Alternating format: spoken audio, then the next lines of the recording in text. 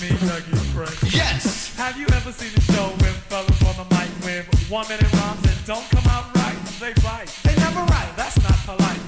Am I lying? No, you're quite right. Well, tonight, on the story mic, you're about to hear. We swear, the best star rappers of the year. So, So, cheery up, yell, scream bravo. Also, if you didn't know, this is called the show.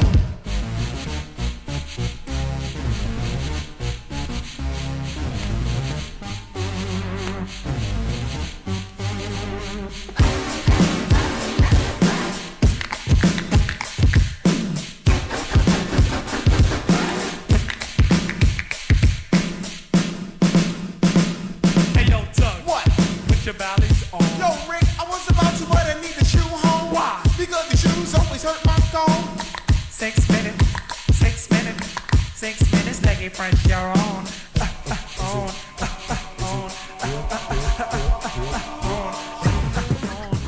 Hello friends, have you guys ever watched a video where you were being told to stop focusing on the narcissist or on the emotionally unavailable person or on the other person, and that you should do more focusing on yourself? And you wondered, how in the world can I do that? Now, for anyone that has not undergone emotional manipulation, to them that's super simple, right? But to anyone that has, that can feel like somebody's asking you to do the impossible. So in today's video, I want to talk about why it's hard, why it's challenging to put the focus on you, and I want to give you tips on how you can start doing that in your life today. For those that don't know me, my name is Michelle. I'm a life and relationship coach, and I'm also the founder of the Thriver School of Transformation, which is an interactive monthly membership where we meet live weekly and we talk about all the things I talk about on my YouTube channel, but we find ways to put it into practice in our daily lives. So if that's something that you feel could be useful for you on your healing journey, make sure you check out the links in the description box below. Okay, so why is it so hard to focus on yourself? Why is it so hard to take the focus off of the other person and put it on yourself? I remember, I'm not gonna lie, I remember when this was first told to me, and I was told, Michelle, you know, just put your focus on yourself, start looking at yourself, and that's going to help you on your healing. And when I tried to do that, like when I tried to put the focus on myself, it was almost like hitting a dead end or a brick wall in my mind. That's what it felt like. It was almost like I couldn't. And I know that may sound weird, but if you've undergone emotional manipulation for a long period in your life, especially if it started in childhood, you're probably nodding your head right now and thinking, yes, I totally get you, Michelle. So let's kind of normalize why that happens. If you've lived life with somebody that is an emotional abuser, right, where maybe the abuse is hidden, maybe it's covert, but regardless, it is chronic and it is consistent, right? So maybe it was with your parents or significant other, or even at work. Pause this. I'm sorry, because she's cooking and I'm inspired. Not only am I inspired, I want to empower you. Okay?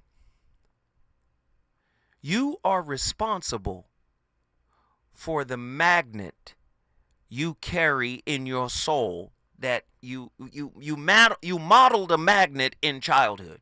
You are responsible for that magnet. You may not know you have it. You may not know it's in your spirit. But the moment you come into the awareness of, wow, what I modeled became a magnet, I started to magnetize ultimately what I didn't want. I started to magnetize what I modeled. In other words, I magnetized what I got. Now, when I magnetize it into my life, it's not what I want. It's what I wanted from my primary caregivers, and I got something different. This is why we tend to see our parents and see the primary caregiver in the partner. There is empowerment in what I'm saying. You can say to yourself, you know what? I'm responsible for this damn magnet. And I have the power to demagnetize it if I so choose. Do you understand? I have the power to demagnetize this. Right? Otherwise, you're going to be hoping for something and wishing for something that isn't you. You got to become what you hope and wish for. You can't be what you modeled, because that's a dysfunctional magnet, making you a co-creator in manifesting what you don't want. Now, of course, it always starts off good, and it's a vibe until your spirit get waist deep in it, and then it's, oh God, there are no doors, there's no exits. How did I close myself into this? Heavy stuff tonight. Listen, I've got, of course, Atala on the line. I want to get her final thoughts, man. What are your final thoughts on this very riveting discussion tonight? Riveting indeed. Indeed.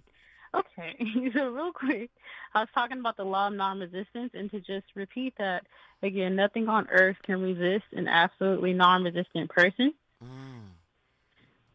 So I think another way I've seen that summed up is, it's not who you are that holds you back, but who you think you are not. So what's interesting, the fact that we chase who we're not in relationships is the very thing that's keeping you from becoming who you are. And I find that very interesting. You're attracted to them because of the fact that you think they're different from you. And when you discover that they're not, you're now all of a sudden dismayed. You're like, what? It's kind of silly, right? Hey, wait. Yeah. Hey, hold on. Kamal, can you get me the Price is Right loser noise? Oh, God. We got to start playing that. I'm sorry, the loser noise. Keep once you find out they not really different from you, they are you. Mm-hmm. You get the Price is Right loser noise every time you come to that realization. Finish your thought. I'm sorry. Again, I'm gonna repeat it one more time. It's not who you are it's not who you are that holds you back. It's who you think you're not. So 3 things that to take away from the whole law of non-resistance. So Francis Scovel says one is often cured of his faults by seeing them in others. Mirrors, right? Mm-hmm. So life is a mirror, and we find ourselves reflected in our associates. We already said that. Mm-hmm. And living in the past is a failure method and a violation of spiritual law. So I'm going to break it like this. If you are a self-sabotager like myself, a fearful avoidant like myself, temporary people are your greatest lessons. Permanent people are like a reward that you can only really learn to appreciate when you appreciate yourself. And that's what I would say. Ooh, hey, Attila, guess what you just did? I brought Houston in the building. Houston, Texas is in the building, and she has let us all know that we all deserve to hear this sound.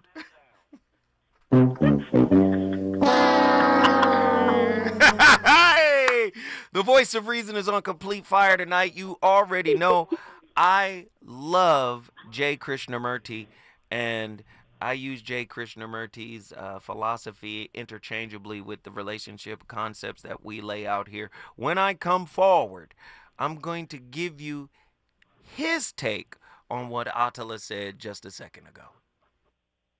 Reasons. The reasons that we're here, the reasons that we fear, our feelings won't disappear. You're listening to the voice of reason with Zoe Williams on KBLA Talk 1580.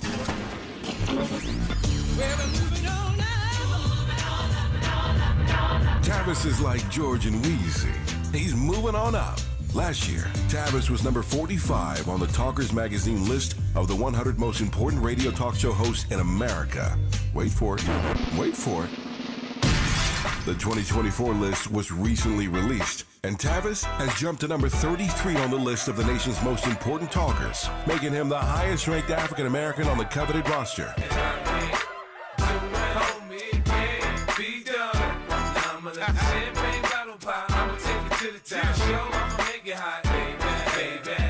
Congratulations to Tavis Smiley from all of us at KBLA Talk 1580.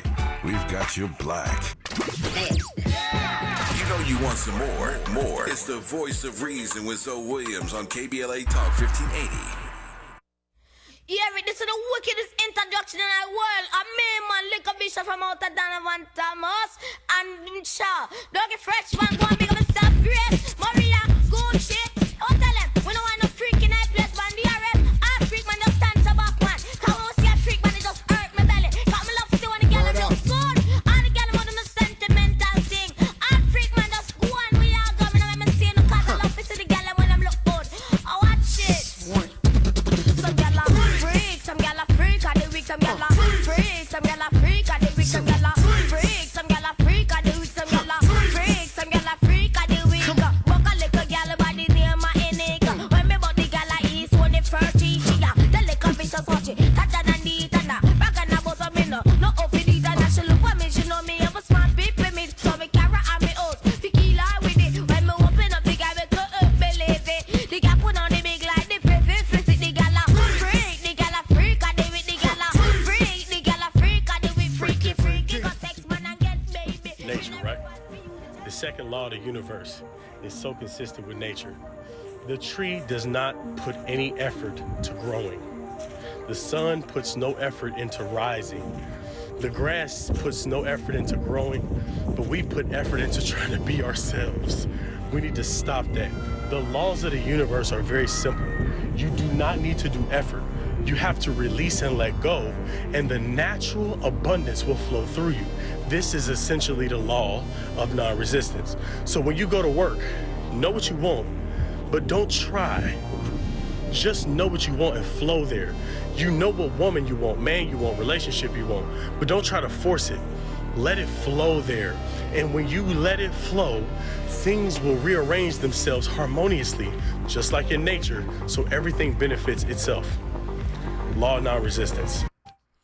Your fear causes you to make that which is intrinsically impermanent to seem and feel as if it can last forever. And it cannot.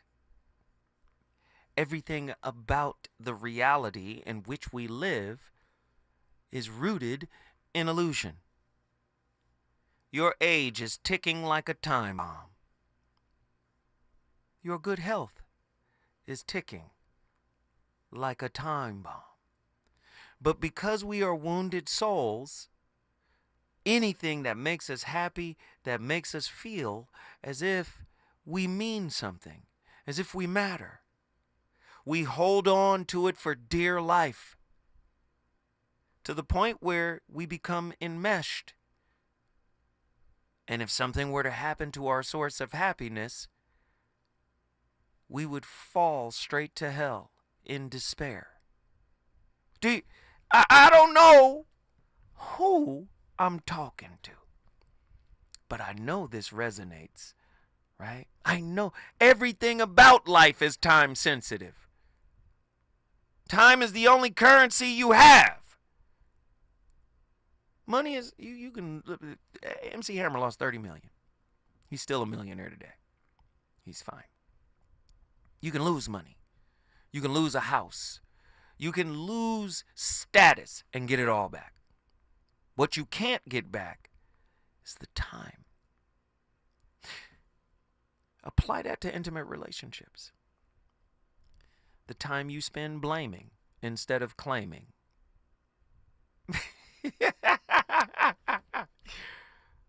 Right? Man, if they would have... Go ahead and write a journal on every time you ignored your intuition. Right? If you write a journal, if you get a journal and that journal is based on the premise of every time you ignored your intuition, how could you ever find the temerity, the unmitigated gall to ever point your finger at anybody? Ooh. Everything is impermanent. Krishnamurti says it this way. We are trying to find out if there is or is not a permanent state. Not what we would like, but the actual fact, the truth of the matter. Everything about us, within as well as without, our relationships, our thoughts, our feelings, is impermanent, in a state of constant flux. Being aware of this, the mind craves permanency, a perpetual state of peace, of love, of goodness, of security, that neither time nor events can destroy. Therefore, it creates the soul, the Atman, and the visions of a permanent paradise. But this permanency is born of impermanency. And so, it has within it the seeds of the impermanent. There is only one fact: impermanence.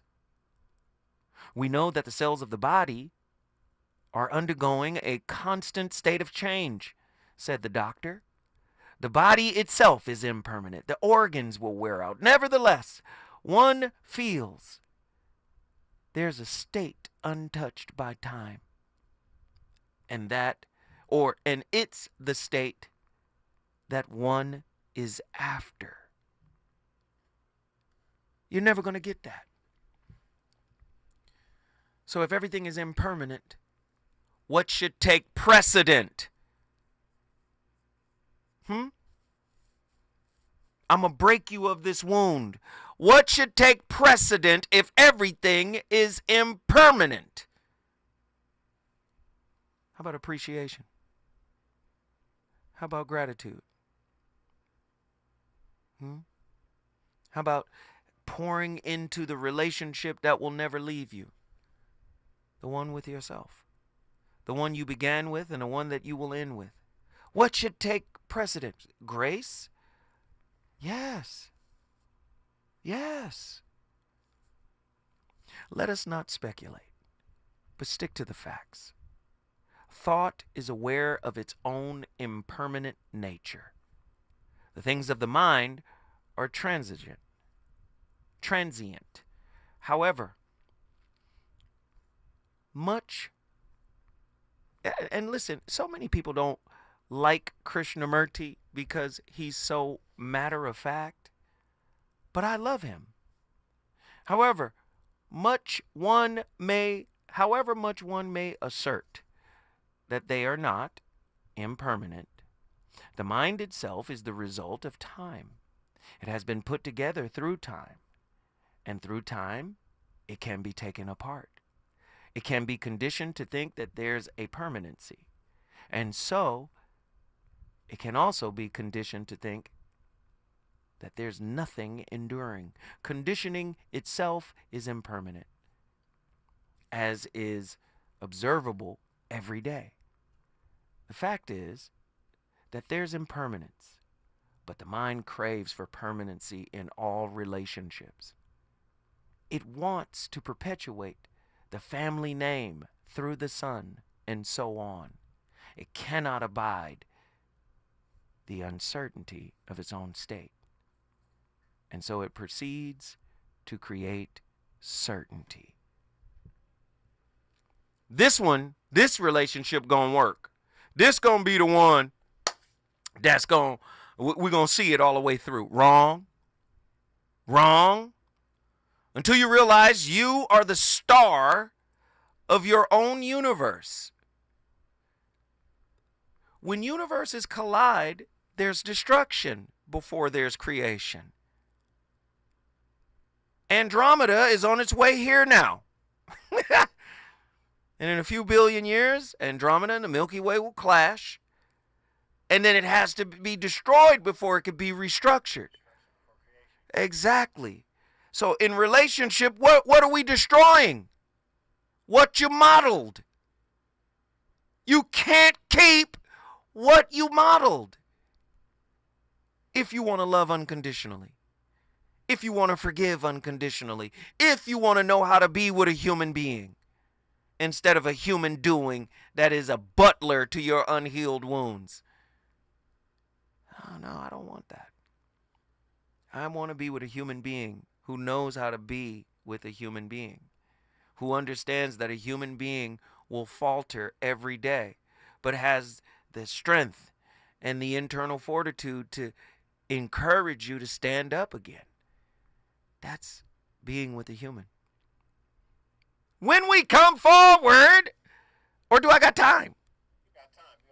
Oh, I got time. Hey, I'm just in here cooking right now, but we got callers on the line. Let's get these callers in here, man. Who's been on the longest? S. Montgomery, Shreveport, Louisiana. S. Montgomery, long time no hear from. What are your thoughts on tonight's topic? Good evening, everyone. Hey, bro. Hey, how are you? Like I said, long time no hear. What do you think about what we're talking about tonight? Oh man, the topic is always fire. Just one of the but I do want to say that you remind me of that the beacons that they had to set on fire on Lord of the Rings. The beacons of Minas Tirith. Yeah. That's what you remind me of right now. Like you are lighting, like your light is lighting other people. Wow. And I want to thank you for that. Only the right people are the people who are supposed to see it. They're the ones that see it. Thank you. I appreciate that. Thank you. Thank you. Thank you. Yeah. I mean, you have no idea. I appreciate that. I needed to hear that. And thank you. Thank you. Of course. Oh, my goodness. Guess what you just did, S. Montgomery? Don't cry. But I just got Louisiana in the building. She just brought Louisiana in the building. We appreciate it. Thank you, thank you, thank you. For the people who said she was muffled, she probably was on speakerphone or something like that, or Bluetooth. What she said was, you're like a beacon. She said, you're like the beacons of Minas Tirith. You guys remember Lord of the Rings? The beacons of Minas Tirith are lit. Will Gondor answer the call? Will Rohan answer the call? I think I just played that clip on here before. She said, you're like a beacon. She said, your light is shining so bright that it lights other people up. And I'm like, wow. I mean, I'm taken aback. Like, I'm humbled by that, and I appreciate that. I appreciate that compliment, seriously. Thank you. I really appreciate that. Like I told her, that meant a lot. And Rohan will answer. Muster the Rohirrim. I'm sorry, I'm having a Lord of the Rings moment. Anyway, she made a reference to Lord of the Rings. I'm sorry, it was one of my favorite movies. Me and the kids love that. All right, Reverend L from Dallas, Texas. Get in here. What's up, Brother Zoe? Come on, man. Here we go. I already know you coming with something. Here we go. Hey, I'm a little bit mad right now. Why? And I'm gonna address it to the people that be lying. I'm not talking to everybody. I'm talking about the people that be lying. Uh-oh. Because I was one of those people before. I'm lying to myself about dealing with temporary people. I sat there, tried to convince myself, oh, yeah, I can deal with this. I can get in and get out when I want to. And you playing yourself. And I'm telling you, I'm testifying. I've been there to where I'm wasting my time doing temporary things with temporary people. And if I just was patient and believed in the things that I knew and was grounded in and listened to my peers that actually wanted something better for me, I wouldn't deal with temporary situations that would give me permanent pain.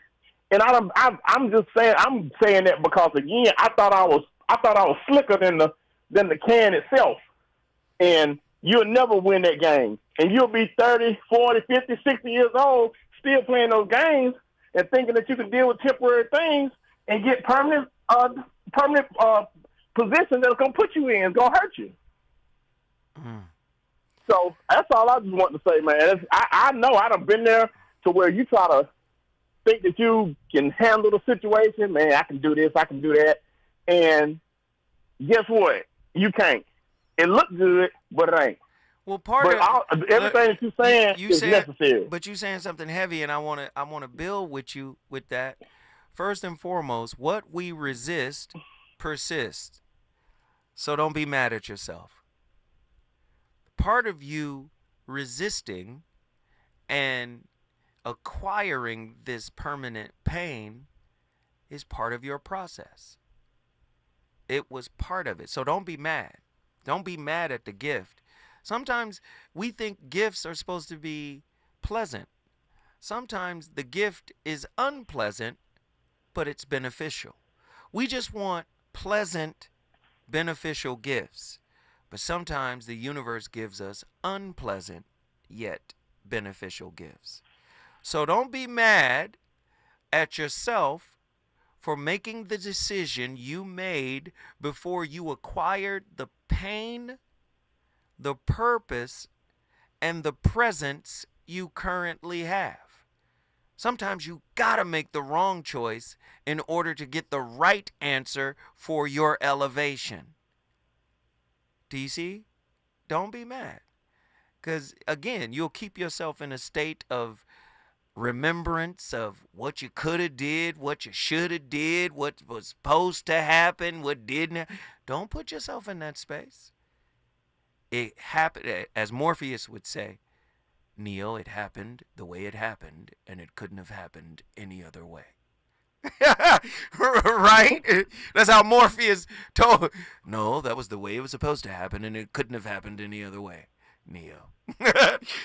So that's kind of how it is. And sometimes we spend a lot of time spinning our psychological wheels, ruminating and thinking about and intellectualizing and doing all. No, you chose what you chose in the moment, and you got what you needed to get through the moment, even though you keep revisiting the moment as if you have an opportunity to change it. You do not. So waste no time on that. Does that make sense? Yeah, it makes sense. I completely understand.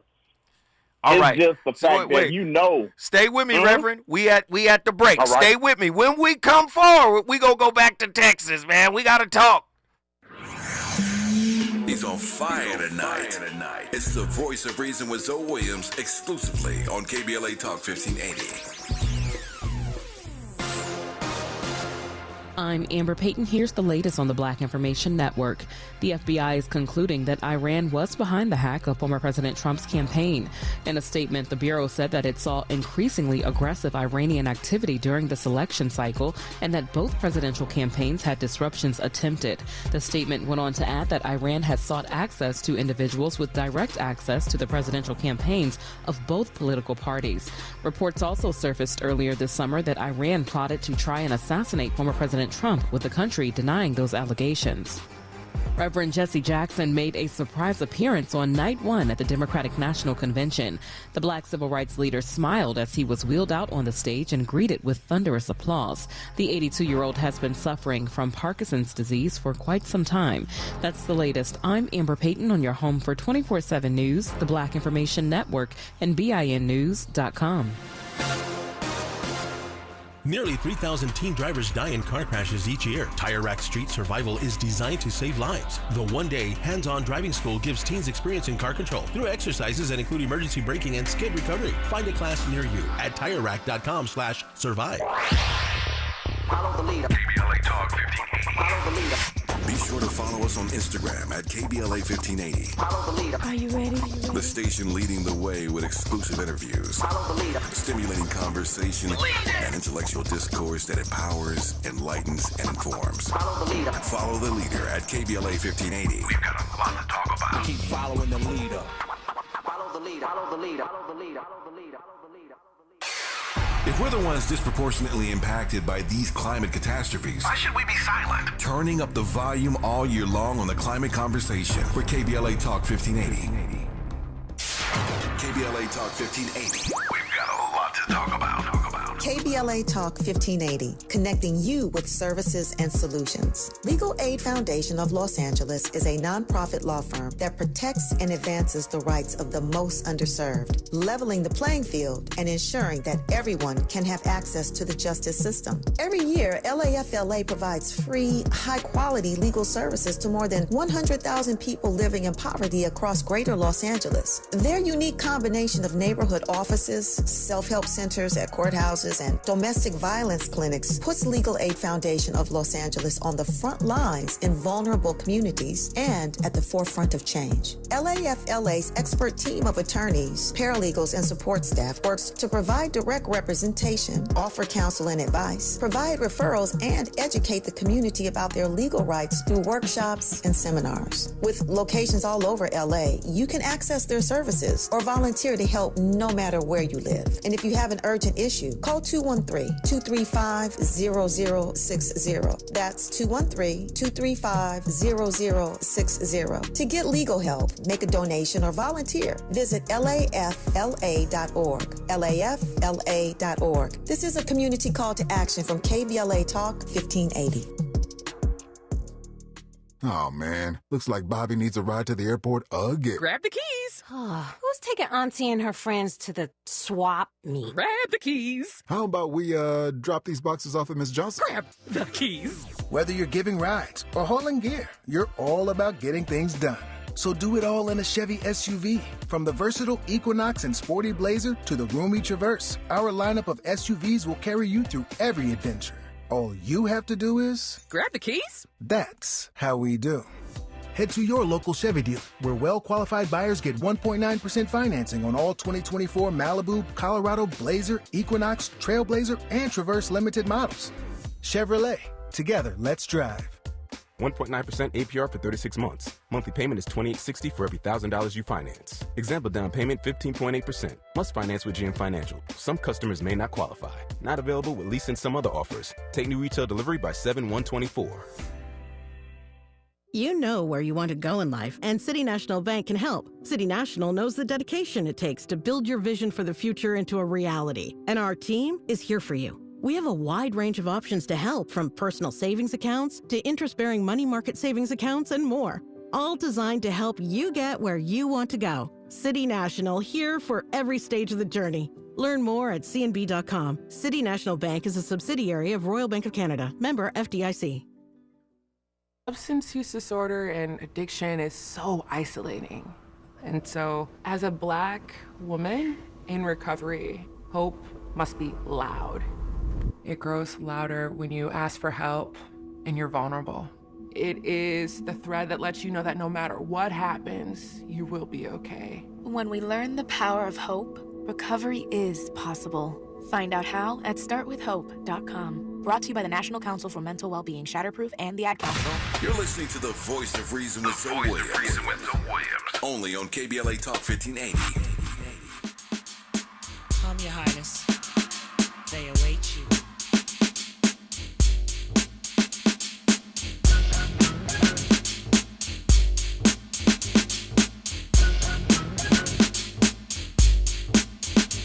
Well, it was one of those days, not much to do. I was chilling downtown with my old school crew. I went into a store to buy a slice of pizza and bumped into a girl. Her name was Mona. What? Mona Lisa. What? Mona Lisa, so many. You know what I'm saying? So I said, excuse me, dear. My gosh, you look nice. Put away your money. I'll buy that slice. She said, thanks. I'd rather a slice of you. I'm just kidding, but that's awfully nice of you. The compliment showed she had a mind in her. And when I smiled, I almost blinded her. She said, great Scott, are you a thief? Seems like you have a mouth full of gold teeth. Ha ha ha, I had to find that funny, so I said, no child, I work hard for the money. And calling me a thief, please, don't even try it. Sit down, eat your slice of pizza and be quiet. She almost got cut short. You know, scissor. She tried to disrespect who? The Grand Wizard. Me? What's your name, son? MC Ricky D, but not to be so harsh, I said to Mona Lee. Oh, I'm sorry, and I know that's low class. Please sit, tell me a little about your past. She said, well, I got courage and I don't like porridge. I've never been to college, but I've got crazy knowledge. Over 18 and my eyes are green. I wear more gold than that man on 18. Trim, slim, and I'm also light skinned. Best believe Mona. Ever had in a relationship, I never blamed her. Because the moment I make it about somebody else, I give that person the power. Because I can't change that other person if they're gonna keep making mistakes. And if they don't see my true value, that's their problem, not mine. So think about this. Imagine taking full accountability and responsibility for your life. You're taking your power back. You're the boss of your own life. And you won't let anybody take away your happiness. So comment down below if you're ready to stop being a victim and dominate who you are. Temporary relationships, those fleeting connections that punctuate our lives, often arrive as storms, unpredictable, unexpected, intense, and transformative. They disrupt the familiar, and in their wake, they leave behind fragments of lessons that linger, shaping us in deeply profound ways. Yet, we often struggle to grasp the full significance of these interactions. Should we remember the individuals who passed through our lives only momentarily? Or should we focus solely on the lessons they imparted? In this dance of relationship, in this waltz, in this break dance of relationships, it is often the ephemeral encounters that challenge us the most, pushing us toward deeper self-awareness. Oftentimes we don't like Jiddu concept of the relationship being the mirror and the observer is the observed. Nobody wants to see themselves in the external devil that they have magnetized into their lives. Temporary relationships come with permanent lessons, but lessons have always been synonymous with blessings, because in the spiritually educative flow of life, every time you up-level spiritually, you are stronger, you are better, you are wiser, you're more complete, you're more expansive, you have a deeper contextual knowledge of everything around you and within you. It is childish to think that this level, this gift, this expansive nature of all that is won't hurt sometimes. Let me get my brother back in here. Reverend L, let me get your final thoughts, my friend. Because you was cooking before we came forward, brother. You was cooking. Go on ahead and get it. Yeah, I appreciate everything you said, brother. It's just the fact, and I don't wallow in the past, but I have to check myself, because if I come to a point where I've elevated my mind in my decisions, and I'd make the mistake and not adhere to that, and then I put permanent decisions and permanent physical situations, monetary situations into temporary people, and I did that consciously, that's on me. Instead of trying to fake it. Let me just say this, brother. I love you, but you're going in the wrong direction. If you knew they were temporary people, you would devalue them. You would see them as a waste of time. Am I lying? Yeah, that's what I'm saying. They were a waste of time, but I chose to make them permanent. But they served a purpose that wasn't for me, and I made myself fit into their world, and I shouldn't have, and I knew better. But wait, by doing so, you recognized what you were doing, correct? Yeah, I recognized what I was doing. And once you recognized what you were doing, lesson gained. So there was a purpose for doing it in the first place, doing it the way it was done, correct? Yeah, I that's correct. See, I know, Rev, you don't want this work, but you got to get it, brother. You got to get it, brother. You don't want this work, but you got to get it. See, let me tell you right now, you're devaluing the lesson. The fact that you were able to come out of that and go, you know what? I poured into that person. I did this. It was a waste of time. I didn't get what an equal return on what I thought I should have got. And you know what? I was doing all of this expecting some.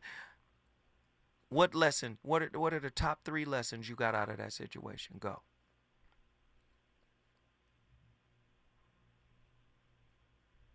I'm waiting, Rev. What are the top 3 lessons you got out of that situation?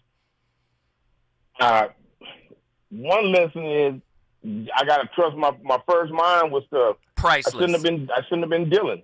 priceless. Not I shouldn't have been Dylan. I got to trust my first mind. The I shouldn't have been Dylan is you beating up on yourself. Throw that one out. The more valuable statement is I learned to trust myself. Do you see that? Okay. Yeah. The whole I shouldn't have done it is resentment. Let that go. Resentment leads to resistance. What's the next lesson? Pass this information on to the next person so they can make better decisions. Oh, so it inspired you to evangelize the lesson you got. It became a gospel. Let me share this with others because this could be happening to others. So now you've been given this mission, part of your purpose. That's a gift, right? Yeah. Trust yourself, and now I have a mission and a purpose to make sure others don't go through this. Keep going. That's the tool that I see right now, and I have to adjust to what you're telling me, and look, because I don't live guarded, but I live aware, especially of past mistakes I made, so I don't want to make mistakes like that again. And I try to give my advice and warning to other people just in case they can be prepared. I'm not going to let you do it. I'm not going to let you do it. Swap out guarded and swap in jaded. Jaded. So now, be careful of the message you give to others, because if it's coming from a jaded space, it contaminates the purity of the lesson that you learned, which is trust yourself. Not mistrust those who have the potential to hurt you. Do you see? You see the difference? Let me hit you another way. Should'ves, would'ves, and could'ves are a type of craving.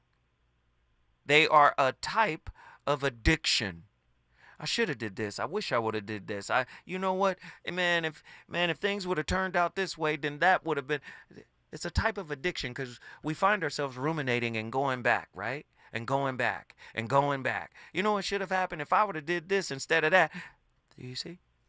Krishnamurti says this: craving is remembrance.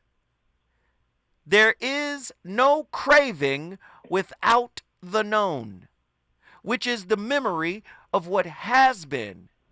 And it is the craving that sustains the me, the ego, the self. Now, how can the mind die to the known which is demanding to be made permanent? This is the real problem, isn't it? What do you mean by dying to the known? Ask the doctor.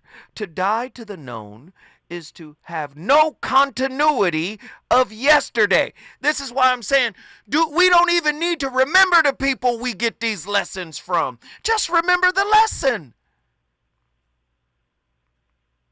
What you doing? You still harping on, man, I can't believe it's your ego that's going, damn it, I shouldn't have gave him a chance. I shouldn't have did this.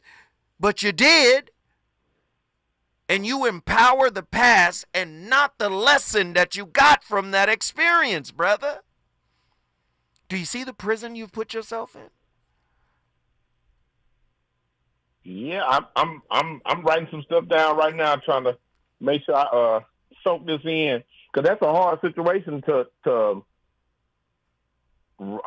separate the person or the people from the lesson. But I get where you're coming from. I get why.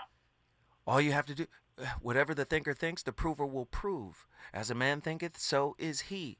We tend to prioritize the person because we've idealized them in some way. We've believed that they are something that we are not. We believe that they have something that we do not. But the moment we realize that they are like us, an incomplete work in progress, in process, and the purpose of interacting with them in the first place was to get a deeper understanding of ourselves, then the purpose that came out of the experience should take precedent. We make the person take precedent. Do you see? Yes. Stay with me. Don't go nowhere. Man, when we come forward, me and the Reverend go keep cooking. Is it good to you? More Voice of Reason with Zoe Williams when we come forward. Hello, LA. Metro is your partner for thriving communities and sustainable travel. We're dedicated to providing better transit for everyone. When you go Metro, you're more connected to jobs, healthcare, school, and loved ones. It's the way of the future. Start your journey at metro.net. With reported hate crimes rising in recent years, California has responded through outreach efforts across state government and in collaboration with community-based organizations for the launch of CA versus Hate. This non-emergency, multilingual hate crime and incident reporting hotline provides an anonymous reporting option for victims and witnesses of hate acts, reported in 15 different languages through the online portal and in over 200 languages when calling the hotline. Report anonymously by calling 833-866-4283, Monday through Friday from 9 a.m. to 6 p.m. or online at any time at cavshate.org. You know you want some more. It's the Voice of Reason with Zoe Williams on KBLA Talk 1580. People in the house, you're about to witness something you've never witnessed before.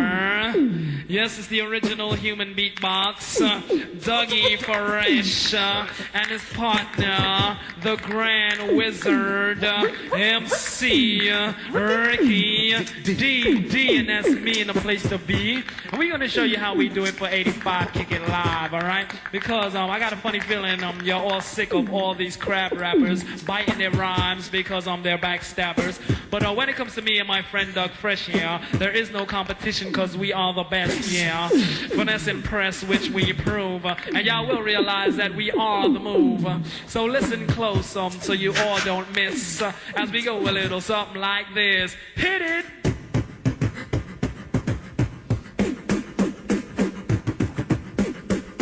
Oh yeah. You know what? Lottie-dottie. Lottie-dottie. Lottie.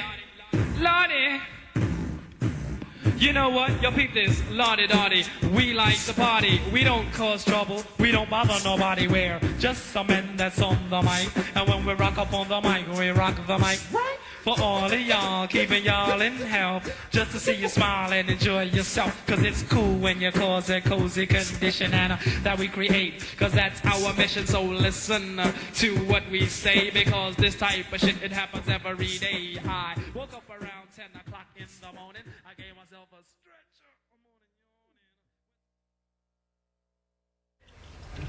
Emotions are strong. Our attachments are strong. How does looking and seeing reduce the strength and power of these emotions?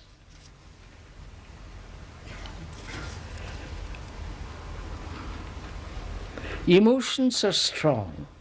Our attachments are strong. How does looking and seeing reduce the strength and power of these emotions? Right? Can we go on with that question?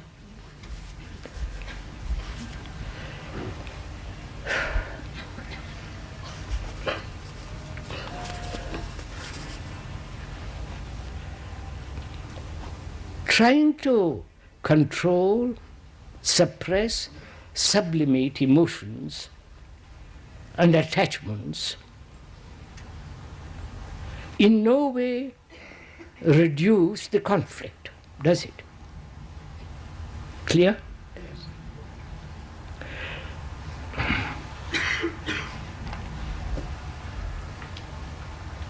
Are we generally aware of our emotions?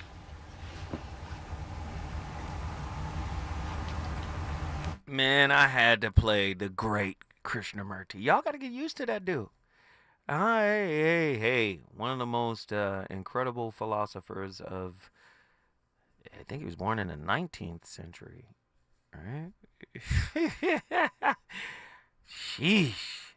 No, in the 20th century. He was extraordinary.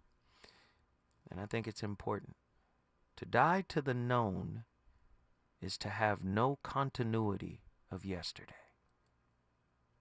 Anything that happened to you yesterday was a benefit to elevate you today.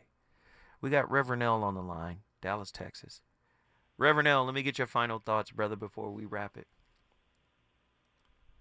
I wrote down a lot of stuff that you mentioned, and going to put it to work. I just know that the last little part for myself is I know I'm hard on myself than anybody else.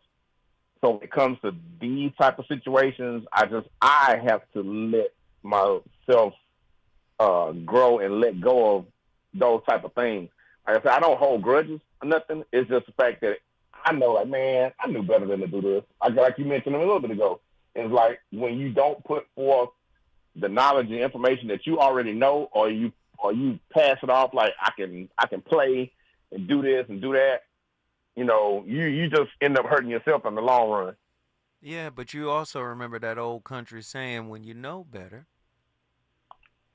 what is the rest? You do better. All right, then. So don't beat yourself up for not doing better when you didn't know better at that time.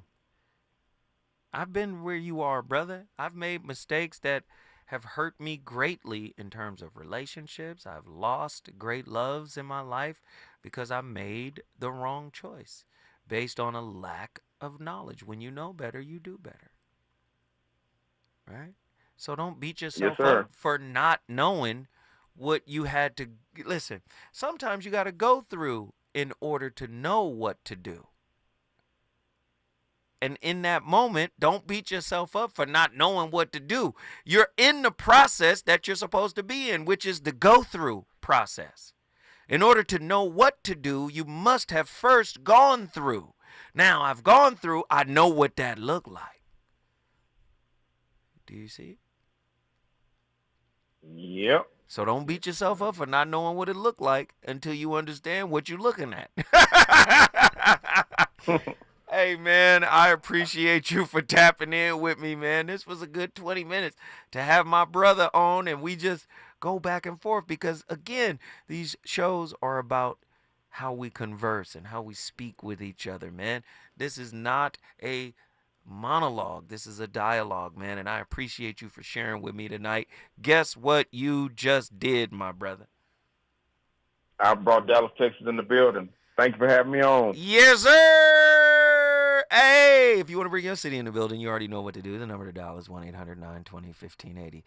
A stepping stone relationship, also known as a bridge relationship, can be a painful and disappointing experience that can ultimately lead to good things. It can help people grow and develop and learn to love themselves in deeper ways. It can also help people move away from trying to change themselves in order to find love, and instead choose to be brave and good to who they are, which is the most permanent relationship you ever experience. But even in that being the relationship with self, the intrapersonal relationship with self, even that relationship is impermanent, right? So we can't expect to be everything to ourselves, and we can't expect our partner to be everything to ourselves. We have to show ourselves grace as well as showing our partners grace. But let me just say this, man. I started the conversation. It's really up to you to finish it. Again, we have these types of discussions because we're not proposing that we're 100% right? That's not the thing. We might be right about something, and we might be wrong about a lot of other things. But what we want to do is encourage the discussion. Continue having these conversations, especially if you raise kids, man. I raised my 3 kids, and I love them all to death, and they're all Sagittarius, and they all love their dad, and I've given them something. I've given them a piece of me, and you know, they manifest different aspects of me, man, and it's beautiful to watch them, and they've done so well under my tutelage, and they are now teaching me things that I didn't know about. So just understand, man, there's always going to be this impermanence in life. We start off as their dictators, but we end up as their mentors, and then ultimately we may end up as their students. So be embracing of the change. It's always going to change. It's always going to shift. And you have to be open to the impermanence of life. Again, also, I wanted to shout out my playlist. We played Dougie's records and Slick Rick's records. And I just, I love paying homage to some of the hip-hop greats, because hip-hop wouldn't be where it is today without those guys. I appreciate you guys for jumping in with me. We started Monday off with a bang. I'll see y'all tomorrow with another slapper. Zoe Williams, the voice of reason. I'm out. Deuces. KBLA 1580 Santa Monica. I'm Mike Moore. Here's the latest from the Black Information Network. In Maryland, President Biden and Vice President Kamala Harris are making their first trip together since Biden dropped out of the presidential race last month. The White House says the two will appear together in Prince George's County, Maryland. Senior officials from the U.S. and the Middle East are hoping for a breakthrough today in the Gaza ceasefire negotiations. The summit in Qatar will include Israeli officials who have said the meeting is the last chance to get a ceasefire agreement between Israel and Hamas. New York City Mayor Eric Adams plans on highlighting the migrant crisis when he heads to Chicago, Illinois next week for the Democratic National Convention. The African-American mayor says he'll be meeting with national Democratic leaders to talk about the issue, and he'll push for speeding up work authorization for migrants. And that's the latest. I'm Mike Moore from your 24/7 news source, the Black Information Network, and BINnews.com.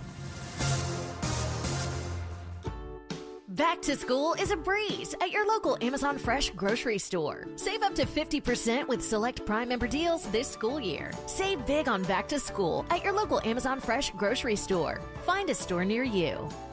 Is this the time? This is the KBLA Sports Minute with Ray Richardson.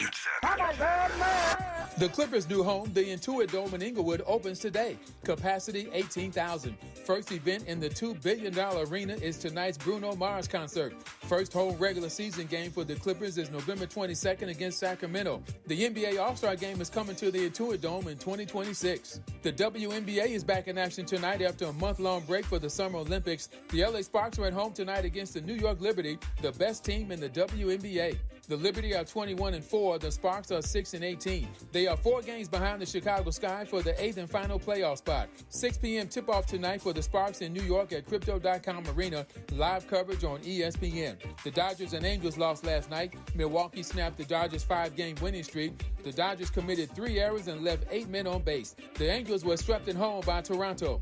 No debates, no speculation, just the info you need. That's your KBLA Sports Minute. I'm Ray Richardson on KBLA Talk 1580.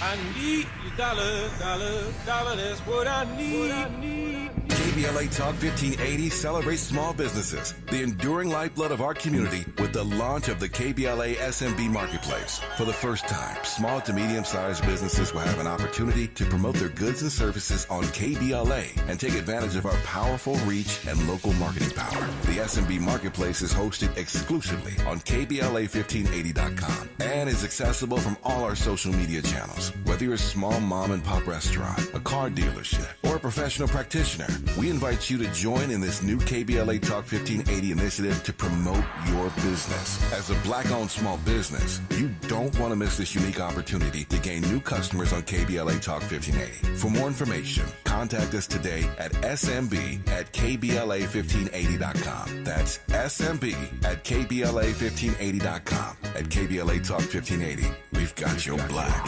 And if I share with you my story, would you share your dollar with me? Time to get paid.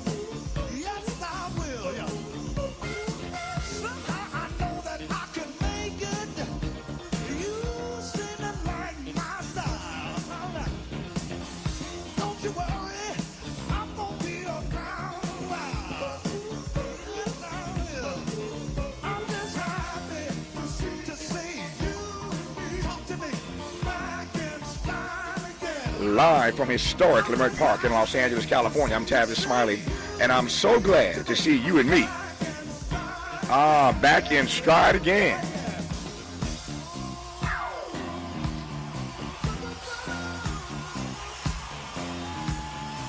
Before we get started with today's show, let me invite you to follow me on Facebook and Instagram at The Real Tavis Smiley, and get updates on X, that's formerly Twitter, at Tavis Smiley. By the way, should you miss any part of today's program or want to catch up on previous shows, you can always visit thetabissmileyshow.com. That's thetabissmileyshow.com, or wherever you get your podcast, and listen to the Tavis Smiley podcast version of this live program at your leisure.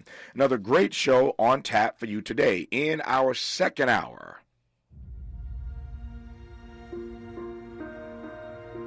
Frank mentioned that you served together with Marines. Infantry, 141st Regiment. I know you hear this all the time, but thank you for your service. Well, I don't hear that all the time, but I was proud to serve my country. I don't want to be a member of just any club. I want to play here. I got to consider our other members, and they are just not used to seeing a Mexican on the golf course. I work in a bakery shop from 12 to 9. Fetch, ball boy. It's not even a tough shot, Felipe. Oh, yeah? Carter says you can't do better. How about that? Joe. Where'd you learn to hit like that? How would you boys like to be the first members of the San Felipe High School golf team? Us. They asked me to join the new golf team today. Golf? I'm gonna bring your sombrero anyway, man. Whenever you're invited to a gringo party, you're either the entertainment or the help. Let me ask you something. Are they any good? Nope.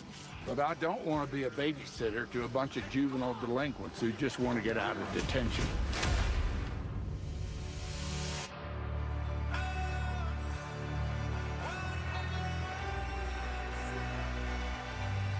You boys built all this. Yes, Mr. Mitchell. Sorry, boys.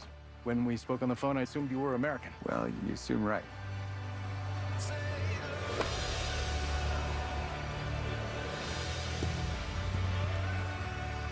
Now, these teams, they've had access to a lot of things you boys haven't. But the best golfer isn't the one with the fanciest clubs. It's the one who can summon the will to keep swinging when things get tough. And that's you boys.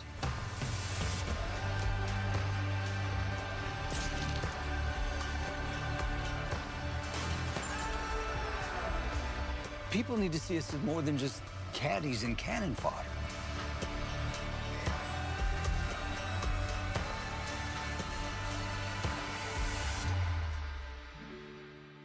Comedy legends Cheech and Chong, Cheech Marin and Tommy Chong, join us today in hour 2 to talk about their new tour and to celebrate Cheech's Netflix success this summer with his hit film, The Long Game. The Long Game, you just heard the trailer for that. It is the most popular show right now on Netflix. A fascinating backstory, as you've heard.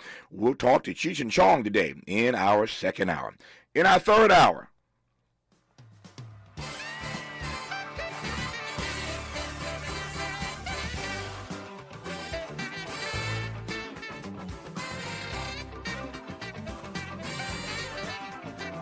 outgoing Saturday Night Live cast member Punky Johnson talks about her 4-year run on the iconic show, now celebrating its 50th season. I think it's fair to say that there have been fewer black women on SNL than just about anybody else over the past half century. So we'll talk to Punky Johnson about why she chose to leave, the importance of black representation, and what's next for her when we get to hour 3. But we commence today's show talking politics with our friend and brother Mark Lamont Hill, who I'm pleased to welcome back to this program. Mark Lamont Hill, how are you, sir? I am good, my brother. I am happy to talk to you. And the last time we spoke, I couldn't imagine the world would be this crazy. And I got bad news for you, breaking news for you, and it's going to get worse before it gets better. That's the worst part, man. It's going to get worse before it gets better. I'm looking at a stack of stuff I have in front of me that I want to talk to you about in this hour. I always enjoy talking to you, and I don't even know where to begin. I'm just kind of rolling through this. Let me start. It's like a Jeopardy board. There's so much to get to in this hour. Let me start with, say, this. AKA Alpha Kappa Alpha Incorporated, one of the Divine Nine, has formed a political action committee. Now, I'm a member of the Divine Nine. Yo. That's all I got to say about that.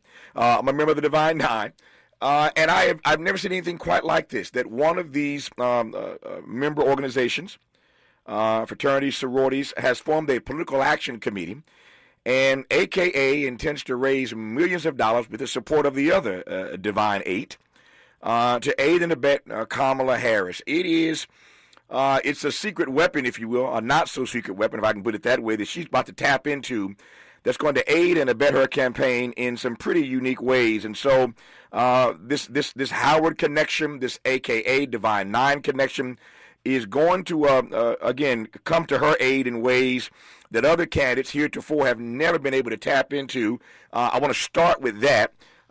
We also see news today that RFK Jr., Robert Kennedy Jr., we now know, sought a meeting with Kamala Harris to drop out of the race in exchange for a cabinet position. RFK Jr. trying to get in Kamala's cabinet. And the trade-off would be he'd get out of the race and endorse her. You all saw the story of the president of Columbia resign. We had a guest on this program not too long ago at Columbia, Dr. Carl Hart, who's been there for years, head of the psychology department for years, who said it's just a matter of time. She is not going to last. So they took out the president of Harvard, they took out the president of UPenn, and now they've taken out the president of Columbia. We'll talk about that and a great deal more to get to in this hour. The vice presidential candidates have agreed to a debate October 1st on CBS, Waltz versus Vance. Oh, there's a lot to get to, and I'm glad I've got Mark Lamont Hill for the hour. You're listening to Tavis Smiley. From Leimert Park with love, this is Tavis Smiley. Make a move into a home of your own. With City National Bank's Ladder Up Home Loan Grant, you could receive up to $20,000 that you never need to pay back. Use it toward your down payment, save on closing costs, or to buy down your mortgage rate. Find out more at cnb.com/ladderuphome. City National, here for every stage of the journey. Property must be in a qualifying market in California, New York, or New Jersey. Additional terms and conditions apply. Not all applicants will qualify. Terms are subject to change without notice. City National Bank is an equal housing lender. Member FDIC. NMLS number 536994. Oh, man. Looks like Bobby needs a ride to the airport again. Grab the keys. Who's taking Auntie and her friends to the swap meet? Grab the keys. How about we drop these boxes off at Miss Johnson? Grab the keys. Whether you're giving rides or hauling gear, you're all about getting things done.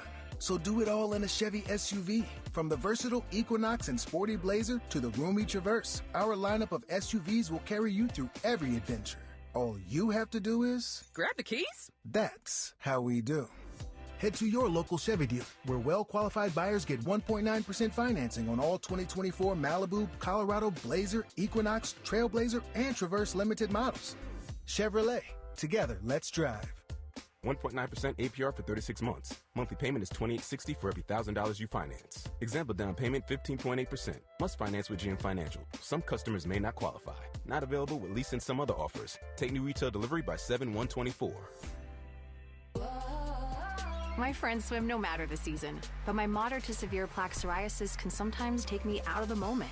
Now, thanks to Skyrizi and clear skin, count me in. With Skyrizi, Risankizumab Riza, a prescription-only 150 milligram injection for adults who are candidates for systemic or phototherapy. 3 out of 4 people achieve 90% clear skin at 4 months. Don't use if allergic to Skyrizi. Serious allergic reactions and an increased risk of infections or a lower ability to fight them may occur. Before treatment, your doctor should check for infection and tuberculosis. Tell your doctor if you have an infection or symptoms such as fever, sweats, chills, muscle aches, or cough, or if you plan to or recently received a vaccine. Thanks to Skyrizi, there's nothing on my skin, and that means everything.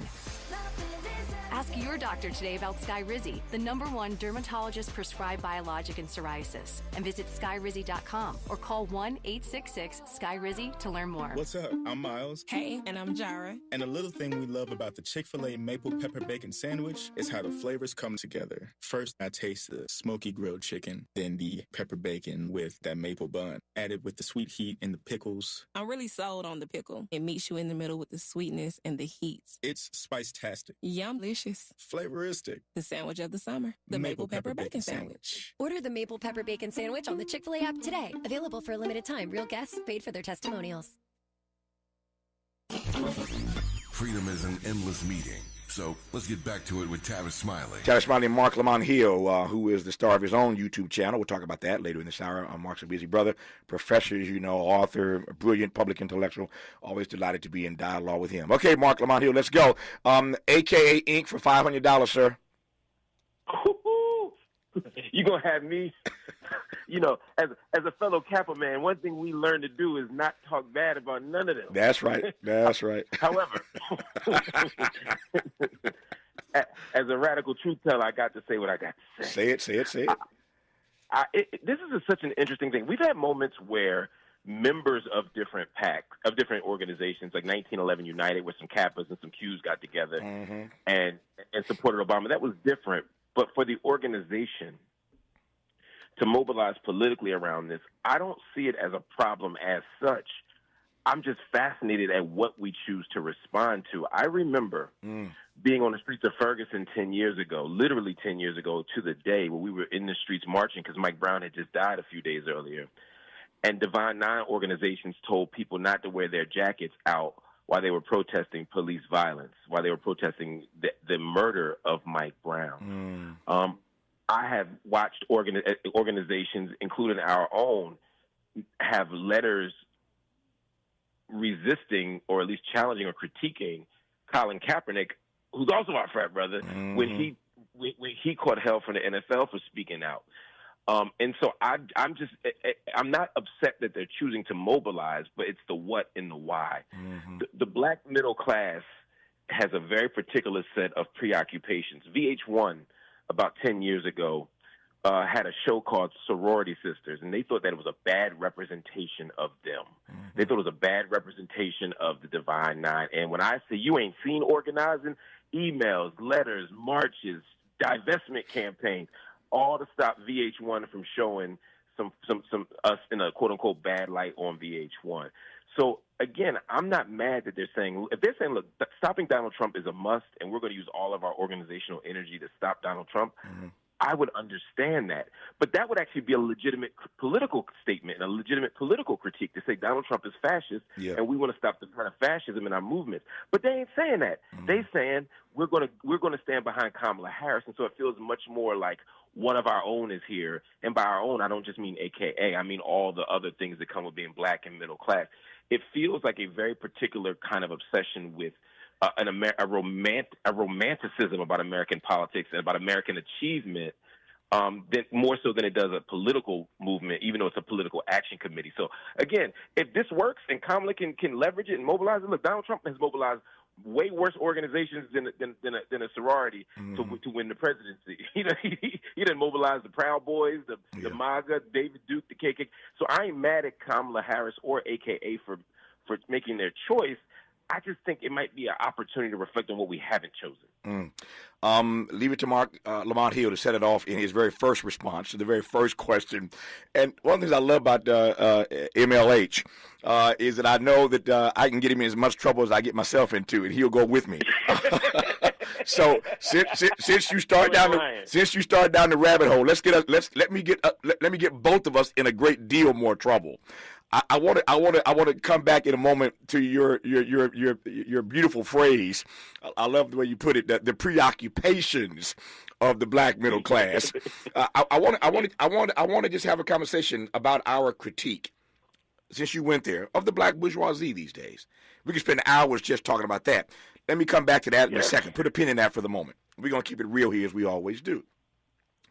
But I was at a book signing last night. Last night was the first book signing. The book doesn't even come out to August 27th. But last night was the first publicity event that I participated in for The Covenant with Black America 20 years later. Everybody knows this book came out 20 years ago, shot to #1, the New York Times bestseller list. No black book had ever done that by a black publisher. It was birthed out of these State of the Black Union symposia. You know this backstory well, Mark Lamont Hill. So The Covenant now, 20 years later, that text comes out August 27th. There are a number of persons who I invited to write new essays in this book 20 years later, including Benjamin Barber and Nikki Giovanni and and Melina Abdullah wrote an essay in here about police accountability, and you know Melina's take on that. And Melina and I don't always agree on every single issue, but this book is about pressing us to think about issues in uniquely different ways and creating a robust conversation in our community. So I don't think I'm violating any confidences here, but we'll get to RFK Jr. in a moment and the effort he made to meet with the Kamala Harris team, meet with her directly about getting out of the race if she promised him a cabinet position. We'll come back to that story in a moment. But to AKA, it's been fascinating, as you probably well know. Kamala Harris went to Howard. Melina Abdullah went to Howard. Kamala Harris is from Northern California. Melina Abdullah is from Northern California. Kamala Harris is an AKA. Kamala Harris is an AKA. You see where I'm going here. Kamala is an AKA. Melina is an AKA. I'm not suggesting that one has to agree with Melina Abdullah's politics or BLM. That's not my point. I'm telling you what I know, not what I heard. Melina is getting pressure from many of her AKA sisters to get out of this race in deference to another AKA sister. Now, wow. on a certain level, that does not surprise me. But it takes me straight to the point you were making a moment ago about the preoccupations of the black middle class, the preoccupations, as I would put it, of the black bourgeoisie. I won't say any more right now. I'll pause right there. But I know that does not surprise you, that sisters of this particular sorority be trying to push one sister out in support of another sister. I digress for now. Take it away, Mark Lamont Hill. Ooh, I know the Delta got a field day with this one. I'll tell you this. The Divine Nine. You know how it go. I'm not at all surprised to hear that. And yet I'm still disappointed somehow and frustrated to hear that. You don't have to agree with Melina. You don't have to want to vote for Melina. But the fact of the matter is we are in a fight for our lives, and people are trying to resist in all the ways possible. We could sit here and say, as an organization, if I'm an AKA, we have 2 women running for the national spot. Look how extraordinary we are. But instead, we're saying we're going to ignore Melina's politics and her argument in favor of the victory of someone who undermines that argument. It would be different if Kamala Harris were facing a primary challenge from someone who had the same politics as her, and they're saying, look, it ain't room for 2 of y'all. Y'all both can't win. Let's try and get a victory here. You know, I would almost understand that more. You know, if Hakeem Jeffries and if Hakeem Jeffries were running and then Tavis Smiley were running, you know what I mean? I'd be like, well, one of y'all got to go, and Tavis got better politics, so, you know, you move out the way, brother. You know, that would make sense to me. You know, but Kamala ain't got the better politics. You know, but she reflects the interests of that organization. And so the organization doesn't even realize what it means to tell someone who's anti-imperialist, who's abolitionist, who is calling for universal health care, who's calling for an end to the occupation of Palestine, to get out the race so that someone else from your bourgeois organization can win and undermine all those aims. I mean, what a ridiculous expectation or ask. You know, but the thing is, they don't even realize that it's absurd. And I think that's the frustrating part. They don't even get why it's messed up. And that's not about AKA, because, again, I love my AKA sisters. I love all the Divine Nine. It's about saying that we as black middle class need some political clarity. We need to be honest about what this moment is, and we need to understand what's at stake, and then we need political maturity. We have to understand that we have to have a challenge from the left if we want to actually get our needs met. We can't sit here and just have Kamala Harris ascending to glory. We learned that under Obama. If nothing else, we watched you and Cornel West and other people cry into the wilderness in 2008. And instead of people listening, they said y'all was hating. And then 8 years later, we ain't got no deliverables. The covenant with Black America was partly an appeal to not just to the White House, but to all of us. But it was an appeal to the White House to know, don't say you don't know what black interests are. Don't say you don't know what a black agenda is. Here you go. And it was ignored. And so why are we going to repeat history in the exact same form and fashion by crowning and coronating Kamala Harris, as opposed to challenging her to be greater? I'm not saying don't vote for her. I'm just saying challenge her. Yeah. Some would call it, I'm talking to an academic, a brilliant one no less, some would refer to this as a conversation about the talented 10th. But I want to go straight, I want to go a little deeper now into your critique. I have my own, but this is your conversation, your critique in real time of the black bourgeoisie in America. I'm not coloring that question any more than that. I know you could do a whole seminar on this as a college professor, but just give me a taste, just a little taste of your critique broadly these days of the black bourgeoisie. You know, I wish I had a different critique than Du Bois had, right? Du Bois writes, Du Bois talks about the black bourgeoisie as the group that's going to save us and deliver us and the best and brightest of us. But then he writes an essay years later that the black bourgeoisie pretend didn't happen, right? Called The Talented 10th Revisited, where he said, I thought that they would be uplifting us, but they tended to only uplift each other. The collective interest got trumped by individual interest. They became so captivated by their own talents, you know what I mean, and by their own social networks and by their own stuff that they didn't realize or they grew not to care about the collective condition of our people. And then when I look at E. Franklin Frazier, since we shouting out Howard today, he wrote a book called The Black Bourgeoisie that talked about this too. Not just what the black middle class is, but the fact that we celebrate having so little. The fact that we're so self-satisfied just with the symbolism and not the substance. I remember hearing Minister Farrakhan at the Covenant for Black America. I used to watch it on TV. I wasn't grown enough to be on it yet. I was old, but I wasn't me yet, you know. And he said that we are like mannequins in the shopping mall of democracy. That's it. He said the mannequin, right? We dress this part, we look great, right? But he said the mannequin can't walk and the mannequin can't talk. Politically, that's who we are right now. We look good, but we don't have anything. That's the problem. That's who the black bourgeoisie is. But we are so invested in the idea of America, and we have such unadulterated faith, uncompromised faith in the possibility of America as it is, and American capitalism as it is, that we're willing to blame anybody who don't make it to our fancy universities, who don't make it to our fancy organizations. We make it a failure of them and not a system that is designed to exclude so many of us, most of us. Oh man, when you mentioned that mannequin comment, I got chill bumps on my arms, man, because I remember that moment like it was yesterday. If you Google that moment, State of the Black Union, Minister Louis Farrakhan, mannequin, it will come up. It's been seen, I think, hundreds of millions of times over the years. But when that Negro, when Farrakhan and the brother minister went into that, good Lord, that place just erupted. I'm still running around my house when I hear him say it. It was such a brilliant analysis and analogy. We're like mannequins in it was a brilliant display of his intellect and his read of the black bourgeoisie in that particular moment. I mean, I got chill bumps when you made reference. I'm gonna go look it up myself again today and go watch it again because it's such a powerful clip. Let me just do this right quick in these 3 minutes, and we'll continue when we come forward. Speaking of the covenant, 10 years ago. In the 10 covenants that represent the issues that matter most to black America, there was an issue that was not present. It wasn't present 20 years ago because the issue wasn't as acute then as it is now. But we got into a deep dialogue about it last night at this book signing.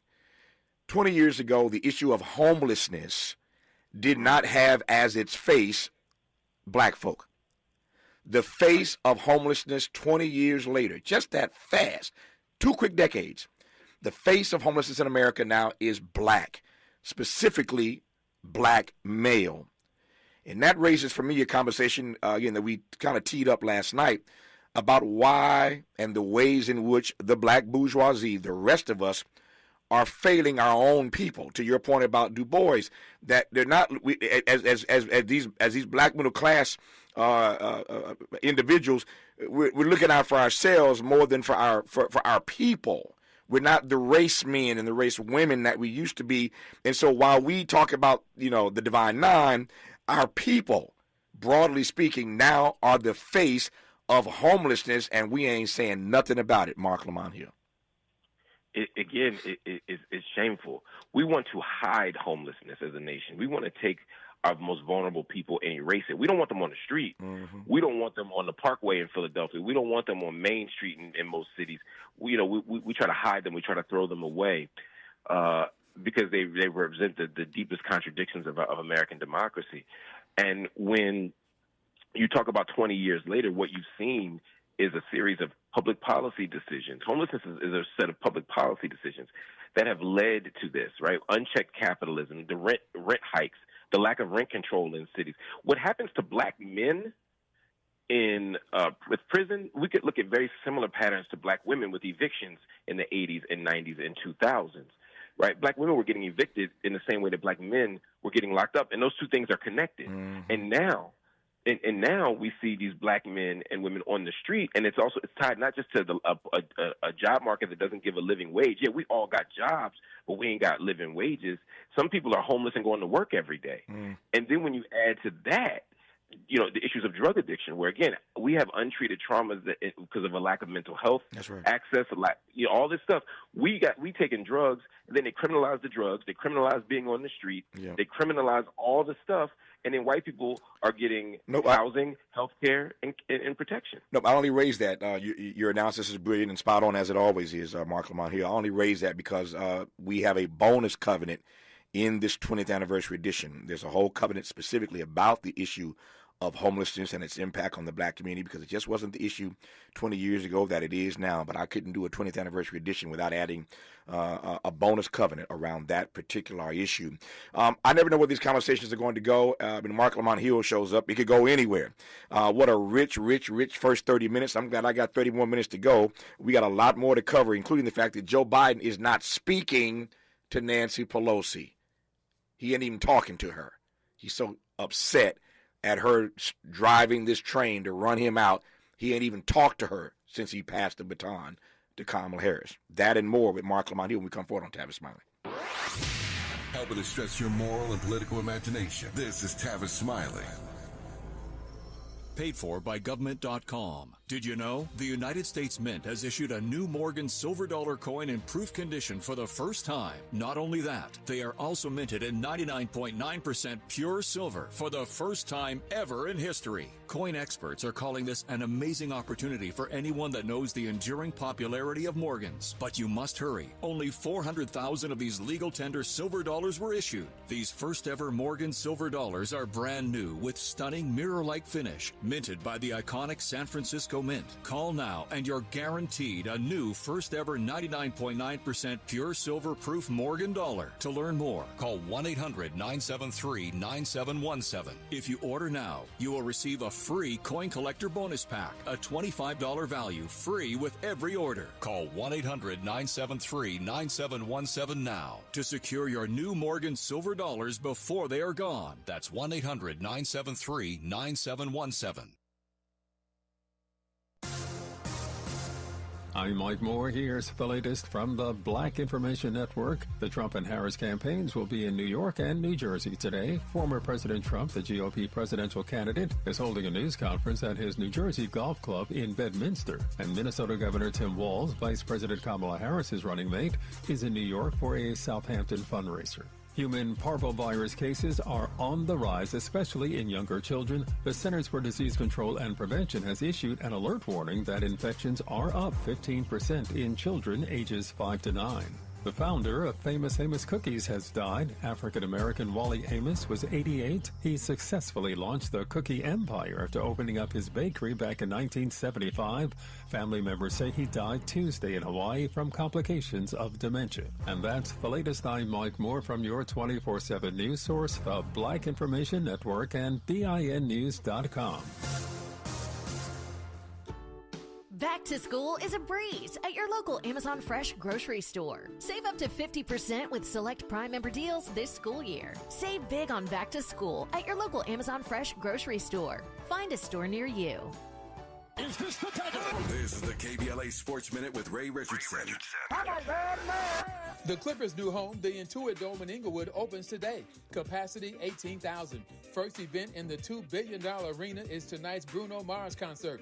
First home regular season game for the Clippers is November 22nd against Sacramento. The NBA All-Star Game is coming to the Intuit Dome in 2026. The WNBA is back in action tonight after a month-long break for the Summer Olympics. The LA Sparks are at home tonight against the New York Liberty, the best team in the WNBA. The Liberty are 21-4. The Sparks are 6-18. They are 4 games behind the Chicago Sky for the 8th and final playoff spot. 6 p.m. tip-off tonight for the Sparks in New York at Crypto.com Arena. Live coverage on ESPN. The Dodgers and Angels lost last night. Milwaukee snapped the Dodgers' 5-game winning streak. The Dodgers committed 3 errors and left 8 men on base. The Angels were swept at home by Toronto. No debates, no speculation, just the info you need. That's your KBLA Sports Minute. I'm Ray Richardson on KBLA Talk 1580. We've got a lot to talk about.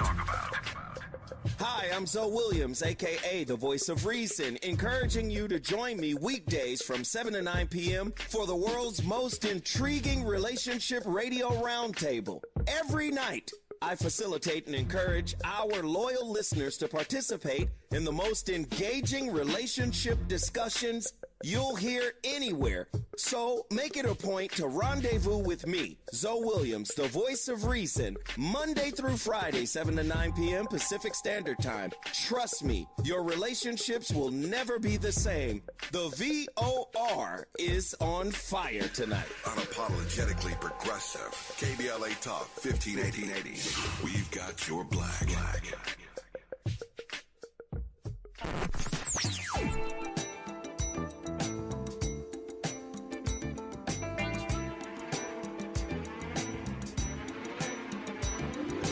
This is KBLA Talk 1580. Talk radio. That's music to your ears.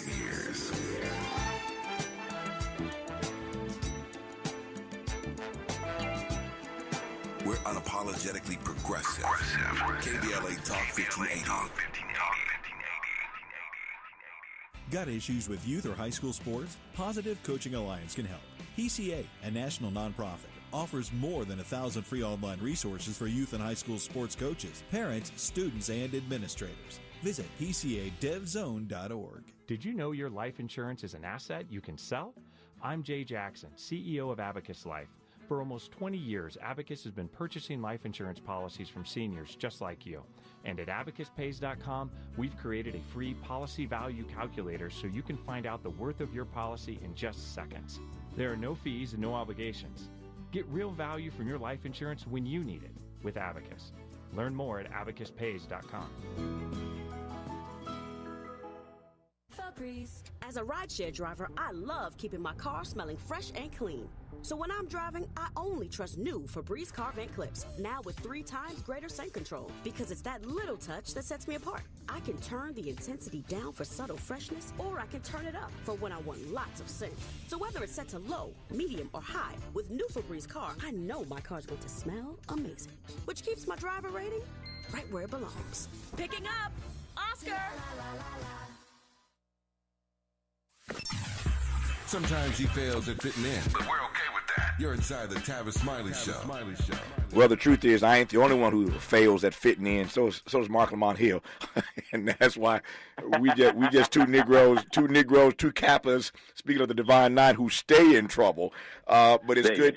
But if ever I'm in a foxhole, I ain't mad about having Mark Lamont Hill in the foxhole with me, and I'm honored to have him on this program. All right, let me just start running through some stuff in this second half of this dialogue and take your temperature on a variety of things.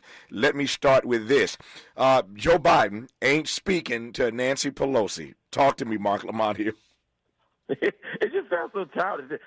Did he go by his locker every couple hours to see if he's there? It sounds so childish. But beyond that, it's interesting, right? One, I hope people finally understand that we're not crazy conspiracy theorists when we tell y'all stuff that the media ain't reporting. Because I said Joe Biden needed to step out 3 months ago. A whole bunch of folk did. And we said that the Democrats were working on getting rid of him. And because the mainstream corporate media didn't confirm it, they acted like it didn't happen. And I always tell people, politicians say one thing until they say another. Biden was in that race. And for good, I'm not going anywhere. I'm here to the end. Until the minute he said he wasn't. Just like, and so it's important to remember that.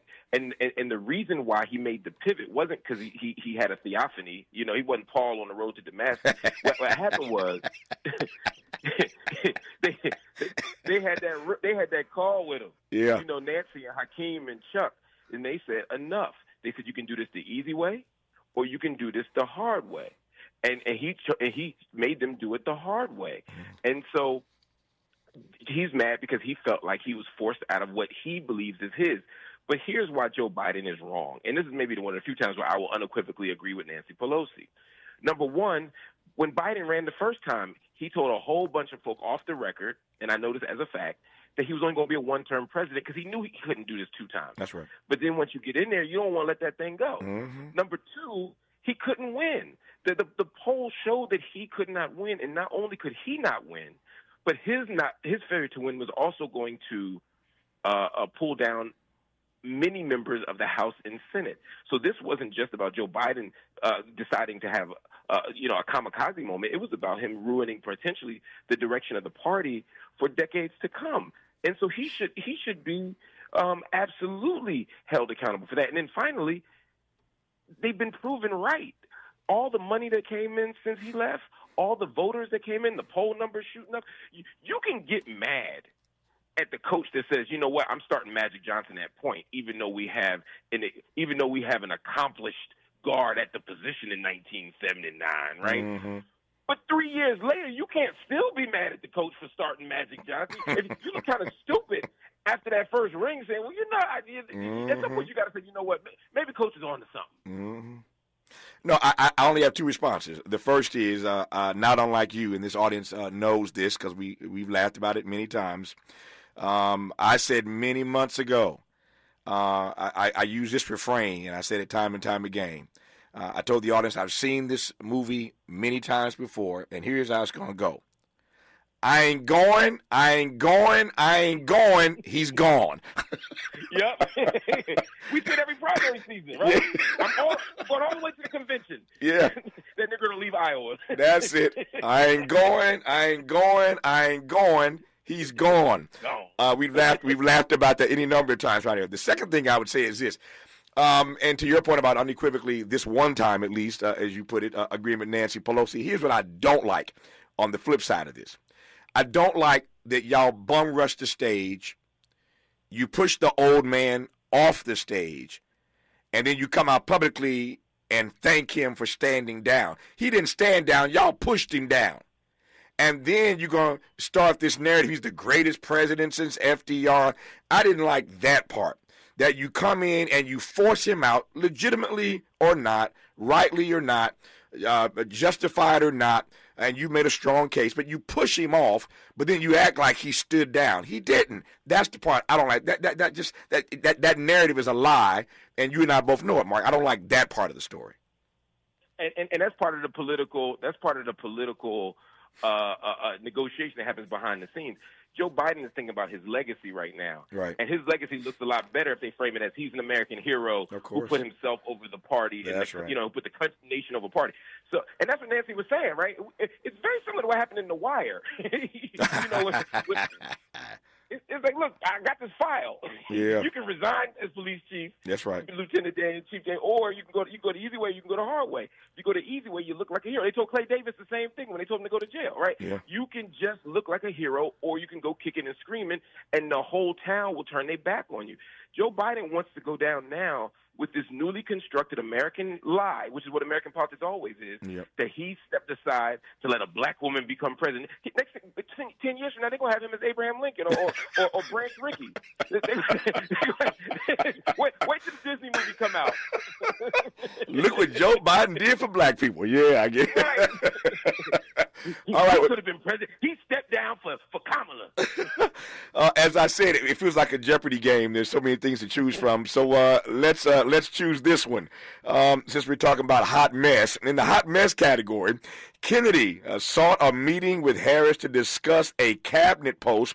Clearly, he was unsuccessful with his request to discuss endorsing her in exchange for a top administration job. But what do you make of that story, Mark Lamont Hill? I don't know. I don't have any fact checkers on the story, but I believe it because I know for a fact he did it with Donald Trump. Mm-hmm. He went to Donald Trump a month or two ago and said, "I will stand down if you make me VP or give me a cabinet position." Mm-hmm. He is he represents a certain kind of political person, right? Yeah. He doesn't have feelings. He has interests. He doesn't care about anything but power and accumulating power, and he'll sell himself out to the highest bidder. And it's very clear, and it's very cynical. And if he were smarter, he could probably do it because they all do it. He just sells out so cheap. Yeah. That they makes it transparent, but they all do. I mean, you think Pete Buttigieg just was dreamed of being a transportation thing? Yeah. You know what I mean? Like no. Yeah, that was not his dream. No one looked at him and said he needs to be running transportation. Yeah. Right? You step out, you endorse, and then you wait for your job call. Well, but he's doing it so poorly. Yeah, well, the problem is, and you just put your finger on it, that you don't know who RFK Jr. is these days. At one point, and I've always liked Bobby. I've known him for years. I interviewed him many times. At one point, agree or disagree, at least I knew who he was and where he stood. But you meeting with Trump trying to get a gig, and then you want a meeting with Kamala trying to get a gig. Well, how is that possible? How could you possibly want a gig with both Trump and Kamala? I mean, they're diametrically different on practically every single issue. That makes a statement more about you than it does about Trump or Kamala. Here's the other thing I'll say. We'll continue when we come forward. Whatever one thinks of Cornel West, and I'm telling you again, not what I heard, but what I know. Bobby Kennedy ain't the only one they're trying to get out the race. This is the kind of behavior that Cornel West would never engage in. His integrity would not allow him to do this. Now, you can, have issues with his politics. He may not be your candidate. But this kind of behavior, you would never see coming out of one Cornel West. I digress on that for now. We ain't got to Columbia and a few other things I want to get to with Mark Lamont Hill when we come forward on Tavis Smiley. From California to the Carolinas, everybody's listening to Tavis. More when we come forward. We asked seniors how to prevent Medicare scams. My best advice, if you get a phone call, do not talk to the person. These people are well-trained. Don't talk to them. They don't know me. They're just trying to scam me. Don't be fooled. Hang up. Just hang up. Never give out your Medicare number. They're going to get your number to put in a false claim. If I get a call from someone, I don't pick up the phone. And should I pick up the phone and they ask for information, then I hang up. How do you detect Medicare fraud? Just like I check my credit card statements, I check my Medicare statements monthly. Scammers can get a hold of your number, order medical devices through your account, and you're not even going to know about it if you don't look at your statement. Check your statement every month. If you get your statement and you see something that you know you did not have done, you report it. Call your Senior Medicare Patrol. To report Medicare fraud, call the Senior Medicare Patrol at 855-613-7080.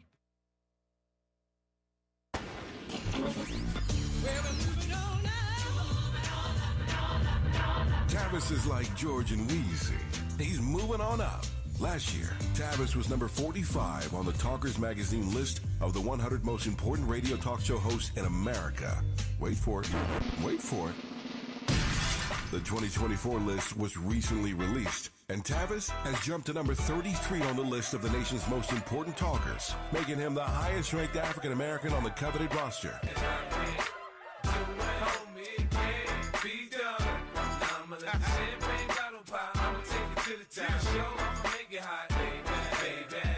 Congratulations to Tavis Smiley from all of us at KBLA Talk 1580. We've got you black. Texting enrolls you into reoccurring automated text messages. Consent not required to purchase. Message and data rates may apply. Hey, Dan, how you doing? Haven't seen you around the gym for a while. Yeah, I've really fallen off. Since I turned 40, I just don't get the results I used to get. Could be lower testosterone. Lower T? Yeah, I went through it a while back. Once you hit 40, your body has less free testosterone. I got Nugenix Total T, and it's made a huge difference for me. I've seen that ad on TV. Is it for real? Oh, yeah. The key ingredient is something called Tesnor, which helps boost free and total testosterone levels to help you trim up and stay lean. And it's made a difference for you? Man, I feel like I'm in my 20s again. At work, in the gym, and in the bedroom. Are they still giving out complimentary bottles for people to try it for themselves? Yeah, you just need to send them a text. Text LION to 42424 right now for your complimentary bottle of Nugenix Total T, the #1 selling testosterone booster at GNC. Plus, text now and we'll include a bottle of Nugenix Thermo, our most powerful fat incinerator ever, to help you get back into shape fast. Absolutely free. Text LION to 42424. That's LION to 42424. He's a paradigm pioneer and the top-rated African-American talk show host in the nation, according to Talkers Magazine. You're tapped in with Tavis Smiley right now. So Mark Lamont Hill, many months ago, they knocked off the president of Harvard for one set of reasons. They knocked off the president of UPenn for one set of reasons. I'm still processing the reasons. The president of Columbia just got knocked off, but another one bites the dust, sir. Ooh, yes. And there's a couple lessons in this. And this was obvious. And I heard Carl Hart on here as well, as you made reference earlier. He was completely accurate. The wisdom comes from being in these universities. Once you're on a track to get eliminated, it's hard to get off that track. We saw that with President Gay at Harvard. You know, if it ain't one thing, it's literally another. That's right. And that's what they did. But the lesson in this to me is this is why you don't capitulate. You know, she tried to walk a tightrope that ended up making nobody happy, right? We saw the castigation of students and the criminalization of students simply for protesting a genocide in Gaza. That was wrong. And then she tried to create some space, and the Zionist students were unhappy because she didn't completely capitulate 100%. She only capitulated 75%, you know. And so she ends up making everybody unhappy and still losing the job. Unless it is impossible in this political moment to not get smeared if you're going to stand up for what's right on this issue. It is simply a fact. If you speak up against it, somebody's going to call you an anti-Semite. Somebody is going to say you did it wrong. And you just have to hold on to your principles and understand that history will ultimately vindicate you. What we saw with this president is the exact opposite. She handled it poorly, but she attempted to do something different than what we saw with the presidents of MIT, Harvard, and Penn at that congressional hearing with Congresswoman Stefanik, in that they answered, I think, properly and got castigated. She tried to maneuver and be slick and kind of play both ends against the middle, and it just doesn't work. And now that the semester's starting again, those students at Columbia, I know for a fact, are organizing. You know, but now they're trying to criminalize the encampments. You know, they're organizing, they're trying to silence free speech. They got a mess on their hands, and it's going to be interesting to see who the next president is and how they handle it. Yeah. Speaking of the issue around Israel and Palestine, Israel and Gaza, when we come forward in our remaining moments with Mark Lamont Hill, I want to give him an opportunity to sound off on this. I raised this issue on Tuesday, but Mark Lamont Hill wasn't here on Tuesday. I want to raise it today to get his temperature on it because I'm fascinated to know how he processes it, given all that he has said and done. Indeed, the trouble he's gotten himself into being a truth teller on this issue over the years, a storyline that all of us who are fans of his know quite well. But on Tuesday of this week, something fascinating happened. Two things happened, actually, that were fascinating on the same day. On Tuesday, Ilhan Omar won her Minnesota primary. On Monday, we had her challenger on this program. We invited her. She didn't make it, but her challenger showed up. Don Samuels thought he had a chance of beating her. He did not. So Ilhan Omar retains her seat by winning this primary. You win the primary, you're basically the winner. It's a Democratic district. So she doesn't go up in smoke like Jamal Bowman in New York and Cori Bush in St. Louis. She wins her primary on Tuesday. On the very same day that she wins her primary, after all the hell she caught for her position, her critiques of Israel and this war, the U.S. approved the same day $20 billion, another $20 billion in weapon sales to Israel. So she wins in Minneapolis. But in Washington, they approve another $20 billion in weapons, a weapons package for Israel. Interesting dichotomy there. We'll let Mark Lamont Hill unpack that as he will in our remaining moments with him when we come forward on Tavis Smiley. This is getting good. Yeah, man. Tavis Smiley continues when we come forward. If you're like me, 60 and retired, making ends meet, especially here at the supermarket and drugstore, is tough. I'm so blessed to have found BenefitsCheckup.org. It's a free and confidential website from the National Council on Aging that connected me to $1,200 a year in programs that help pay for food, medicine, utilities, and more. Maybe it can help you. BenefitsCheckup.org. You know where you want to go in life, and City National Bank can help. City National knows the dedication it takes to build your vision for the future into a reality, and our team is here for you. We have a wide range of options to help, from personal savings accounts to interest-bearing money market savings accounts and more, all designed to help you get where you want to go. City National, here for every stage of the journey. Learn more at cnb.com. City National Bank is a subsidiary of Royal Bank of Canada. Member FDIC. KBLA Talk 1580. We've got a lot to talk about. KBLA Talk 1580 believes in community empowerment. LA's 99 neighborhood councils form the grassroots level of the Los Angeles city government. The system was created to connect LA's diverse communities to City Hall. While neighborhood council board members are volunteers, they are also public officials elected to office by the members of their community. Neighborhood councils advocate on issues like homelessness, housing, land use, emergency preparedness, public safety, parks, transportation, and sustainability. They also provide local expertise on the delivery of city services to their various communities. Neighborhood councils are open to participation by anyone who is a part of the fabric of daily life in said community. This includes those who live, work, or own property or a business. If you are interested in stepping up to join your local neighborhood council, visit www.empowerla.org. That's empowerla.org. It's time to think globally, but act locally. This is a community call to action from KBLA Talk 1580. Watch out! You got me! The galaxy is safe once again.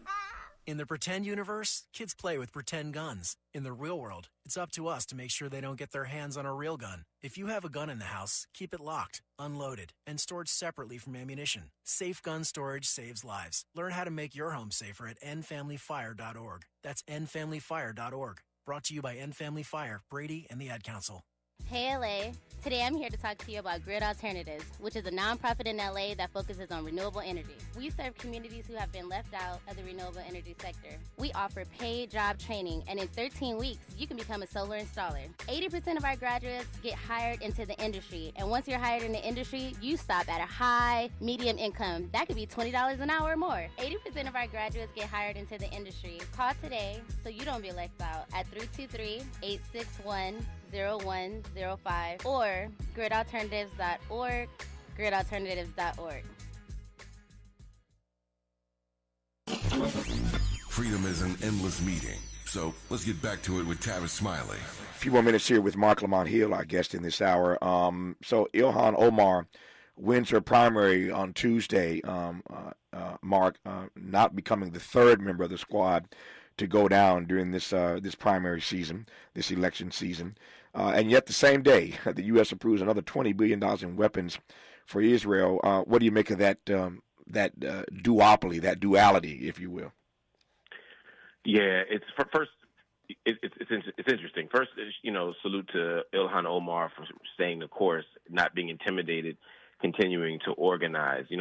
They invested tens of millions of dollars in a primary campaign to defeat Jamal Bowman. They invested $7, I think, to defeat Corey Bush, which isn't as much money, but in St. Louis, $7 million goes a lot farther than it do in New York. So in some ways, they invested just as much to get rid of her. In each case, they didn't do it with Ilhan, not because they didn't want to, but because they organized against her last time and they lost. And Ilhan is shown to be a really good representative. If you take away all the controversial stuff, she's, which I support her on everything. She's still a very strong person who services her district, who's well loved, who's well known, and it was much harder to divide. And she's a great organizer, and her spot is needed because at a moment where we're pretending that the party is moving to the left, at a moment where we're acting as if Kamala Harris signals a shift in U.S. foreign policy, as you pointed out, $20 billion. It's 20 or 2. I'm sorry, 20. 20. $20 billion That's right. going over to Israel. And the truth of the matter is the United States' special relationship with Israel begins in 1960 under Kennedy. Why? Because of Hawk missile sales. So to quote the great Gil Scott-Heron, as I always say, everybody loves peace. The problem is you can't make no money off of it. Mm-hmm. So as long as you can exploit the military-industrial complex, as long as there's money to be made off war, and U.S. has a strategic interest in the Middle East, you're going to see this. So don't take the foot off the gas, family. Just because Kamala Harris is now the presumptive nominee does not mean that we don't have the same military-industrial complex, the same challenges, and the same need for representatives like Ilhan Omar. Yeah. Let me close with this. I mentioned earlier your YouTube channel, which I watch religiously. I'm just celebrating the growth of that. You're making this thing happen, man. Tell me about it. I've been really blessed. Sometimes, necessity is the mother of invention. Dealing with these different media companies, even the Negro ones who shall remain nameless, sometimes they don't always work out. Don't I know? Man. Yeah. So, I've had to do it, but I'm grateful to have Mark Lamar Hill official YouTube channel. Hopefully everyone can go. I do a show called Night School every night. Airs at 9 p.m. on YouTube, and I'm trying to do these deep dives.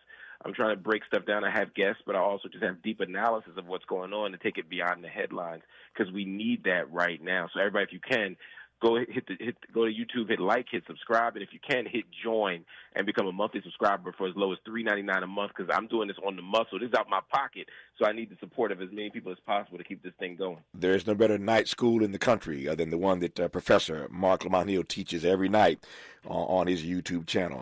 MLH, appreciate you. Love you as always, man. Thank you for your insights. We'll do it again. Yes, sir. Love you too, my brother. Stay strong. More Tavis Smiley when we come forward. KBLA 1580 Santa Monica. I'm Mike Moore. Here's the latest from the Black Information Network. The Trump and Harris campaigns will be in New York and New Jersey today. Former President Trump, the GOP presidential candidate, is holding a news conference at his New Jersey golf club in Bedminster. And Minnesota Governor Tim Walz, Vice President Kamala Harris's running mate, is in New York for a Southampton fundraiser. Human parvovirus cases are on the rise, especially in younger children. The Centers for Disease Control and Prevention has issued an alert warning that infections are up 15% in children ages 5 to 9. The founder of Famous Amos Cookies has died. African-American Wally Amos was 88. He successfully launched the cookie empire after opening up his bakery back in 1975. Family members say he died Tuesday in Hawaii from complications of dementia. And that's the latest. I'm Mike Moore from your 24/7 news source, the Black Information Network, and BINnews.com. Back to school is a breeze at your local Amazon Fresh grocery store. Save up to 50% with select Prime member deals this school year. Save big on back to school at your local Amazon Fresh grocery store. Find a store near you. Is this the time? This is the KBLA Sports Minute with Ray Richardson. The Clippers' new home, the Intuit Dome in Inglewood, opens today. Capacity 18,000. First event in the $2 billion arena is tonight's Bruno Mars concert.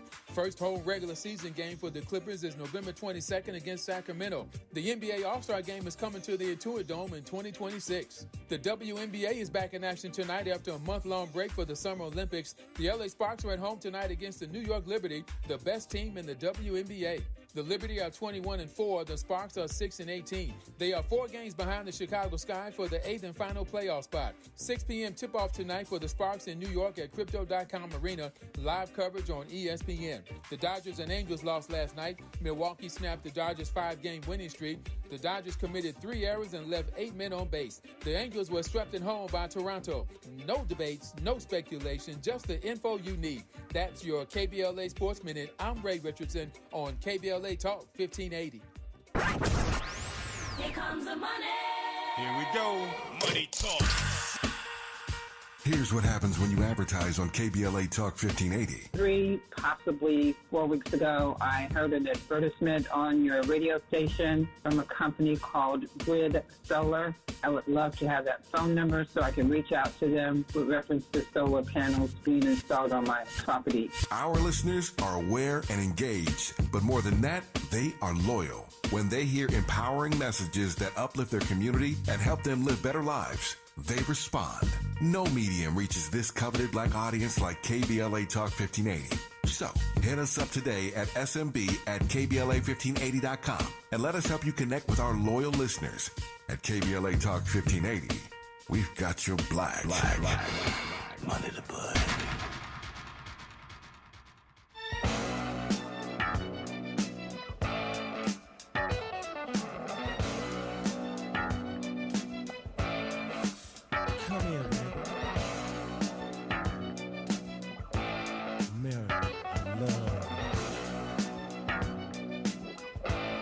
Do it, baby.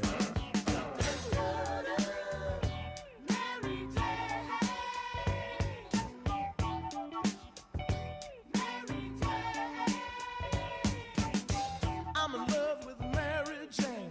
She's my main thing. She makes me feel alright. She makes my heart sing. And when I'm feeling low, she comes as no surprise. Turns me on with her love. Takes me to paradise. Do you love me, Mary Jane? That's Rick James, and I'm Tavis Smiley, and I'm delighted to have you with us in this hour. And in this hour, as promised, a conversation with comedy legends, Cheech and Chong.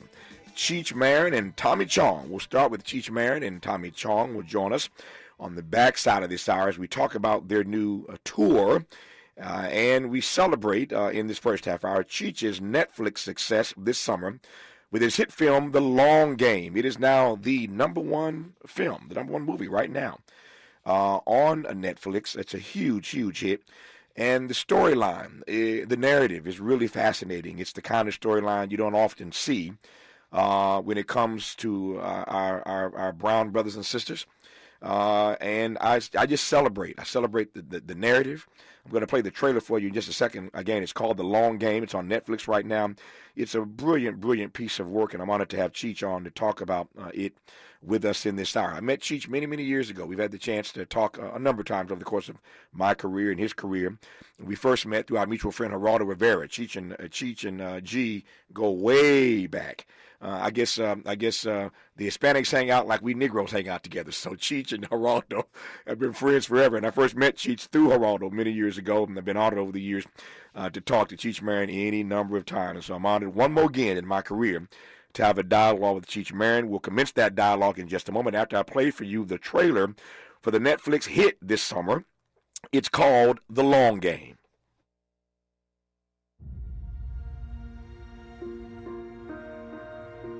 Frank mentioned that you served together with Marines.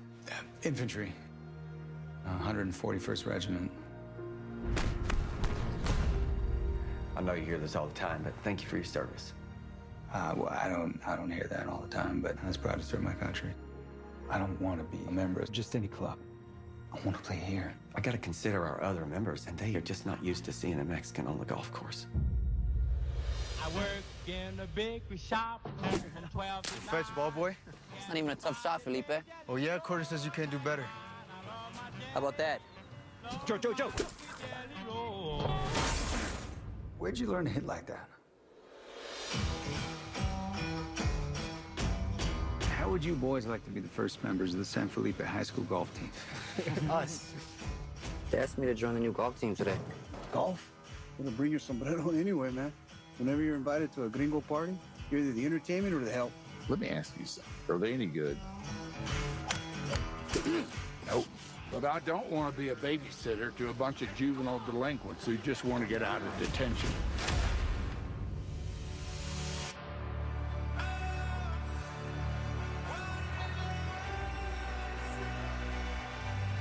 You boys built all this. Yes, Mr. Mitchell. Sorry, boys. When we spoke on the phone, I assumed you were American. Well, you assume right.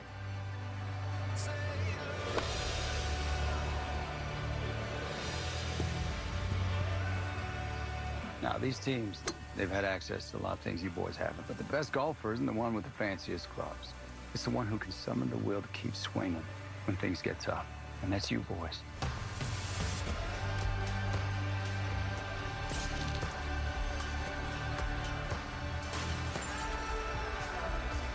People need to see us as more than just caddies and cannon fodder.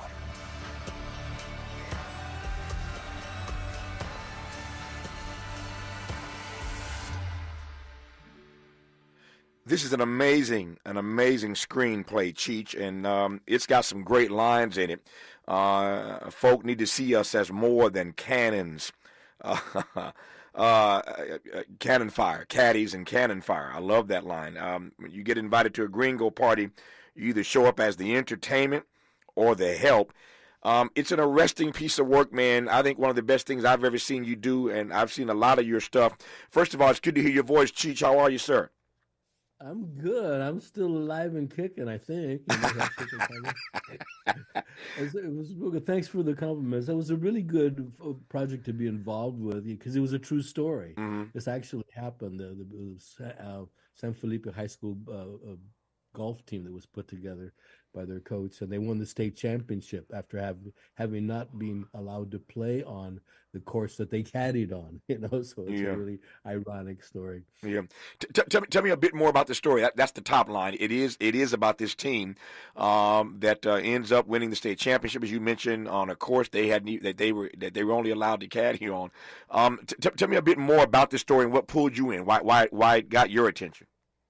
Well, I had never heard of the story before. You know, when I got a call out of the blue from the producers of the movie, and they said, we have this part that we really need to cast like today, and we thought of you, and it's a really great part. He's a war vet, and he comes back, and blah blah blah. The only thing is he lives in a cage. He made himself this cage that he surrounds his whole body with, so that he can be protected from the outside world. And you interested? Yeah, it sounds good. Okay, I haven't done that one. Yeah. When you, let me rephrase this.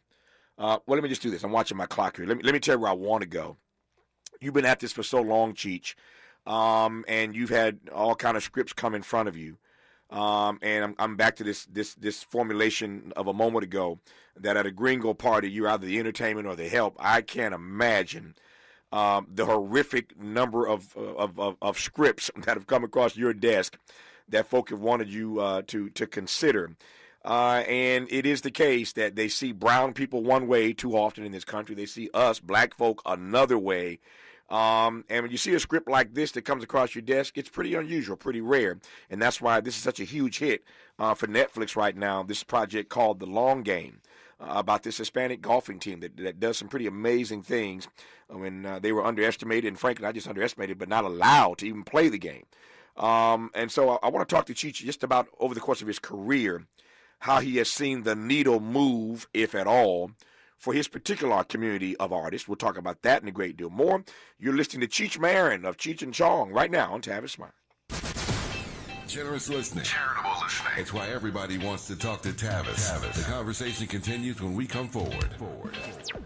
Make a move into a home of your own. With City National Bank's Ladder Up Home Loan Grant, you could receive up to $20,000 that you never need to pay back. Use it toward your down payment, save on closing costs, or to buy down your mortgage rate. Find out more at cnb.com/ladderuphome. City National, here for every stage of the journey. Property must be in a qualifying market in California, New York, or New Jersey. Additional terms and conditions apply. Not all applicants will qualify. Terms are subject to change without notice. City National Bank is an equal housing lender. Member FDIC. NMLS number 536994. Hello, KBLA listeners. This is Senator Steve Bradford, and I'm inviting you to the 21st Annual Gardena Jazz Festival, Sunday, August 25th at Raleigh Park. And this year's lineup will be amazing, opening up with Fernando Pullum Youth Orchestra, the Inner City Youth Orchestra Jazz Ensemble under the direction of Chuck Dickerson will be cooking with biscuits and gravy, the amazing saxophonist Mindy A. Bear, 8-time Grammy Award-winning a cappella group Take 6, the always soulful Mesa, and the grown and sexy Will Downey Jr. You won't want to miss it. Tickets on sale. General admission is $30. Box seating is $75. And unfortunately, our reserved seating is all sold out. So for ticket information, you want to go to GardenaJazzFestival.com/tickets. That's GardenaJazzFestival.com/tickets. Or call 310-217-9537. Look forward to seeing you for a day of fun, music, and family on August 25th for the 21st Annual Gardena Jazz Festival. And remember, well, alcohol-free, smoke-free environment. See you soon. Did you know your life insurance is an asset you can sell? I'm Jay Jackson, CEO of Abacus Life. For almost 20 years, Abacus has been purchasing life insurance policies from seniors just like you. And at abacuspays.com, we've created a free policy value calculator so you can find out the worth of your policy in just seconds. There are no fees and no obligations. Get real value from your life insurance when you need it with Abacus. Learn more at abacuspays.com. Febreze As a rideshare driver, I love keeping my car smelling fresh and clean. So when I'm driving, I only trust new Febreze car vent clips, now with 3 times greater scent control, because it's that little touch that sets me apart. I can turn the intensity down for subtle freshness, or I can turn it up for when I want lots of scent. So whether it's set to low, medium, or high, with new Febreze car, I know my car's going to smell amazing, which keeps my driver rating right where it belongs. Picking up, Oscar! Less monologue, more dialogue. Tavis Smiley continues right now. It does indeed. In conversation with Cheech Marin of Cheech and Chong fame. Of course, Cheech has had his own pretty amazing career as an actor, and we're talking about that right now because he stars in a new project called The Long Game. It's a hit film on Netflix streaming right now by this amazing Hispanic golfing team that does some pretty astounding things in a country that disallowed them access to golf courses, and yet when they got on there, it's based on a true story. They managed to do some pretty stellar things. Cheech had not heard the story, and frankly, I had not either. I had not heard the story either, and I was anxious to watch it when I heard what the storyline was. And again, always delighted to be in conversation with Cheech Marin. So, Cheech, here's my question. Tommy's going to join us. Tommy Chung joins us on the backside of this hour. But just give me some sense over the course of your long career. What you've seen with regard to the needle moving or not when it comes to the ways in which our Hispanic brothers and sisters are treated, maltreated, the lens through which we see them on the big screen and, for that matter, the small screen as well. Yeah, well, every Latino actor or black actor knows that same story. Yeah. Where you're always excluded, but it's by perseverance that Hispanics have made huge strides especially in the entertainment industry. Mm-hmm. I know because I was always well, you're the first guy we've ever had in here for this particular part, or I heard that story all the time. Mm-hmm. But through dint of numbers and talent, they combine together to be some of the hugest forces in entertainment today. Mm-hmm. I mean, you look around, and before there was never any Hispanics on any TV show. And now you can't find one that there isn't. Mm-hmm. Yeah. And so we're making progress that way, and we're telling the same truth over and over and over again. So people kind of started accepting that as the way things are. Yep. And I'm really proud to be part of that. Part of that movement. It's been fun all the way, because we were the guys that were the funny outcasts, Yeah. But everybody knew about them, and we've successfully strung together almost over 3 generations now of fans. So yep. It's that's how you see the needle turning when moving is when you're kind of taken as the kind of the authority on any subject, whether it's marijuana or constitutional law, So I want to come back to the funny part in just a second, put a pin in that, because there's something unique there, I think, that I want to probe about the way in which you took off in the funny lane. We'll come back to that in just a second. But tell me how you navigated over the years when stuff would come across your desk that made you, that just, didn't work for you. My assumption is that you've seen enough stuff over your career to be insulted more times than I can count. Am I wrong about that? I tried to make a joke of it because I thought, well, people, you don't really understand the insult that you're saying. Yeah, yeah. So that was my defense. I didn't pay attention to it, because I always assumed that what they were teaching me and the rest of the kids in my class about the way that things work in the government or the society, they were talking to me. And I wasn't excluded from the rights and things that were being put out there. So I never paid attention to that part. Yeah. Because my father was a policeman, LAPD, 30 years. And so he kind of had that attitude too. I'm official, I'm a policeman, and all the rights and privileges thereof do pertain to me. Yeah. And I grew up with that attitude. So I never paid attention to any of that other stuff. I mean, it comes your way, obviously, huh? Yeah. You can't get. My father was not allowed to swim in a public pool in Los Angeles when he was a kid. Yeah. So there's a big needle shift right there. Yeah, that raises a couple questions for me. Number one, what did your father ever say to you? What did you learn from your father about how he grew up in a city like L.A. that's full of Hispanics, full of Latinos everywhere, right? He grows up in this city, but he's not allowed to swim in a public pool. But then he ultimately makes a decision for 30 years to accept a position serving and protecting the people. Yeah. Like, I mean, that's fascinating for me. The city maltreated you, but you give 30 years of your life to protecting and serving the city. Help me understand that, Cheech. Because the city needed serving and protecting. Yeah. You know? And it was a good job for him. My dad, when he came out of the war, and all those guys that of his age that came out of World War II, I mean, you know, they were in bad shape, man. Anybody that comes back from a war, they're traumatized by that. And there's, you know, it takes forever to lose that, or if you ever do.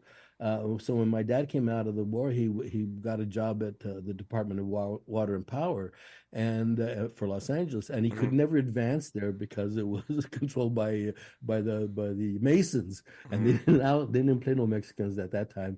You know? But he would take the test every year, and come out either number 1 or number 2 in the test, and always cable splicer. That's it, cable splicer. He kept telling me that, and he couldn't advance.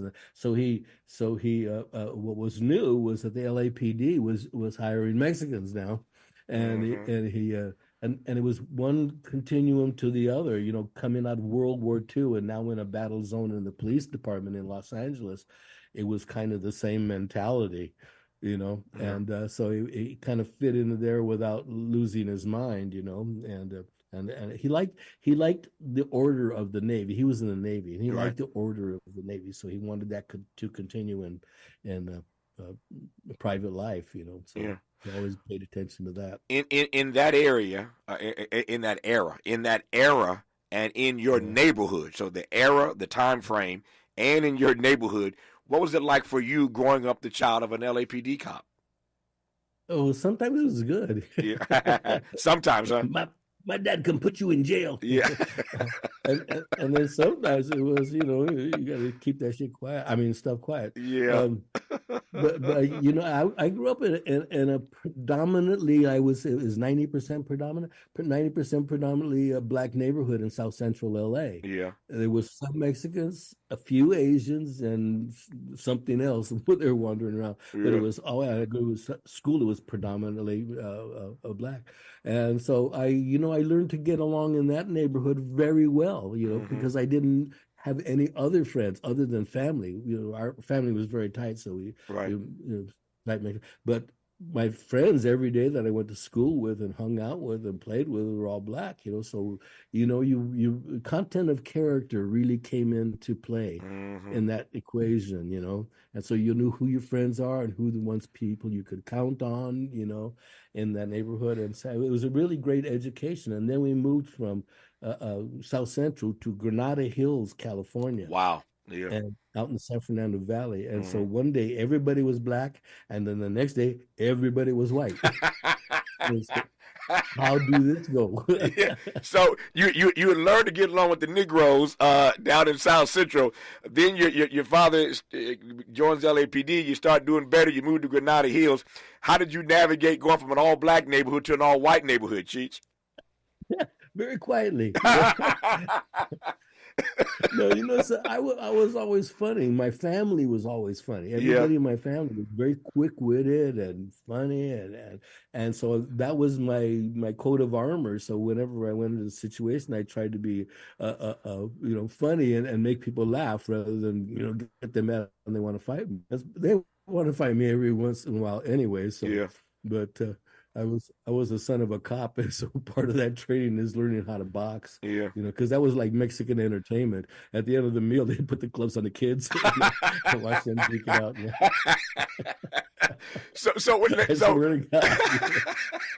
So you said you've always been funny. You grew up in a funny family, but when did you know that the funny was your muse? Like, when did you know that you were going to build a career around your funny? Well, I started entering oratorical contests, speech contests Sure. in like around eighth grade, seventh grade, and I started winning them. And I thought, and so part of my presentation was always something funny, and it was my kind of like my first stand up. It was for the Optimist Club, and because they sponsored my Boy Scout troop, and they had this oratorical. So I started doing that, and it's basically the first steps towards doing stand up. You write this speech out on a given topic that you give, and then you kind of find out where the jokes are, and you put them in there, and you can count on them every time you do them. Oh, is that how it works? They make a joke, and then they do it every night, and how do they do that? And so that was my first. And so I said, oh, there's gold in them dar hills. I could do this, and I'm good at it. So. Yeah. That was kind of inspiration. So, as I mentioned earlier, I'm talking to Cheech Marin and Cheech and Chong fame. And Tommy Chong is going to join us on the back half of this house. We'll talk to Cheech and Chong, thankfully. But let's pretend that we're his parole officers. You won't know the difference. Huh? Yeah. I'll play along with you. I'll play along, Cheech. I'll play along. But you were talking earlier, and I said I want to circle back to this about the funny, and yeah. I wonder whether you've ever thought about the extent to which you and Tommy, that Cheech and Chong were able to take off in an era when your community was still viewed through a single prism, through a single lens. It wasn't then, as you said earlier. It is now. It is undeniable. It's absolutely undeniable the impact that your community has had on entertainment and beyond. But since we're talking entertainment, I mean, the industry is filled now with all kinds of Latin stars, Latino stars, Hispanic stars. I mean, they're everywhere now, but it wasn't that way then. And I'm wondering whether or not you ever thought about the fact that one of the reasons that, clearly you guys are talented and you're funny, but I'm wondering if part of the takeoff for your career had to do with the fact that you were, in fact, funny, and that the material that you guys were doing allowed you into people's heads and hearts in a way that being seen as another character might not have. Does that make any sense? Yeah, absolutely does. Yeah, because we were authentic. There was a note of authenticity in everything that we were doing. Funny and crazy as it was, there was a note of authenticity that hadn't been heard, but everybody recognized it when they heard it. You know the truth when you hear it. Yeah.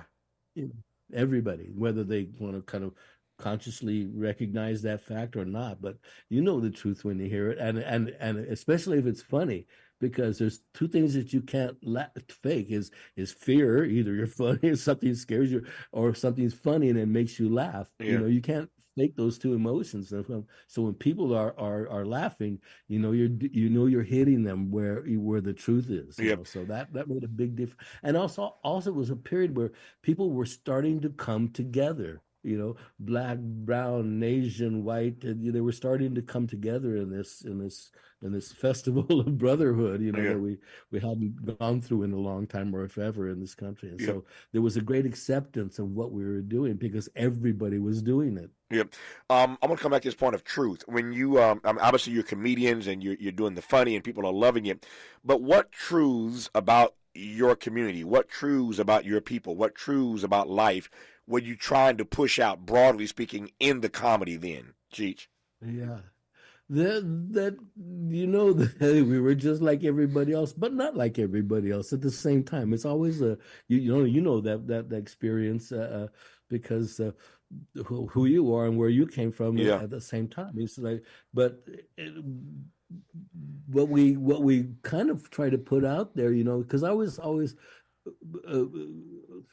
viewed on as, oh, you're really smart. Where did you go to school? How do you do all this? I went to school with everybody else, same schools. I learned the same stuff.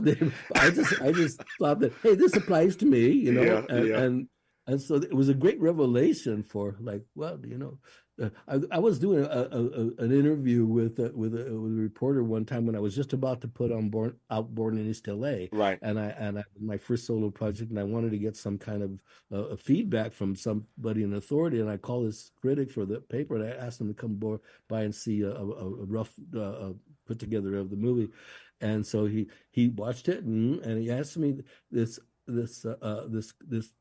question after he watched it, and I gave the very long, involved kind of answer, and he just kept staring at me the whole time I was talking. And I'm kind of like, what did I spill something on me, or what? And it says, no, you don't speak with an accent.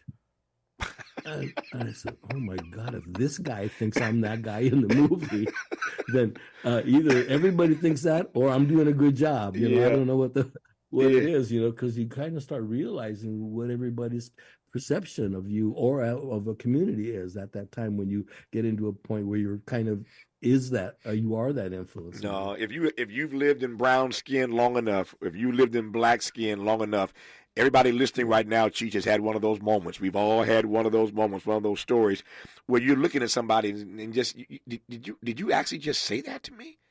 Did those words just come out of your mouth? We all have those moments. It is part of the journey of being black or brown or brown, I should say, in this country. Our guest is Cheech Marin. We're going to be joined when we come forward by Tommy Chong. So we'll be in dialogue with Cheech and Chong. Speaking of Born in East LA, honored to have both of them on this program. They are on tour, and so we'll talk about their tour.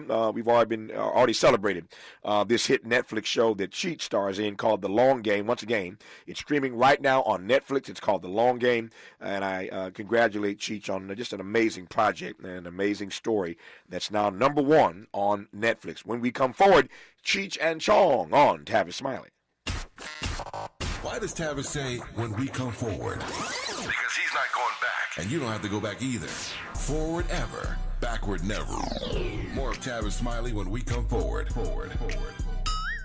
Paid for by government.com. Did you know the United States Mint has issued a new Morgan silver dollar coin in proof condition for the first time? Not only that, they are also minted in 99.9% pure silver for the first time ever in history. Coin experts are calling this an amazing opportunity for anyone that knows the enduring popularity of Morgans. But you must hurry. Only 400,000 of these legal tender silver dollars were issued. These first ever Morgan silver dollars are brand new with stunning mirror-like finish, minted by the iconic San Francisco Mint. Call now and you're guaranteed a new first ever 99.9% pure silver proof Morgan dollar. To learn more, call 1-800-973-9717. If you order now, you will receive a free coin collector bonus pack, a $25 value, free with every order. Call 1-800-973-9717 now to secure your new Morgan silver dollars before they are gone. That's 1-800-973-9717.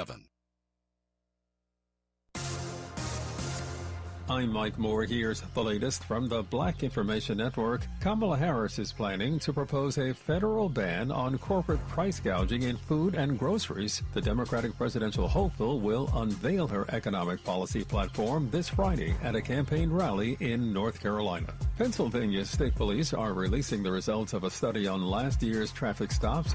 According to the report, there were 450,000 traffic stops in Pennsylvania last year. The study said people of color were not statistically more likely to get arrested or searched than white people in Pennsylvania. Instagram isn't doing a good job addressing abusive comments that target female politicians, according to a new study. The Center for Countering Digital Hate found that the social media platform failed to act on 90% of abusive comments reported. And that's the latest. I'm Mike Moore from your 24/7 news source, the Black Information Network and BINnews.com.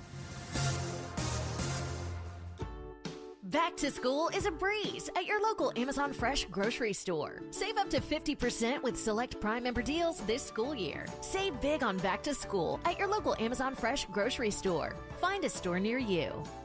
It's Is this the tackle? This is the KBLA Sports Minute with Ray Richardson.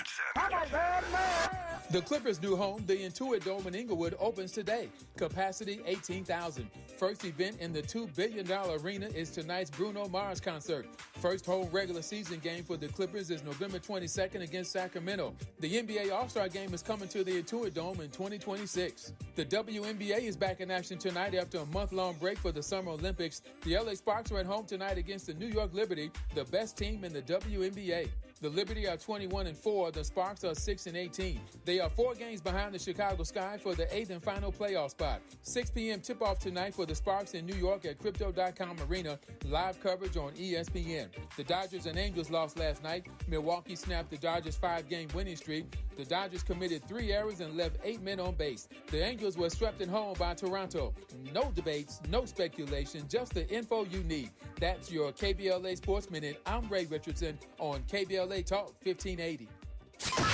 We must understand the politics of our community, and we must know what part politics play in our lives. Questions about black voters, their disengagement, lack of information, and support or lack thereof for Democratic candidates have once again taken center stage as Democrats, Republicans, and independent candidates compete for this critical voting bloc. Will black voters abandon Democrats in this election, move historic numbers of votes toward the Republican nominee, or will they continue a decades-long trend of overperforming for Democratic candidates up and down the ballot? The stakes have never been higher for black America. Tune in to KBLA's new show, The Black Pack, hosted by veteran political strategist Adrian Shropshire, every Friday from 4 to 6 p.m. for a breakdown of the issues, rhetoric, polling, and more this election year. It's The Black Pack with Adrian Shropshire, Fridays from 4 to 6 p.m. exclusively on KBLA Talk 1580.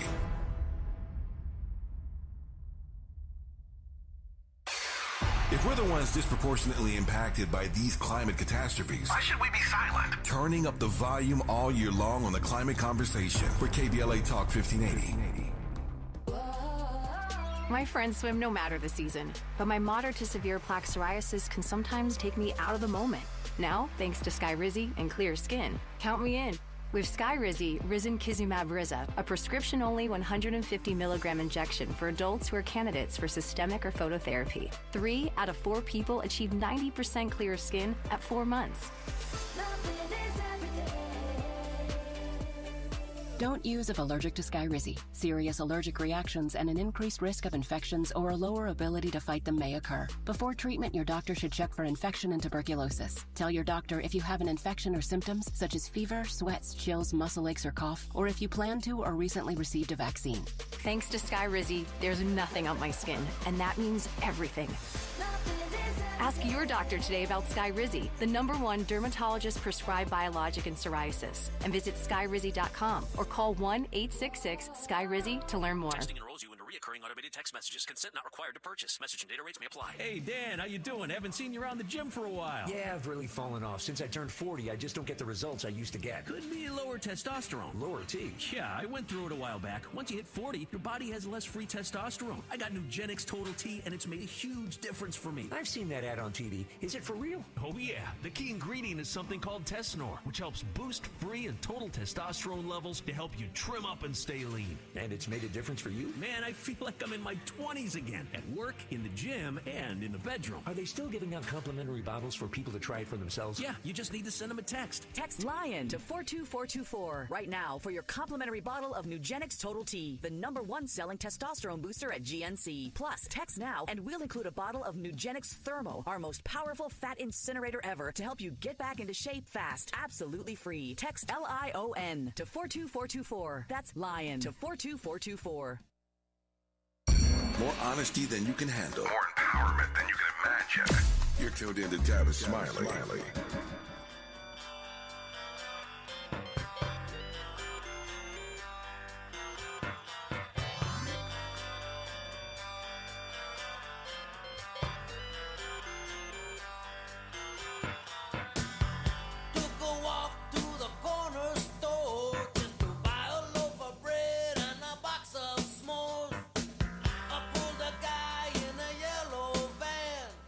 Shiny gold badge flashing in his hand.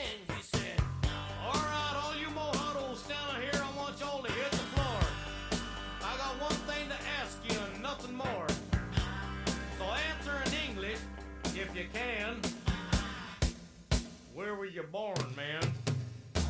Huh? Where was I born? That's right, I said, where were you born? Hey, are you one of those dudes that do horoscopes, man? Hey, I'm a Cancer with a bad moon Look rising. here, El Fago, watch my lips. Where were you born?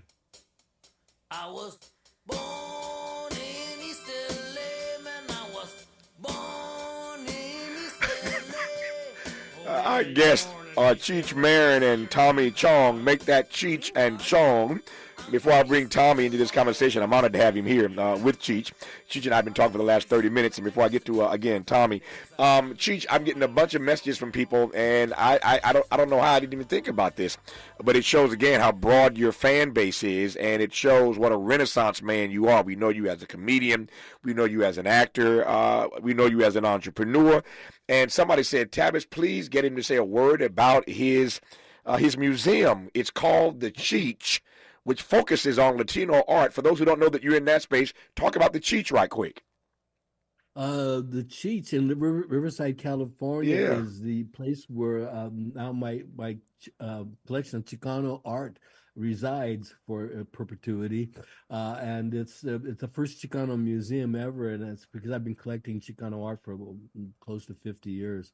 And they ensconced it here in this building in Riverside, beautiful building, and it's a huge success as a museum. And we invite everybody to come. Tommy's been down there and he's seen it. Yeah. How does it feel for you when you see people lined up to view a Chicano art collection, Cheech? I mean, it's an amazing undertaking, and I'm just curious as to how you feel when you see people actually checking this stuff out. You know, that's my greatest pride right now in my life, is just seeing the experience of these people, seeing their culture being reflected for the first time in a big public institution. And I just watch their reactions, and they're bringing their kids and their grandkids, and to see their whole history, and it's unbelievable the pride you feel when this is happening, when you see it with everybody coming in the museum. So I urge everybody for a good time call Cheech in Riverside, California. I'm good. When I grow up, I'm gonna build me a museum one day called the Tavis. I love it. It's gonna be called the Tavis. I just love that the museum is called the Cheech. It is in Riverside. I got in there as quick as I could. There was one man. What do we call this thing? I said, hey, the Cheech that got the broad. Yeah. They got the broad, Call it the Cheech. It makes sense to me. I got that in there as quick as I could. It is the Cheech in Riverside, California. When you're out this way, for those listening across the country, you can check it out again. It's Riverside, called the Cheech. Look it up. Just Google it right quick. It's a beautiful, beautiful facility, and you should treat yourself to visiting the Cheech one day here in Southern California when you're visiting Southern California. That said, Tommy Chong, how are you, sir? Yeah, I'm fine. Oh, Tommy, your phone's wobbling on me. Miles, like his phone is wobbling. What's that? Yeah, no, you go. Tommy, can you hear us okay, Tommy? No, I can hear you fine. There you go. Yeah, we couldn't hear you. We couldn't hear you as well. You were wobbling on us at first. It's good to hear your voice. Thanks for taking some time to talk to me. Cheech and I were talking moments ago about his Netflix project, which is pretty amazing. It's called The Long Game, streaming right now on Netflix. But I wanted to have you join the conversation, Tommy, just to talk about this career. When you look back all these years at Cheech and Chong, what you all have accomplished, Tommy Chong, you think what? Where'd it go? What happened? Yeah. One day I was, in demand. Next thing I know, I'm going to the Cheech. I spent a whole day at the Cheech. It's got 3 floors. It was incredible. I was looking for a picture of me, and I never found it. Oh, they're all over at the Chong. I didn't. The Chong's not open yet. Though, is it? No, I didn't think so. These guys are hilarious. It doesn't take much. But anyway, that's what. Tavis, are you the one that was? Are you the Tavis that was on Dancing with the Stars? Oh, don't go there, Tommy. Don't go there, Tommy. Don't go there. Don't go there. Are you the Tommy Chong that was on Dancing with the Stars? That's right. That's right. No, I'm the one that made it to I made it to the finals. Remember? Yeah, exactly. So did I, Tommy Chong. And then anything can happen. Yeah, I did not make it to the finals, and I can't even believe Tommy embarrassed me that way. So no, Tommy, no, they were betting who was going to go first, old Travis or old Chong. Yeah. No, we had and for sure it was going to be old Chong because Travis, he had a lot of fans. No, it turned out to be the more smokers fans. No, you anyway, won that one. To hear from you. You won that one. You won that one. Tommy lasted longer than I did on Dance with the Stars, but it was I actually had some fun doing that for the weeks I lasted. What did you make of the experience, Tommy? I loved it. Yeah, I loved it. Except when they kick you out, you become invisible. Yeah, well, when I got eliminated, there was no helper. Everybody else, when you're on the show, you got a helper. Yeah, making sure you don't walk into things because I'm blind and deaf. Yeah. And so as soon as I got kicked off, they just ignored me, and I walked off the set into the lights. I almost killed myself, and nobody was there to pick me up. It was like, no, it is. He's off. Yeah, I'm not a comedian. I don't have the chops that Tommy Chong or Cheech Marin had, but that is one thing we do have in common. We both did Dancing with the Stars, and it was quite an experience for both of us. And so, we sure did. We still laugh about it all these years later. Tommy and I do. So yeah. Cheech, tell me about this tour, man. You guys are still at it. No, actually, I don't know where you got that information. We were off tour right now. After I fell into the speakers, that was enough. Yeah, you got to stepped away from that. So for now, you guys are not on tour. Yeah, no. Yeah. But we're mostly involved in our marijuana business, the Cheech and Chong hemp business, right. And marijuana business. The high and dry. I'm going there. I'm going there. Yeah, that's what we're selling. Hold that thought. That's what we're selling. Hold that thought. We will talk about their cannabis business. Imagine that Cheech and Chong would be in the cannabis business. I can't imagine. We'll talk about that part when we come forward on Tavis Smiley. Hope, agency, dignity. This is Tavis Smiley. Can you dig it? Come on! We ask seniors how to prevent Medicare scams. My best advice, if you get a phone call, do not talk to the person. These people are well trained. Don't talk to them. They don't know me. They're just trying to scam me. Don't be fooled. Hang up. Just hang up. Never give out your Medicare number. They're going to get your number to put in a false claim. If I get a call from someone, I don't pick up the phone. And should I pick up the phone and they ask for information, then I hang up. How do you detect Medicare fraud? Just like I check my credit card statements, I check my Medicare statements monthly. Scammers can get a hold of your number, order medical devices through your account, and you're not even going to know about it if you don't look at your statement. Check your statement every month. If you get your statement and you see something that you know you did not have done, you report it. Call your senior Medicare Patrol. To report Medicare fraud, call the Senior Medicare Patrol at 855-613-7080.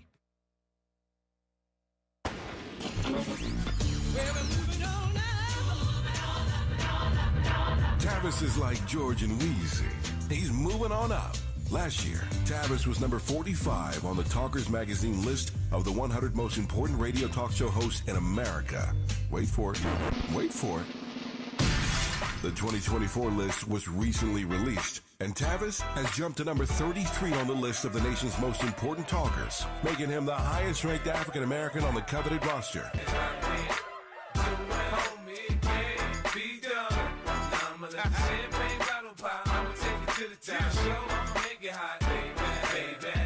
Congratulations to Tavis Smiley from all of us at KBLA Talk 1580.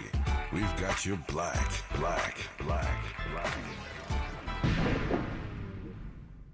You know where you want to go in life, and City National Bank can help. City National knows the dedication it takes to build your vision for the future into a reality, and our team is here for you. We have a wide range of options to help, from personal savings accounts to interest-bearing money market savings accounts and more, all designed to help you get where you want to go. City National, here for every stage of the journey. Learn more at cnb.com. City National Bank is a subsidiary of Royal Bank of Canada. Member FDIC. The possibility of lung cancer can be pretty scary, especially if you're one of approximately 8 million current or former smokers at high risk. That's why SaveByTheScan.org wants you to know that now there's a breakthrough low-dose CT scan that can detect lung cancer early, and it only takes 60 seconds. You stop smoking, now start screening. For an easy quiz to see if you're eligible, visit SaveByTheScan.org. It could save your life. SaveByTheScan.org is brought to you by the American Lung Association's Lung Force Initiative and the Ad Council. Helping to make you the most knowledgeable person in your circle of friends. This is Tavis Smiley. All right, Tommy Chong. I'm not surprised by this, of course, and so many others are in this realm of business these days, anyway. So tell me about your cannabis business, man. Well, it's going to change the world. We already did anyway by getting it legal. You know, it was people were going to jail for a long time until Cheech and Chong got on the screen and showed everybody that not bad for you. It was good for you in so many ways. You know, it showed it was a racist law. And it still is. And even though we're getting really close to total legalization, you know, they're still dicking around with it. But anyway, I went to jail because George Bush was looking for an excuse to keep the Iraqi war going. And when I mentioned that my bongs were the only ones that the only weapons of mass destruction found during that time, the government decided to put my ass in jail for 9 months. They did, and so you know it's been a long haul. And when I was in prison, I spent a lot of my time making bongs out of clay, and. That's how I rehabilitated myself. Yeah. So, Cheech, what do you make of Tommy was being somewhat tongue-in-cheek, but also he was very serious. You all were on this issue of marijuana legalization, cannabis legalization, long before everybody else showed up. What do you make of the long journey and where we find ourselves now in this country in this conversation about cannabis, Cheech? Well, it was self-defense, man. Yeah, self-defense. That's funny. We'd like to make a plea deal, and here's our plea. Yeah. It was basically self-defense and education. You know, right. The people didn't know, so we did it under the guise of being funny. Yeah. Which there was a lot of funny out there. Yeah, but while you did it under this guise, this umbrella of being funny. To the point you were making earlier, Cheech, you kept pushing the truth out, even in your funny, and eventually people took the issue seriously. And now this thing, again, as Tommy said a moment ago, it's not complete and total legalization, but a lot of progress has been made, born of the funny that you guys put on stage and on screen.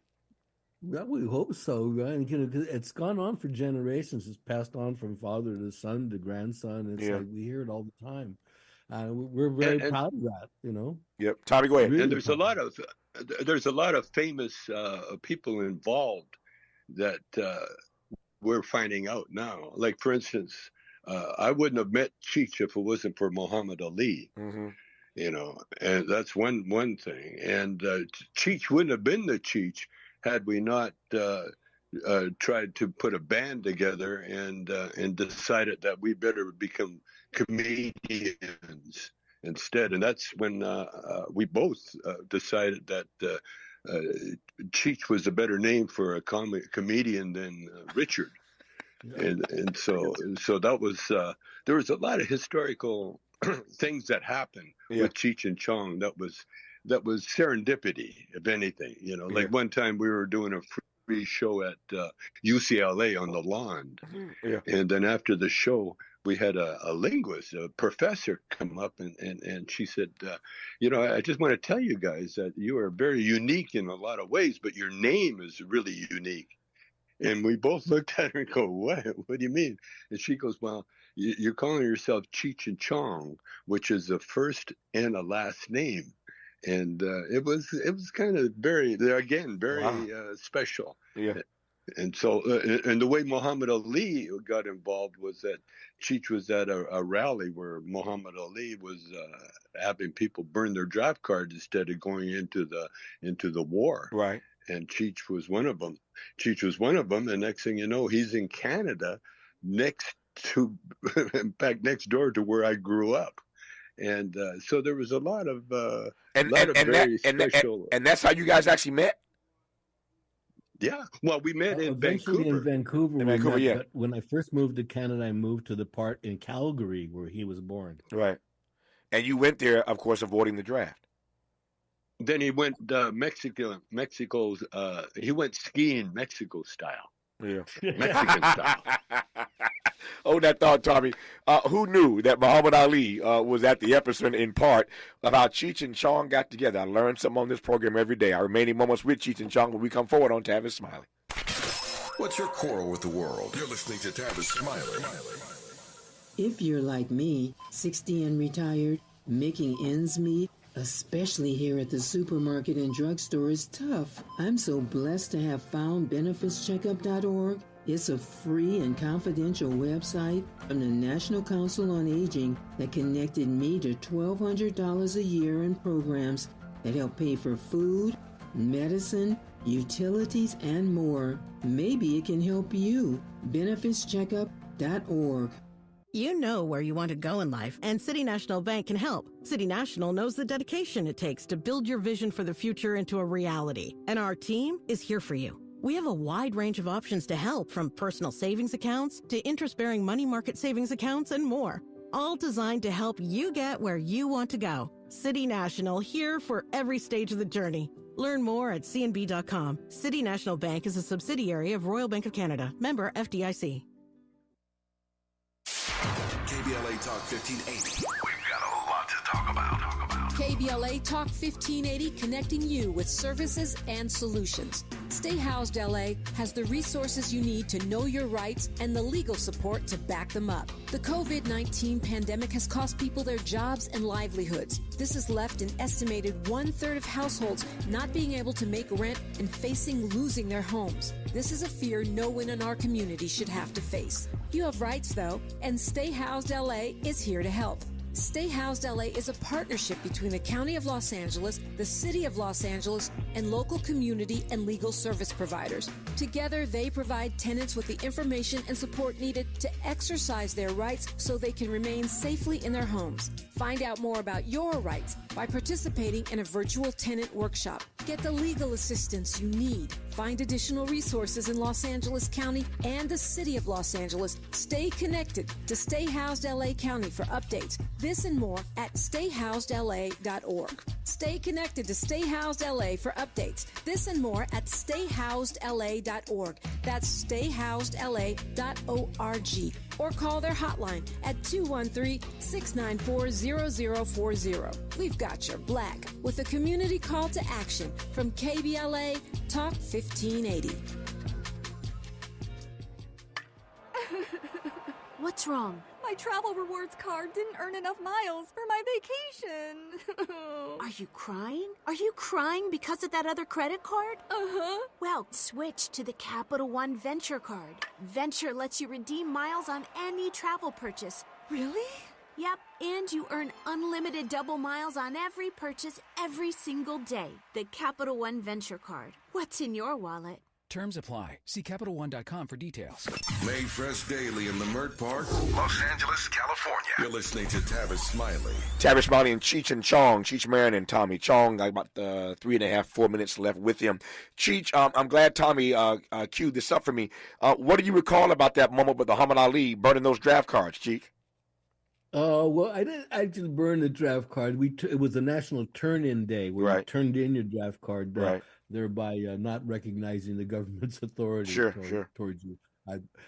So we turned it in that day. It was great, and then they turned it in. Well, okay, thank you very much. And it went on a collage that accompanied David Harris and Joan Baez on a national speaking tour. It was on the cover of Newsweek. Cool. And if you could squint really quickly, you could see my name there at the bottom. But that wasn't a really good way to stay undercover, I think. You know? Why did you end up in Canada, Cheech? Well, I went there ostensibly to be a potter. Yeah. You know, I was taking pottery in school. My last semester, I fell in love with it, quit Right. everything else, and was going to be a potter. And my pottery teacher, who knew of my situation, said he had a student in Canada that was opening a pottery, maybe could use an assistant. So that's all it took. I was Wow. on the dog and went to Canada, to the place where Tommy grew up. You know, Yeah. and that's ostensibly why I was there in the first place, is to be a potter. It coincided with my draft resistance, and then the next 3 years I was in Canada. Wow. All right, Tommy, I'm gonna give the last 2 minutes to you. Brag about your cannabis business as you will, sir. The 2 minutes belong to you, Tommy Chong. No, we're just very happy that we're prolonging people's on the, but getting them off alcohol and getting them on weed. And with our high and dry drink, this is it's a big thing. We're the best selling infused cannabis drink on the market right now. Mm-hmm. And they've got some figures where we've outsold liquor in some areas, So there's a lot of people that they're looking to get a DUI because they drive when they shouldn't drive, and they're drunk. And for instance, I quit driving because my eyes got so bad that I started seeing off ramps that weren't there, So I don't drive anymore, and you don't have to. You got Uber and Lyft, all that stuff. Yeah. But it's called High and Dry, correct? High and Dry. High and Dry, yeah. The drink is called High and Dry, and then we also sell Cheech and Chong gummies, infused gummies. Yeah. Again, all legal to the point where it's hemp. It's called hemp, and you're allowed to have 5% THC in a hemp product. Yeah. And so we're going to keep going until everything's legal, and until we're the richest people on earth. There you go. I love it. Tommy Chong. I love his aspirational goals. It's a beautiful thing, and it's fascinating to watch from whence they have come to where they are now around this issue of cannabis. They put this issue on the docket for so many Americans, and I'm just thrilled to hear about their High and Dry product and all the other stuff they're working on. I'm out of time. Cheech Marin, always, sir, an honor. Thank you for your time. Travis, always a pleasure to talk Thank to you, sir. Tommy Chong, good to talk to you, man. Stay strong and put your dancing shoes away. No. I was going to say, Travis, we got to get together and talk about old times. Yeah, we'll talk about it. We'll talk about it, Tommy. Cheech and Chong, love you both. More of Travis Smiley when we come forward. KBLA 1580 Santa Monica. I'm Mike Moore. Here's the latest from the Black Information Network. Kamala Harris is planning to propose a federal ban on corporate price gouging in food and groceries. The Democratic presidential hopeful will unveil her economic policy platform this Friday at a campaign rally in North Carolina. Pennsylvania State Police are releasing the results of a study on last year's traffic stops. According to the report, there were 450,000 traffic stops in Pennsylvania last year. The study said people of color were not statistically more likely to get arrested or searched than white people in Pennsylvania. Instagram isn't doing a good job addressing abusive comments that target female politicians, according to a new study.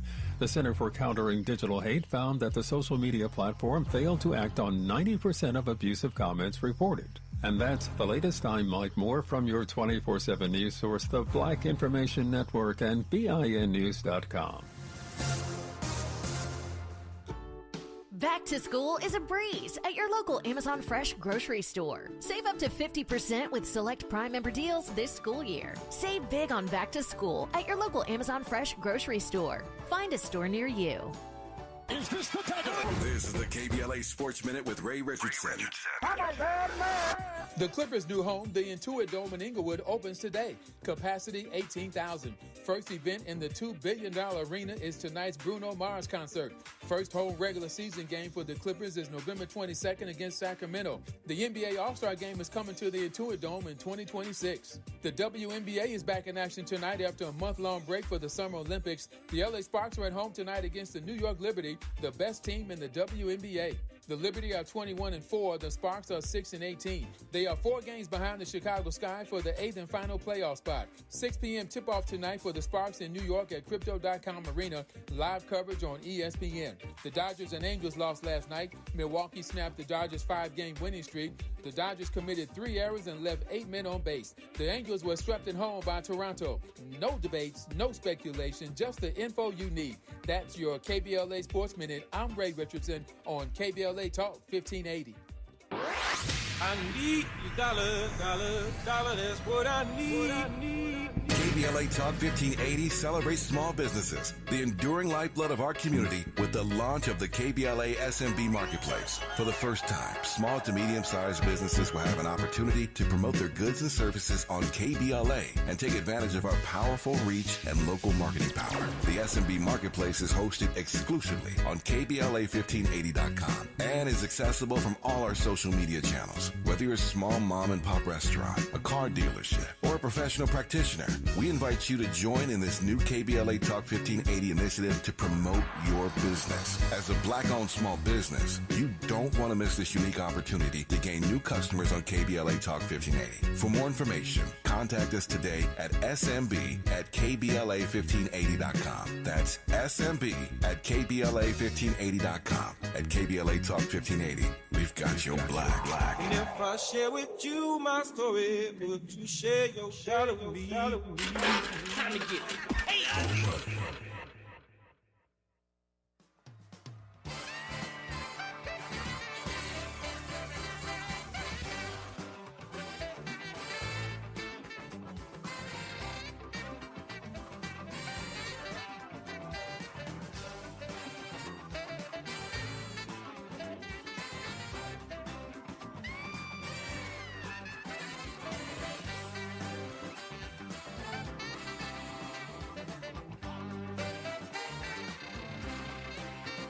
I guess the second 2 hours of today's show is all about comedians. Just spent an hour, in case you just tuned in, just spent an hour talking to comedy legends Cheech and Chong for the hour. And in this hour, you hear the SNL theme music, which means it's time for a conversation, as promised, with outgoing SNL cast member Punky Johnson. We'll talk about her 4-year run on the iconic show, now celebrating its 50th season. I think it's fair to say that there have been fewer black women on SNL than just about anybody else over the past half century. So I'm pleased to have Punky Johnson on this program right now to talk about why she chose to leave, the importance of black representation, and what's next for her. Punky Johnson, an honor to have you on this program. How are you today? Hey, listen, it's an honor for me to be here talking to you, man. Just growing up, being a fan of yours and stuff. I've been in this business and never thought that I would meet the people that I would meet and see the people that I would see and be around the people that I've been around. So it's such an honor to be invited here and sit and talk to you and, have this chat today. So thank you for having me. No, you're kind to say that, Punky. I appreciate that. I know your city well. You may not know this. I was born in just outside of New Orleans, an hour or so in Gulfport, Mississippi. So I'm from down that way, and I have born in Gulfport. And so I have all kind of family in New Orleans and surrounding communities. So I spent a lot of my childhood hanging out down south. Even though as about 2 or 3 years of age, we moved to Indiana. My father's in the Air Force, and so he got transferred to from an Air Force base in Biloxi, Mississippi, to an Air Force base in Indiana. So I kind of grew up in the Midwest, but every summer I'd go back down south to Mississippi and New Orleans. So I know that neck of the woods quite well, and just could not be more pleased with the success you've had coming out of NOLA. I got a lot of good friends again in NOLA, and I just have marveled at what you've accomplished coming out of that city. Let me just start with this though. First of all, congratulations on your run on SNL. We'll talk in a moment about your decision to leave, what you intend to do next. But to your point, and I have the same feeling. I mean, I've been at this a little bit longer than you have, but I feel the same way in that I think all the time about my life and from whence I have come. And all the people that I have met, and all the people, I mean, kings and queens and presidents, even dictators and actors and athletes and authors. I mean, people ask me all the time, like, who have you not interviewed that you want to interview? And really, I ain't got no list because I've been so fortunate in my career to talk to pretty much everybody. But I know exactly how you feel when you say how you marvel at all the people you've met over the course of your career that you could never have imagined meeting growing up in New Orleans. So tell me about that part. Like, what happens? Let me put it this way. There's a great line that I think about all the time, Punky, and it's a movie called Broadcast News. And in the movie Broadcast News, there's a line. It stars my late great friend William Hurt. And in the movie, there's a line that says the following. It's a question, really. What do you do when your life exceeds your dreams? That's the question. What do you do when your life exceeds your dreams? I've learned over the years the answer to that question is pretty simple. You just dream bigger dreams. When your life exceeds your dreams, you just dream bigger dreams. I have figured that part out. But I pinch myself sometimes at all that I've been blessed to experience in my life, and here you start the conversation off with that same expression. So tell me more about that part. Look, you know, I mean, you know, as a kid, you have dreams. Sure, you're like, oh, you know, I'm gonna be a comedian. I'm gonna move to Hollywood, but I'm talking all that talking. I absolutely had no idea how I was gonna get there when I got older. That was just stuff in my head. I didn't really actually think that it was gonna happen, you know. But I went to college. I went to Nicholls State University. I graduated with a general studies degree. Obviously, I didn't really have a direction of where I wanted to go when I was in college. I just wanted to be the first person in my immediate family to complete college. And then I would always they would always be like, general studies.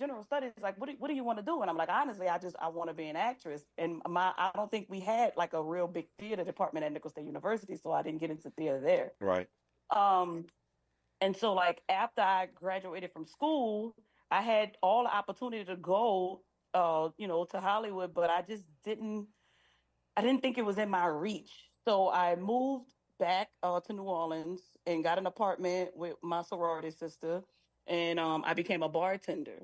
Now, what happened with that was I was, you know, New Orleans stay open all night. Oh yeah. You know, you know, you can drink all night, you can stay up all day. You know, the party just don't stop. That's you know, right. And so like maybe after like 2 years of that, I just woke up one day. You know how just like a light go off in your head, and you're like, nah, this ain't it. And I just saw myself doing that forever. I saw myself with no benefits, no retirement, just drinking every day and bartending every day. And it's not a bad job. It's a fine job. You make really good money. Sure. But I just didn't, I needed more, you know, like I was thirsty. I was hungry for something different. And I'm just sitting up there like, what am I going to do? And I'm like, you dummy. Hello, dummy. You want to go to Hollywood? Just go. And man, right after that bulb went off and I had that epiphany, I just put in my 2 weeks, packed up my little 2-door Honda, and I just drove. Everybody thought it was a joke, and I was like, nah, it ain't gonna hurt to go for it. Hold that thought. Hold that thought. This is gonna be good. It don't take me very long to figure out whether or not a conversation is gonna be rich. This is gonna be a good one, and I'm not surprised. I've never met Punky Johnson. I'm a huge fan. I just love her because she's just so real. I mean, what you see, Flip Wilson, speaking of great comedians, you know that line, what you see is what you get. And that's who she is. I've got things already I want to interrogate. I'm going to start with wanting to be the first person in her family to complete college. That's my story as well. I'm going to let her shout out her sorority. We were talking earlier about AKAs, setting up a PAC to raise money for Kamala Harris. I don't know what she is. I'm going to let her shout out her sorority when we come forward. And we're going to talk about waking up and realizing she wanted more and getting in her 2-door car and taking off. Same thing happened to me. I wanted more growing up in Indiana. And when I finished college, I packed up my 2-door car and drove to California. Oh, this is going to be good. Punky Johnson is our guest. You're listening to Tavis Smiley. Interrogating and unpacking. That's what we do around here. You're listening to Tavis Smiley. Make a move into a home of your own. With City National Bank's Ladder Up Home Loan Grant, you could receive up to $20,000 that you never need to pay back. Use it toward your down payment, save on closing costs, or to buy down your mortgage rate. Find out more at cnb.com/ladderuphome. City National, here for every stage of the journey. Property must be in a qualifying market in California, New York, or New Jersey. Additional terms and conditions apply. Not all applicants will qualify. Terms are subject to change without notice. City National Bank is an equal housing lender. Member FDIC. NMLS number 536994. KBLA Talk 1580. We've got a lot to talk about. KBLA Talk 1580 believes in community empowerment through the arts. Tia Chucha Central Cultural is on a mission to transform community in the Northeast San Fernando Valley and beyond through ancestral knowledge, the arts, literacy, and creative engagement. The Northeast San Fernando Valley has a population of about 500,000, the size of the city of Oakland, yet it has no bookstores, art galleries, or full-fledged cultural spaces until Tia Chucha's opened its doors in 2001. Founded by renowned poet and activist Luis Rodriguez, Tia Chucha's Cultural Center provides a year-round free or low-cost arts and literacy bilingual intergenerational programming in mural painting, music, dance, writing, visual arts, healing art sessions, and healing talking circles. Activities also include Mexica, Aztec dance, indigenous cosmology, philosophy, and 2 weekly open mic nights, one in Spanish, the other in English. In addition, they host author readings, film screenings, and art exhibits. To express yourself, heal yourself, attend an event, or volunteer, please visit www.tiachucha.org. That's TIACHUCHA.org. This is a community call to action from KBLA Talk 1580. History is being made. LA Civil Rights and the LA City Reparations Advisory Commission is about to unveil a groundbreaking reparations report. Come learn more about the impact of the Black experience in Los Angeles. Join us on Tuesday, August 27th, 5 p.m. at CSUN's Student Union for the official release and panel discussion. For more information, call 213-978-1845 or visit laisforeveryone.com. Again, laisforeveryone.com. Be part of this monumental moment. Let's get back to more of this rich dialogue with Tavis Smiley. Tavis Smiley and Punky Johnson had a great 4-year run on SNL, now celebrating its 50th anniversary, its 50th season. We'll talk about SNL and her time there when we move forward, but I got questions for Punky. Let me just start with this. You mentioned that you wanted to be the first in your immediate family to go and to complete college. As you well know, there are a lot of folk listening to you right now. This program is syndicated across the country. There are a lot of black folk who have that same story, that same testimony, as we say in the black church. Tell me more about that part, about your family, and where this desire, this yearning, this burning for you came, Punky, wanting to be the first in your immediate family to go and complete college. Tell me about that part. Well, like I feel like in certain communities, you're not really afforded the chance or the opportunities to even become familiar with school. Mm-hmm. Like I feel like when my parents, graduated school, they just went straight into, state jobs. Mm-hmm. Now my biological father went into the military. Right. And my mother just, she picked up a state job, and which she's retired now, so there's nothing wrong with a state job, but never went to college. And so when I went to college, I didn't really have too many people in my ear telling me which direction I had to go into, and or direction that I could have went into. I just knew I'm going to college. I didn't know what I was going to do there. I just went to college. Stop 1 second. That's what I'm probing. Like, where did that? What was that thing? What was happening in your world? What were you seeing or not seeing, witnessing or not witnessing, that put that burning desire in you? I felt the same way. My parents didn't go to school. I'm the first person, not just in my immediate family, I'm the first person on my mother's side and my father's side, as far as we know, to go to college. It just hadn't happened on either side. So I'm curious as to what was going on in your head, in your world, that made you say, I want to go to college. I don't know. I just knew that I wanted to, I just knew that I wanted to, and also like the world also told you to go to college. Oh yeah, I get it. You know, Yeah, like sure. it was just like the next step. Right. You know, once it came to my generation, it became like the next step. Like Right. after high school, you go to college. If you don't go to the military, or if you don't, you know, now I think it's kind of easier because you have social media and you have TikTok and you can be a content creator and you can just sit in your house all day and just create skits, and Yeah. you can you can make it by doing that. But when I was coming up, we didn't have all of that. Right. So college was the next step. Right. You know. So I go to college, I'm meeting people. That's when I go to my first like party, and I'm like, whoa, what are these people marching around? What is this? Mm-hmm. And that's when I found out about fraternities and sororities, and I start, getting into it and looking into which one. I'm like, I want to do this. Yeah. I want to join this little march dance thing they're doing in the clubs.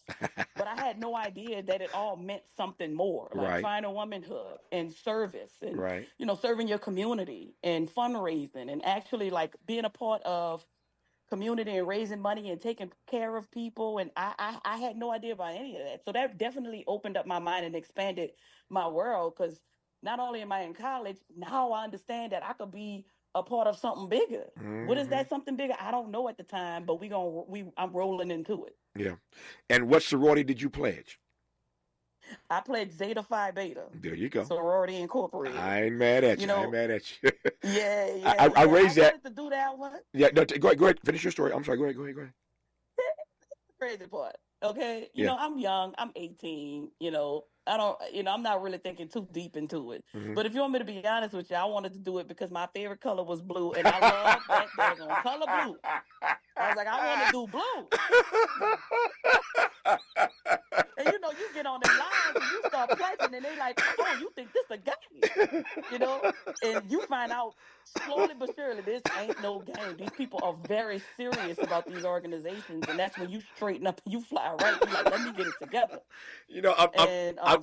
I'm laughing because that's what I said earlier. I love you because you're so honest, you're so transparent.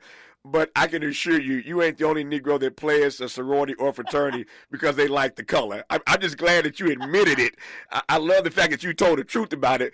I am not going to say that I pledge Kappa because I love the colors, but I know you ain't the first Negro to ever pledge something because they like the color. So don't you feel some sort of way about that, Punky?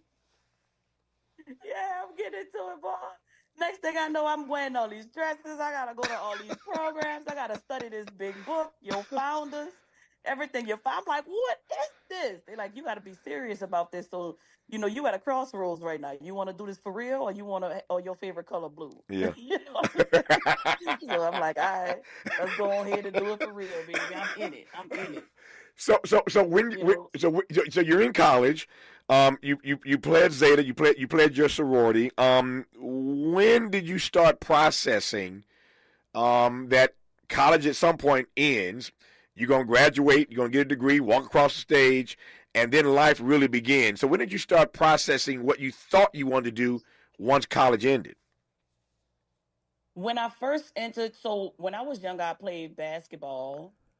And that's all I did. I played it. I was not good at it. Mm-hmm. I was good at street ball. Right. Put me on the street, we gonna play some ball. Oh yeah. But put me in a system with some fundamentals, it all goes out the window for me. So I was like, you know what? I'ma just coach. So when I first went to school, I was like, let me get into this coaching thing. But they said in order to be a coach, you got to start off being a teacher. I said, oh Lord Jesus, teacher. I was like, you know what? Cool. I'm good with kids. I'll mess around with the kids. And then like coming towards like my third year into my fourth year, I had to go do like these little mini internships at these schools and kind of, fall under the wing of the teachers that was teaching. And then I think one time I was at Ellendon Memorial High School. I think that's what the school was called. Yeah. And I had control of a class by myself. They would like kind of just throw you in the water and be like, all right, go see what it's like. Sure. Man, them kids was so bad. They swerved me. And it was like, ooh, fresh meat. Now, this type of stuff you see in the movies. I'm like, this ain't going to happen to me for real. Them kids came around me and was like, ooh, what we going to do with this one? This one. Man, them kids was so bad. I went back to my campus, and that's when I changed my major to general studies. Yeah. You say, I can't do it. I I was can't like, do it. I ain't doing this. I ain't doing this. And then you got to take a big old teacher's test. I'm like, it ain't even worth it. I'm not going to be in the school system. I'm not playing with these children. I don't have the patience. So big ups to all the teachers out there. There you go. Because you know how special you are in the school system. You special. Yeah. I love your honesty. I couldn't really, so I changed to general studies, and I ended up graduating a little bit earlier because I didn't have to go through, the rest of the obstacles to become a teacher. Yeah. So let me connect these dots. We started talking about the fact that you had this burning desire to be the first in your immediate family to go to college. There are many black people listening right now, as I said earlier, who have that same story. When you actually completed that, when you actually achieved that, how did it feel? Was it all that you thought it was going to be? It felt good. Yeah. It was a mouse. I'm not the best with, I'm not the bookworm. I'm not the best person to, I'm not the straight A student. Right. I have dyslexia. I have problems reading. When I read, I get anxiety. But I took the steps to try to fix that. Is ongoing. Right. So school really wasn't my thing. But when I graduated, when I did it, it felt amazing that I was able to overcome all of that and still complete it. It felt so good. And just watching my mom just be so happy, my family so happy, like even my little younger cousins and everything was in there like, wow, like I'm gonna do what you did. And that feel good when somebody won't follow in your footsteps like that. And now you done set steps for your family, and you had no idea you were setting them steps. Yeah. No. And that's when the cause of it become bigger than you. It's like, oh, okay, now I got to keep going for my family. Yeah. No, I love it. I know exactly that feeling you're talking about. It is there is a level of accomplishment, a level of achievement, but it really becomes sobering, and you get humbled by the response of your family members who are celebrating that you've done something that nobody else in this family has ever done.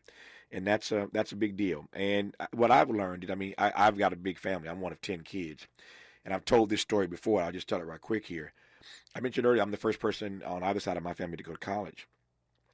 And I'm one of 10 kids, and I'm the eldest. So I go first, and I've got 7 younger brothers and 2 sisters. So I go first, and all of my siblings are watching me. Not only are they watching me, but every summer, I would let my brothers come down. My baby brothers would come down for a week or two and just hang out with me when I moved off campus. When I wasn't living in the Kappa house, they would come with me for a week or so in the summer and just hang out with me. So my brothers had the experience that I did not have, which is while they're still in junior high and high school, they're spending time every summer on a college campus at a major university, Indiana University. And so they start to get a sense of what this fraternity thing is about, the sorority thing, what college life is all about. Going every now and then, going to summer classes with me. So I sort of immersed them in the experience since they're with me anyway. And then you look up a few years later and you realize that your brother has graduated from Hampton, and one graduates from Morehouse, and another graduates from Indiana. So my siblings end up going to school behind me. So in one generation, because I went first, my siblings go behind me. And literally, I've got nieces and nephews now who are graduating from Morehouse and other great schools across the country because I went first. It just sort of changes the trajectory of your entire family. So I hear your point about how people look at you when they sort of see that experience. I'm working my way toward SNL. I'm working my way toward this comedy career. So you finish. You made your family proud. You did what you said you wanted to do. You pledged your sorority. You got your blue and white on. You rocking your rocking your Zeta gear. What happens next, Punky Johnson? Well, like I said, that's when you finish school, but I don't have the degree where I can go into something. My degree is general, so I can kind of go out in the world and just kind of. Basically, at this point, I'm getting a job because I've shown that I could commit to something. There you go. It's not a business degree. It's not a medical. There you go. So I'm just like, you know what? Let me go and I guess work for the phone company. Okay, so I work for this phone company. It's like a small little chain. It's like a branch of AT&T. It's not the real AT&T. It's like those little those little stands or whatever. But I went to work one day, the door was closed, the gate was down. I said, "Oh God, what am I gonna do?" So I ended up going to my dad, his favorite bar. Okay, he's got this place called the Daiquiris and Company in my hometown. And I just walk in there, man. I had some khaki pants on, I had on a red shirt, and I looked at the woman, Susan Piglia, and I looked at it and I was like, "Look, I just graduated college.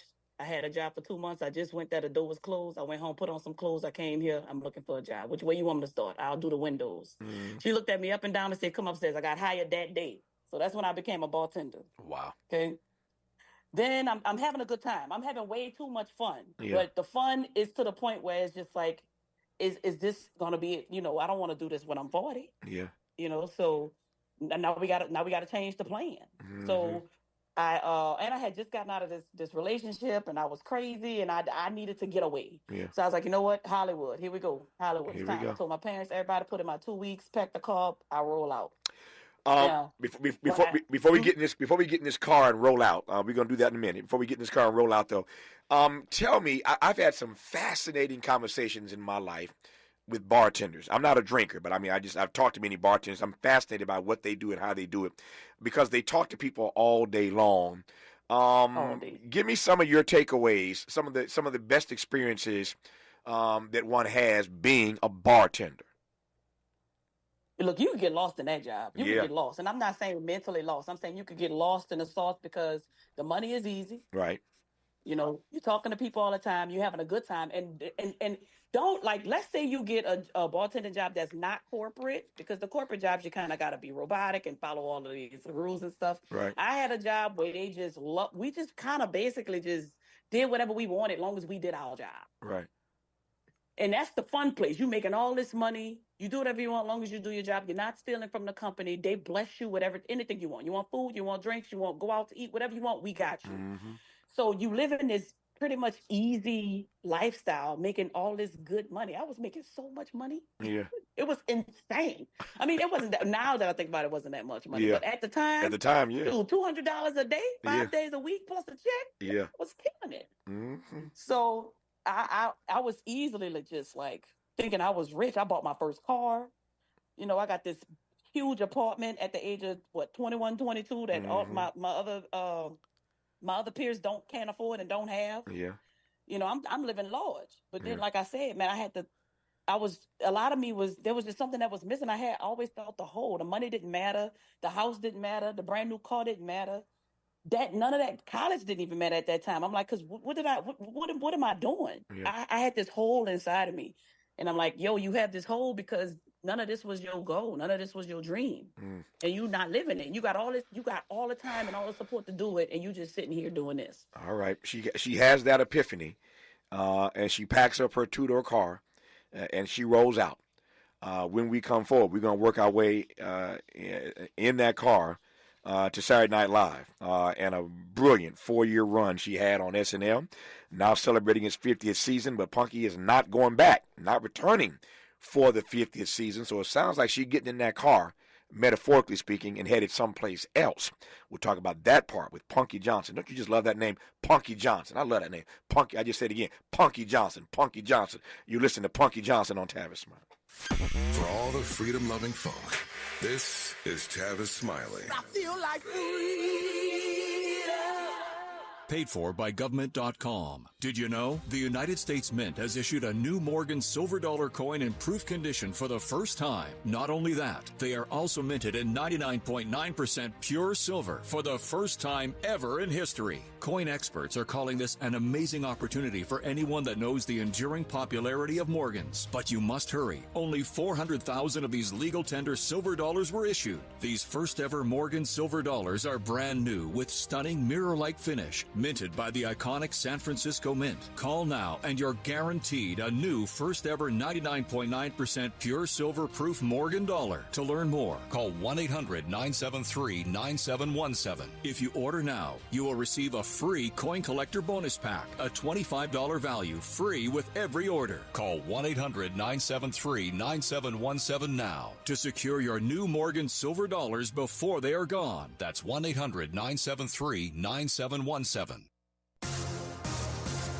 I'm Mike Moore. Here's the latest from the Black Information Network. Kamala Harris is planning to propose a federal ban on corporate price gouging in food and groceries. The Democratic presidential hopeful will unveil her economic policy platform this Friday at a campaign rally in North Carolina. Pennsylvania State Police are releasing the results of a study on last year's traffic stops. According to the report, there were 450,000 traffic stops in Pennsylvania last year. The study said people of color were not statistically more likely to get arrested or searched than white people in Pennsylvania. Instagram isn't doing a good job addressing abusive comments that target female politicians, according to a new study.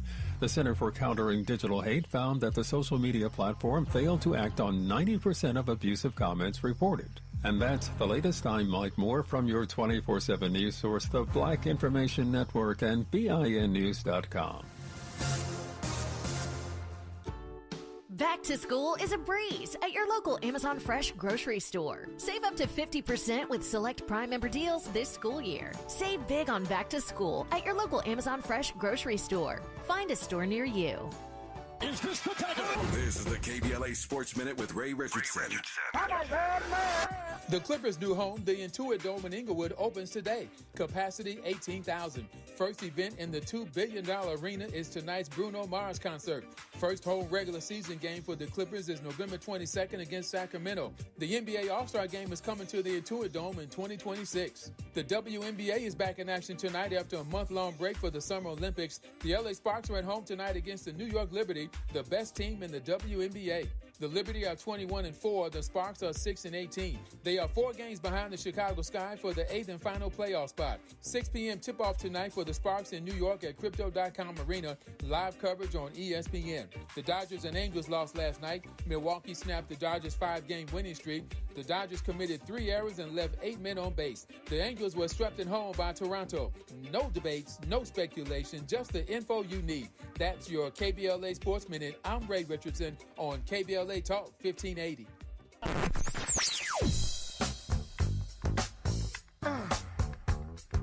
This is KBLA Talk 1580.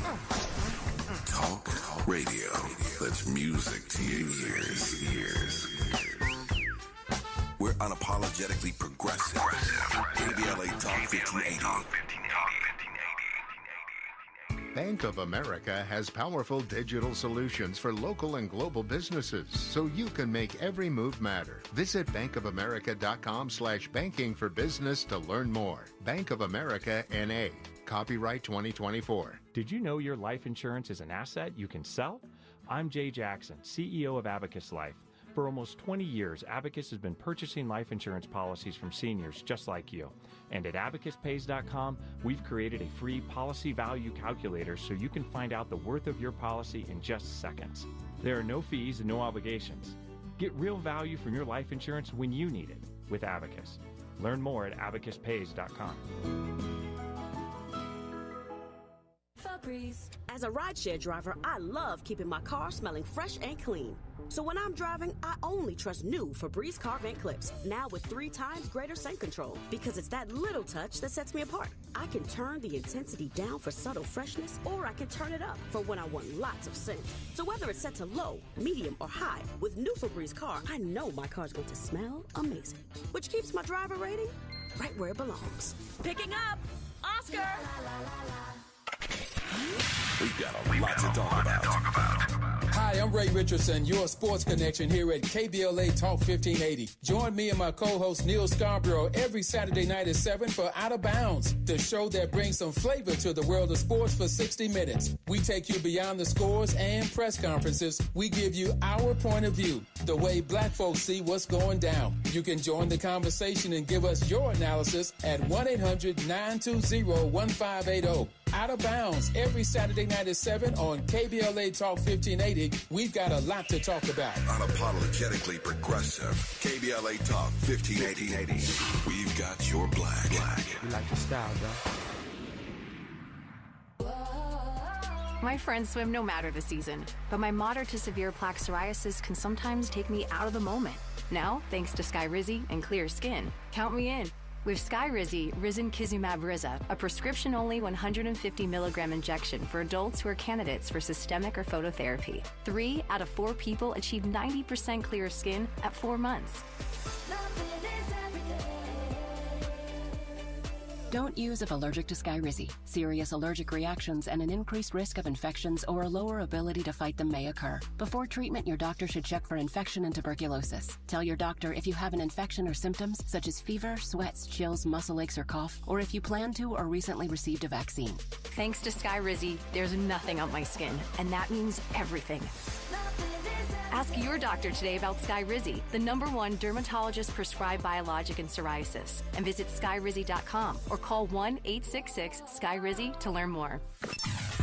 Sometimes he fails at fitting in, but we're okay with that. You're inside the Tavis Smiley Show. You are indeed, and I'm pleased to be in conversation with Punky Johnson, who just wrapped a brilliant 4-year run on SNL. SNL now celebrating its 50th season. Punky will not be returning this fall. When you hear that SNL theme music, and we'll get to that in a moment here. Watching my time, it's getting away from me, but I always love hearing the backstory. I mean, we see Punky, have seen her for 4 years every week on SNL, so we know that part. But it's the backstory that I'm always fascinated by, and so I feel like I know her a little better now. For the first half hour of this conversation. Now let me move to the rest of the story, as they say. You're in your car. You know there's more out there for you to do. You have not as yet tapped into your vocation, your calling, your purpose, your reason for being. And so I'm fascinated on this journey as to how you got inspired to get into the comedy field. Tell me that part, Punky Johnson. Oh, my God. I was scared to death. Yeah. When I first went to Los Angeles, I needed a reason to go out there. So I looked for an acting school. So I got into this school called Acting Corps Boot Camp. Mm-hmm. And they had a whole lot of recommendations on where you can live. So boom, now I got a place to stay. I had some money saved up because I fell into a hole before I... Let me go back real quick. I was walking down the street in New Orleans and I fell. I just, out the blue, just fell off the face of the earth. And I fell into cement. It was wet cement. And the state didn't block it off properly, so I didn't see it. Wow. And I was able to get some money out of that. I got a couple $1,000. It was enough for me to move to Los Angeles and get an apartment and stuff like that. Right. But of course, that money runs low, so Sure. I had to get a job. So I'm looking for a job. I'm on Craigslist. I ain't heard of that in so long, Craigslist. And I found that they was hiring at the Comedy Store. Now I'm thinking the Comedy Store is like a little comic book store or whatever. I didn't know what it was. So I go there, I walk through the door, man, they got all kinds of comedy legends up. Yeah. Michael Keaton, man, Robin Williams. I'm like, what? Yeah. Is this place?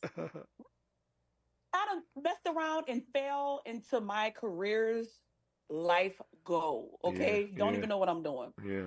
Now, California is very different. They do interviews very different. They do interviews like casting calls. Yeah. At least they did. I don't know what they do now. I go in there, there's like 70-something people in there, all right?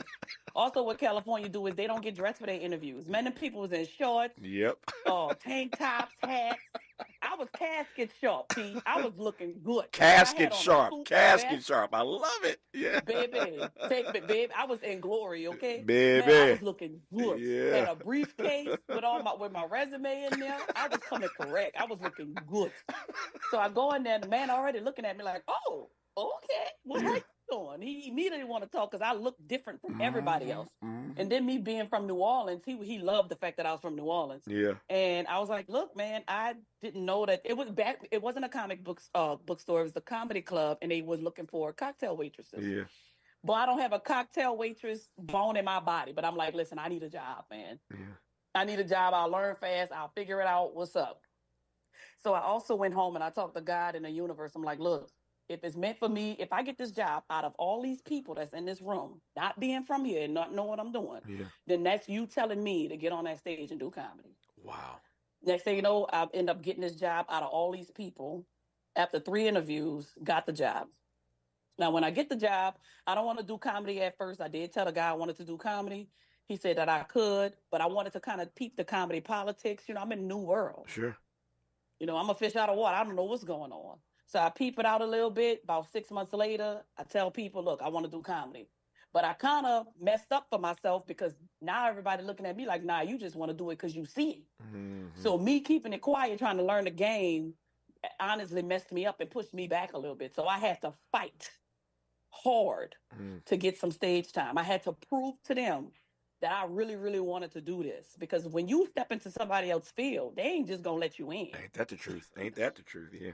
Don't just be coming up in here because you see it and now you think you want to do it. You know how hard I work to be here? Yeah. No, baby, doors closed. Exactly. So I had to beat that door down so hard. And then, like, eventually, I just started doing comedy. I started peeping the game. I'm like, oh, okay, I got to do this open mic. I got to do this open mic. And one open mic ain't enough. You got to do 4, 5 open mics a day.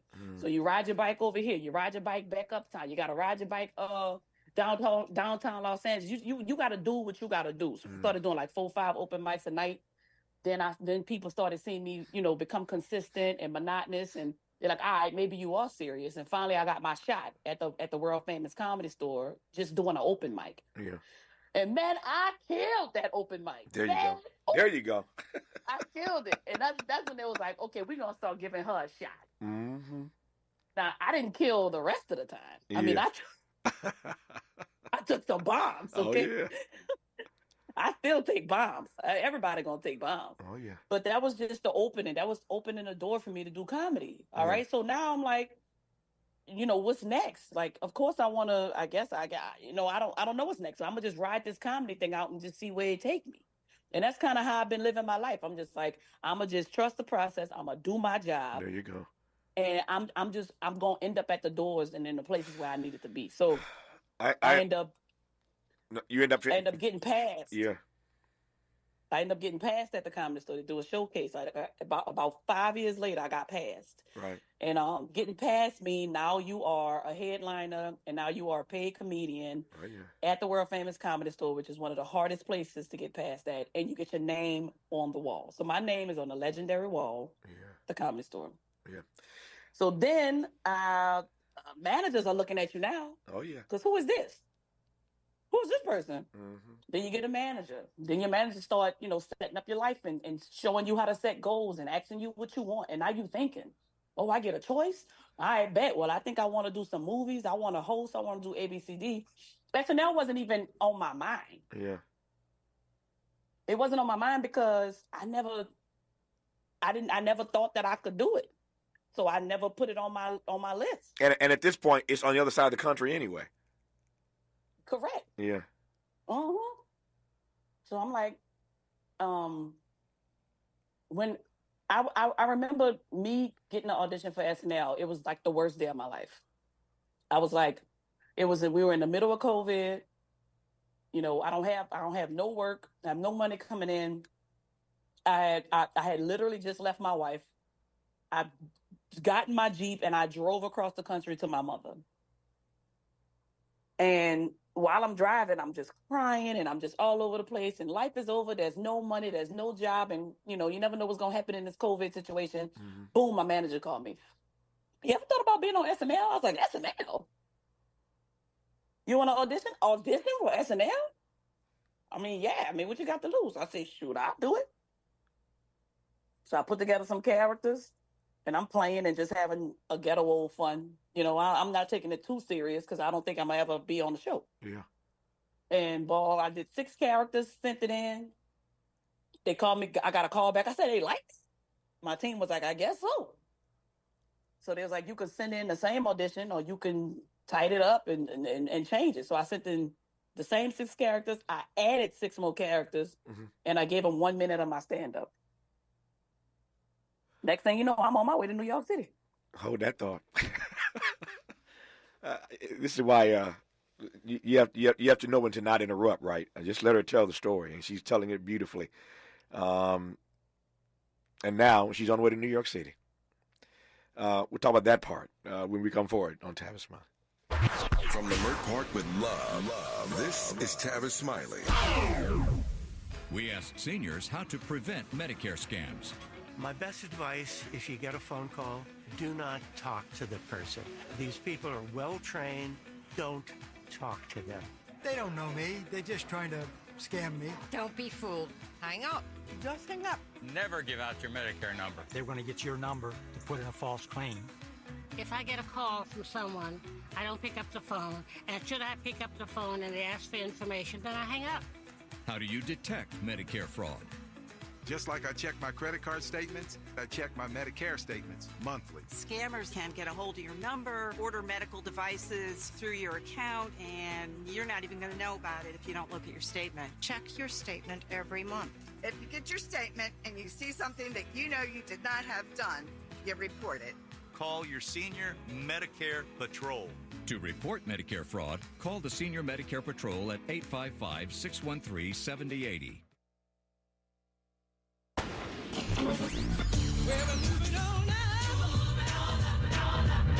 Tavis is like George and Wheezy. He's moving on up.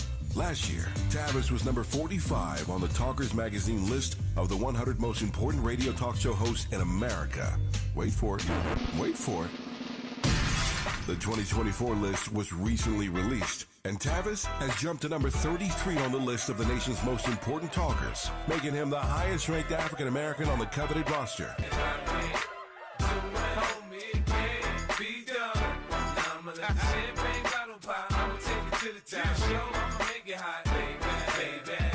Congratulations to Tavis Smiley from all of us at KBLA Talk 1580.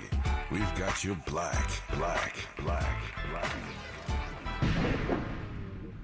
Texting enrolls you into recurring automated text messages. Consent not required to purchase. Message and data rates may apply. Hey, Dan, how you doing? Haven't seen you around the gym for a while. Yeah, I've really fallen off. Since I turned 40, I just don't get the results I used to get. Could be lower testosterone. Lower T? Yeah, I went through it a while back. Once you hit 40, your body has less free testosterone. I got Nugenix Total T, and it's made a huge difference for me. I've seen that ad on TV. Is it for real? Oh, yeah. The key ingredient is something called Tesnor, which helps boost free and total testosterone levels to help you trim up and stay lean. And it's made a difference for you? Man, I feel like I'm in my 20s again. At work, in the gym, and in the bedroom. Are they still giving out complimentary bottles for people to try it for themselves? Yeah, you just need to send them a text. Text LION to 42424 right now for your complimentary bottle of Nugenix Total T, the #1 selling testosterone booster at GNC. Plus, text now and we'll include a bottle of Nugenix Thermo, our most powerful fat incinerator ever, to help you get back into shape fast. Absolutely free. Text LION to 42424. That's LION to 42424.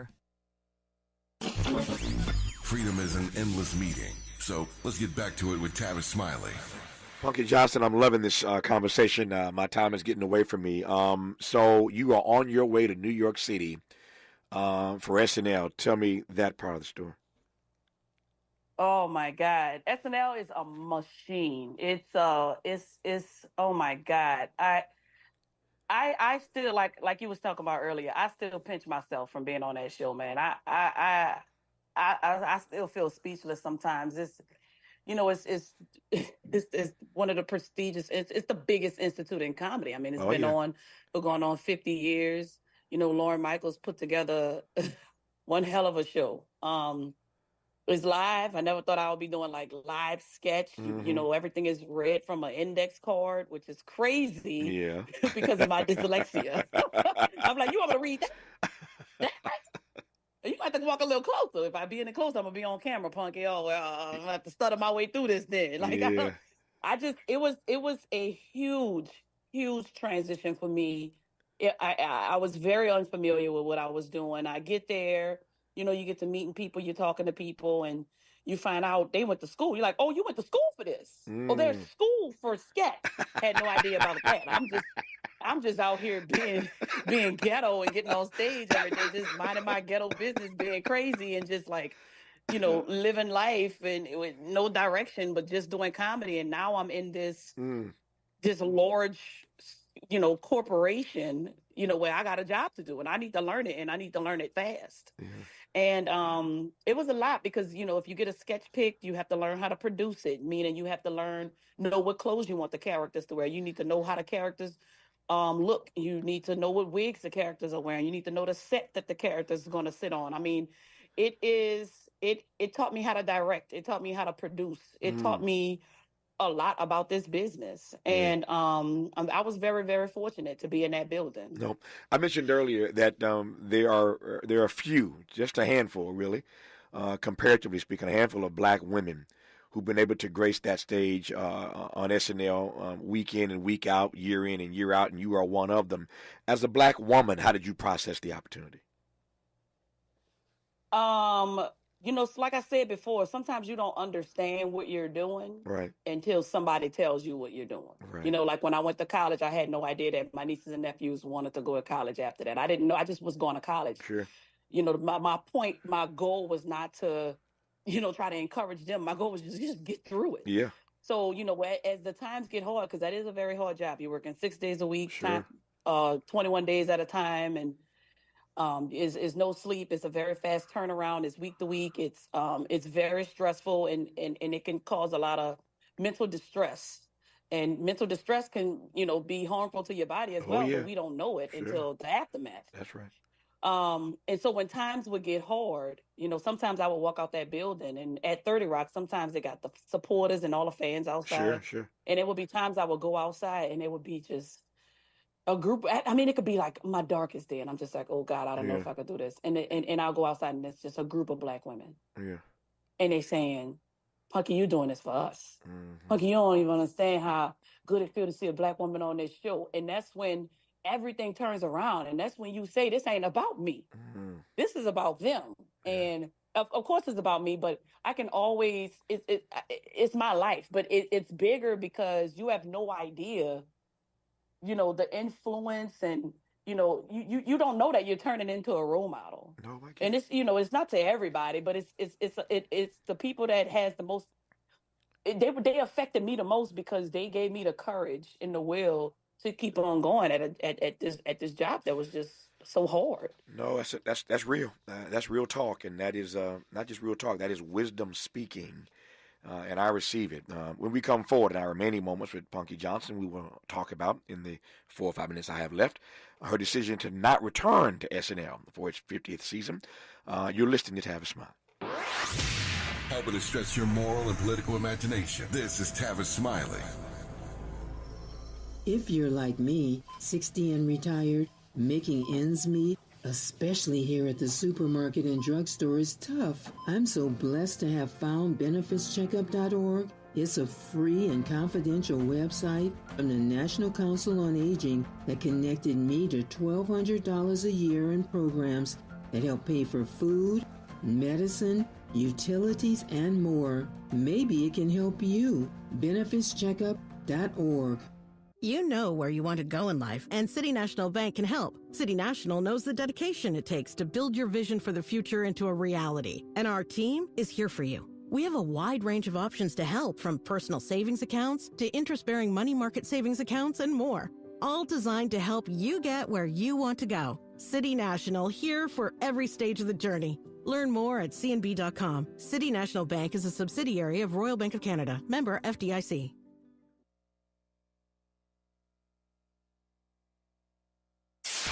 KBLA Talk 1580. We've got a lot to talk about. KBLA Talk 1580, connecting you with services and solutions. Legal Aid Foundation of Los Angeles is a nonprofit law firm that protects and advances the rights of the most underserved, leveling the playing field and ensuring that everyone can have access to the justice system. Every year, LAFLA provides free, high-quality legal services to more than 100,000 people living in poverty across greater Los Angeles. Their unique combination of neighborhood offices, self-help centers at courthouses, and domestic violence clinics puts Legal Aid Foundation of Los Angeles on the front lines in vulnerable communities and at the forefront of change. LAFLA's expert team of attorneys, paralegals, and support staff works to provide direct representation, offer counsel and advice, provide referrals, and educate the community about their legal rights through workshops and seminars. With locations all over LA, you can access their services or volunteer to help no matter where you live. And if you have an urgent issue, call 213-235-0060. That's 213-235-0060. To get legal help, make a donation, or volunteer, visit LAFLA.org. LAFLA.org. This is a community call to action from KBLA Talk 1580. After you use Bounce Dryer sheets and realize how fresh, soft, less wrinkled, and less staticky your laundry can be, you'll put a sheet on it every time. Like those socks that smell like they've been through a marathon. Put a sheet on it. Or that blanket that's got wrinkles on its wrinkles. Put a sheet on it. Maybe even your chatty coworker who keeps distracting you. Okay, bounce dryer sheets can't do it all. But for fresher, softer, better laundry, put a sheet on it with Bounce.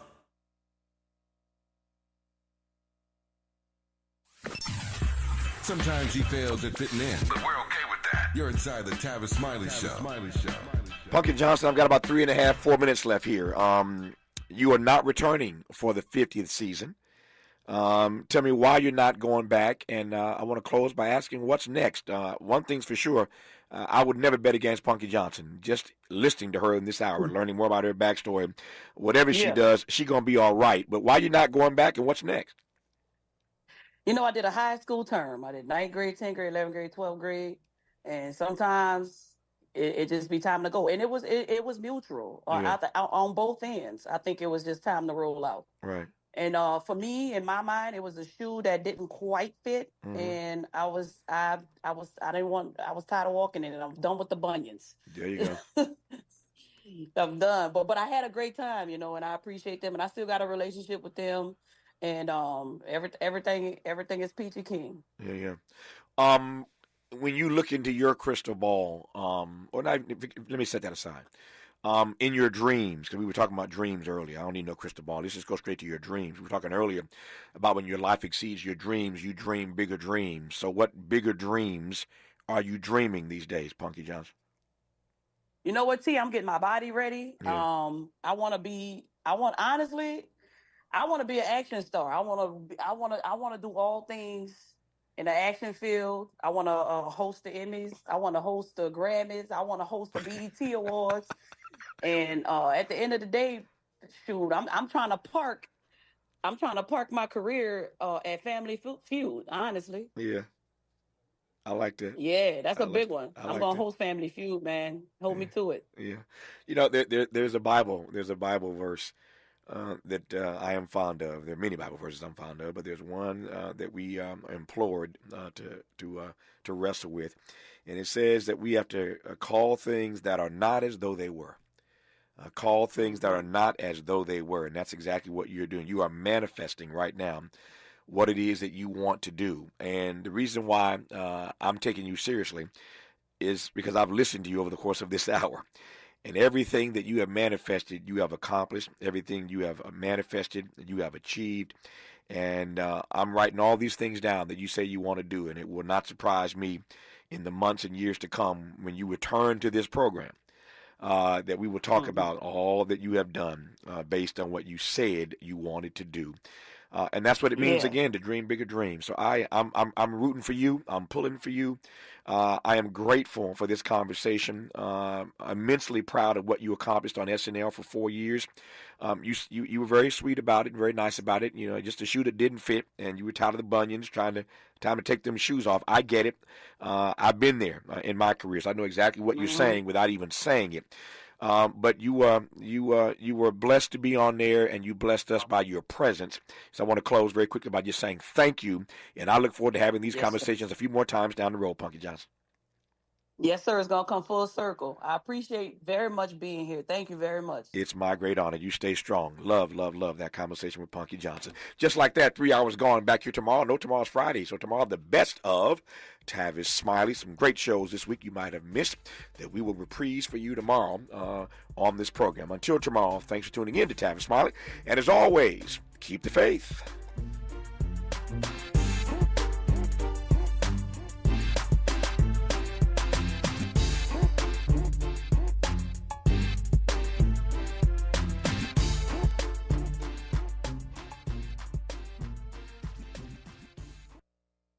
KBLA 1580 Santa Monica.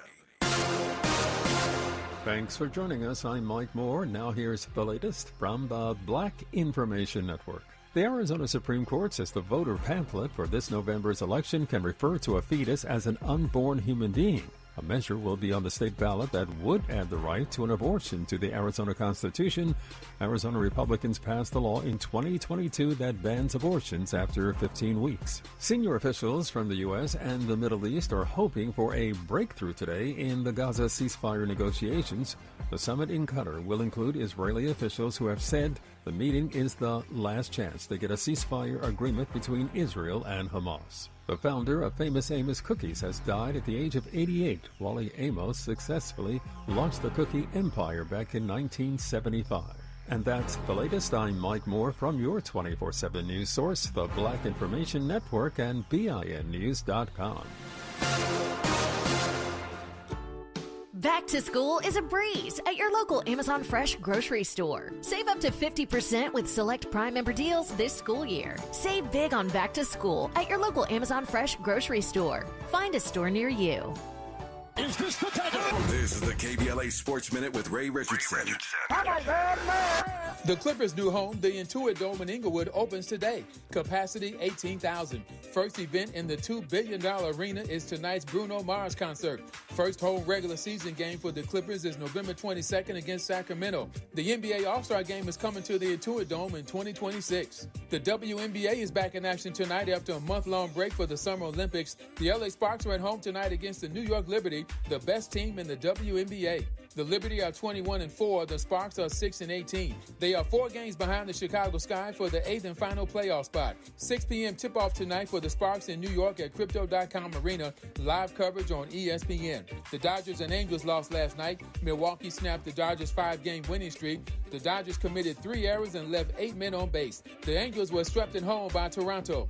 No debates, no speculation, just the info you need. That's your KBLA Sports Minute. I'm Ray Richardson on KBLA Talk 1580.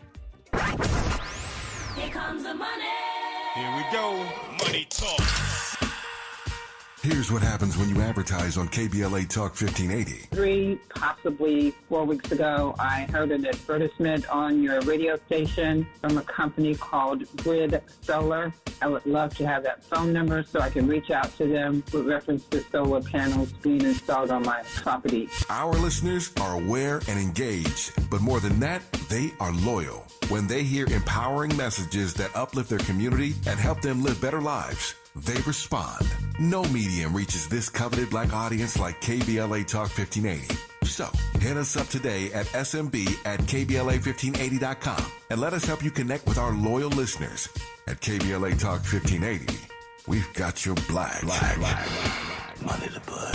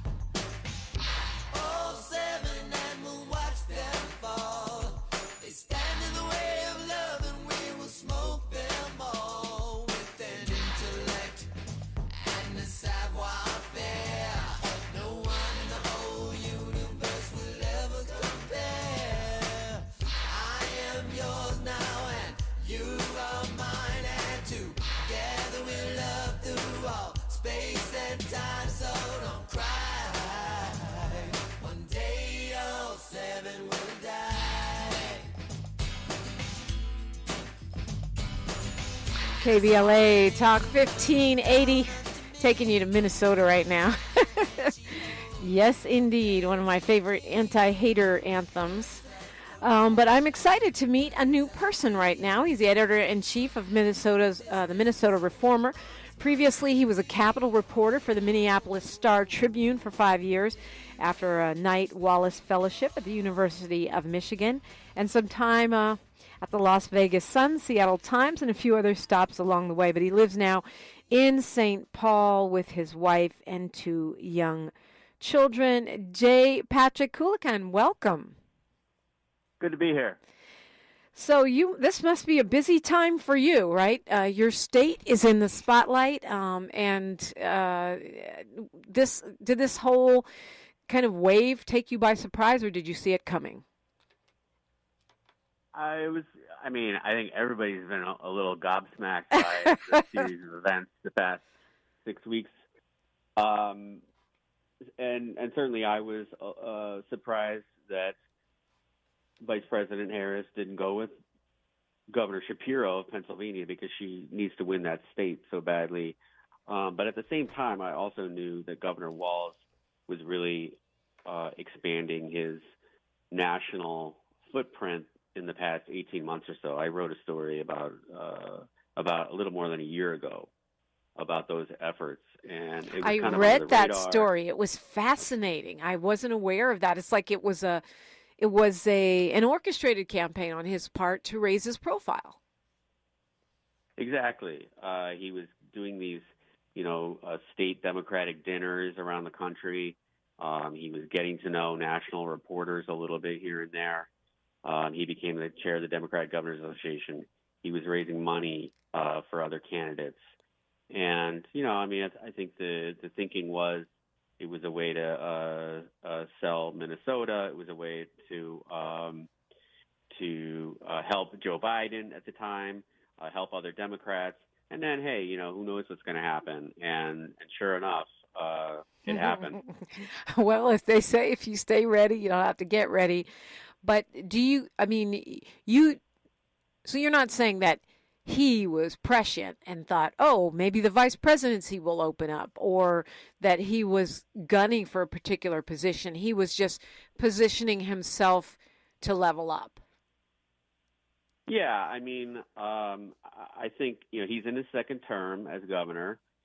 He's not at retirement age by any means. He's 60 years old, and I think it was kind of a question of what's next, and let's at least be ready for whatever might come. And I think they're probably thinking maybe a cabinet position would be appropriate. But as I said at the bottom of that article, Joe Biden is 81 years old. And, if there's a health event or who knows what could happen, and then Vice President Kamala Harris, maybe she needs some Midwestern white guy. And sure enough, yeah, here we are. Yeah, that was a pretty good call right there. But, I also saw a meme on Instagram, one of my favorite haunts, which points out that if the governor of Minnesota did 2 terms as vice president under Kamala Harris, he could serve for 2 terms as president and still be younger than Trump or Biden are now. True.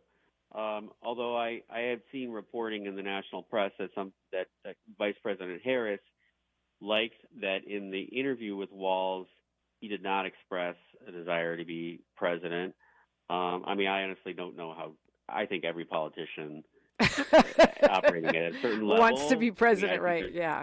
Yeah, I think 535 people in Congress all think they'd make a better president than the current one, and every legislator I've ever met thought they could be a better governor.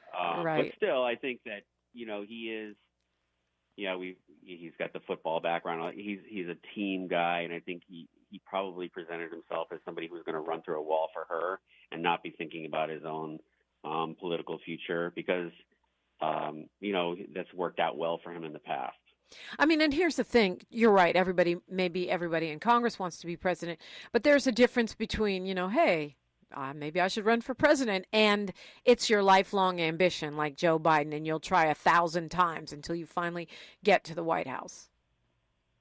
Yeah, I think one thing that's one of the most compelling things about Walz for voters, and it's been a real help to him, is that he had this life before politics. He was just a teacher and a coach, and I think you can imagine some counter history where that just is his whole life, and it just so happened that he got kind of animated by the 2004 presidential election and ran for Congress. But he was he was in his early 40s. He was not, as you say, he was not one of these guys who'd been at it his whole life. And you think that plays well with voters there in Minnesota? I think it definitely has. That was the advantage he had. It's been an advantage for him is that he's had this profile as a regular person, and it's not fake; it's authentic, because that's who he was. for the better part of his adult life until he runs for Congress in 2006. I mean, I think when we're dealing with issues like inflation, you do want someone who knows what it's like to go to the grocery store, and have to cough up whatever the price of bread, eggs, milk, or whatever is. That's kind of reassuring in some kind of way, right? Yeah, I mean, he would be one of the least. I mean, the guy's not going hungry, but he's one of the least affluent politicians. Right. He doesn't own any stock, at the reportedly. national level. Right. Right. Yeah. In fact, he doesn't own any property. They sold the house, which was in walking distance to the high school, a few years after he became governor, because there's a governor's mansion here. So yeah, I mean, he was accused by one of his 2022 opponents, of being "quote unquote" homeless, which I think was like because he's living in the governor's mansion, right? Yeah, and he doesn't own property, which I think that also just speaks to the kind of tone deafness of the opposition sometimes. And it's like, a lot of people don't own property. That doesn't mean they're homeless. Right. You can be a renter and be in public office. We have several here in Los Angeles. Well, lucky then that he's leveling up, if he wins, to a job that also comes with a home. Yeah, exactly. Yeah. So as far as Minnesota goes, I mean, as reporters or journalists, we see things. Like you said, you said you don't think that everyman vibe is fake. We see things that other people maybe don't, because we're covering people over a period of years. You see them when the mic is off, in unguarded moments. You cover them talking out of both sides of their neck, many times with politicians, saying this to that crowd and that to the other crowd. What's your sense of what what the behind the scenes maybe part of Governor Walz is, if you've observed any? Well, I certainly think that that Gwen Walz, his wife, is an important person to know about.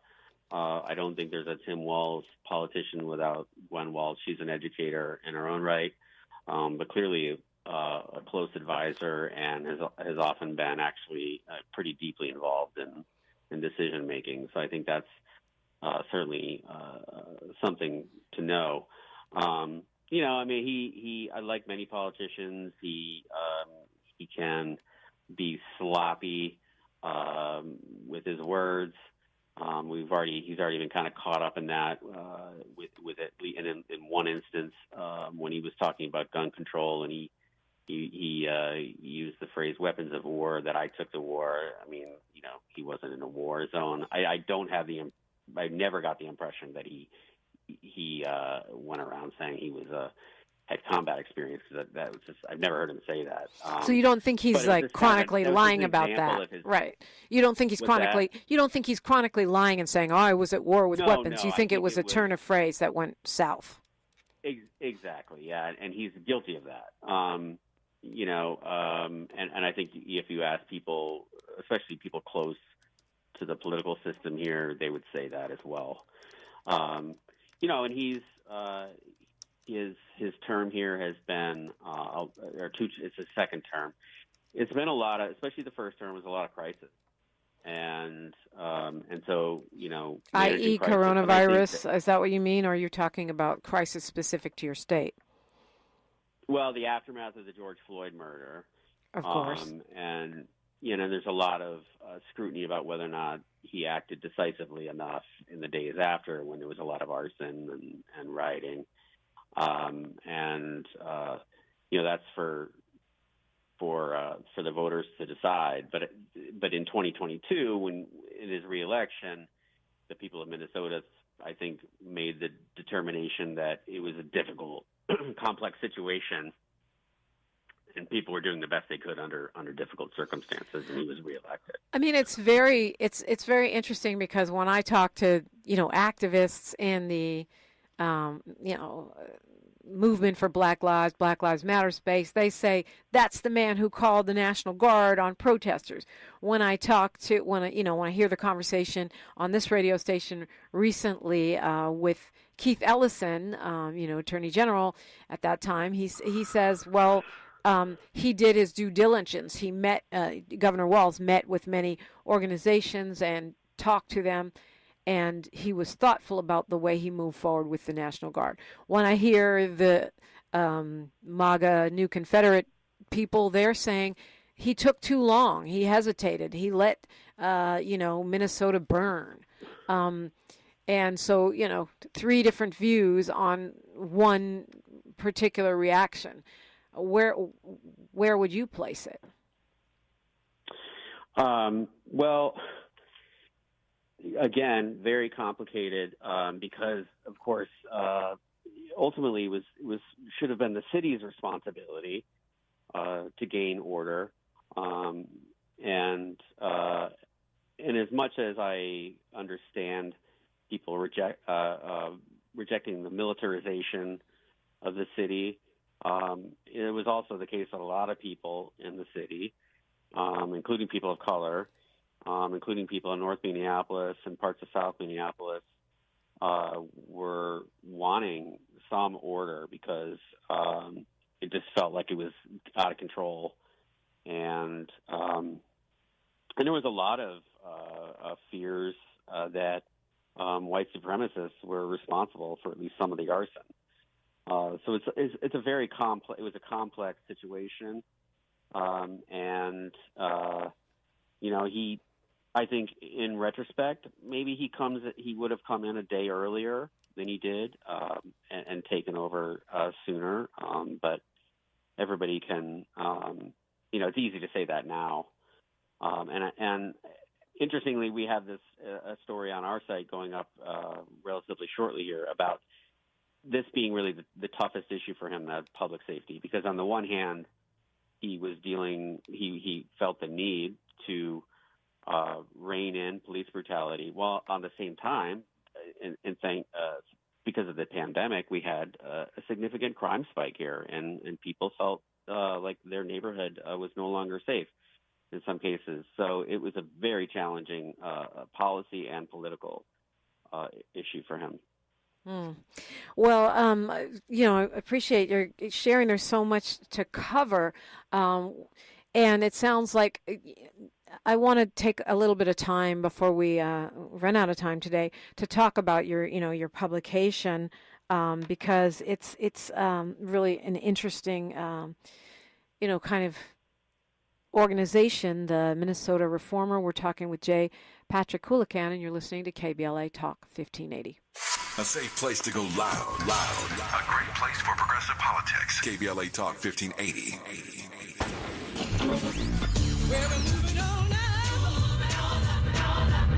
Tavis is like George and Wheezy. He's moving on up. Last year, Tavis was number 45 on the Talkers Magazine list of the 100 most important radio talk show hosts in America. Wait for it. The 2024 list was recently released, and Tavis has jumped to number 33 on the list of the nation's most important talkers, making him the highest-ranked African-American on the coveted roster.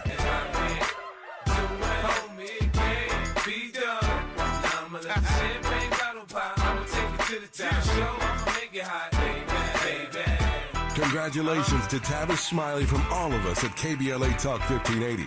We've got you black.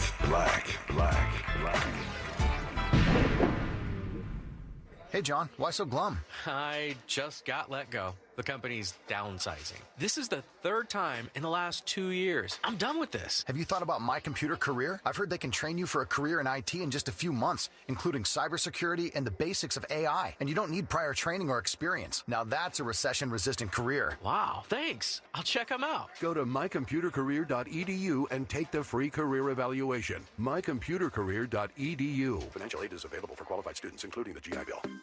On your period, sudden gushes happen without warning. But now, you can say goodbye to stand-up gush fears. Thanks to Always Ultra Thins with rapid dry technology. It absorbs gushes 2 times faster than the leading store brand and gives you up to 100% leak-free protection. Hello, clean and comfortable with Always Fear No Gush. Did you know your life insurance is an asset you can sell? I'm Jay Jackson, CEO of Abacus Life. For almost 20 years, Abacus has been purchasing life insurance policies from seniors just like you. And at abacuspays.com, we've created a free policy value calculator so you can find out the worth of your policy in just seconds. There are no fees and no obligations. Get real value from your life insurance when you need it with Abacus. Learn more at abacuspays.com. As a rideshare driver, I love keeping my car smelling fresh and clean. So when I'm driving, I only trust new Febreze car vent clips, now with 3 times greater scent control, because it's that little touch that sets me apart. I can turn the intensity down for subtle freshness, or I can turn it up for when I want lots of scent. So whether it's set to low, medium, or high, with new Febreze car, I know my car's going to smell amazing, which keeps my driver rating right where it belongs. Picking up Oscar!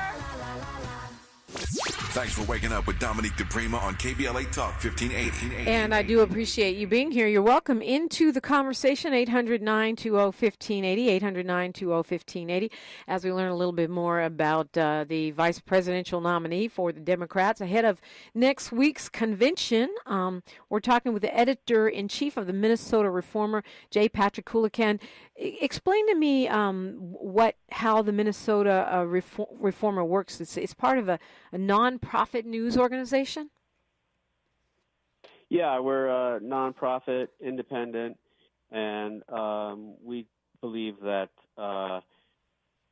Minnesota's delivered a great quality of life to a lot of people, but not everybody, and that's why kind of where we got started in January 2020 was to report on news and offer commentary about some of those inequities and how we make that Minnesota dream available for everyone.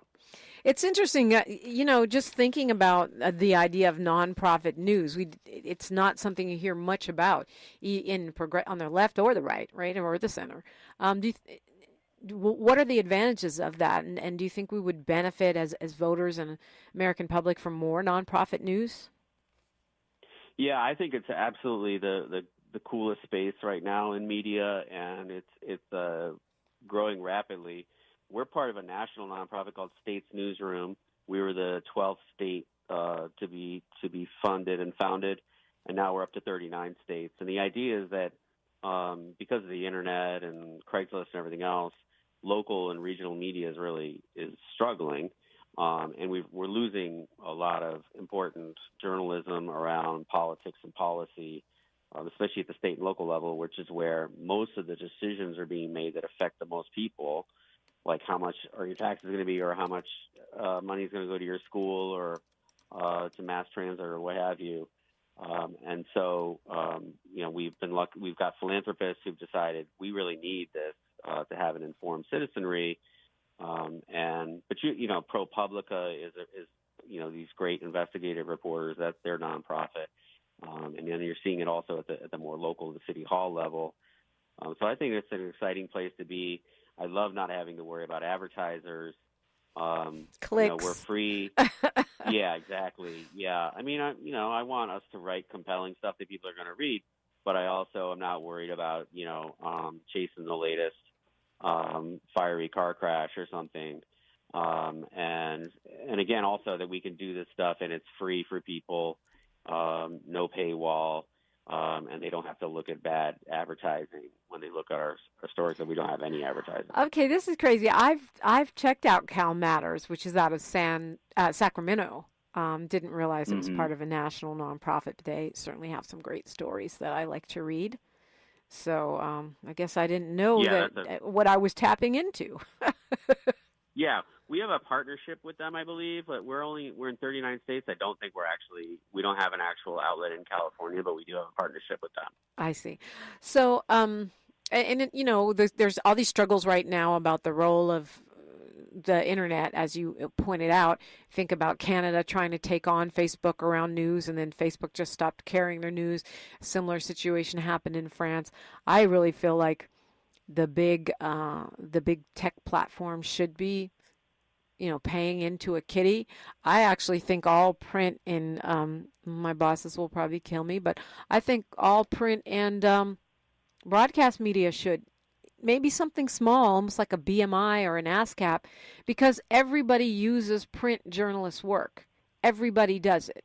I've worked in television newsrooms. I've worked on radio. I've worked on talk shows in the mainstream media for Disney and others, and they are all reading the LA Times, the New York Times, all of the print journalists, the investigative reporting, and they are using that as their own assignment desk to create their stories and features. And I think we should all be acknowledging that so that we don't see the death of print in this country. Wow, you're speaking my language here. Thank you for acknowledging that.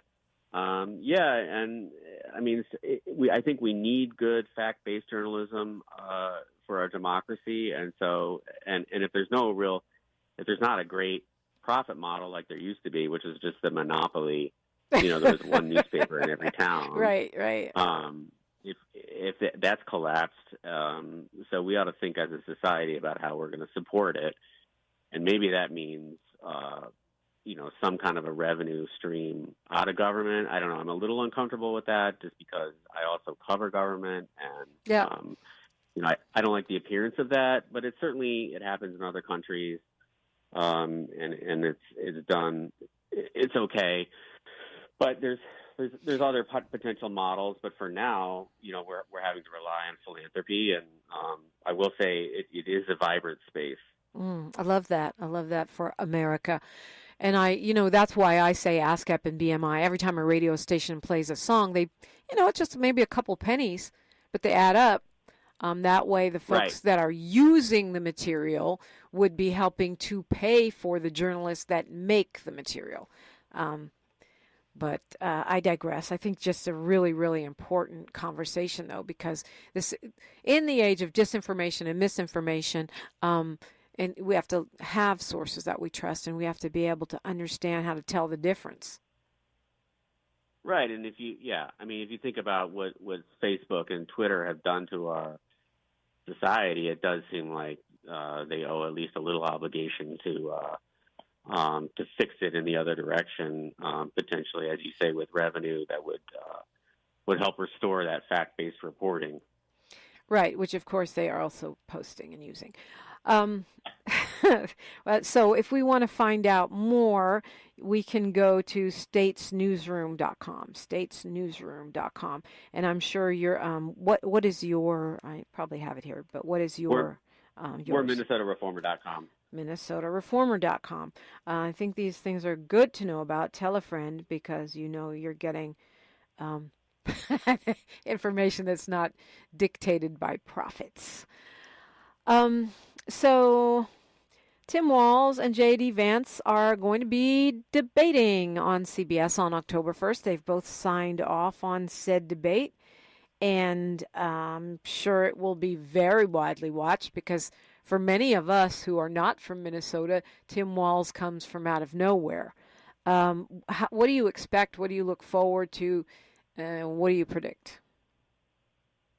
I've seen him perform poorly in debates, to be honest. Really? And I think he told the Harris team that he said, "I'm not a great debater," but I also think that he's going to throw himself into the prep.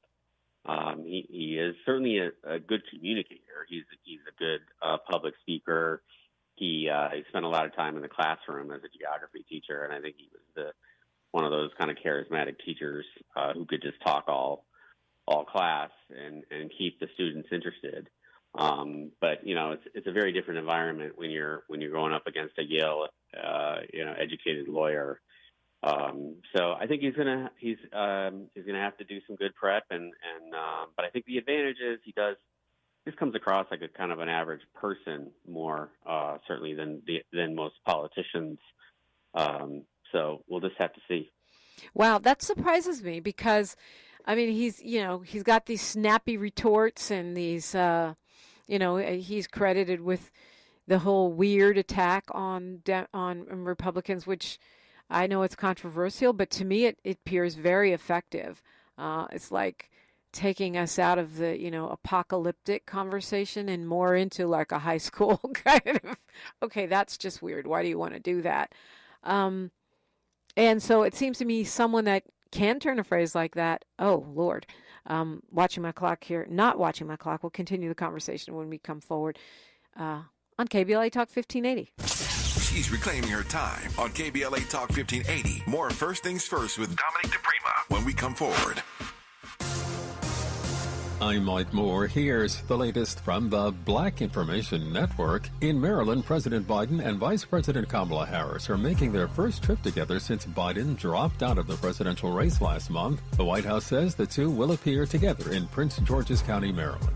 Senior officials from the U.S. and the Middle East are hoping for a breakthrough today in the Gaza ceasefire negotiations. The summit in Qatar will include Israeli officials who have said the meeting is the last chance to get a ceasefire agreement between Israel and Hamas. New York City Mayor Eric Adams plans on highlighting the migrant crisis when he heads to Chicago, Illinois next week for the Democratic National Convention. The African-American mayor says he'll be meeting with national Democratic leaders to talk about the issue, and he'll push for speeding up work authorization for migrants. And that's the latest. I'm Mike Moore from your 24/7 news source, the Black Information Network, and BINnews.com. Back to school is a breeze at your local Amazon Fresh grocery store. Save up to 50% with select Prime member deals this school year. Save big on back to school at your local Amazon Fresh grocery store. Find a store near you.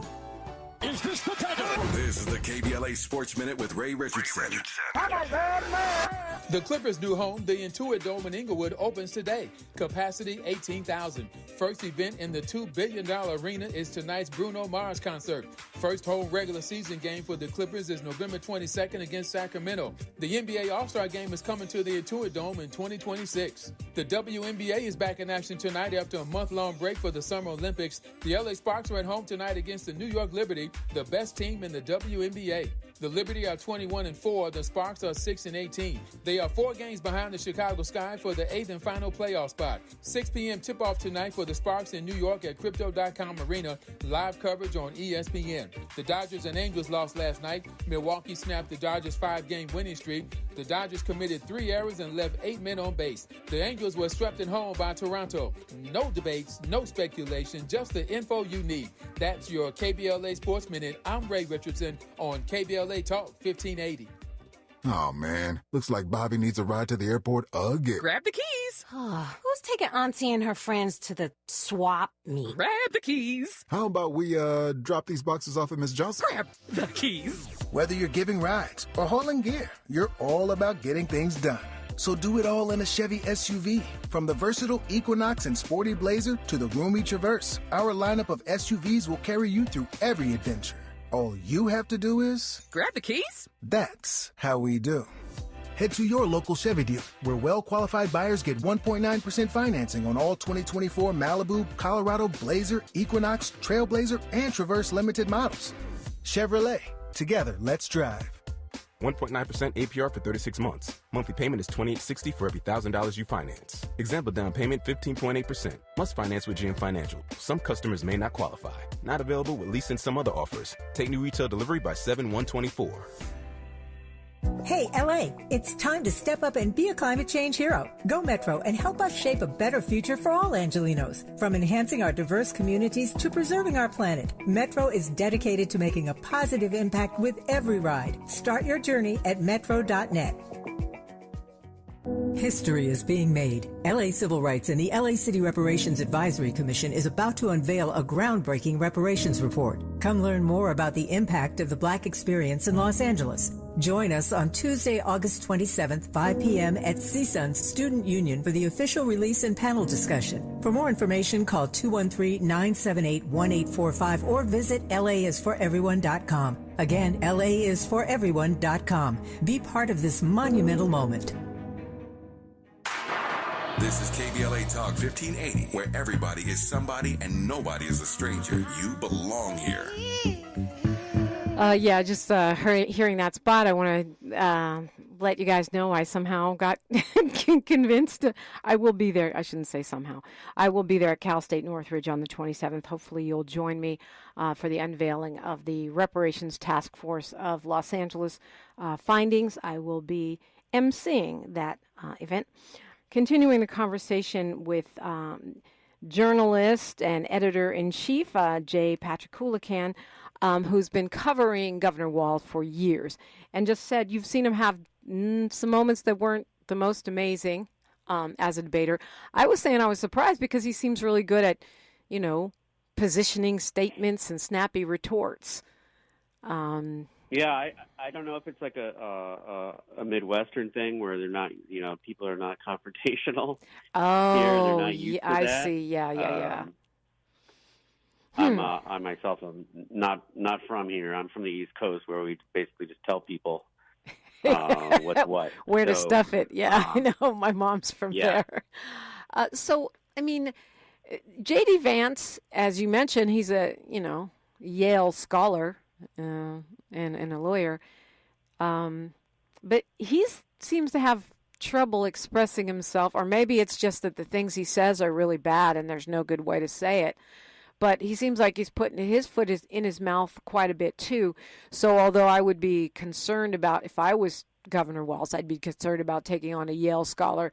I'd also be thinking about, childless cat ladies. And what was the latest one I heard, that he says that postmenopausal women's sole reason for existence is to take care of his kids. I mean, those kinds of statements are really problematic in a debate, I would think. Yeah, somebody else said J.D. Vance's way of asking if you want to go for a burger is, should we go kill some cows and eat their carcass? Yeah, I mean, Vance's problem, I think, is going to be some of the extremism of his statements. I mean, he's on record wanting a national abortion ban. And certainly Walz is going to try to light him up on that. And I think there's just a sense that J.D. Vance has this kind of overweening interest in other people's families and other people's family structures. And, that's been a key part of the Walz counterattack, is like, it's just none of your business, and just government can focus on keeping people safe and trying to help us get to some prosperity and let families determine how they're going to live their lives. Everyone, when Walz was first selected, and this is classic LA, everyone was going, he's so old. And the LA Times even said a Minnesota 60 apparently is an LA 80. Is that fair? Because he hasn't had any work done. Okay, so basically he'd look like a California 60 if he just got some Botox and some fillers. What do you see as his weaknesses? You talked about the tendency to misspeak, or not even misspeak, but put things in a sloppy way. He's been attacked for that around his military service. And you just said he's all admitted to the Harris campaign that he's not the greatest debater. You talked about public safety being an area of vulnerability just because of, both the emergency phase of the pandemic and also the George Floyd protests in the state that he was governor of. But how do you see, as a candidate, as a politician, what do you see as his weak places? Well, he's got there's a pretty extensive opposition book on him, which they are dribbling out. The latest one today is that he got a DUI in the 90s. He was speeding too. He was on 96, excuse me, and a 65 or something like that. And that's not new. I mean, we knew that.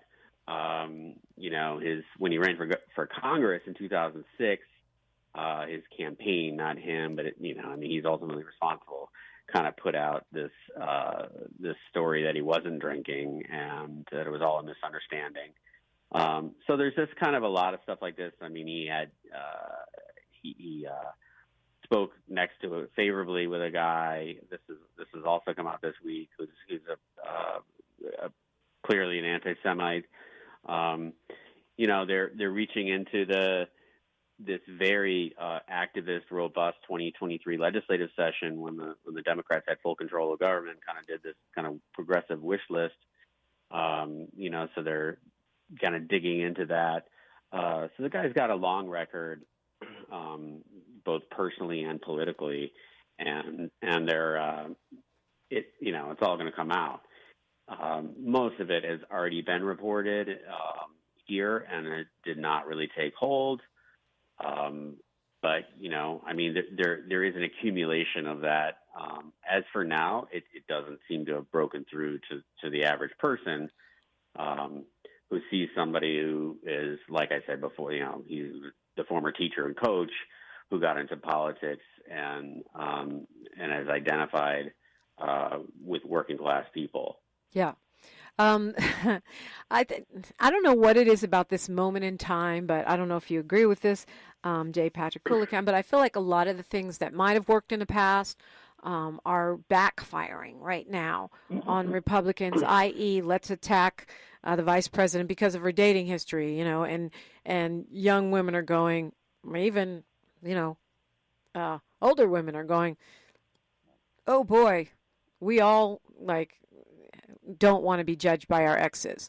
They talk about childless cat ladies, and we all are like, oh, we all don't want to be measured by our spouses and having our pets and whether or not we have kids. It seems like, and I feel like, oh, we're going to attack him for something that happened in the 90s. It's like, okay, well, we're not going back. I don't know. I feel like there's almost this, it's part of the reason that media keeps reporting that the Trump campaign is having trouble finding its footing against Walz-Harris is because it seems like a lot of the things that they try to use end up making people say, oh, well, I once had a DUI. I mean, not that anybody wants a DUI, but okay, none of us are perfect. You're going to attack his military service, but he served 24 years. I mean, go ahead. I'm sorry. Right. Yeah, I was just going to, when my parents asked me, well, what's going to come out, or what are they going to find? I said, yeah, there's a DUI from the 90s. Yeah, I said he has a DUI from the 90s, and my father's response was, well, who hasn't? Right. So yeah, it's a different kind of campaign also because it's so compacted. They don't have time to really. The usual campaign is 18 months or as long as 2 years, where you see these ideas or this reporting that'll come up in the right-wing media and then it gravitates over to the mainstream. And it really allows some of the negative views to be cemented. And I don't think, in some ways, they just don't have time for that. And then, also there's lower information voters. They tend to like novelty. And so, I think even though the vice president, she's the vice president, she's, presumably pretty well known, there's something just new and fresh about her, and the same with Walz. And I think that was true in 2016 with Trump. I was like, well, this is new. Let's, what the heck? Let's go with this. As depressing as it is sometimes, those low information voters in key states are often what determine who's going to be the president. Yeah. Well, I asked you about his weak points. When we come forward, I want to hear what you think are his strong points. We said coach and teacher, and we've heard repeatedly those were strong points in him being selected by the Harris team, along with, as you pointed out, his not overly ambitious kind of outlook, that he understands what it is to be on a team. But politically, I'm interested in your thoughts on what Governor Walz's strong points are. We'll look at that when we come forward on KBLA Talk 1580. More of First Things First with Dominic DePrima when we come forward. Why choose a Sleep Number smart bed? Can I make my side softer? Can I make my side firmer whenever I want? Can we sleep cooler? Sleep Number does that. Cools up to 8 times faster and lets you choose your ideal comfort on either side. 94% of Sleep Number smart sleepers report better sleep. And now, during our biggest sale of the year, save 50% on the Sleep Number limited edition smart bed, plus free home delivery on select smart beds when you add any base. Limited time. To find a store near you, visit sleepnumber.com. This is the story of the one. As a facility technician installing a new welding station, he knows getting the ventilation right is critical for safety. That's why when questions arise, there's Grainger. Grainger offers detailed technical product information online at his fingertips, so it's easy to find what he needs. Because when it comes to safety, having answers means he and his people can breathe a little easier. Call, click Grainger.com, or just stop by. Grainger, for the ones who get it done. Workers in California cut and polish man-made stone for countertops, showers, and more. Without proper protections, workers breathe in harmful dust from the artificial stone material, which puts them at risk of developing silicosis. California employers are required to protect their employees from harmful silica dust by providing proper equipment and training. Stop dusty and deadly practices. Learn more at worksafewithsilica.org. This is a message from Cal OSHA.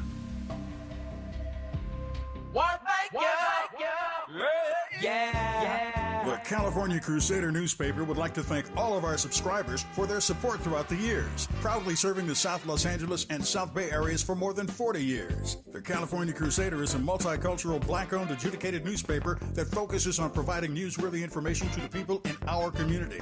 We're constantly looking for ways to assist businesses in our community to connect with our subscribers. We provide low-cost, effective ways to promote your business with our reasonable and affordable advertising rates. You can participate by suggesting, sharing, and submitting your stories on the California Crusader newspaper Community Share Facebook group page, or visit our website at cal-cruise-news.com. That's calcruisenews.com. Then click on the Submit Now button located on the top right corner of the homepage, or text CCN to 42828. Again, text CCN to 42828. The California Crusader newspaper, working together to build a better community for our future. Subscribe today. Eggs are a staple in our diets, and there's only one egg with more delicious farm-fresh taste plus superior nutrition. Eggland's Best. With more vitamins, including 6 times more vitamin D and 10 times more vitamin E, plus 25% less saturated fat than ordinary eggs. Available in so many delicious varieties. Classic, cage-free, and organic. Eggland's Best. Better taste, better nutrition, better eggs. My friends swim no matter the season, but my moderate to severe plaque psoriasis can sometimes take me out of the moment. Now, thanks to Skyrizi and clear skin, count me in.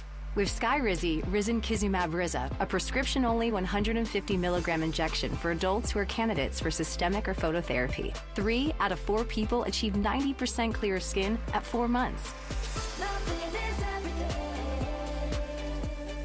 Don't use if allergic to Skyrizi. Serious allergic reactions and an increased risk of infections or a lower ability to fight them may occur. Before treatment, your doctor should check for infection and tuberculosis. Tell your doctor if you have an infection or symptoms such as fever, sweats, chills, muscle aches, or cough, or if you plan to or recently received a vaccine. Thanks to Skyrizi, there's nothing on my skin, and that means everything. Ask your doctor today about Skyrizi, the #1 dermatologist-prescribed biologic in psoriasis, and visit skyrizi.com or call 1-866-SKYRIZI to learn more.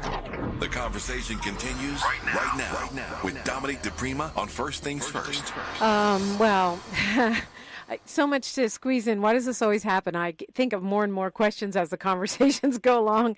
J. Patrick Houlihan is my guest, and he is with the Minnesota Reformer, actually editor-in-chief of that nonprofit organization.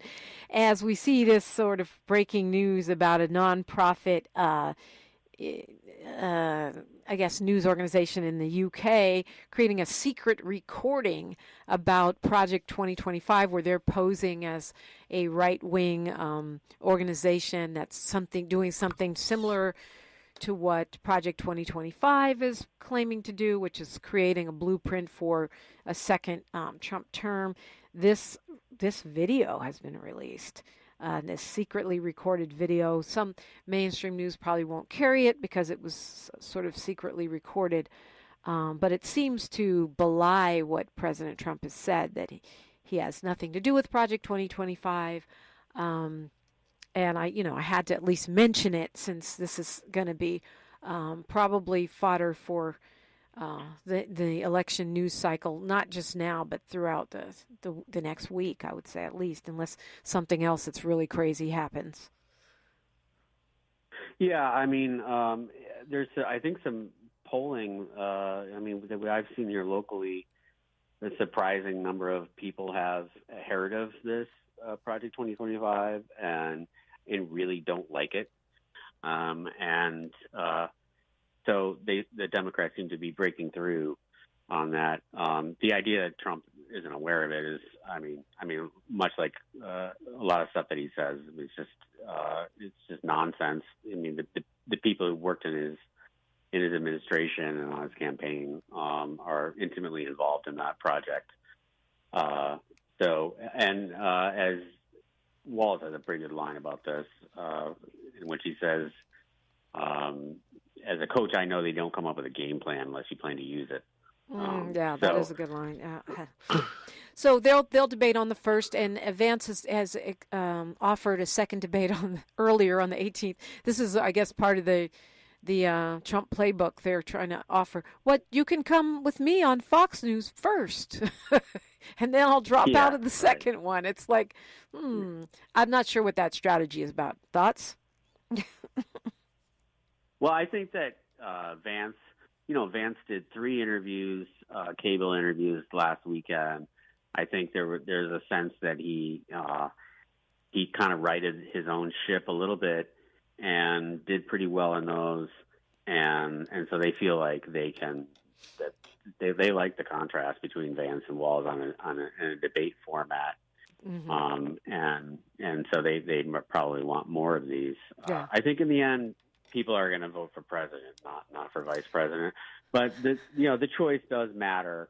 It does. It extends the brand, and I think insofar as Walz, people have a positive impression of him so far. I think that was a good choice. What are his strengths politically?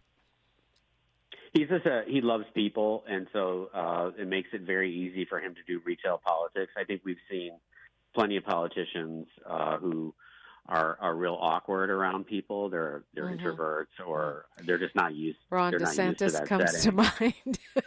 Yeah, exactly. And I think Vance probably will be in that category too. He's just a guy. Yeah, I mean, the first year when he was governor, the state fair here is a big event and draws 100,000 people a day. Wow. And I think his first year he went every single day, which is like 10 days. And he just loves that kind of stuff. He loves meeting people, and I think that will always serve you well in politics if you can do that. And then does it come across on TV? Does that personality? And as you mentioned, I mean, he had like that little audition for vice president in a way when he did all those cable TV news hits. In the 2 weeks before this election, and he did seem to do pretty well. I mean, those were sort of softballs and gimmies, and so it's going to be more confrontational from here on out. He's going to have to be ready for that. Yeah, and I know you say Vance righted the ship. He gave good answers. I watched the CNN one, but he was so smug and unlikable. It was like he didn't right the ship for me. As a woman, it's like, oh, this is the mansplain guy. I recognize that smug demeanor. Well, this is the issue. Is like once you become an unpopular person, right? It becomes very hard to get out of that hole. I mean, this is what happens in debates. It's the winner of the debate is not the person who is the best debater. It's often the person who is already, like everybody said that, like the pundits said, for instance, Obama like maybe lost debates, but then like the polling showed that he won them because like he was the more popular person. Interesting. Yeah, interesting point. It's what impression do you leave with? I should have brought this up earlier because we're close to the end of the show, but guns is an interesting area for Walz. I mean, he's a hunter, but he's for sensible gun control. And for those of us, and there are a lot of us, black people who actually want gun control, but we also want to be able to have our weapons in the spirit of Ida B. Wells, I think that's actually going to be a bigger plus in black and brown communities than Democrats realize. What are your thoughts? Yeah, his record on guns is interesting. I mean, he was a marksman in the National Guard. He's a big pheasant hunter. I actually went shooting with him in 2018. Wow. And I'm a terrible shot. He was pretty good. But it's also worth noting, he was actually an ally of the NRA. Yeah. He was one of their best Democrats. Then in 2018, after the massacre at the high school in Florida, he changed his view on it, and now he's gets his F from the NRA, and he signed 3 gun control bills, a red flag law. He increased the penalty for straw purchases, and then they also required background checks for private gun sales. So they've done quite a bit on guns in the last couple of years. Yeah, and by the way, I agree with Tavis Smiley said yesterday that the election cycle is altogether too long. When are they governing? It's like they're always campaigning. I wish we could have it more compact, like it is, maybe a little longer than this, but like it is more close to what it is right now. Do you see enthusiasm and energy for, as you point out, low information voters or low enthusiasm voters waning between now and November 5th, or do you think that Walz and Harris will be able to maintain? No, I think they have all this money flowing in and volunteers. I think that they'll. It's only going to amp up from here as we get closer. Yeah, I mean, it's hard to predict because you never know, and especially we've learned that this election cycle. What assassination attempt? What Biden's not running? What Kamala Harris has consolidated the Democratic delegates? Wow, a lot happening in a short time. I really thank you for spending the hour with me, J. Patrick Houlihan. Tell us how to reach you, how to keep track of what you're writing, and anything else you want to leave us with. Yeah, MinnesotaReformer.com. I know there must be plenty of Minnesotans out there in Southern California. So look us up. And, free email newsletter comes 6 days a week. And I'm at Patrick@MinnesotaReformer.com if anybody wants to reach out. And, we're focused on stories for middle-class, working-class people here. Well, it's certainly appreciated, and it's one of the things I'm enjoying about this whole cycle is that we're actually talking about class for a change, not just who's black and who's not, but who represents the working class and the middle class, and it doesn't always have to be one party. Appreciate the conversation. It's been fun. Thanks. Yes, it has, and look. Connect with me on social media. I'm at Diprima Radio, DIPRIMA, and then radio. I'm on X, aka Twitter, Instagram, sometimes Facebook, always Instagram, and now TikTok. Yay, Miles. Also, of course, we'd love it if you would download our app and visit KBLA 1580 on every platform. You make us stronger, and we're here to serve you. Tavis Smiley's up next. He's got an incredible show on deck, as always. And I'm going to leave you with the Tim Walz quote. This one, he says, "I feel like I've got feet firmly in different camps between the right of gun ownership and public safety." I'm Dominique DePrima. History is now, and we are making it together. Don't forget Malik Shabazz tomorrow for Freedman Friday. And until then, one love. KBLA 1580 Santa Monica.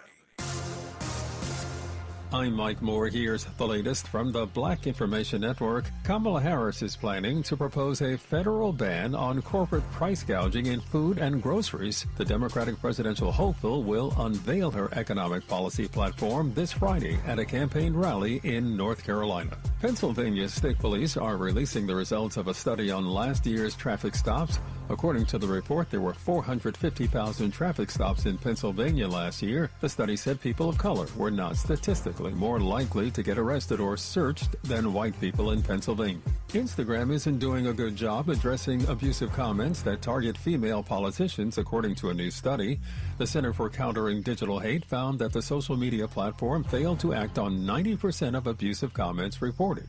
And that's the latest. I'm Mike Moore from your 24/7 news source, the Black Information Network, and BINnews.com. Right now, there are young people across the world facing a tough choice: continue their dream of education or drop out to help their family put food on the table. You can help change their future in a single moment. See how far your support can go at unbound.org. This is the KBLA Sports Minute with Ray Richardson. Chargers coach Jim Harbaugh appears to be the only NFL coach or executive willing to give Colin Kaepernick a chance to return to the NFL. Harbaugh confirmed that he has offered a coaching position on his staff to the former NFL quarterback. Harbaugh said he talked to Kaepernick earlier this year after accepting the Chargers job. Harbaugh is waiting to hear back from Kaepernick. Kaepernick, now 36, has been out of the league since 2017. He was blackballed by the NFL for kneeling on the sidelines during the national anthem to protest social injustices in the U.S. Harbaugh's coaching offer is the first legitimate opportunity for Kaepernick to return to the NFL since the 2017 season. It is no surprise that Harbaugh is trying to open the door for Kaepernick. Kaepernick was Harbaugh's starting quarterback for 2 seasons when Harbaugh was coaching the 49ers. Stay tuned on this situation. No debates, no speculation, just the info you need. That's your KBLA Sports Minute. I'm Ray Richardson on KBLA Talk 1580. Here comes the money. Here we go. Money talk.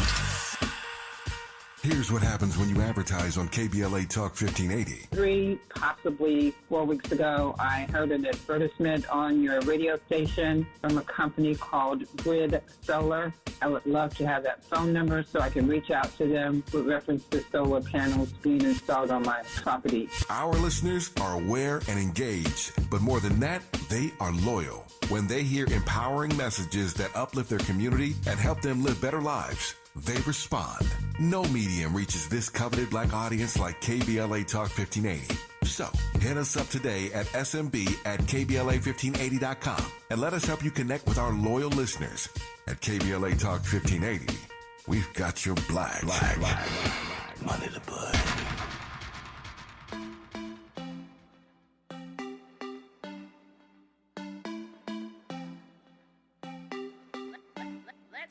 Welcome forward now. You're listening to the Millionaires Roundtable. I am your host, Lynn Richardson, here on KBLA Talk 1580. And we are creating millionaires, one family at a time, one day at a time, $1 at a time, and $1 at a time. And that means you. Hey, now you've heard me say this. An economy without a business cannot thrive. Just like a car without an engine cannot drive. So if you want to drive your dreams, if you want to drive your finances, if you want to drive your community, if you want to drive your legacy, then I recommend that you get in business. That's right. Get in business. Do it now. Do not hesitate.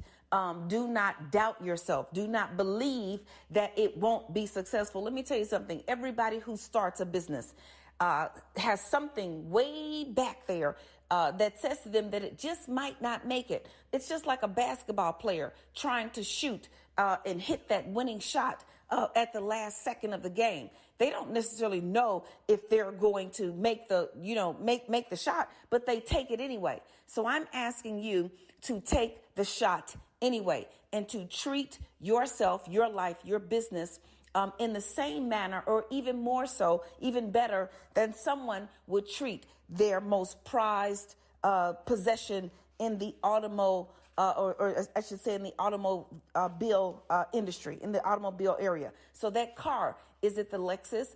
Is it the Mercedes? Is it the BMW? What is it that you would like to drive?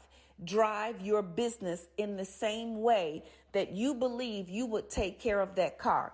I remember being at an event once, and I was trying to teach about financial principles and about saving, and everybody in the room said, "Oh, I don't have enough money. My bills are too much. My money is too little. My money is funny, and my change is strange." Everybody in the room had excuses about why they could not get to the next level financially. And then I had a member of my team send a text to everyone in the room from a different number. I had that person send a text, and I said, we have a Lexus available for $1,000. The first person to reply will get the Lexus. Do you know everybody in the room found $1,000 for the Lexus? Every single person. Not one person failed to respond to that text message about the $1,000 Lexus. Why? Because they believed that the Lexus would bring them value. They believed that the Lexus would give them some symbol of status. They thought that $1,000 Lexus was a great investment because in their minds, they had already determined that the Lexus was worth way more than the $1,000 that they had to scrape up. Now, mind you, some of them didn't even have the money. Some of them didn't have money to get home, had barely gotten there, and so on and so forth. But they were going to find $1,000, charge it, or whatever to get that Lexus. What I'm saying to you, and of course, I was able to tell them that that was not the truth, that was a test. And every single person in that room was convicted, and they got the message that you have to be just as vigilant about investing in yourself as you would be about investing in something that the world has told you has value. Even the best Lexus is going to decrease in value over time. And what I'm suggesting is that you put your money, you put that $1,000 into something, into your mind, something that can increase in value over time, something that can help you prosper over time, something that will help you grow over time, something that will help you build your legacy and add money to your bank account as opposed to taking it away. Okay, so if you're going to treat this business, your life, like an engine, and I've talked about oiling the engine, I've talked about that. If you're going to treat it this way, then you must understand the personality, okay? I want you to understand the personality of an entrepreneur. I have said often, everybody is an entrepreneur. An entrepreneur is not something or someone that is set aside that you cannot be or emulate, and it's not a status that you cannot attain. I believe everyone is an entrepreneur. Even if you decide, I want to go to school and I want to be a teacher can also be an entrepreneur. Even if you decide, I want to, be a lawyer can also be an entrepreneur. If you decide, I just do hair, someone who does hair can be an entrepreneur. You may have gone to school for engineering or to be a doctor or whatever it is. Guess what? You can also be an entrepreneur. If you are a dentist, you can also be an entrepreneur. Entrepreneurialism is something that we can all achieve, and it is simply the ability to continue to create new ideas, products, and services that you can monetize. That is for me, that's essentially the center of entrepreneurialism. It is the ability to create ideas and products and services that you can monetize. That's what it is. So most entrepreneurs that I know are always looking for another way to monetize something. So let's just take some of the people in the hip hop industry. My big brother, Russell Simmons, my good dear friend, he has done everything from, just starting out with records, and then concerts, and then with fashion, and then with financial companies, and so on, and then yoga studios, always finding a way to turn his ideas, products, and services into monetizable assets, meaning you can make money from them. All right. So the very big difference between an entrepreneur and someone who is not is that an entrepreneur is going to make money. Some others have these ideas, but they want to give them away. That's not what we're talking about. Not that giving isn't good. Giving is good. But right now, we are talking about turning your ideas into money. The harvest is here. The time is now. KBLA Talk 1580. We've got a lot to talk about. More of the Millionaires Roundtable with Lynn Richardson when we come forward on KBLA Talk 1580. We've got a lot to talk about. I'm Reverend Gerald, the life coach. Is someone you love struggling with addiction and mental illness? Is improving your family's health important? Want to leave a legacy that your family can grow? Are you ready to enhance your perception of life experiences? Then wake up weekends at 7 a.m. with Urban Family Focus and get the wisdom, opportunity, resources, and motivation to live your best life. Join the conversation on Urban Family Focus Saturday and Sunday at 7 a.m. Unapologetically progressive. KBLA Talk 1580. We've got your black.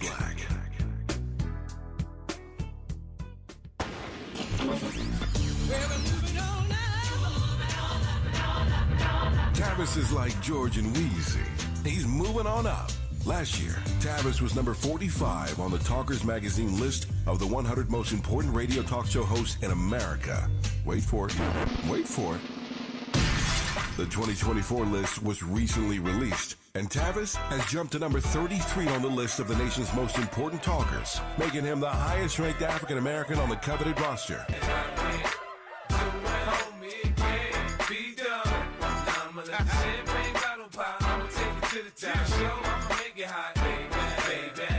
Congratulations to Tavis Smiley from all of us at KBLA Talk 1580. We've got you black. Chevy Radio 30 before and after, code GWMR0254000. With the incredibly spacious 3-row Chevy Traverse, you can change "Let's just meet at the concert" into "Why don't I pick all you guys up on the way?" The advanced safety engineered Chevy Blazer EV lets you turn "You think we should turn back?" into full steam ahead. And with the affordable Equinox EV, keep an eye out for the next Charger, kids. Becomes "Get comfortable, kids. We'll be home in 4 hours." For summer adventures, Chevy's got you. Chevrolet. Together, let's drive. After you use Bounce Dryer sheets and realize how fresh, soft, less wrinkled, and less staticky your laundry can be, you'll put a sheet on it every time. Like those socks that smell like they've been through a marathon. Put a sheet on it. Or that blanket that's got wrinkles on its wrinkles. Put a sheet on it. Maybe even your chatty coworker who keeps distracting you. Okay, Bounce Dryer sheets can't do it all. But for fresher, softer, better laundry, put a sheet on it with Bounce. We've got a lot to talk about. Hey there, it's Karen. And I'm Ernest. We're the co-hosts of Food for Thought with Karen and Ernest here on KBLA Talk 1580. Make sure you check us out Saturdays at 8 p.m. And our rebroadcast happens on Sundays at 7 p.m. We'll be talking about the art of dining. We'll be giving food tips, talking to sommeliers, chefs, concierges, all the food influencers. Everything food, everything dining. And sometimes with some of our friends just hanging out and talking food. And when you listen to our show, we have a segment called Hot Dishes. Sometimes unpopular opinions, but we said what we said and we meant what we meant. Also, we do food reviews with who's hot and who's not. Yeah, you make sure you guys check out Food for Thought with Karen and Ernest here on KBLA. We've got a lot to talk about. Unapologetically progressive. KBLA Talk 1580. We've got your black. I can't believe tax season is here already. Look at all this info I have to enter. Phil's small accounting firm is growing in numbers. Why didn't I take that typing class in high school? A data entry specialist could really help him in a crunch. I got blisters on my fingers. Indeed can help him hire great people fast. I need Indeed. Indeed you do. You can schedule and conduct virtual interviews all from your employer dashboard. Visit Indeed.com/credit and get $75 towards your first sponsored job. Terms and conditions apply. This is KBLA Talk 1580, where hate meets a scholarly match. Hey. Welcome forward now. This is the Millionaires Roundtable here on KBLA Talk 1580, and this is Lynn Richardson, and we are creating millionaires one family at a time, one day at a time, $1 at a time, and one dime at a time, and that means you. The harvest is here, the time is now, and it is still our season to win, and we are talking about thriving beyond 2020, life and business lessons on thriving amidst a pandemic. And Othelia Scholes is with us. Othelia, you started out your real estate career out of necessity. One, the move from being a hairstylist and facing arthritis, and then two, buying your home and facing all of the discrimination. And I mean, I'm listening to you and I'm quite frankly shocked because you said you experienced ageism. I would say you experienced blackism. You probably experienced sexism, like all of it. And that was not being too old. It was being too young. And I think at the end of the day, our color and gender, unfortunately, give, those who wish to discriminate and take the power, it gives them basically a blank check of how they're going to write out the discrimination. So you were going through this and then what happened? So when I decided to get my real estate license, I decided to focus on people that needed credit repair, people that needed to adjust their income, their bills, and so on, just to get into a home. And that's where I focused my attention. And I ended up I never advertised. I just got word of mouth advertisement and clients coming in because I was helping people that never thought they could get into a home. And it was a big deal back then when I first started out my real estate career because of the fact that there were so many minorities in the community that didn't realize that they could own a home and they could have a reasonable rate and they could pay less than their rent. They were paying in rent. Yeah. That's where I started out. Yeah. Wow. It's one of the reasons why with the Home Buyers Club, as you know, my story is similar in that I was buying my third home last year. And if I did not know the real estate and the mortgage business, I'm telling you right now, we would not have gotten into that home. There were too many, end of the road mazes we were basically forced into in areas. And then I'd say, no, that's not how this goes. It goes this way.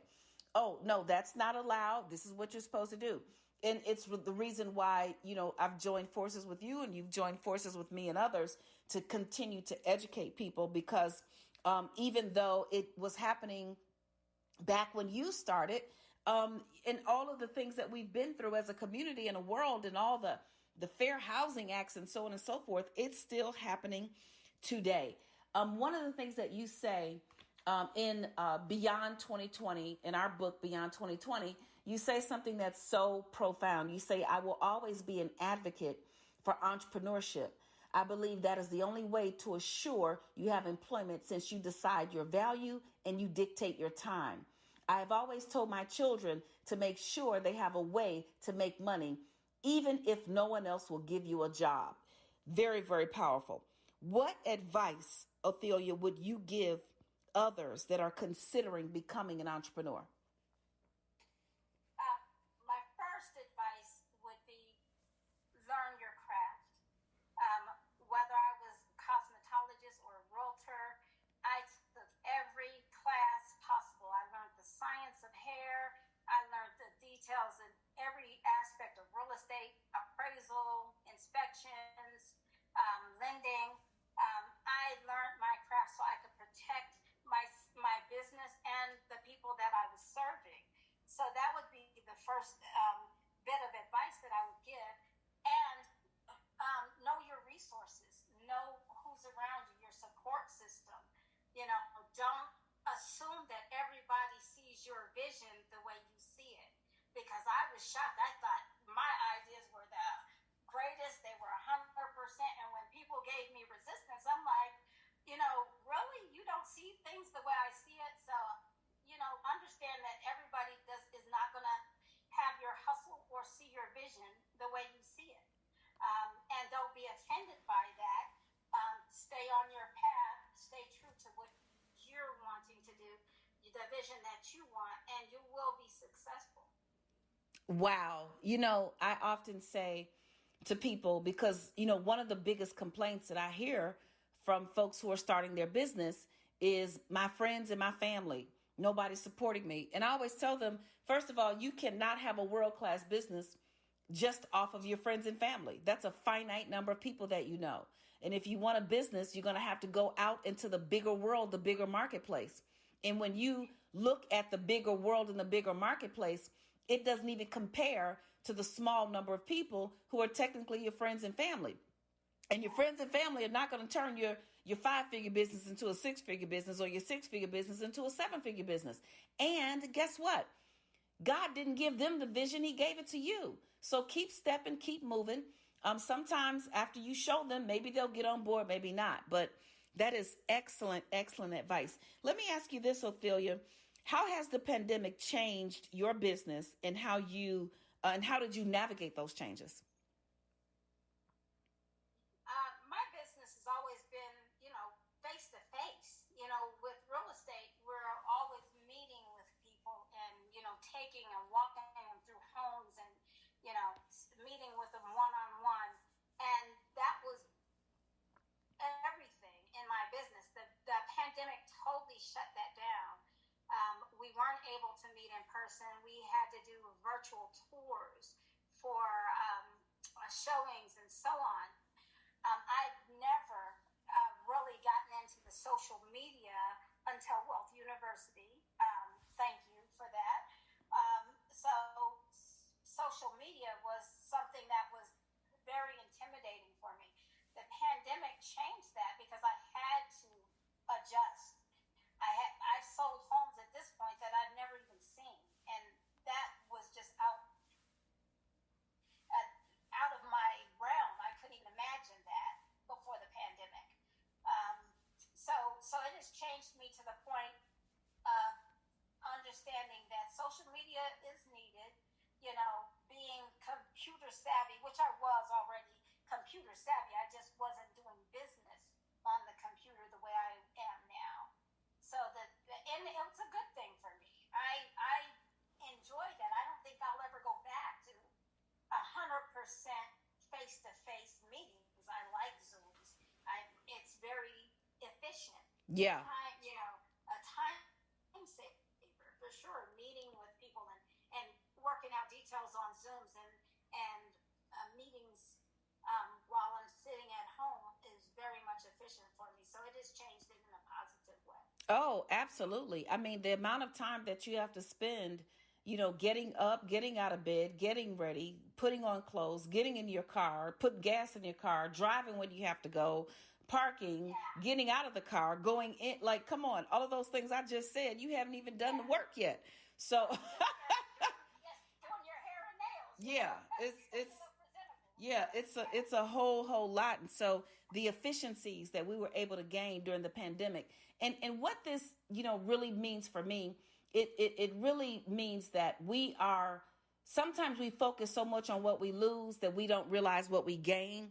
And I'm very grateful for all that we gained during the pandemic. I'm grateful for all that we learned that we did not have, and the nuances and the new opportunities that became available as a result. The harvest is here and the time is now. It's your season to win. Let's talk about real estate, real estate, real estate.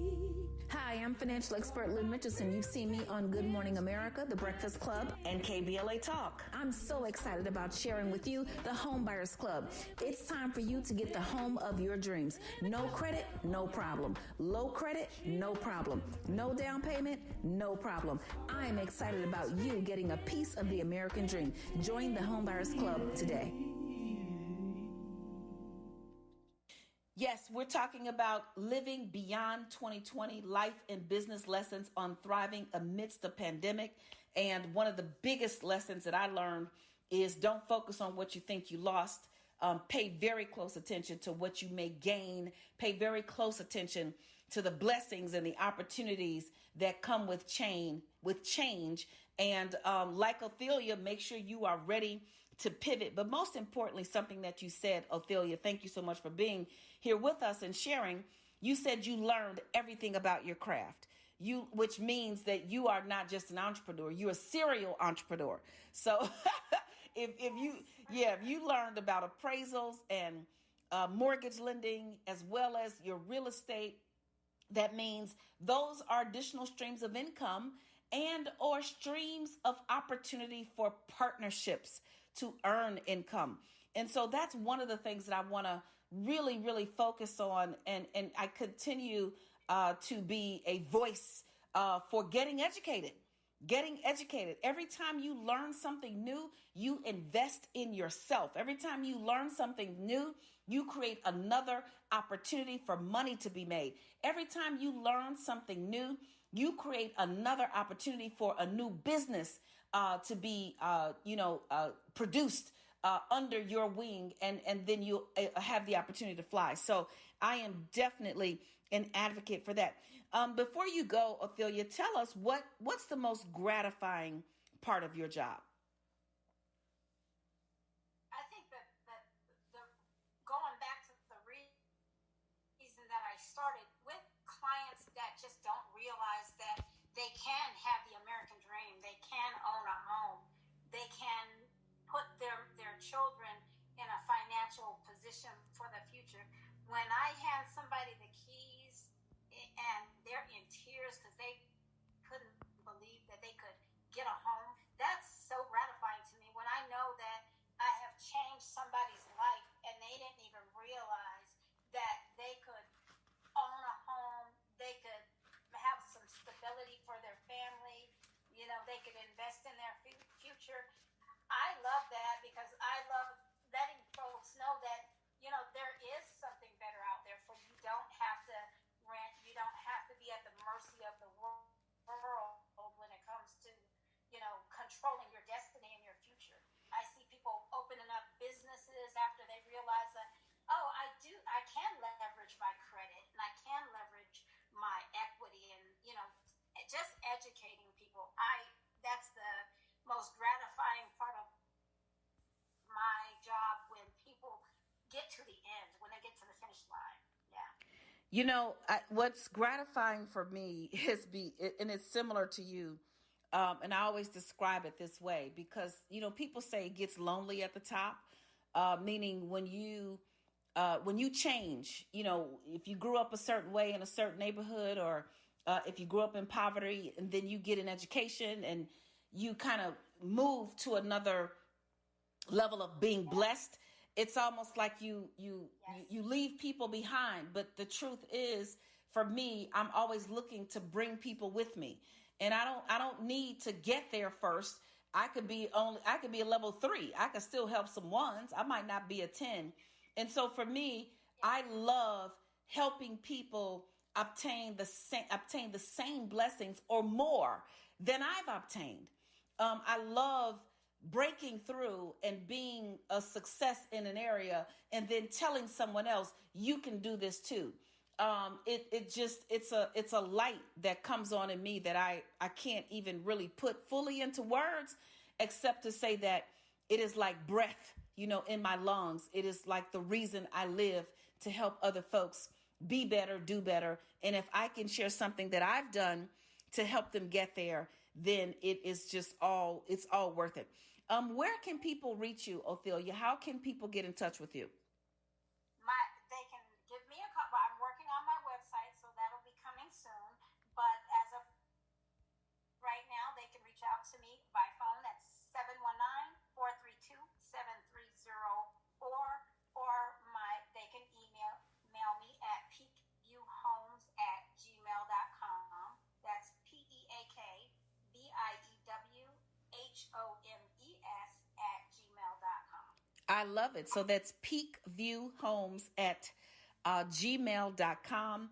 If you are a member of New Wealth University, you will find Ophelia as a part of our Diamond membership, and she'll be sharing more information as the days, months, weeks, and years come along, I'm sure. If you are headed to either the Prosper Tour or Wealth Fest or any of our business trainings, you will very, very likely see Ophelia there at a business training as well. And I am just excited about what all of this is. I think that we certainly, I have lost, people during the pandemic. We've all, either experienced loss directly, or we know someone who has. And it certainly has given, me and all of us a new appreciation for life, a new appreciation for just being a human in your right mind and being able to get to the next level. And what I want to say to others, I want to say to those who are listening is that folks like Ophelia, this is not an anomaly. She is teaching. She is practicing what she's teaching and preaching, and practices what she preaches. And there are so many of us who are on this path to help as many of you get to where it is that you're trying to go. And we're still also thriving and striving. So thank you, Ophelia, for your tenacity. Thank you for your loyalty. Thank you for your consistency, for always showing up. And thank you for what it is that you do for the world. Home ownership is still the foundation for building wealth. And we still have more Black and brown people to get into homes. The harvest is here. The time is now. It's your season to win. KBLA Talk 1580. We've got a lot to talk about. I'm Tyreek Wynn. Here's the latest on the Black Information Network. Former President Trump has cast his ballot ahead of next week's primary election in Florida. Afterwards, Trump talked to reporters and said his campaign is going well. Later in North Carolina, the former president focused on his political rival, Kamala Harris, who is Black, accusing her of decimating the middle class with radical liberal policies. The founder of famous Amos Cookies has died at the age of 88. Wallace Wally Amos Jr., who is Black, died Tuesday at his Honolulu, Hawaii home from complications of dementia, his family says. Pennsylvania State Police are releasing the results of a study on last year's traffic stops. According to the report, there were 450,000 traffic stops in Pennsylvania, with most of them happening during the daytime on weekdays. The study also said people of color were not statistically more likely to get arrested or searched than white people in Pennsylvania. That's the latest. I'm Tyreek Wynn on your home for 24/7 News, the Black Information Network. Right now, there are young people across the world facing a tough choice. Continue their dream of education or drop out to help their family put food on the table. You can help change their future in a single moment. See how far your support can go at unbound.org. Is this the time? This is the KBLA Sports Minute with Ray Richardson. Chargers coach Jim Harbaugh appears to be the only NFL coach or executive willing to give Colin Kaepernick a chance to return to the NFL. Harbaugh confirmed that he has offered a coaching position on his staff to the former NFL quarterback. Harbaugh said he talked to Kaepernick earlier this year after accepting the Chargers job. Harbaugh is waiting to hear back from Kaepernick. Kaepernick, now 36, has been out of the league since 2017. He was blackballed by the NFL for kneeling on the sidelines during the national anthem to protest social injustices in the U.S. Harbaugh's coaching offer is the first legitimate opportunity for Kaepernick to return to the NFL since the 2017 season. It is no surprise that Harbaugh is trying to open the door for Kaepernick. Kaepernick was Harbaugh's starting quarterback for 2 seasons when Harbaugh was coaching the 49ers. Stay tuned on this situation. No debates, no speculation, just the info you need. That's your KBLA Sports Minute. I'm Ray Richardson on KBLA Talk 1580. Looks like Bobby needs a ride again. Grab the keys. Let's take our auntie to the swap meet. Grab the keys. Whether you're giving rides or hauling gear, do it all in a Chevy SUV. Head to your local Chevy dealer, where well-qualified buyers get 1.9% financing on all 2024 Malibu, Colorado, Blazer, Equinox, Trailblazer, and Traverse limited models. Chevrolet, together, let's drive. 1.9% APR for 36 months. Monthly payment is $28.60 for every $1,000 you finance. Example down payment 15.8% plus finance with GM Financial. Some customers may not qualify. Not available with lease and some other offers. Take new retail delivery by 7/1/24. Join Black Women for Wellness 25th Annual Reproductive Justice Conference on August 15th at the California Endowment Center. Unite to protect Black women's rights and become an advocate for change. Tickets on sale now at bwwla.org. That's bwwla.org. Texting enrolls you into reoccurring automated text messages. Consent not required to purchase. Message and data rates may apply. Hey, Dan, how you doing? Haven't seen you around the gym for a while. Yeah, I've really fallen off. Since I turned 40, I just don't get the results I used to get. Could be lower testosterone. Lower T? Yeah, I went through it a while back. Once you hit 40, your body has less free testosterone. I got Nugenix Total T, and it's made a huge difference for me. I've seen that ad on TV. Is it for real? Oh, yeah. The key ingredient is something called Tesnor, which helps boost free and total testosterone levels to help you trim up and stay lean. And it's made a difference for you? Man, I feel like I'm in my 20s again. At work, in the gym, and in the bedroom. Are they still giving out complimentary bottles for people to try it for themselves? Yeah, you just need to send them a text. Text LION to 42424 right now for your complimentary bottle of Nugenix Total T, the #1 selling testosterone booster at GNC. Plus, text now and we'll include a bottle of Nugenix Thermo, our most powerful fat incinerator ever, to help you get back into shape fast. Absolutely free. Text LION to 42424. That's LION to 42424. At KBLA Talk Talk 1580, we do more than just talk. You got a big mouth. Hello, Joe, you're up. Welcome. We're unapologetically progressive, and we don't black down. Welcome forward now. This is the Millionaires Roundtable here on KBLA Talk 1580, and this is Lynn Richardson, and we are creating millionaires one family at a time, one day at a time, $1 at a time, and one dime at a time, and that means you. So yes, we're talking about thriving and surviving and building and growing beyond 2020. And anytime we have a conversation about entrepreneurship, I have to bring the serial entrepreneur on, my sister, business partner, and friend, your legend and icon, MC Light. MC Light, welcome to the round table. Thank you. Thank you very much, Dr. Lynn. Yes, yes. So, you were a participant or a co-author in our book, Beyond 2020, Life and Business Lessons on thriving amidst a pandemic. And one of the things that, really stands out for me is, there's a saying, coming out of this pandemic, you will either be a billionaire, a millionaire, or a witness. And although there was lots of unfortunate death and it took a toll on the entire world and it changed us forever, I would be remiss if I did not share that there were some major blessings that came out of the pandemic as well. And one of them was the expansion of business for many people that we work with, that we coach, students that I teach. And so it was such a refreshing blessing to hear Miss Ophelia Scholes, one of our Diamond members in New Wealth University, as well as one of the authors in Beyond 2020, talk about her entrepreneurial her journey. And the thing that stood out to me most about her and her message was that she always taught her children to make sure that they could create a job just in case someone didn't want to give them one. And when I think about that, of course, I think about you and your entrepreneurial endeavors. You're like a serial entrepreneur, if you will. Talk to us a little bit about what entrepreneurship meant to you during the pandemic and what focus and vision has it given you since, being a part of this pandemic. I can't really say it's over, but what has it done for you, or what have you seen differently, or what have you done differently? Well, thank you, first off, for having me on, Dr. Lynn. I think it's really important that we be able to share these stories in real time and these experiences, because out of it becomes wisdom for those who are listening and can use the information. So thank you very much for having me on and for doing this show. I would say what entrepreneurship has always meant to me is a level of freedom. And for the part of it that doesn't represent freedom, that's more or so, the obligation that we have set up for ourselves is definitely well worth it. When you decide to, get up every morning and strategize and put your plan into action, it feels good to know that it's for a business of your own, and that business of your own will go on to benefit you and your heirs and your family and whoever else it is that you decide that it will.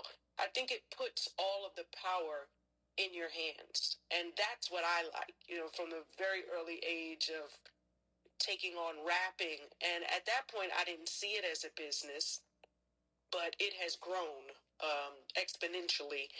And of course, with joining forces with you, with Lynn Richardson, now all of the businesses within the enterprise are flourishing, and that's because there's order to it all. But during the pandemic, I felt elated that we had already had things in place. And after you said we can't say after because we're still going through something. I'm not quite sure what this is. They have released mandates. You don't have to wear masks, but people are still getting COVID and people are still getting sick. So I guess it's up to every individual.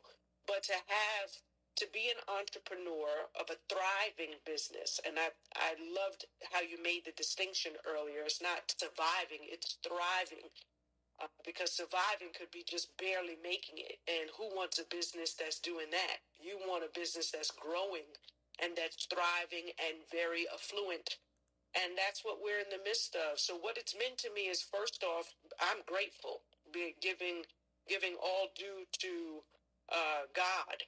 All my praises due to God, and I am grateful that he has put us in the position that he has.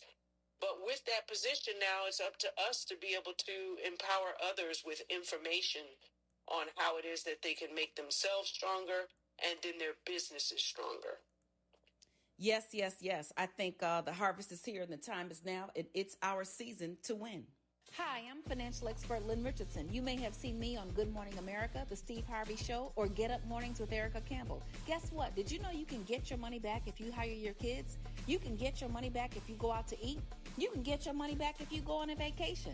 Well, guess what? In my book, Get Your Money Back, Tax Deductions You Never Know About, I'm going to teach you how you can get your money back with your home-based business legally, ethically, and all with the permission of the IRS. Just go to AskLynn.org. You know, MC Light, you shared so eloquently what it means right now in this season. And you spoke about helping others grow their businesses. And of course, your empire has expanded tremendously. What does that look like for you when you talk about, because you're involved in so many things, you're curating things with the Kennedy Center, you're working with everybody from Warren Campbell to, Remy Ma, and everybody pretty much in between. You're doing a movie. What does that mean for you when you talk about helping other entrepreneurs or helping other people expand their businesses? For me, that means actually getting behind the messaging and also the plan and strategy of New Wealth University. Yes, I am thankful to have an opportunity to work with all of those folks. But truly, the joy comes from giving and sharing and educating others. And so, you and I, you actually have a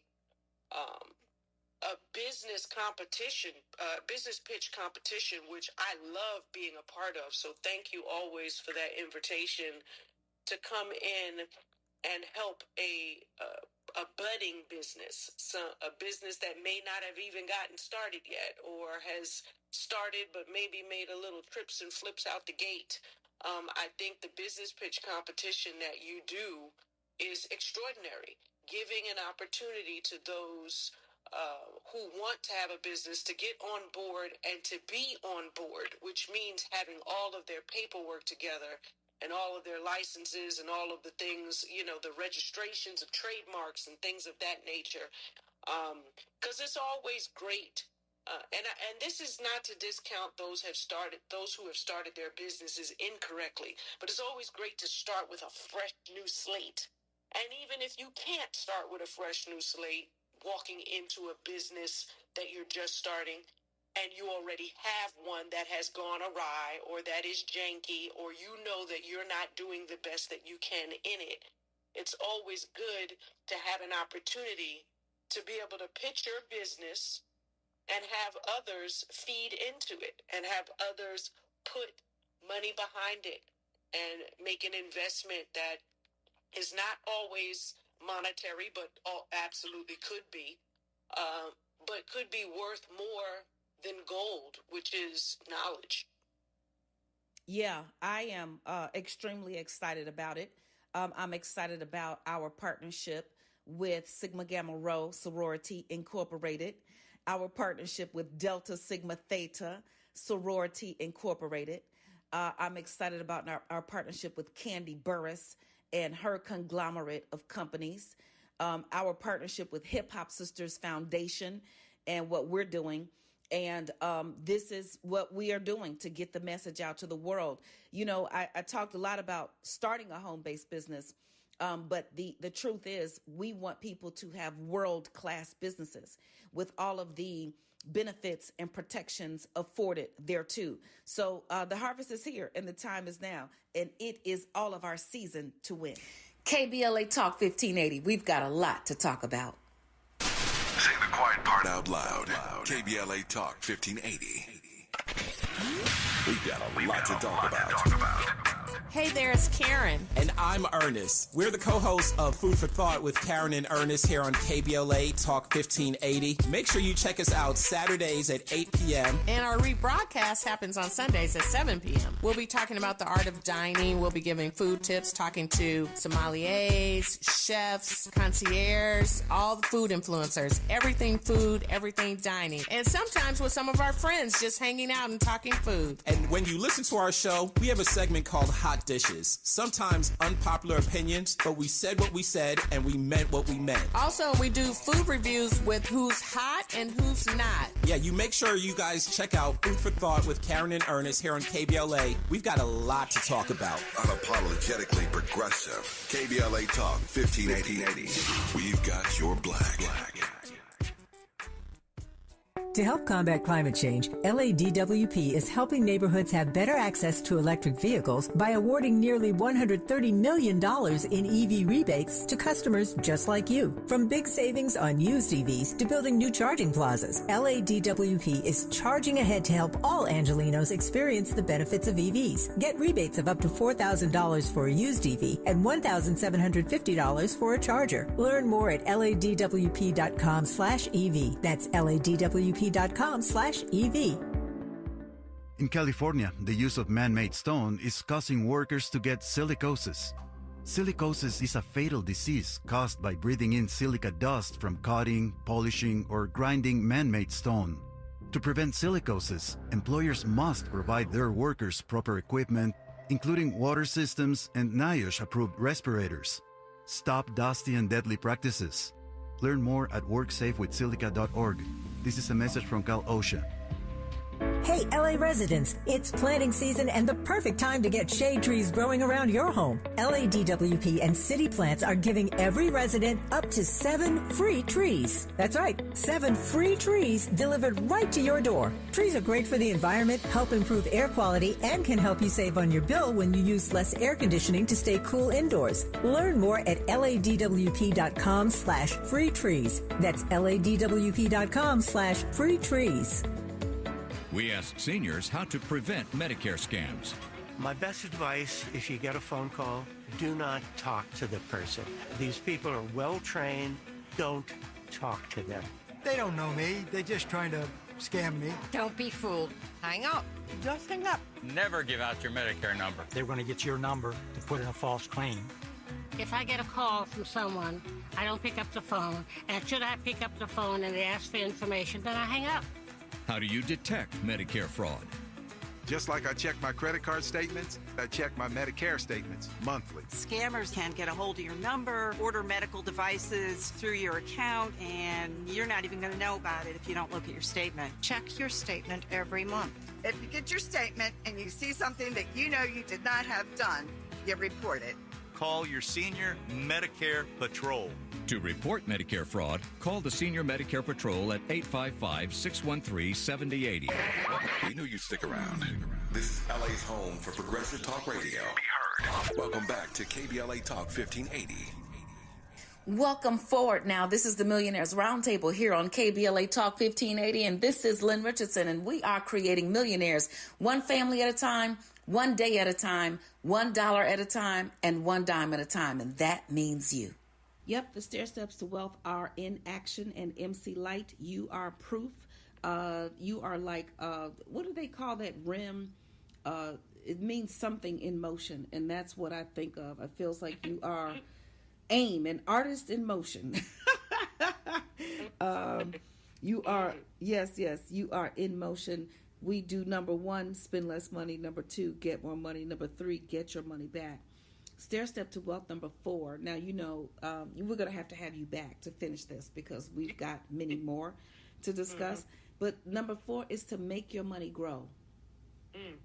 And again, this is something that any one of us can do any day. So you've talked about that money that you say if you don't see it, you good, you won't spend it. Yeah. That is how you make your money grow. And you do it the way, most people who have long-term wealth encourage Don't just invest when the stock market is up. Don't just invest when the stock market is down. Don't just invest when rates are high or low, because if you do that, then you'll be too frazzled, if you will. Just take a dollar amount that you're going to save and invest and give it to that account every week, every month, or every other day, or whatever it is that you're doing. And that's what I've seen you do, Light. Yeah. Well, for me, it's just about, like I said, if I don't see it, it can work for me. And I know you have that, you've coined that phrase, money can work harder for it than you can for it. Money will work harder for you than you can work for it. Exactly, right. Yeah. And I remember that, and I live by it. So if I can move that money to somewhere where I don't see it and have it grow, by all means. And I work within the confines of what is necessary. Just because I have it doesn't mean that I need to spend all of it. And just because I see things that I may want doesn't mean that I need to have them. And so it's just putting things into perspective. And it's taken a long time to get here. You know, when you're young, making the type of money that I've seen and that I've made over the years, it's very easy to spend it frivolously in items, you know, I think you call them deals at the stake. But in any case, yes, I love to put that money away and let it work. And the beautiful thing is, so we all want to buy things that we like, things that we see, things that we think will make us feel good. But if you let the money work for you, then the money will earn enough interest to buy the stuff, and you don't have to lose your principal.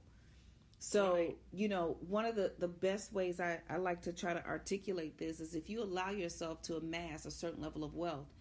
Let's say you've got $1 million and it's earning 10% interest. It's earning $100,000 a year. You can live off half of the $100,000. Let the $1 million sit there, plus the extra $50,000, and now that's growing. And that's how you start to let money work for you instead of you working for it. And then the interest is what you live off of, and the interest is what buys all the things you are interested in. Yes. So the stair steps to wealth in action. Just take the steps one at a time. Implement one thing at a time. One day at a time, $1 at a time, and one dime at a time. Why? Because the harvest is here, and yes, the time is now. KBLA Talk 1580. We've got a lot to talk about. My friends swim no matter the season, but my moderate to severe plaque psoriasis can sometimes take me out of the moment. Now, thanks to Skyrizi and clear skin, count me in. With Skyrizi, Risankizumab Riza, a prescription-only 150 milligram injection for adults who are candidates for systemic or phototherapy. 3 out of 4 people achieve 90% clear skin at 4 months.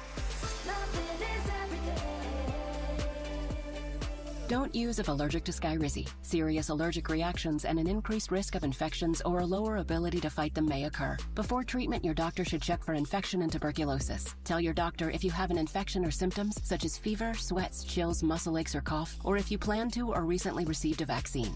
Thanks to Skyrizi, there's nothing on my skin, and that means everything.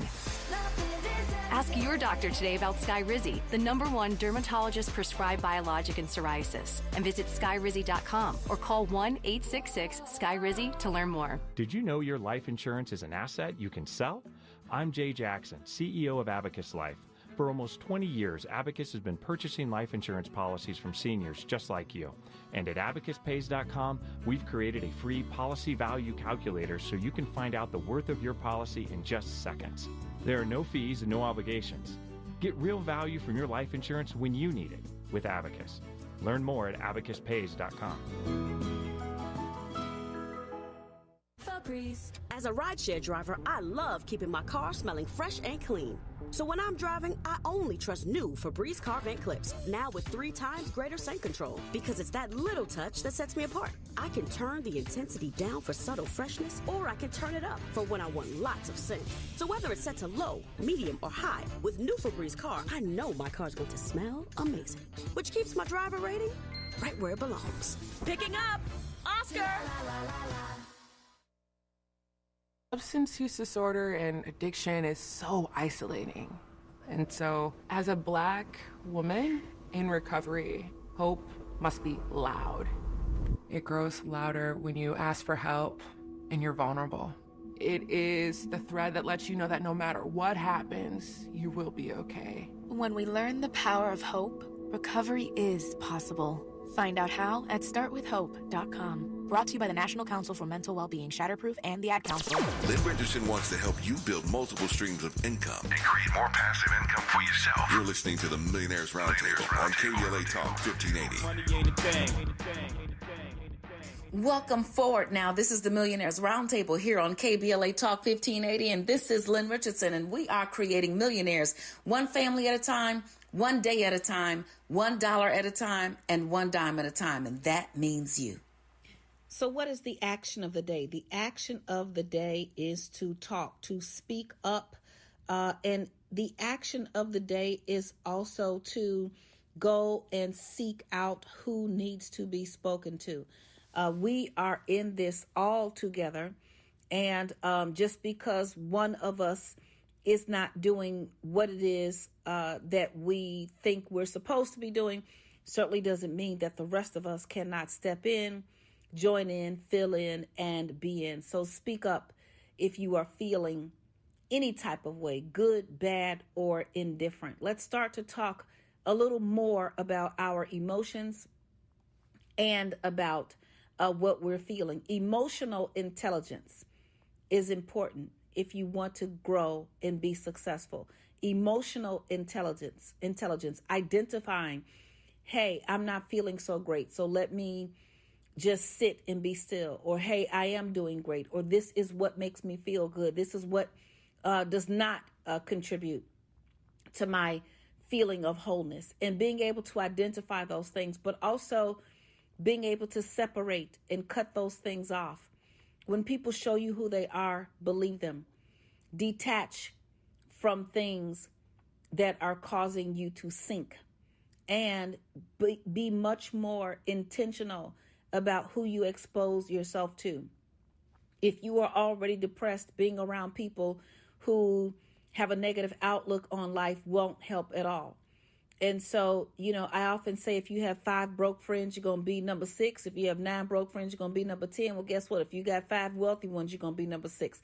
It goes the same way. So be who it is that you see for yourself and keep moving towards that.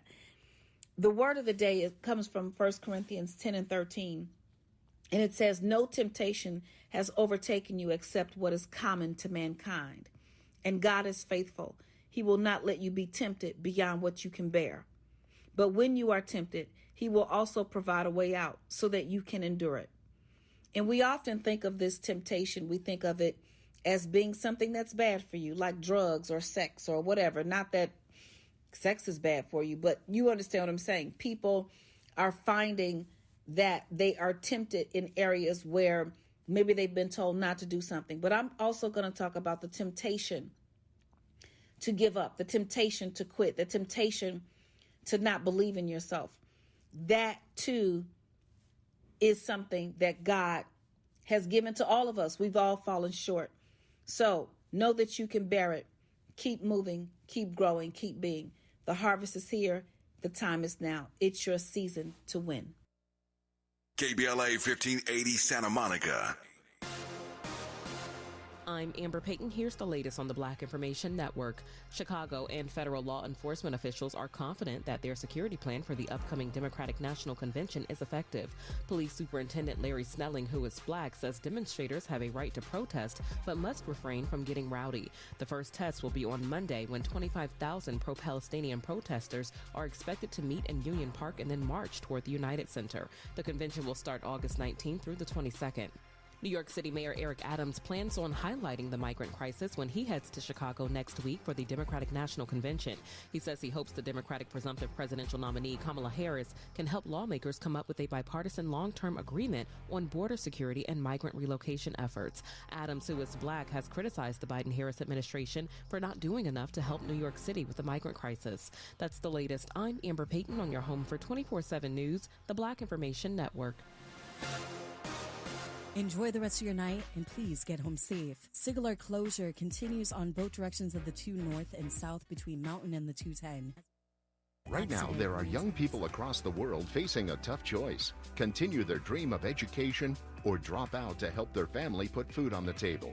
You can help change their future in a single moment. See how far your support can go at unbound.org. Is this the time? This is the KBLA Sports Minute with Ray Richardson. Chargers coach Jim Harbaugh appears to be the only NFL coach or executive willing to give Colin Kaepernick a chance to return to the NFL. Harbaugh confirmed that he has offered a coaching position on his staff to the former NFL quarterback. Harbaugh said he talked to Kaepernick earlier this year after accepting the Chargers job. Harbaugh is waiting to hear back from Kaepernick. Kaepernick, now 36, has been out of the league since 2017. He was blackballed by the NFL for kneeling on the sidelines during the national anthem to protest social injustices in the U.S. Harbaugh's coaching offer is the first legitimate opportunity for Kaepernick to return to the NFL since the 2017 season. It is no surprise that Harbaugh is trying to open the door for Kaepernick. Kaepernick was Harbaugh's starting quarterback for 2 seasons when Harbaugh was coaching the 49ers. Stay tuned on this situation. No debates, no speculation, just the info you need. That's your KBLA Sports Minute. I'm Ray Richardson on KBLA Talk 1580. I need you, dollar, that's what I need. KBLA Talk 1580 celebrates small businesses, the enduring lifeblood of our community, with the launch of the KBLA SMB Marketplace. For the first time, small to medium-sized businesses will have an opportunity to promote their goods and services on KBLA and take advantage of our powerful reach and local marketing power. The SMB Marketplace is hosted exclusively on KBLA1580.com and is accessible from all our social media channels. Whether you're a small mom and pop restaurant, a car dealership, or a professional practitioner, we invite you to join in this new KBLA Talk 1580 initiative to promote your business. As a black-owned small business, you don't want to miss this unique opportunity to gain new customers on KBLA Talk 1580. For more information, contact us today at smb@kbla1580.com. That's smb@kbla1580.com. At KBLA Talk 1580, we've got your black. And if I share with you my story, would you share your shadow with me? Time to get it. Hey!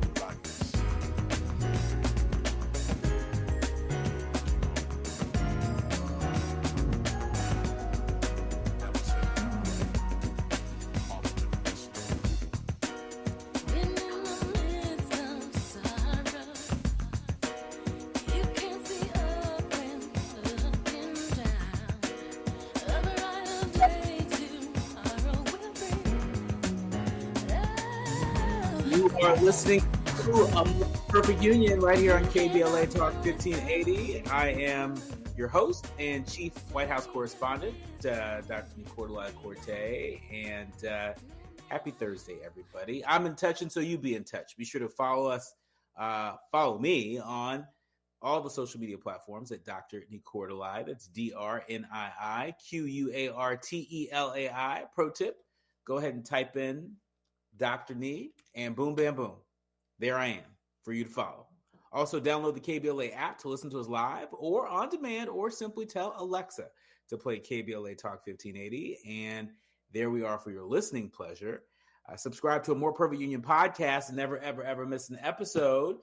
And go out and pick up Kamala, The Motherland and Me.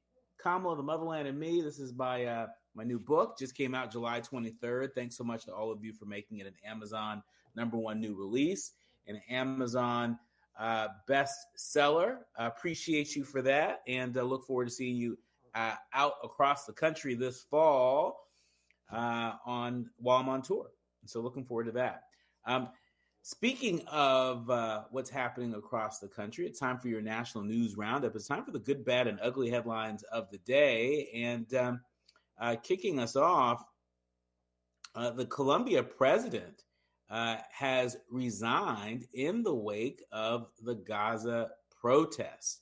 That's right. The president of Columbia University, Manoj Shafiq, has resigned following months of criticism of her handling of campus protests over the war in Gaza. The Guardian is reporting that she said, quote, "This period has taken a considerable toll on my family, as it has for others in our community." That's what she wrote in an email to staff and students just yesterday. She went on to say, "It has also been a period of turmoil where it has been difficult to overcome divergent views across our community." She added that over the summer, that she's been able to reflect and has decided that her moving on at this point would best enable Columbia to traverse the challenges ahead. Her resignation, effective immediately, was unexpected.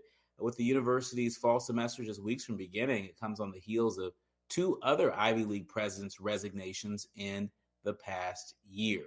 In a separate letter to Columbia community, the co-chairs of the University Board of Trustees, she wrote, quote, "While we are disappointed to see her leave, we understand and respect her decision." They went on to announce that Katrina Armstrong, the chief executive officer of Columbia University's Irving Medical Center, would serve as the interim president. Moving along, just coming from a big event at Prince George County Community College, where President Biden and Vice President Harris appeared for the very first time together since President Biden announced that he'd be stepping back from his reelection campaign and throwing his full support behind Vice President Harris for president. And the Guardian's reporting that Biden says that Harris will make one hell of a president at their first joint event together. You'll have a chance to hear just a little bit of what both Vice President Harris and President Biden had to say in just a few moments.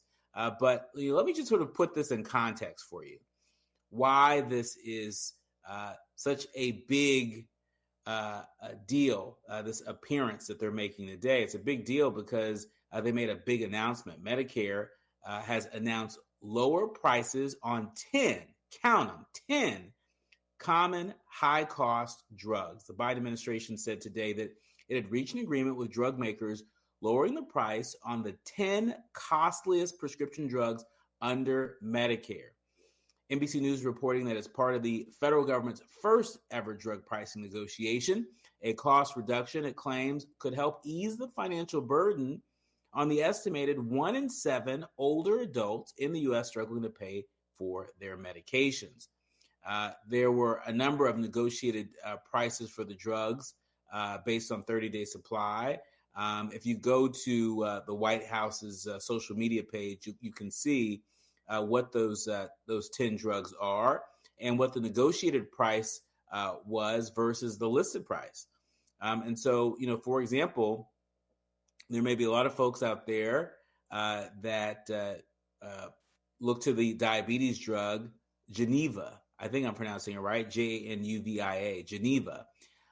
It's a diabetes drug from Boehringer and Eli Lilly.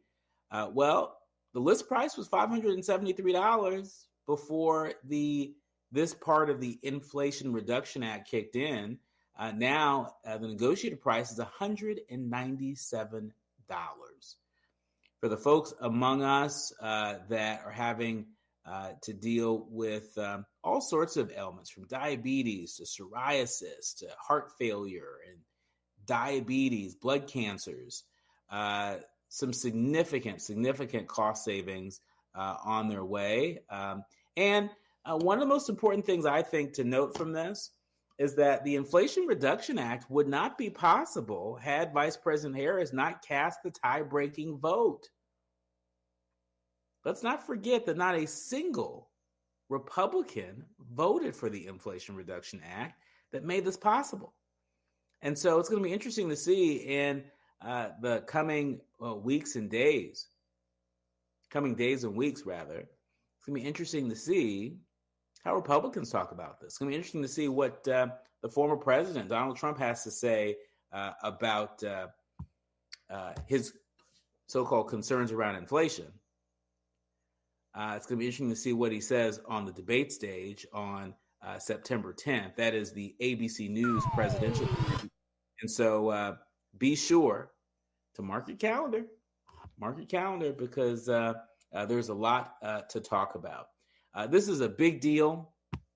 Just yesterday, I was talking to my mom about this. My mom is on Medicare, and she was talking about some of the cost savings that she's seen for some of her prescription drugs between 2018, which would have been before the Inflation Reduction Act, gave Medicare the authority to negotiate these drug prices with pharma, and now. So my mom compared, 2018 to now, and has seen significant cost savings. Right, it's gone from paying $50 some odd for prescriptions to no more than $20. I mean, that is a real cost savings, and for folks who rely on prescription drugs that may be a whole lot more expensive, that's that little bit of breathing room that President Biden often talks about. But you get to hear President Biden and Vice President Harris for yourself.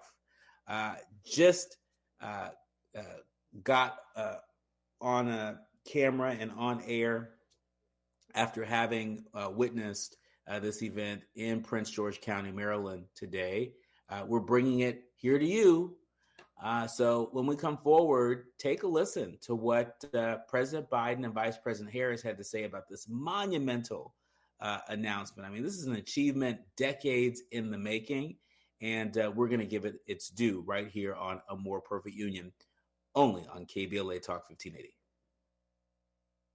You turn to when you've had it up to here with cultural incompetence. KBLA Talk 1580. Hello, KBLA listeners. This is Senator Steve Bradford, and I'm inviting you to the 21st Annual Gardena Jazz Festival, Sunday, August 25th at Raleigh Park.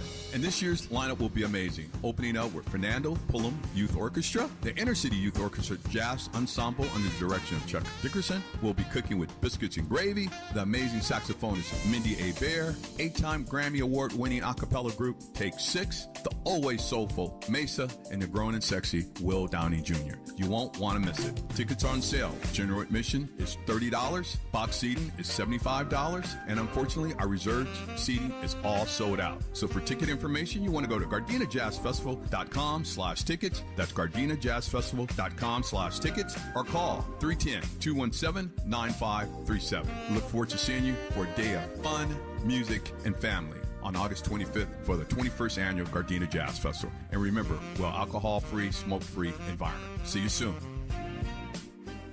After you use Bounce Dryer sheets and realize how fresh, soft, less wrinkled, and less staticky your laundry can be, you'll put a sheet on it every time. Like those socks that smell like they've been through a marathon. Put a sheet on it. Or that blanket that's got wrinkles on its wrinkles. Put a sheet on it. Maybe even your chatty coworker who keeps distracting you.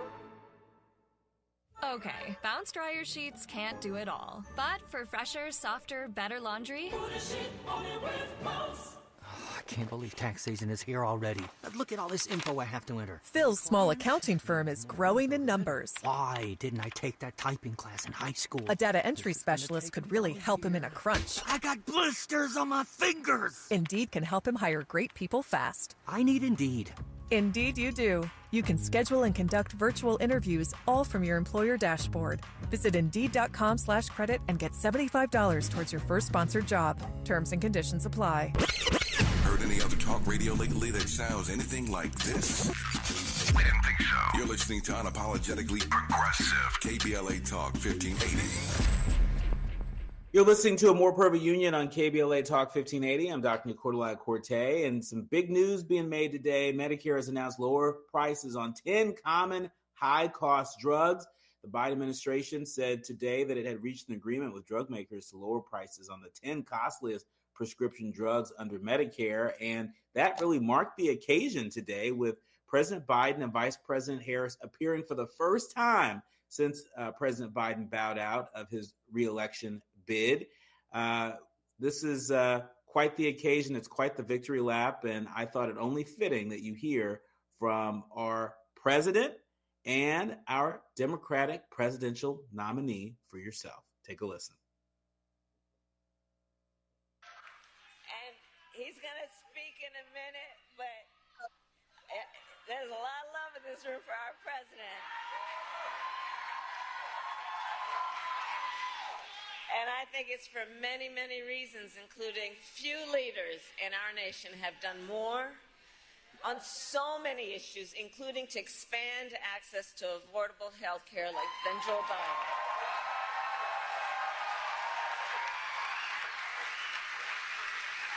And today we take the next step, thank you, Joe, forward in our fight.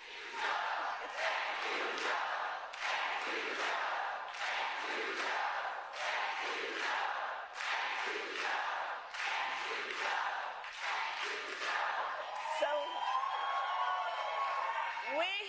we believe deeply every senior in our nation should be able to live with security, stability, and dignity. And so in the United States of America, no senior should have to choose between either filling their prescription or paying their rent. That's the subject of today. Because we know for far too long, far too many of our seniors have struggled to afford their medication. And as a result, seniors have been forced to spend their time trying to figure out how they are going to be able to fill a prescription like insulin based on the doctor's prescription, which is about saving their life, or whether they'd have to ration their pills to be able to make it stretch through a month. And why, we all know, but let's ask, why are prescription drugs so expensive? I will tell you. Well, one big reason is for years, Big Pharma has often inflated the price of life-saving medications, often charging many times what it would cost to make just to increase their profits. And millions of Americans have suffered as a result. My entire career, I have worked to hold bad actors accountable and lower the cost of prescription drugs. As Attorney General of California, I took on pharmaceutical companies for deceptive marketing and illegally inflating the cost of drugs, and we won billions of dollars. As a United States Senator, I fought to pass laws that would make health care more affordable and accessible for all Americans. And as Vice President, together with Joe Biden, our president, we finally addressed the long-standing issue that for years was one of the biggest challenges on this subject, which was that Medicare was prohibited by law from negotiating lower drug prices. And those costs then got passed on to our seniors, but not anymore.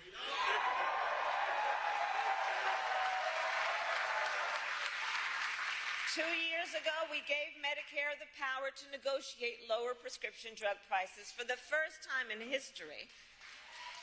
And here is why that matters. It is nearly impossible for a patient to negotiate lower prices by themselves. Just think about that. Somebody who needs the medication, who may be suffering from a serious illness, that they would by themselves be able to negotiate against a big drug company to lower their prices is virtually impossible. It's one person against a huge corporation. But Medicare represents more than 65 million people. And so Medicare has collective bargaining power. And now Medicare can use that power to go toe-to-toe with Big Pharma and negotiate lower drug prices.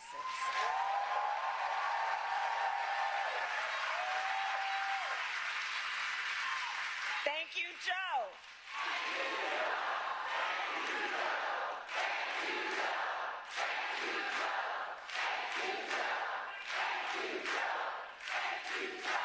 And this is to the benefit of not only tens of millions millions of people on Medicare, but also millions of Americans on Medicare who have long-term disabilities. And understand, as a result of our negotiations, the government will also pay less than for prescription drugs. And think about what that means in terms of helping taxpayers save money, whether or not they take these medications. So all of this is to say, 2 years ago as Vice President, I was proud to cast the tie-breaking vote that sent the bill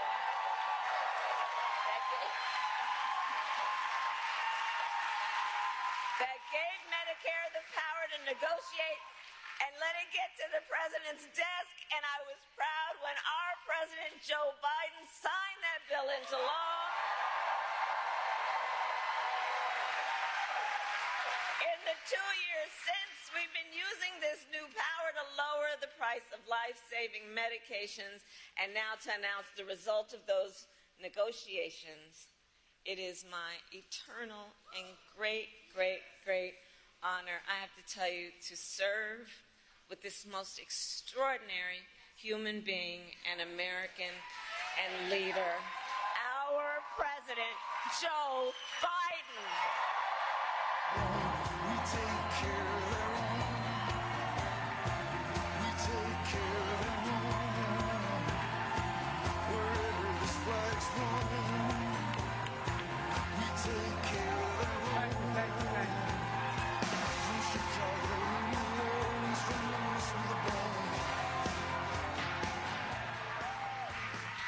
Thank you, Kamala. Well, I love you guys, too.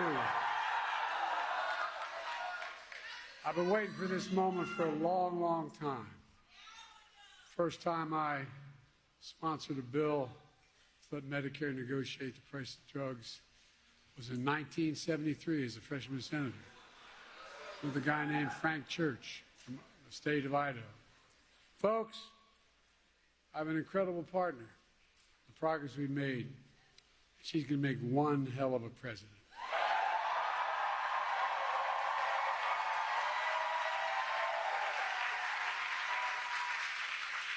And Judy, thank you for sharing your story.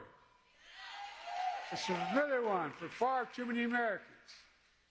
People like my dad used to lay in bed at night when they lost his insurance as the company he worked for, staring at the ceiling, literally, and you've all experienced, you know people who have experienced this, wondering what in God's name happened if my wife gets breast cancer, or if I get sick, or my children get seriously ill.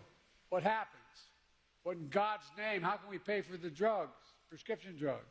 I'm serious, these are the discussions. You know it. Do we have enough insurance? Can we afford the medical bills? We'll have to sell the house to get a second mortgage.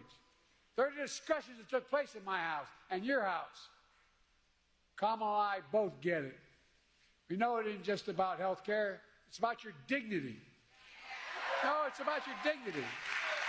It's about peace of mind. It's about security. It's about taking care of your family. It's about giving folks just a little bit more breathing room. That's all. Look, I believe that health care should be a right, not a privilege in America.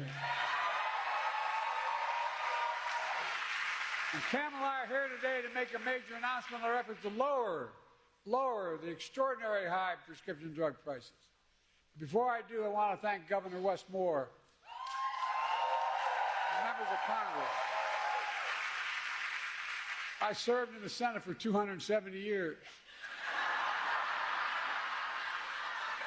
I know I only look 40, but I'm a little bit older. The longest time I was too damn young because I was only about 29 when I got elected. Now I'm too damn old. But I'll tell you one thing in between. One of the finest, most decent men I've ever worked with. And I think of integrity is Ben Cardin. Stand up, Ben. Stand up. I really mean it. I measure the people I work with by their integrity. He does what he says and says what he does. Look, folks, also, Nanette Barragan, for the longest time, she tried to pretend with me she was Irish, and then Barragan. She's a great friend, and she's one of the great leaders in this country for the Hispanic community. Congressman Fume, where are you? Stand up, man.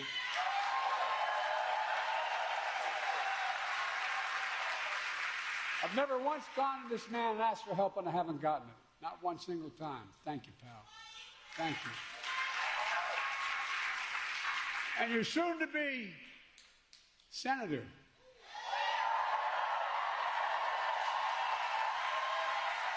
Where is she? It's a hell of a lot easier job than being a county executive. I was a county official.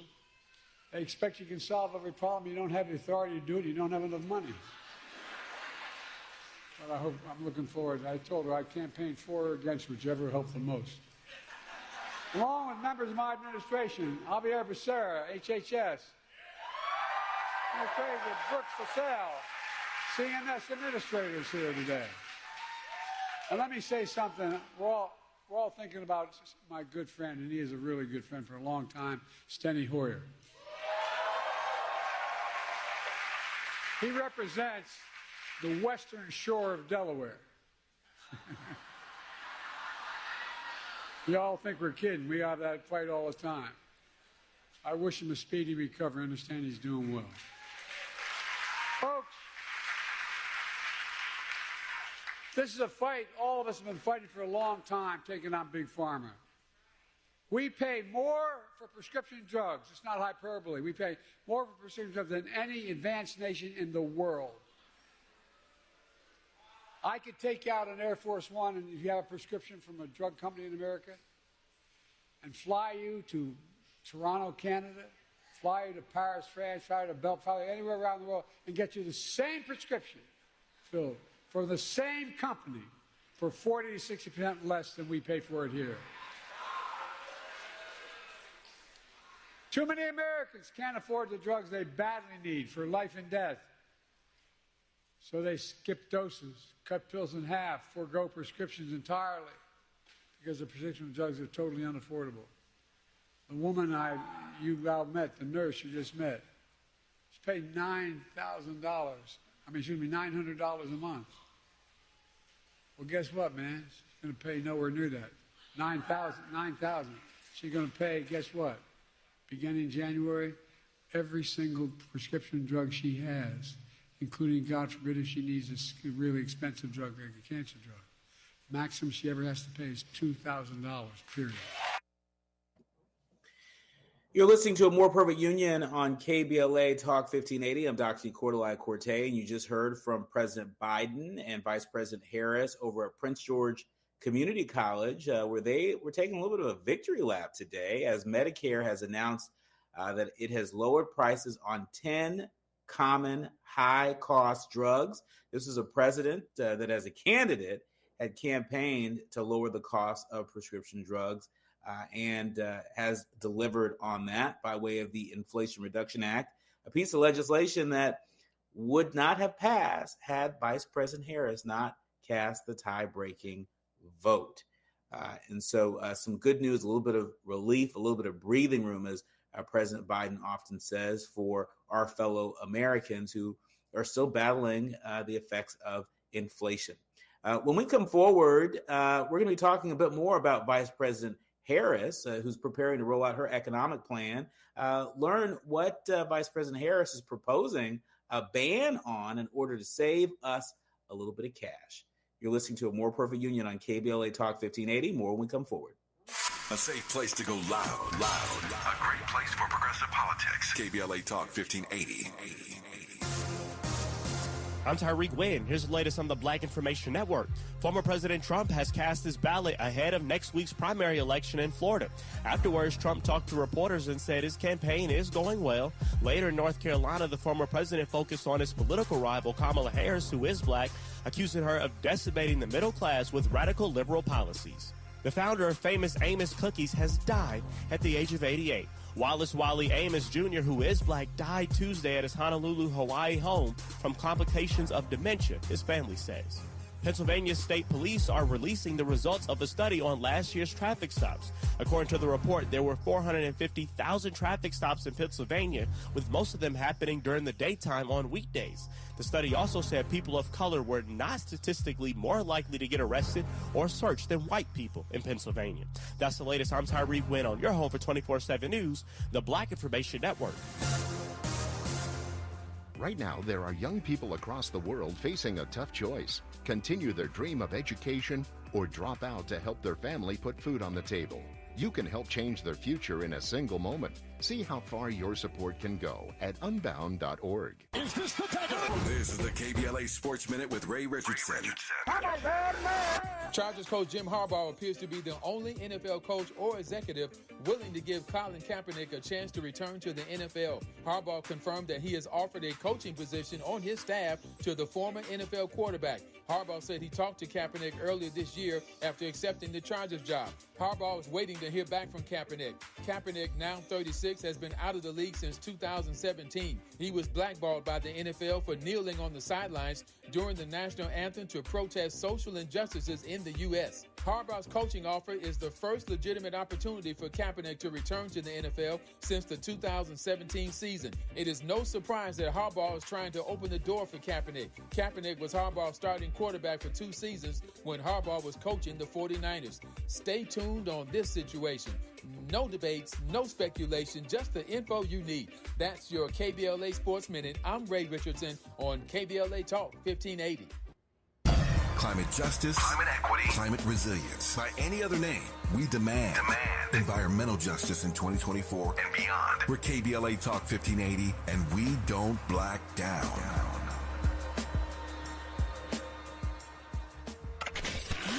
We've got a lot to talk about. Race, culture wars, political turf battles, criminal justice, and injustice. The courts. These are the conversations you won't hear elsewhere. My guests are leading journalists, celebrities, and sports figures, elected leaders, and influencers. They aren't afraid to get into it and say the quiet part out loud. With Ariva Martin in real time, your commute just became the most engaging part of your day. Tune in weekdays from 4 p.m. to 6 p.m. or find us on YouTube. Ariva Martin in real time, when you want it straight, no chaser. Unapologetically progressive. KBLA Talk 1580. We've got your black. Have you heard of the 50-30-20 rule? This can help you spend and save your money wisely. So, how does it work? Distribute your dollars into 3 buckets. 50% towards needs, 30% towards your wants, and 20% goes to savings. Use this tool to help your journey to financial success. Sponsored by J.P. Morgan Chase & Company. Looks like Bobby needs a ride again. Grab the keys. Let's take our auntie to the swap meet. Grab the keys. Whether you're giving rides or hauling gear, do it all in a Chevy SUV. Head to your local Chevy dealer, where well-qualified buyers get 1.9% financing on all 2024 Malibu, Colorado, Blazer, Equinox, Trailblazer, and Traverse limited models. Chevrolet, together, let's drive. 1.9% APR for 36 months. Monthly payment is $28.60 for every $1,000 you finance. Example down payment 15.8% must finance with GM Financial. Some customers may not qualify. Not available with lease and some other offers. Take new retail delivery by 7/1/24. Enrolls you into recurring automated text messages. Consent not required to purchase. Message and data rates may apply. Hey, Dan, how you doing? Haven't seen you around the gym for a while. Yeah, I've really fallen off. Since I turned 40, I just don't get the results I used to get. Could be lower testosterone. Lower T? Yeah, I went through it a while back. Once you hit 40, your body has less free testosterone. I got Nugenix Total T, and it's made a huge difference for me. I've seen that ad on TV. Is it for real? Oh, yeah. The key ingredient is something called Tesnor, which helps boost free and total testosterone levels to help you trim up and stay lean. And it's made a difference for you? Man, I feel like I'm in my 20s again. At work, in the gym, and in the bedroom. Are they still giving out complimentary bottles for people to try it for themselves? Yeah, you just need to send them a text. Text LION to 42424 right now for your complimentary bottle of Nugenix Total T, the #1 selling testosterone booster at GNC. Plus, text now and we'll include a bottle of Nugenix Thermo, our most powerful fat incinerator ever, to help you get back into shape fast. Absolutely free. Text LION to 42424. That's LION to 42424. This is KBLA Talk 1580, where hate loses and love wins. You're listening to A More Perfect Union on KBLA Talk 1580. I'm Dr. Nicolai Corte. And listen, Vice President Harris is expected to begin to roll out her economic vision for the future in the coming days. And we're learning what that vision might include. The Washington Post reporting that Kamala Harris is proposing a ban. She's to propose a ban on price gouging for food and groceries. Vice President Harris on Friday will unveil a proposed ban on price gouging in the grocery and food industry, embracing a strikingly populist proposal in her most significant economic policy announcement since becoming the Democratic Party's nominee. In a statement released just last night, the Harris campaign said that if elected, she would push for the first ever federal ban on food price hikes with sweeping new powers for federal authorities. Harris, on Friday, will also announce plans to lower prescription drugs and housing costs, according to the campaign, basically taking a victory lap on the announcement that was made today in Prince George County, Maryland.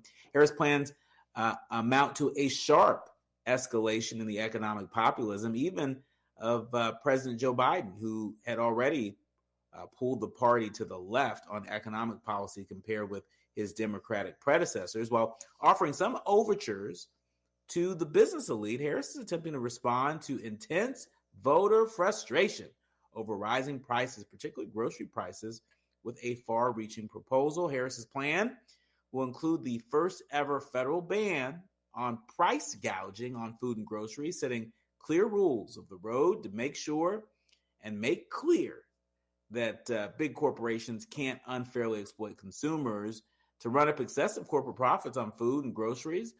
You know, I mean, this is actually a thing where there are some products that we all use that have a little less goods in the packaging. The packaging may be a little bit smaller. Well, you know, Vice President Harris is intending to get to the bottom of that. Republicans and many Democratic economists see mandatory price controls as a counterproductive form of government intervention that discourages firms from producing enough supply to meet demand. And so you can expect that there might be some fight over this. Harris's policy announcement comes as Democratic policymakers have been looking for clues into her plans for the economy. Biden staffed his White House and key regulatory agencies with appointments significantly to the left of President Obama's team and on a range of policies: antitrust, trade, labor rights, industrial policy. He shattered the party's consensus that had prevailed since the Clinton administration, pushing for more government intervention in nearly every facet of the nation's economy. Well, there may be some wisdom to that because right now, believe it or not, America's economy is the envy of the world. We are battling inflation the best. Our economy is the strongest right now. And so we will be bringing you the particulars of Vice President Harris's announcement in terms of her economic plan when she fully rolls that out. But, you know, speaking of the economy, the surprise jump in retail sales, it casts aside recession fears. Remember, not too long ago, people were fearing, recession. And now you don't hear the R word so much. The Post is also reporting that Americans are still spending big on cars, appliances, and furniture at a surprise burst of activity that is propelling the U.S. economy and helping shake off fears of an impending downturn.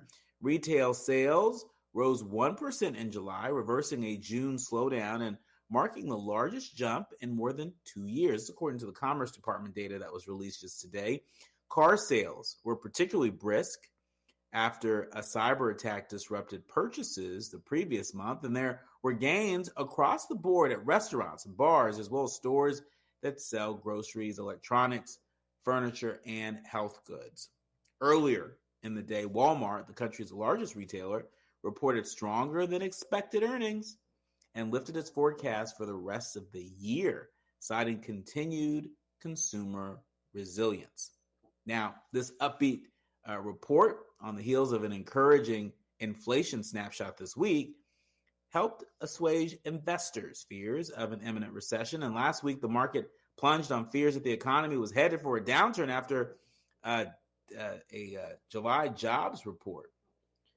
That seems to have just been a blip on the radar screen.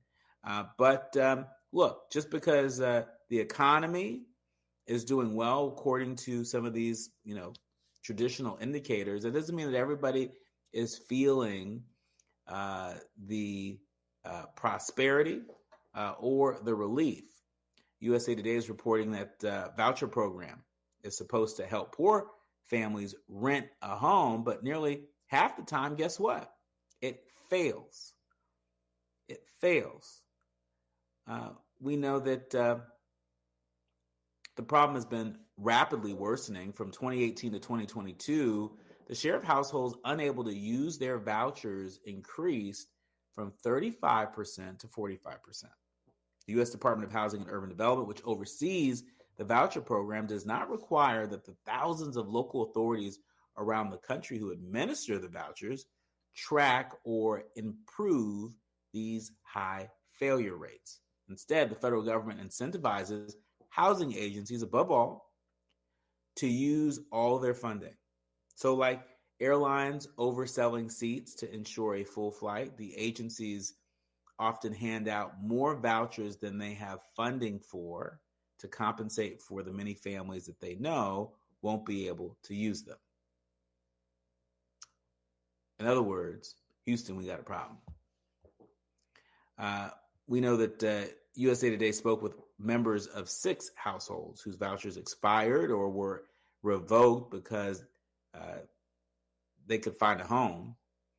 And they were left in desperate situations in homeless shelters, in public parks, budget motel rooms, couch surfing, or in overcrowded homes, made all the more difficult by the emotional whiplash of winning a voucher only to have it taken away. And so while we can celebrate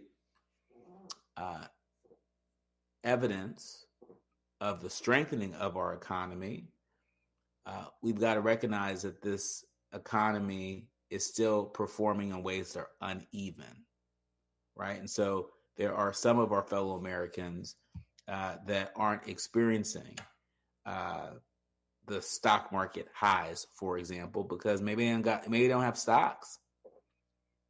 There are some of our fellow Americans that don't have a place to rest their head every night, not a place they can call home.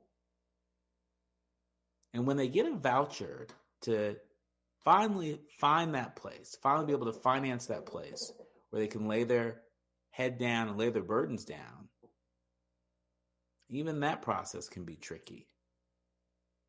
Even that process can leave people with false hope. That is a part of the work ahead. When we come forward, it is time for the quiet part out loud. Yep, the quiet part out loud. And let me just say this. Black women are having an extraordinary moment. I don't know how many of you actually saw the film Shirley on Netflix, which was a movie about Shirley Chisholm, the first Black woman to run for president of the United States. These days, I'm often thinking about what Shirley Chisholm would make of this moment, having Kamala Harris as the Democratic nominee for president, having so many Democratic Party chairs that are Black women, having Black women running for the U.S. Senate. I'm talking about Angela Alsobrooks in Maryland, and I'm talking about folks like Lisa Blunt Rochester in Delaware. Having so many Black women mayors across the country, I wonder what she and so many women of her generation would think about this moment. When we come forward, Black women are in charge at this year's Democratic National Convention. We'll tell you what to expect at what folks are anticipating will be a different kind of convention. You're listening to A More Perfect Union on KBLA Talk 1580, the quiet part out loud when we come forward. The station you turn to when you've had it up to gear with cultural incompetence. KBLA Talk 1580. Hello, KBLA listeners. This is Senator Steve Bradford, and I'm inviting you to the 21st Annual Gardena Jazz Festival, Sunday, August 25th at Raleigh Park.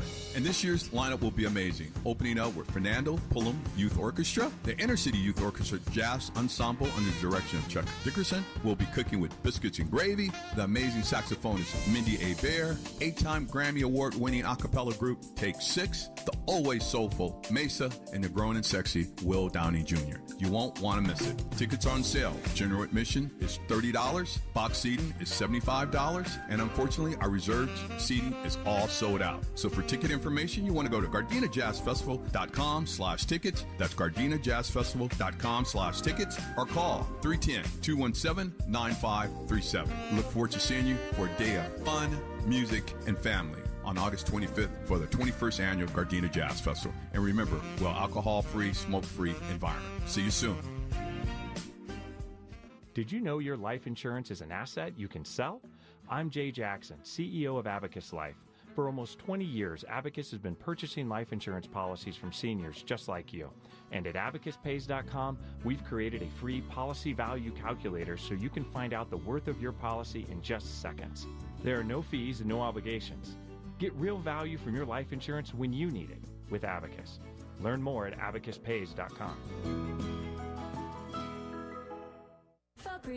As a rideshare driver, I love keeping my car smelling fresh and clean. So when I'm driving, I only trust new Febreze car vent clips, now with 3 times greater scent control, because it's that little touch that sets me apart. I can turn the intensity down for subtle freshness, or I can turn it up for when I want lots of scent. So whether it's set to low, medium, or high, with new Febreze car, I know my car's going to smell amazing, which keeps my driver rating right where it belongs. Picking up, Oscar! At Charmin, we heard you shouldn't talk about going to the bathroom in public, so we decided to sing about it. When you're rolling Charmin Ultra Soft on the party, less is more, so roll it back, everybody. Charmin's irresistibly soft and hella nice. The grip is always soft. It's our party vibe. It's cushioning things so our cheeks feel fine. So what? Every booty wanna touch the sky. Charmin Ultra Soft is irresistibly soft and more absorbent, so you can use less. Enjoy the go with Charmin. She posted about us just now. Celebrities can't get enough of Beyonce's bespoke skincare line. She has 147 million followers. How do we monetize? She needs a social media associate to help her with the hype. We should repost this. Do we need a hashtag? Indeed can help her hire great people fast. I need Indeed. Indeed you do. You can schedule and conduct virtual interviews all from your employer dashboard. Visit Indeed.com/credit and get $75 towards your first sponsored job. Terms and conditions apply. KBLA Talk 1580. We've got a lot to talk about. KBLA reminds you that when we fight, we win, and we don't black down. LA Community Action Network, or LA CAN, was formed in 1999 when 25 residents of downtown LA came together and acknowledged the problems that existed in their community and made a commitment to do something about those problems, to stand together, organize, and become a force in the community that demands change. Civil rights and preventing the criminalization of poverty are their core projects. In addition, they take on women's rights, the human right to housing, and healthy food access. LA CAN also has projects focused on economic development, civic participation, voter engagement, and community media. While downtown LA remains their home base, with a particular emphasis on the Skid Row community, in 2007, they expanded their housing and healthy food access work into South Central Los Angeles. LA CAN believes that power for low-income people and people of color is achieved through a large, active, and well-informed member base that utilizes a multitude of methods to advance their messages and goals. If you'd like to join the Los Angeles Community Action Network and organize people to fight back against oppression, please visit cangress.org. That's cangress.org. This is a community call to action from KBLA Talk 1580. Gonna feel a puff of air. Zhang's Optometry has set their sights on staffing up. Try the next line. Hey, Kim, can you tell our 2 o'clock we're running 15 behind? Sorry, we're a bit backed up today. He needs an optometric technician to keep an eye on it all. Where are the dilation drops? Indeed can help him hire great people fast. I need Indeed.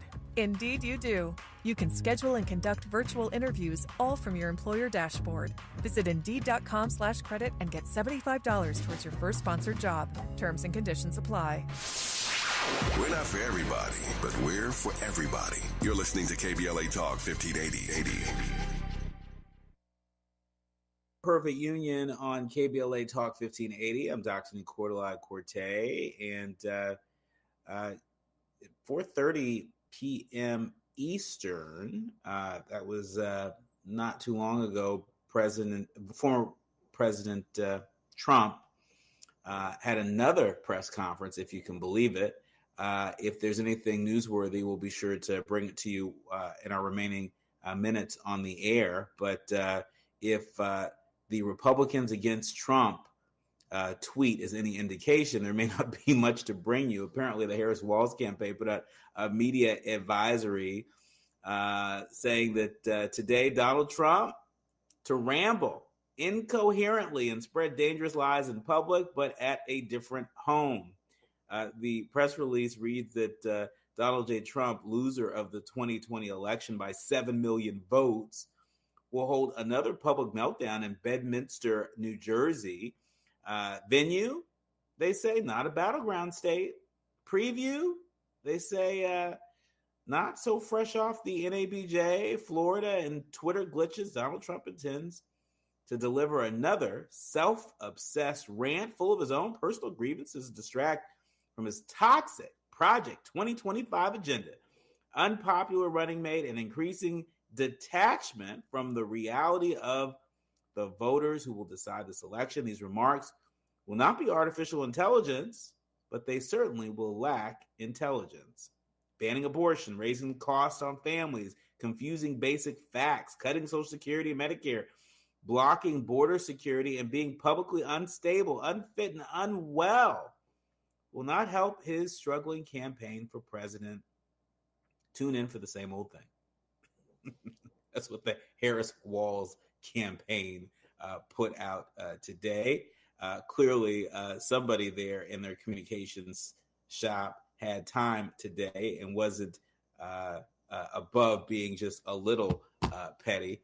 But I'll tell you who is making waves for all the right reasons. Black women, and they are in charge of this year's Democratic National Convention. And as USA Today is reporting, expect a different kind of convention. Less than 3 weeks remain until the Democratic National Convention, and Mignon Moore, chair of the party's political showcase, didn't know who Kamala Harris would pick as her running mate. It had only been a couple weeks since Harris had stepped up to become the party's presumptive presidential nominee, and convention plans have been zigzagging for days. But still, Moore was managing to slightly restructure the program to highlight Harris's values and introduce her to American voters, as thousands of delegates, lawmakers, volunteers, and others were getting ready to gather in Chicago to help her win the White House. Interest in the convention has increased since Harris replaced President Biden on the Democratic ticket. That's what the convention officials are saying. And for the first time, a woman of color will be the presidential nominee. Not just help, but will be the presidential nominee for a major political party. And Black women will play most of the key roles in leading the Democratic convention. And that's worth noting.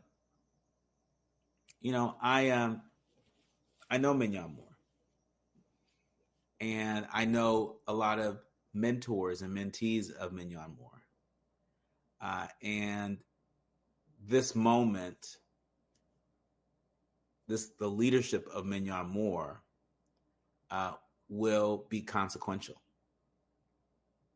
The leadership of the Harris Democratic Party has the potential to be very consequential and influence a whole nother generation of not just Democratic Party activists, but leaders that have been waiting in the wings for the opportunity to be able to assume leadership.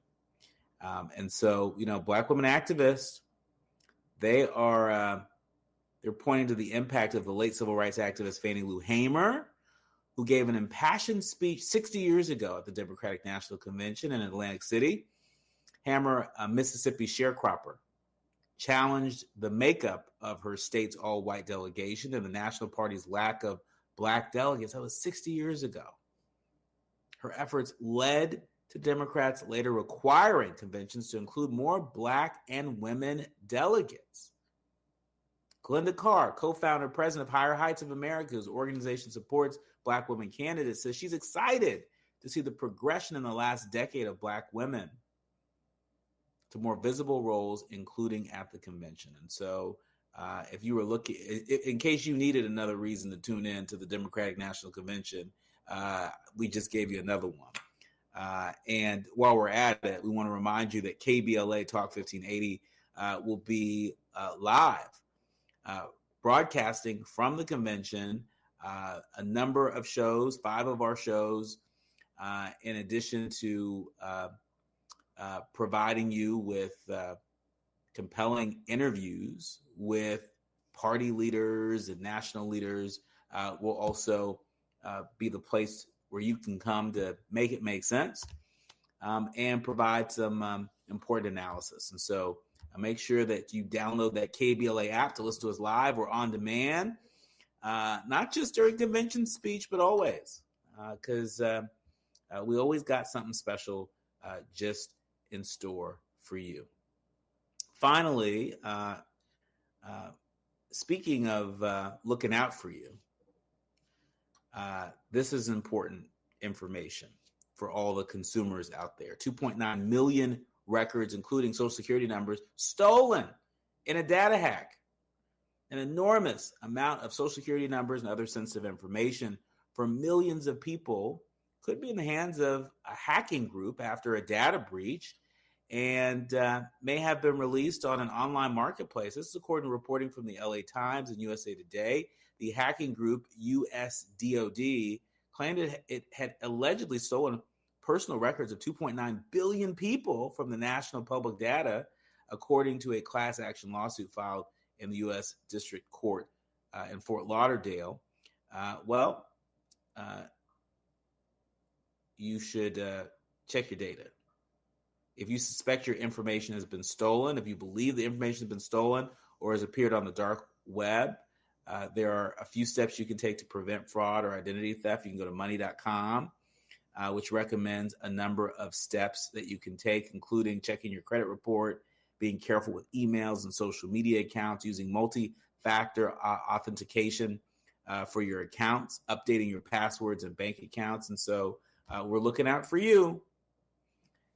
And I will be checking my accounts well. I will be checking my accounts as well. And so we'll have to leave it there. By thanks to The Village helps us produce a fresh show for you each and every day. Our executive producer, Tavis Smiley, our sound engineer extraordinaire, Miles Lowe, our show producer, Robert Battles, and our podcast publishing guru, Odell Bodie. Remember, don't panic. Organize.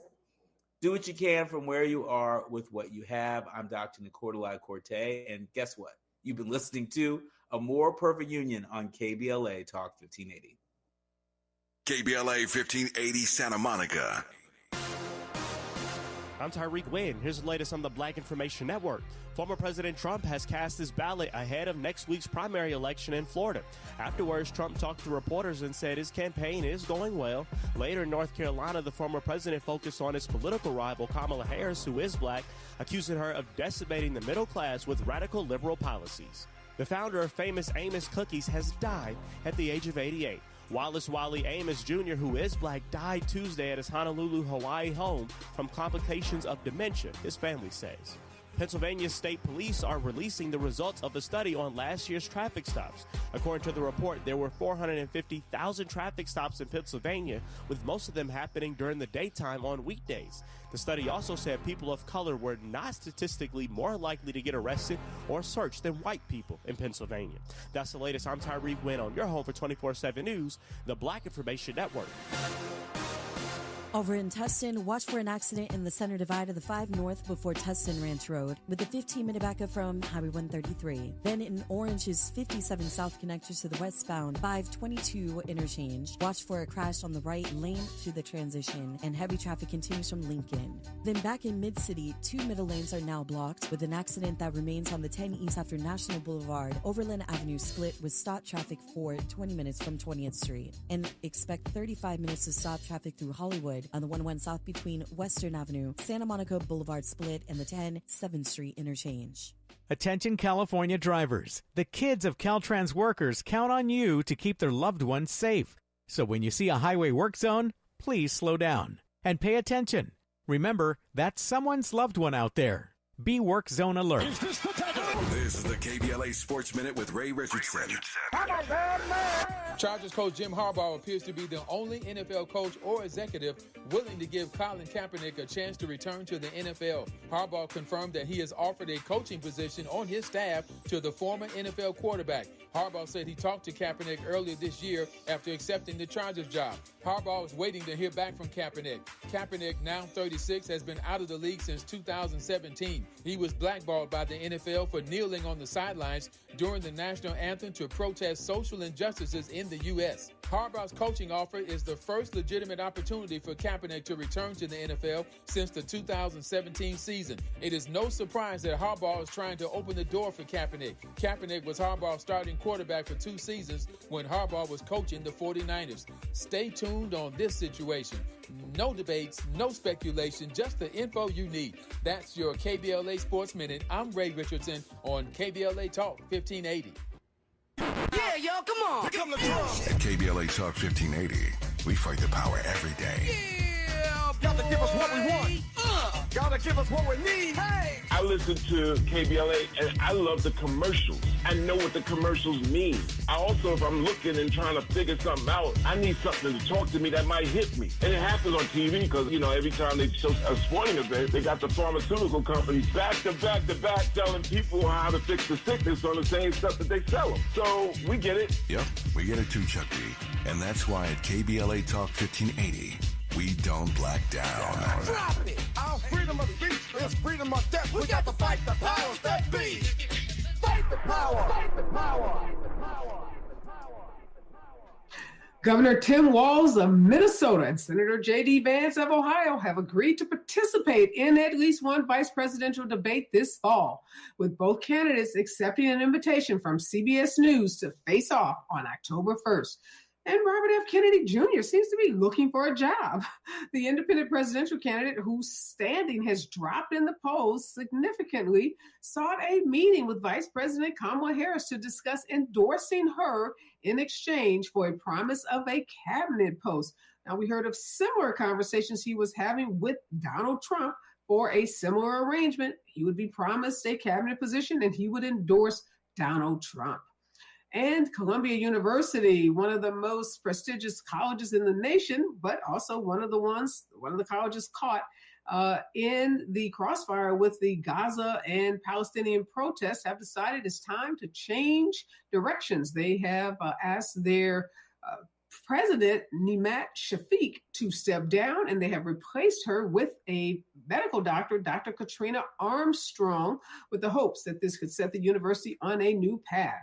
And the Biden administration announced the results of landmark price negotiations today between Medicare and the pharmaceutical companies over the prices of 10 costly and common medications taken by millions of older Americans. The prices of the drugs, which include widely used blood thinners and arthritis medications, will take effect in 2026. This represents the first time that the federal government has directly negotiated with drug makers on behalf of Medicare beneficiaries. Some say this will reshape the federal government's role in a program that covers tens of millions of older and disabled Americans. Now, had these price drops been in effect last year, Medicare would have saved $6 billion. And Democrats are making an aggressive new effort to challenge Republican claims to the language and symbolism of liberty. And we know Kamala Harris is using that popular song by Beyonce, Freedom. Democrats are using traditionally right leaning words and phrasing, they are portraying themselves as the true champions of universal American values and their conservative rivals as proponents of deeply intrusive policies that threaten fundamental freedoms. And Vice President Harris on Friday will unveil a proposed ban on price gouging in the grocery and food industries, embracing a strikingly populist proposal in her most significant economic policy announcement since becoming the Democratic Party's nominee.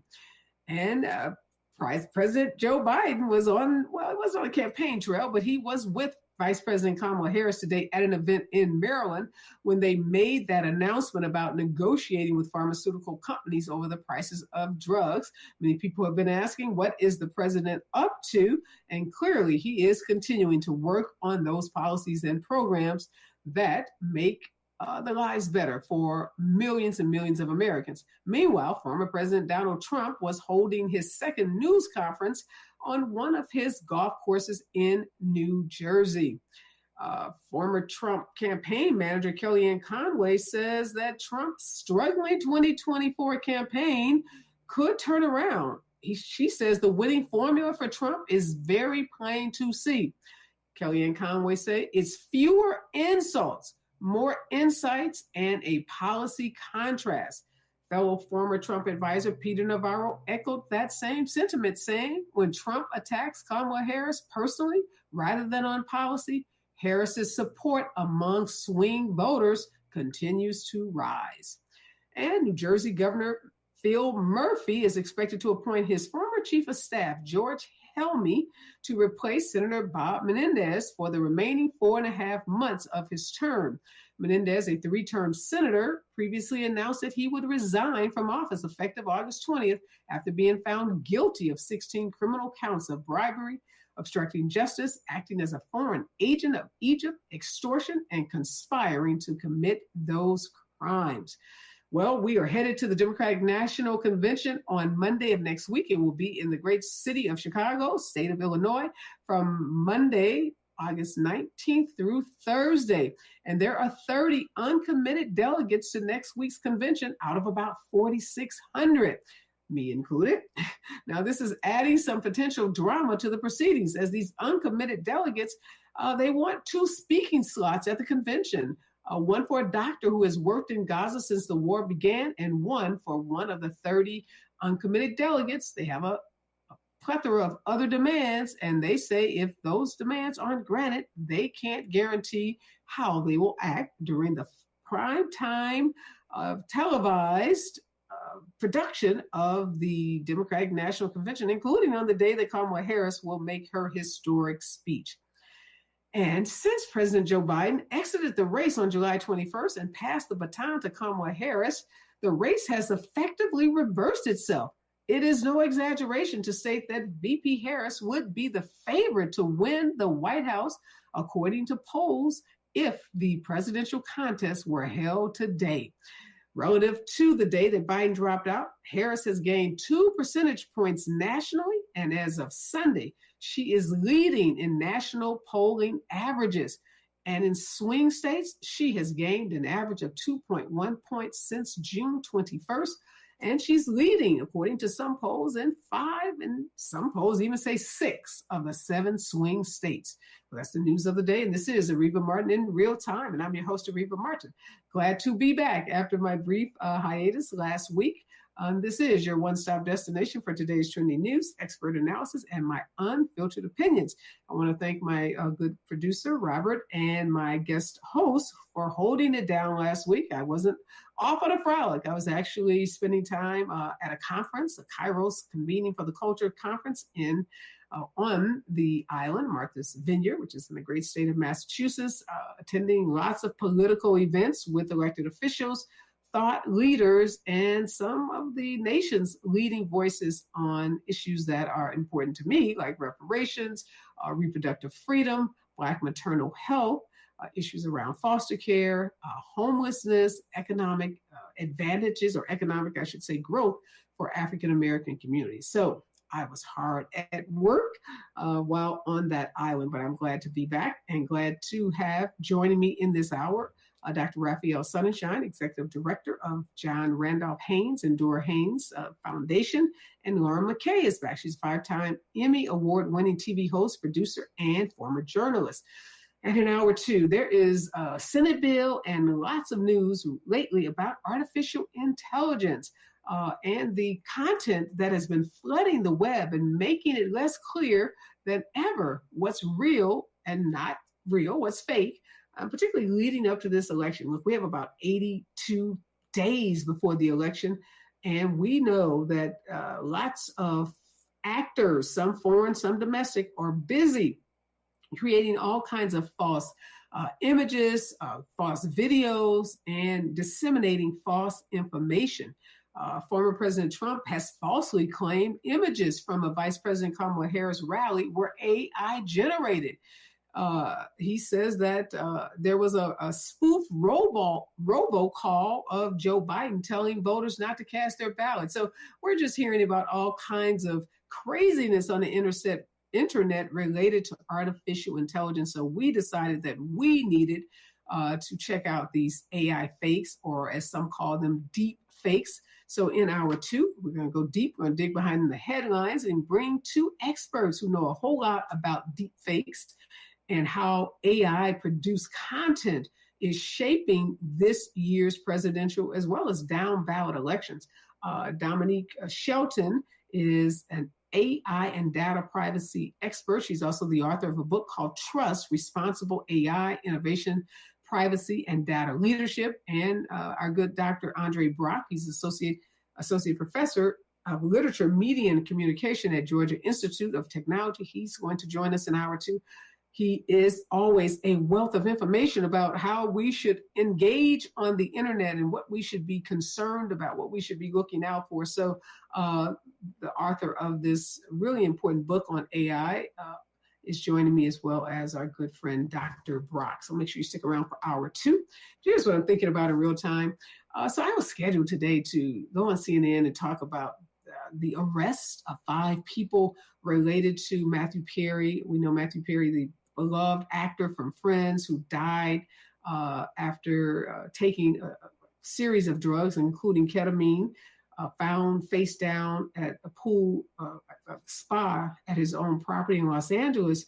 A sweeping indictment and arrest of 5 folks today, including 2 medical doctors. And one of the individuals arrested is called the ketamine queen, and then someone who is identified as a drug dealer. So the U.S. District Attorney for the Southern District announced these indictments, announced this scheme to purchase ketamine under false prescriptions, using prescriptions that were meant for individuals, getting this ketamine to these drug dealers, essentially, who were pushing this medication to Matthew Perry.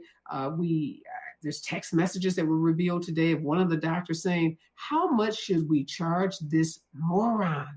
Yes, that's a doctor communicating by text message to someone about charging Matthew Perry, whom everyone knew had a problem with substance abuse, had been involved in ketamine therapy, which is a legitimate form of therapy to address issues of depression and those who suffer from substance abuse. But again, under the careful eye of a physician, the coroner said that the amount of ketamine in Matthew Perry's system was far greater than that which had been administered to him about a week and a half before his death, under the care of his doctor who was providing him with this.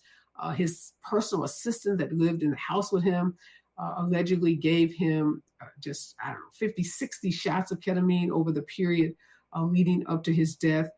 So obviously just a case of pure greed. You have medical doctors who are to do no harm, who take an oath to help preserve life, involved in this illicit drug scheme to cause people like Matthew, who are addicted to drugs, who are trying to turn their lives around, trying to deal with their substance abuse, being preyed on by medical doctors and others simply because they can do it. So kudos to the Southern District of California for breaking up this ring. This woman who's known as the ketamine queen, when they invaded her house, they found drugs, they found other paraphernalia to suggest that she was running some kind of drug ring. So again, these are allegations. Nothing's been proved in court. but we know arrests have been made. There's serious charges of conspiracy to sell illicit drugs. These individuals, again, at least 3 or 4 of them have already pled guilty to these charges. The people, again, those that have not pled who were arrested today, charges range from conspiracy to distribute ketamine, to distribution of ketamine resulting in death, to possession with intent to distribute met, which is also involved in this case, altering and falsifying records related to a federal investigation because one of the doctors involved actually falsified a treatment plan to suggest that Matthew Perry had a treatment plan consistent with the amount of drugs found in his system. That's a lie, according to the federal prosecutors. But these are very serious charges. These individuals face anywhere from 10 to life in prison if they are convicted of these charges. And as someone who is a member of the California State Bar, cannot even imagine, again, medical doctors that we trust with our lives, depend on to help us in the most dire times, being involved in selling drugs and aiding and abetting in the death of beloved TV talk sitcom star. It doesn't matter. You don't have to be a star. You can be an individual, single, everyday person. It doesn't matter. You should be able to trust your doctor and trust that your doctor does not engage in this kind of conduct. So we're going to keep an eye on what happens with this case, but I'm sure this is good news to many of the friends and family members of Matthew Perry. We are just going to send up prayers for his family on his loss. When we come forward, more today's breaking and trending news right here on KBLA Talk 1580. She's the real deal in real time. You're listening to Ariva Martin in real time on KBLA Talk 1580.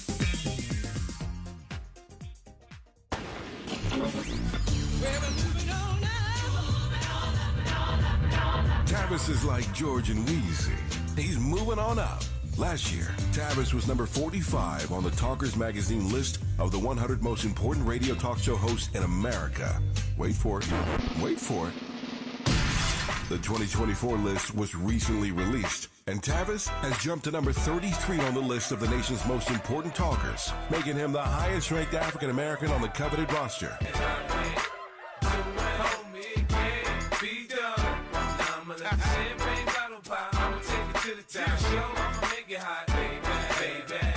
Congratulations to Tavis Smiley from all of us at KBLA Talk 1580. We've got you black. Febreze Fabric Talk. Hey, it's me, your couch. Today's my favorite day of the week. Febreze Fabric Spray Day. The occasional deep cleans are nice, but in between, I'm needing a refresh. Ooh, here she comes with the Febreze Fabric Spray. Oh yeah, spritz them armrests. Don't be shy. Nothing like a good spray down to get me smelling so fresh and clean. Don't forget my back. Nice. Febreze Fabric Spray. It's just that easy. Now we can both breathe happy. Febreze. La la la la la. We're thrilled to announce that the Dear Future Wifey podcast is now available on the Urban One Podcast Network. This show, hosted by Latiris R. Whitfield, explores the journey of discovering and rediscovering love and relationships. With over 500,000 subscribers on YouTube, Dear Future Wifey has become a prototype for discussions about love and relationships. Learn how to rediscover love, heal, and have faith in relationships. Go to urbanonepodcast.com or wherever you get your podcasts. Texting enrolls you into recurring automated text messages. Consent not required to purchase. Message and data rates may apply. Hey, Dan, how you doing? Haven't seen you around the gym for a while. Yeah, I've really fallen off. Since I turned 40, I just don't get the results I used to get. Could be lower testosterone. Lower T? Yeah, I went through it a while back. Once you hit 40, your body has less free testosterone. I got Nugenix Total T, and it's made a huge difference for me. I've seen that ad on TV. Is it for real? Oh, yeah. The key ingredient is something called Tesnor, which helps boost free and total testosterone levels to help you trim up and stay lean. And it's made a difference for you? Man, I feel like I'm in my 20s again, at work, in the gym, and in the bedroom. Are they still giving out complimentary bottles for people to try it for themselves? Yeah, you just need to send them a text. Text LION to 42424 right now for your complimentary bottle of Nugenix Total T, the #1 selling testosterone booster at GNC. Plus, text now and we'll include a bottle of Nugenix Thermo, our most powerful fat incinerator ever to help you get back into shape fast. Absolutely free. Text LION to 42424. That's LION to 42424. The way we spend our time defines who we are. You're listening to Ariva Martin in real time on KBLA Talk 1580. We are back, and Dr. Raphael Sonnenschein and Lauren McKay are joining me. What I was started to say was that I was scheduled to go on CNN to talk about Matthew Perry, and it got preempted because of this Donald Trump second I'm going to call it a press conference, and that's generous, Lauren. And you are an Emmy Award-winning TV host, producer, former journalist, so you know this business well. And I think everyone's asking, why does the press continue to preempt all programming to cover these press conferences where Donald Trump literally repeats himself over and over and over again? I was listening to it, and literally I could complete his sentences. I mean, when he started talking, I could complete his sentences and what he was going to say, the same lies over and over and over again. Help us understand, why is legacy media covering this, like literally preempting programming to bring us these press conferences where he stands there for sometimes an hour and 30 minutes just rambling and repeating himself? Yeah, Ariva, it's almost embarrassing as a journalist, because you know that we already know what he's going to say, like you said. And I think the sad truth is he makes great TV. He knows he does. This is why he does The Apprentice, and that was such a long-running show. He knows what he's doing. I hate that our main media is falling into it because it is such a distraction. But also, this is his realm. This is the platform, and he is a candidate, right? So I think we're going to see a lot more of these random acts of press conferences for him to say nothing, to be honest. But I think people, it's almost like way back in the day when J-Lo and Ben, and it was like the Ben and Jen, and everybody wanted to know what they were doing. It's that level of sensationalism. Unfortunately, this is happening in politics, and our government and our future is hanging in the balance. But in the meantime, he makes good TV, and it's sad, but it's very true. Yeah, I think you're right, Rafe. The lies, and just seems like the longer they let him talk, he just comes up with more innovative lies. Today, the big lie was no one knows Kamala Harris. No one knows her. Ask anybody on the streets. They don't even know her last name. They've never heard of her.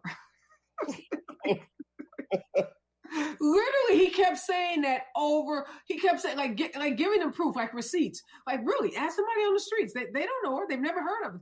I asked them, what's her last name? And they couldn't tell me her last name. They've never heard of her. They don't know anything about her. I mean, that could be so far from the truth. And I guess it's that projection, right? What he really is saying, oh my God, everybody knows her. To Lauren's point, if this is a TV show, it may be a TV show that has gone a little bit past its sell-by date. And even CNN today, after a half hour of his talking, cut away from him and said something that CNN, I was astonished that they said. Wolf Blitzer said, when he begins to answer questions, we'll return to the show. I thought, for this timid media, that was a revolutionary act, like the Boston Tea Party, to only listen to him for a half an hour. But there's a certain point at which they themselves may start to read the room a bit and say the notion that you should have an empty podium and keep the camera on it because at some point Donald Trump will show up. People may turn the channel. They may not watch. And that may be what really is the undoing of this whole thing. Well, there's a part of me that, wanted to continue, because as you watch, you can watch a person unraveling before your very eyes. And the unhinged nature, his unhinged nature and how he's becoming more and more unhinged is on display for the world to see. We don't need a debate. We don't have to wait until September 10th to see him on a debate stage to watch him. Now, he says he's doing these, Lawrence, to prove that he's accessible to the media, where media where Kamala Harris is, according to him, running and won't sit down and answer questions. But he's not, thank you, Wolf Blitzer, he's not really answering any questions. He's just standing there repeating his same talking points over and over. They want open borders. They want criminals to come into the country. They want people to take your black jobs. I mean, there's just about 10 or 12 things that he says over and over again. And they ask him questions, and he doesn't have any real answers because he hasn't sat down to think about anything. But there is something, I think, that is starting to be clear to the American people, which is that he, like the lie about being on the plane with Willie Brown and almost crashing, people are starting, I think, to realize that he's really dangerous. I'm not seeing, though, Lauren, the calls for him to step aside at the top of the ticket that we saw when Joe Biden had one bad day on a debate stage. What do you make of that? So it's really interesting. It's kind of what you said about you're watching to watch him almost spiral, right? It's like, I don't know what it is about these types of personalities and characters. It's like you watch because you don't like them, but you're watching anyway. It's like the mean girl that you want to be friends with, but you really hate her at the same time. And for whatever reason, for that reason, he draws an audience. But here's the thing. We have now had how many years of him doing this type of shenanigans? To the point earlier, is our media outlets going to start during this campaign series turning the camera another way? If that happens, then I think things could shift. People will shift, but because he keeps getting a platform to say nothing, to set up and say, hey, we're going to talk about financial, and then he just reams Harris for her laugh, which is so rudimentary. It's like we're in second grade again, but people are watching because it's so dumb. You know what I mean? Like it's, until someone says, no, we're going to actually focus on the real issues. And because news is so competitive, I think it's going to be hard for them to make that switch because he's entertaining, like him or hate him. Yeah, he's bad TV, right? He's like that train wreck, which is why reality TV, as much as people hate it, they hate to watch it. They hate it so bad they fall in love with it. That's exactly it. It's like trash TV that you know you shouldn't be watching, but you watch it anyway. Yep. And you start binging, you start eating your popcorn, drinking your and you're iced like, tea. well, their life is more messed up than mine, so I'm gonna keep watching. It's that. It's like he's so nutty that it makes me feel better about myself. You know? Yeah, and it's almost that culture point, like, Game of Thrones. If you didn't watch and you weren't able to talk about it at a cocktail party, you kind of missed something. So everybody has to know what's the craziest thing Trump has said lately so that you'll be able to jump into any conversation at a cocktail party. Real quickly, before we have to take some commercials, Ray, do you have a job for Robert F. Kennedy Jr. over at the foundation? Because it seems like he's desperately looking for jobs. Like he's willing to endorse you or, go on the road for you, do whatever it is you need him to do if you would just promise to give him a job. Why is this guy so desperate for a job in the White House? Okay. Or anybody's White House. Everything is new this year. I mean, it's all new. In the old days, a third-party candidate ran because they had a different point of view and they challenged the system. He now is bargaining with both campaigns who are completely opposed philosophies. And if only they give him a position in the cabinet, he will endorse them as if his endorsement is going to move mountains. Now, I can't tell whether that's crazy or hilarious or what, but in general, I'm back and forth this whole year between crazy and hilarious. Now, Trump has actually been kind of, I guess weighing it. And Harris said, what? I don't even think she would take the meeting. And then he said, you will meet with me to talk about the great deal I'm offering her, not on principle, but I'd endorse her for a job. Yeah, hold that thought, Ray. We're going to continue that conversation. Also talk about this drug price drop announcement or negotiation announcement by not just Harris, but Biden and Harris, what this means for the campaign and that big convention coming up next week in Chicago. When we come forward, right here on KBLA Talk 1580. Stay with us. Reva time is the right time. More of Reva Martin in real time when we come forward. I'm Tyreek Wynn. Here's the latest on the Black Information Network. A handgun registered to the infamous killer Christopher Donner, who is black, has resurfaced more than 11 years after his death. Federal investigators say a pair of South American crime tourists, criminals who pose as tourists, may have used the gun in a robbery outside of the Beverly Wilshire Hotel in Beverly Hills, California last week. The Detroit, Michigan Reparations Task Force has a 35-question survey for black residents to take to help them suggest how reparations should be made in the city. DRTF co-chair Sidney Calloway, who is black, says they'll give the results to the Detroit City Council. New York City, New York Mayor Eric Adams, who is black, plans on highlighting the migrant crisis when he heads to Chicago, Illinois next week for the Democratic National Convention.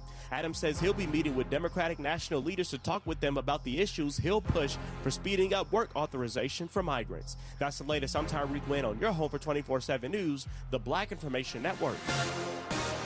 Heavy traffic continues this early evening up to an hour and 10 minutes for those on the 10 East in Santa Monica between 20th Street and the 5-101 interchange. In Industry, a stall remains blocking the right shoulder of the 605 North at Peck Road with a 20-minute backup from the 105 Imperial Highway interchange. More heavy delays continue back in West LA's 405 South between Wilshire Boulevard and Palo Verde Avenue, over an hour and 30 minutes. And in Hollywood, a 35 to 40-minute backup still runs heavy for those on the 101 South between Sunset Boulevard and the 10 7th Street interchange. Lowe's knows their great paint savings means you get the colors you want at prices you'll love. Get 20% off select 1-gallon cans and 5-gallon pails of paint or stain. Valid through 8/21. Selection varies by location. See store or Lowe's.com for details. This is the KBLA Sports Minute with Ray Richardson.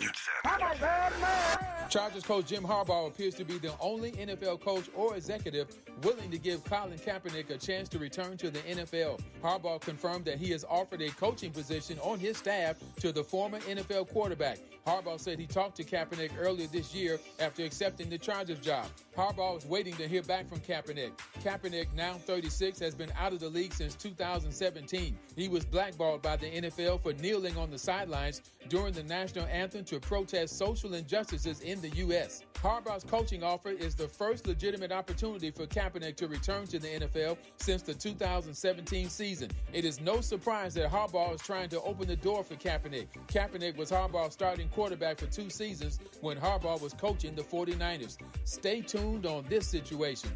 No debates, no speculation, just the info you need. That's your KBLA Sports Minute. I'm Ray Richardson on KBLA Talk 1580. Yeah, y'all, come on. At KBLA Talk 1580, we fight the power every day. Yeah, gotta give us what we want. Gotta give us what we need. Hey. I listen to KBLA and I love the commercials. I know what the commercials mean. I also, if I'm looking and trying to figure something out, I need something to talk to me that might hit me. And it happens on TV because, you know, every time they show a sporting event, they got the pharmaceutical companies back to back to back telling people how to fix the sickness on the same stuff that they sell them. So we get it. Yep, we get it too, Chuck D. And that's why at KBLA Talk 1580, we don't black down. Drop it. Our freedom of speech is freedom of death. We got to fight the powers that be. Fight the power. Fight the power. Environmental justice is racial justice. Environmental justice is social justice. This is KBLA Talk 1580.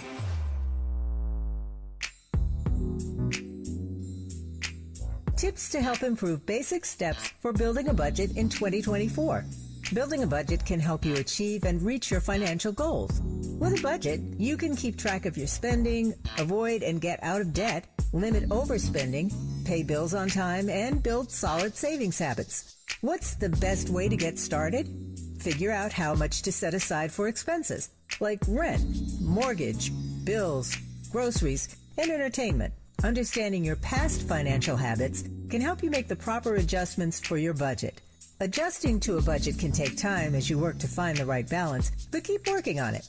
For more financial health tips, visit chase.com or stop by a local branch. This segment is sponsored by J.P. Morgan Chase & Company.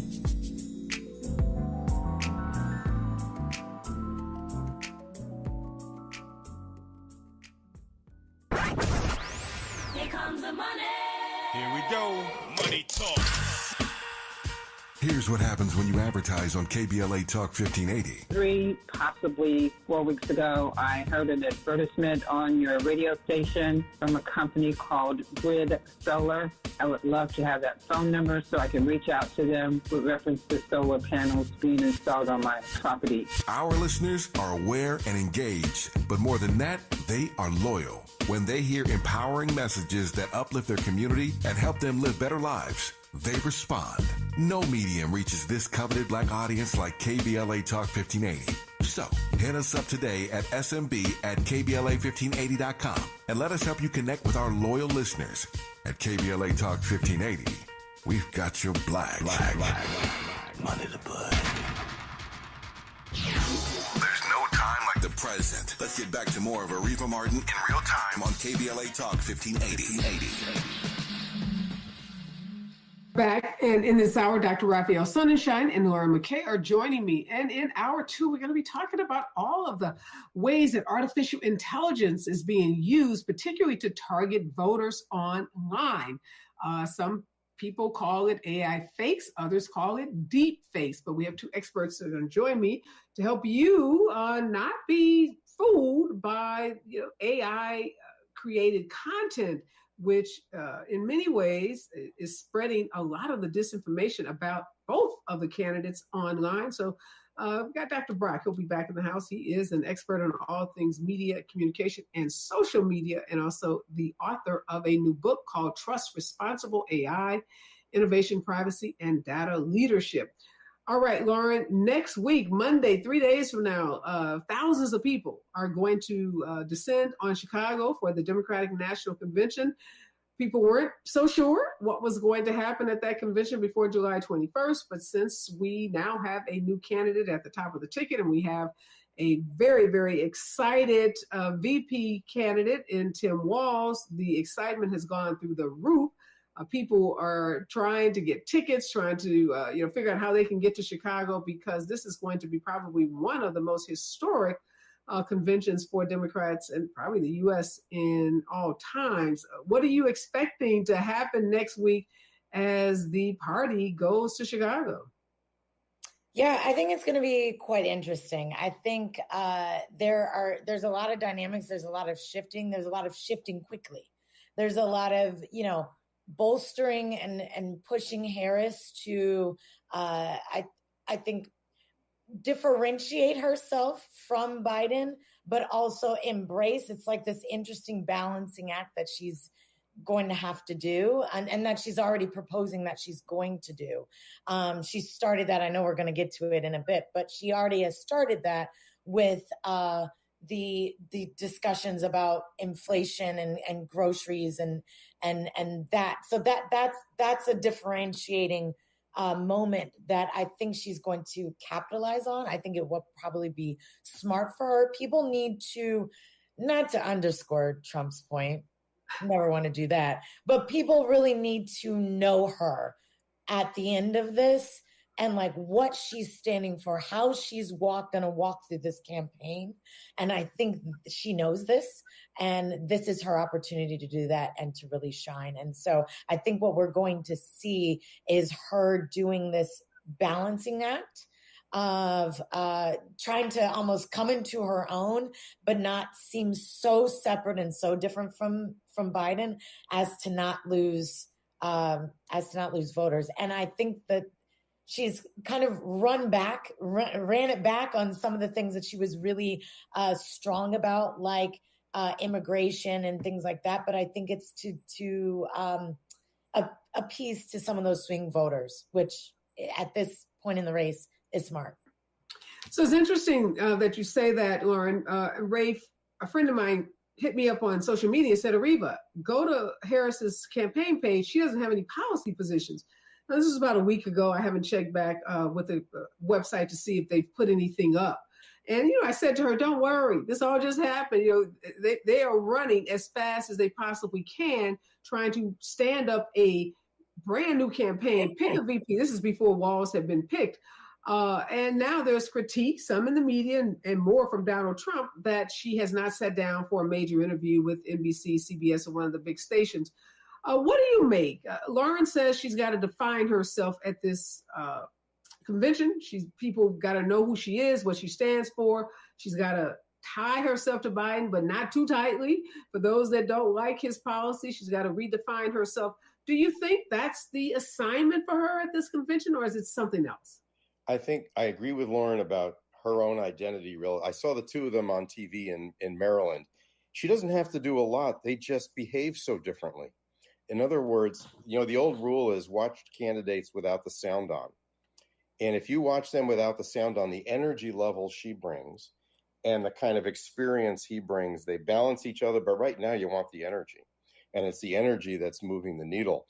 I think she should not listen at all to anything the big time media is saying. No offense meant to all my friends in the media. Whatever advice they give her is an excellent guide to what they should not do.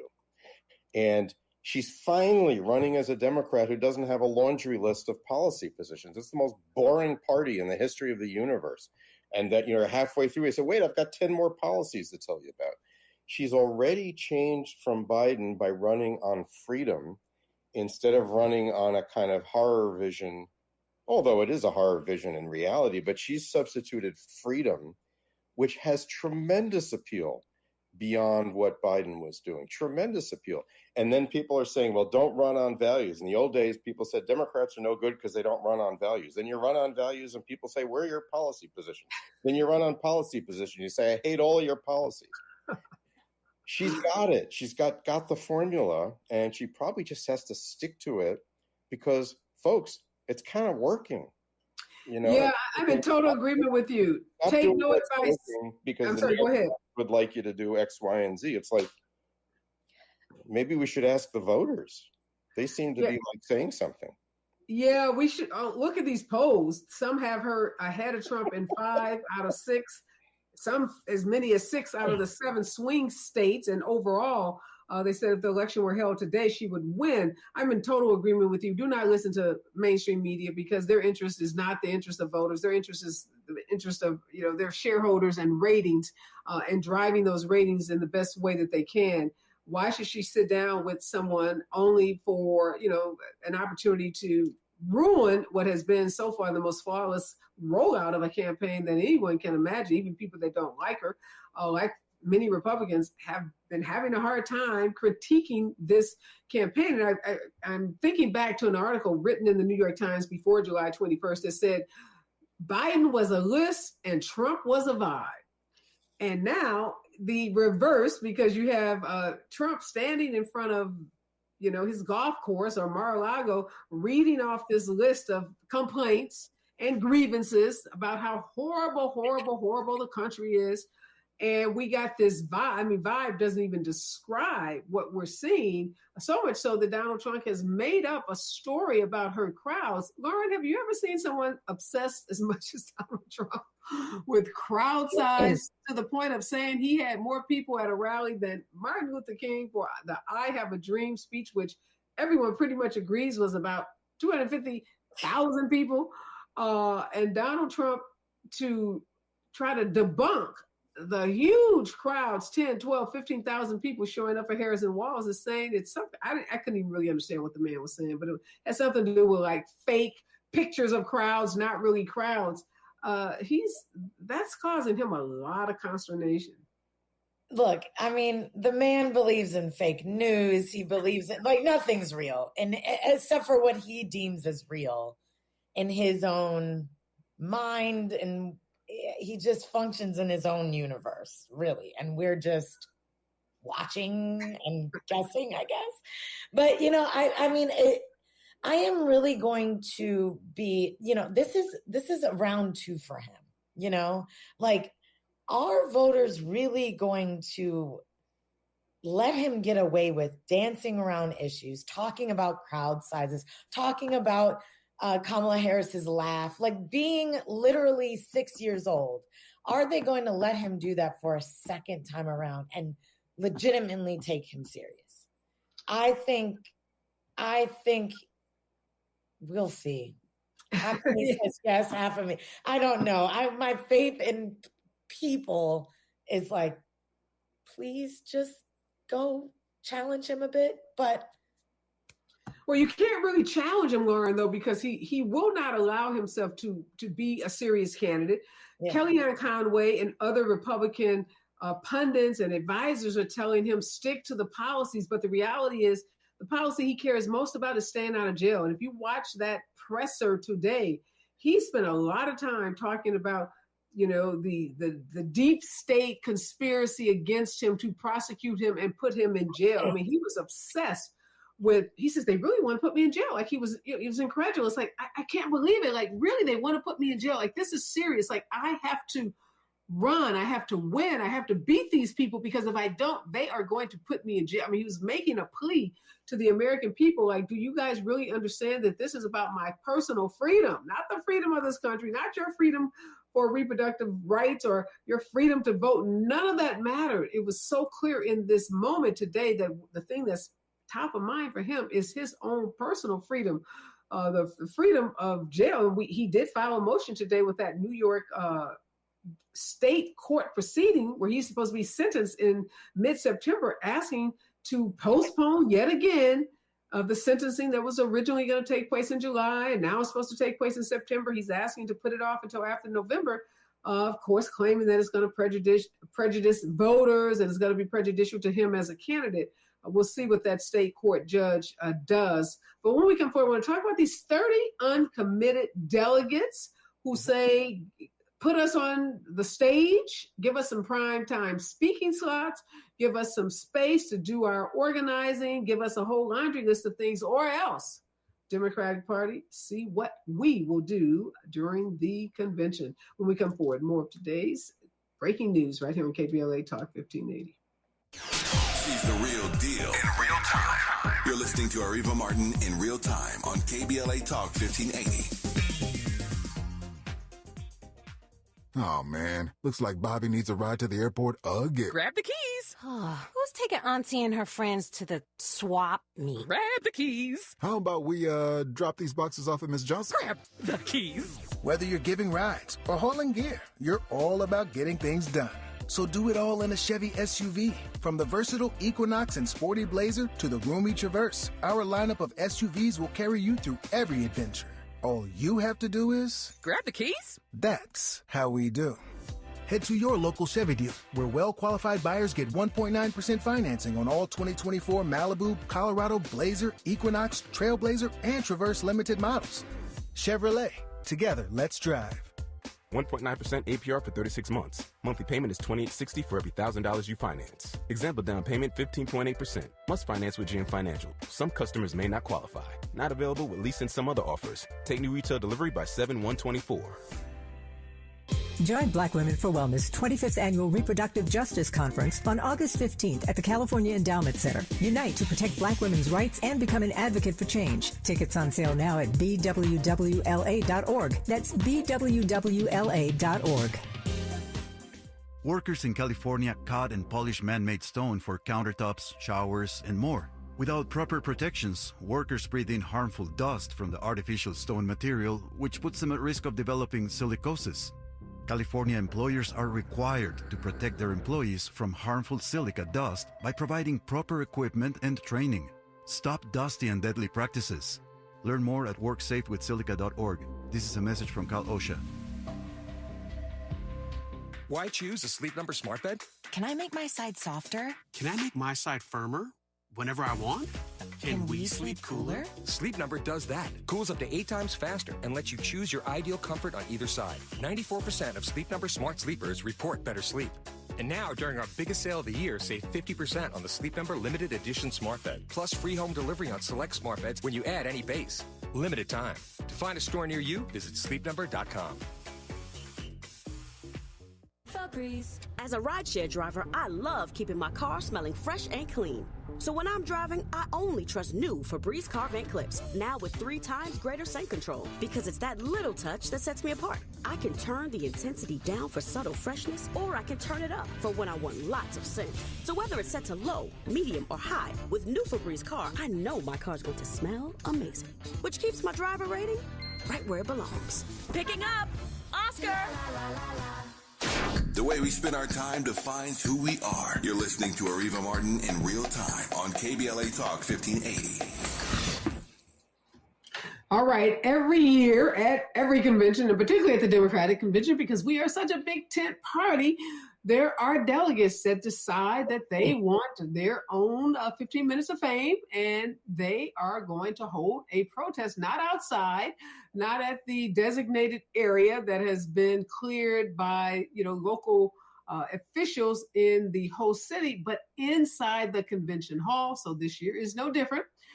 There are 30 uncommitted delegates, but we know, Rafe, there are far more than 30 people who are planning some kind of protest inside the convention hall and probably during prime time when they are on the convention floor.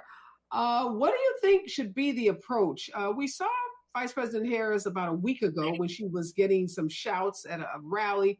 She said something like, "I'm speaking. Do you want Donald Trump to win?" I think her aides thought that was a little too harsh because recently we've been hearing her saying, let them speak.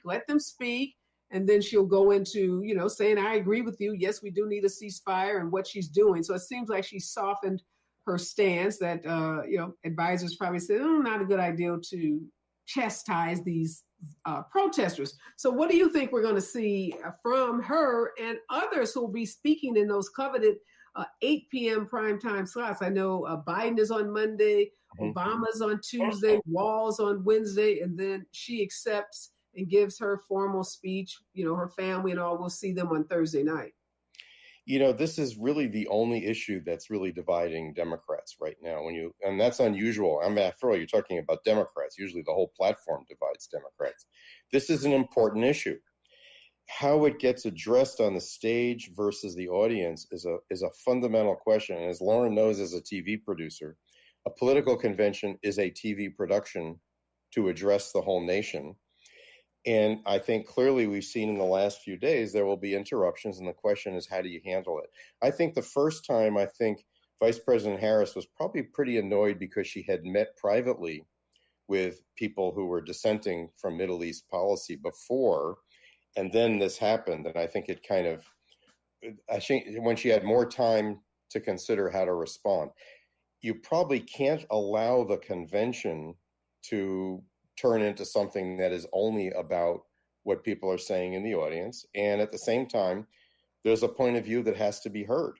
And I think they're probably thinking really hard about who can speak to some of that from the stage, not necessarily bargaining with people about who the speaker will be, but maybe being a little bit proactive about that. I would not say this is easy, though, Ariva. I think this is a genuine issue for the party. That's not an issue in the same way for the Republican Party. No doubt. It's a real issue. What do you think, Lauren? I'm sure you've seen both ways that it's been handled. And what do you think is the best way? We know I've been at these rallies, some of the reproductive justice rallies, where you see the protesters outside, but then you get inside the event. These are people who've been, quote unquote, vetted, have been invited, have gotten tickets. So we know, you're not getting all the protesters corralled outside. You are going to have protesters that will be inside this convention hall. And no matter what the party says, this is their opportunity to voice their opposition. And they're going to be loud and disruptive if they need be. Yeah, this issue, to the point, it is such a dividing issue, and people are very worked up, and it's very current, and people are passionate about it. And I think that it is, I think it's got to be handled. I think Kamala Harris saw how to not handle it, and I think she's got to really walk this line very carefully. And so I think, to your point earlier, I think her advisors were like, look, you got to not come so hard. So I think that's probably top of mind for her. But how it all rolls down, to be honest, that's kind of the beautiful part about live TV. You got to just let it roll out. But I think people want to be heard. And I think we're not, from many people's point of view, they're not seeing, they're hearing her talk about it. And Walz has been very upfront in talking about it, even calling what's happened in Palestine intolerable. But words and actions are two different things. And I think people are really looking to be heard and then to have some promises, sort of give some receipts. They want receipts. And I don't think they're going to let up without it. Yeah, and this goes back to the policy. You're right, Rafe. This is not a duo. Harris and Walz don't have a long policy list. They're not, they're talking about the economy. They're talking about climate change. They're talking about reproductive freedoms. But it's not a whole lot they can say on this issue, seemingly, that's going to satisfy these protesters. They've already said, yes, we agree there should be an immediate ceasefire. We agree there should be more humanitarian aid provided. We agree that the hostages need to be released like today. But what these protesters, many of them want is a commitment to back away from the funding of Israel and to do other things that this administration, whether it's a Democrat or a Republican, is not likely to do. Well, I don't think that dealing with protest always involves the necessity to devise a policy that everyone will be happy with. And sometimes the fact is, this is the policy of the United States, whichever party is in, but there's gradations of it. And there's a substantially different discussion in the Republican Party that is much closer to Prime Minister Netanyahu and kind of actively working with him. And the Democratic Party is kind of pushing him and not pushing him. This is life. Let me ask you real quick, Ray. Would it matter if Kamala Harris came out like really hard, like denouncing him? Would that mollify any of these protesters? Well, but again, I think at a national convention for one of the two national parties, I'm not sure you can use the stage to simply have a dialogue with one. I think you have to hear people. And I think Lauren is saying people need to be really heard. I mean, really heard. Well, you got prime time, so I don't know how much really hearing you can do with these protests. Yeah, but I think words matter. I think Lauren's right. I think words matter, but it's not like it's a vehicle to change policy overnight. But I think there are gradations that she's already introduced that slightly separate her from what has been Biden's policy. And she said a few things that are important messages that are serious. And I think that's how foreign policy is made. It's these subtle changes in tone and emphasis rather than suddenly announcing a complete shift in policy. I'm not sure that's realistic to happen.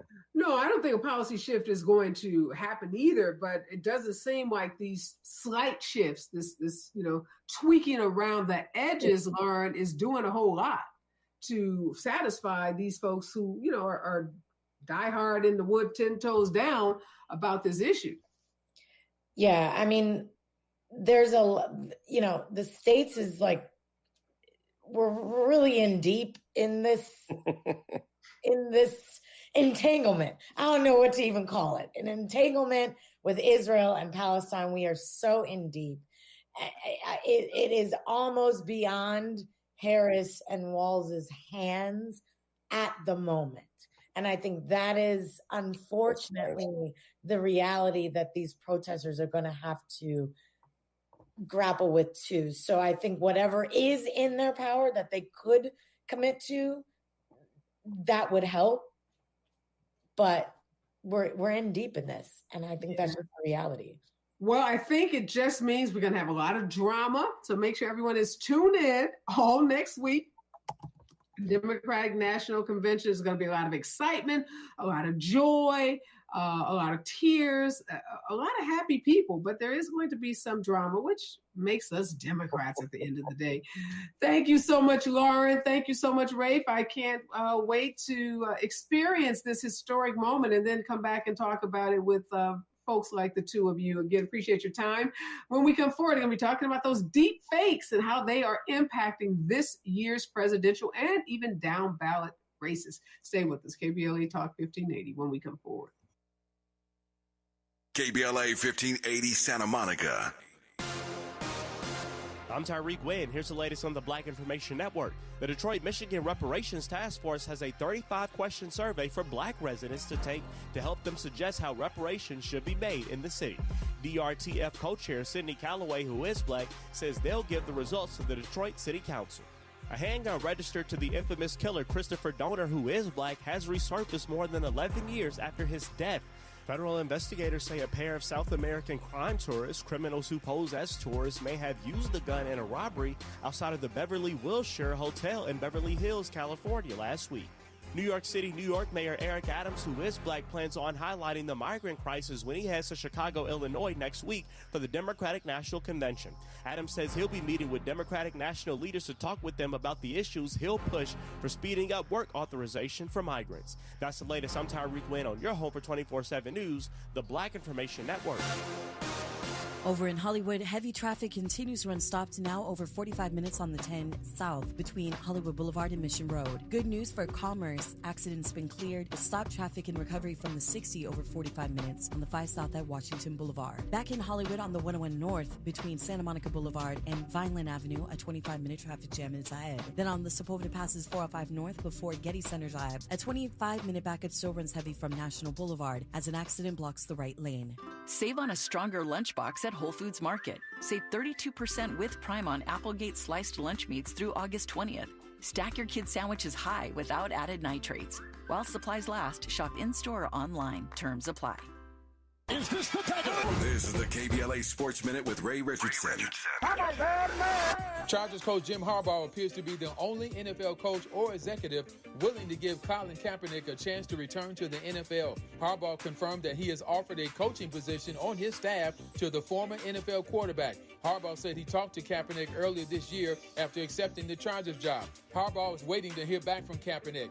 Kaepernick, now 36, has been out of the league since 2017. He was blackballed by the NFL for kneeling on the sidelines during the national anthem to protest social injustices in the U.S. Harbaugh's coaching offer is the first legitimate opportunity for Kaepernick to return to the NFL since the 2017 season. It is no surprise that Harbaugh is trying to open the door for Kaepernick. Kaepernick was Harbaugh's starting quarterback for 2 seasons when Harbaugh was coaching the 49ers. Stay tuned on this situation. No debates, no speculation, just the info you need. That's your KBLA Sports Minute. I'm Ray Richardson on KBLA Talk 1580. Welcome to Chicago. A new chapter in black political history will soon be written in Chicago at the Democratic National Convention. KBLA Talk 1580 will be the only talk station in LA with 5 shows broadcasting live from the DNC in Chicago, August 19th through the 23rd. Dominic DePrima, Nicolai Corte, Ariva Martin, Adrian Shropshire, and Tavis Smiley will all be in Chicago bringing the convention to you like no other talk station in Southern California for the critical issues and conversations that matter most to you. Keep it locked to KBLA Talk 1580. At KBLA Talk 1580, we've got Kamala covered. You ready? It's the queen of royal badness. It's time for the Raw Report with Robin Ayers. Highlighting people and things you should know about. Robin's got you covered. Follow Robin at Robin Ayers. You're listening to the Raw Report on KBLA Talk 1580. Robin's got a lot to talk about. Almost forgot what I was doing. Almost forgot where I was going. I've been driving, I've been smoking. Almost forgot what I was doing. Almost forgot what I was drinking. What the hell have I been thinking? Now I'm just riding through the city. Now I'm just riding through the city. And ain't nobody rolling with me. And ain't nobody rolling with me. It ain't a problem, I'm gon' get it. It ain't a problem, I'm gon' get it. This is true. You were inside the Raw Report on KBLA Talk 1580, where we bring you the latest in entertainment news, trending topics, and of course, interviews. I'm your host, Robin Ayers, with you all Monday through Friday, 6 to 7 p.m. on your drive home. It's crazy out there today, y'all. Los Angeles, go home. I don't know why. I don't understand that. I mean, can anybody help me understand why nothing is consistent day by day? You could go out at the same exact time and nothing is consistent. But you know what? School is back. School is back in session. Maybe that is why there are more people on the road. I don't know. Whatever the case is, it took me a little while to get out here, but happy to be here. Happy to be in this chair with the Raw Squad on the Raw Report. Listen, just as a reminder, I will not be here tomorrow.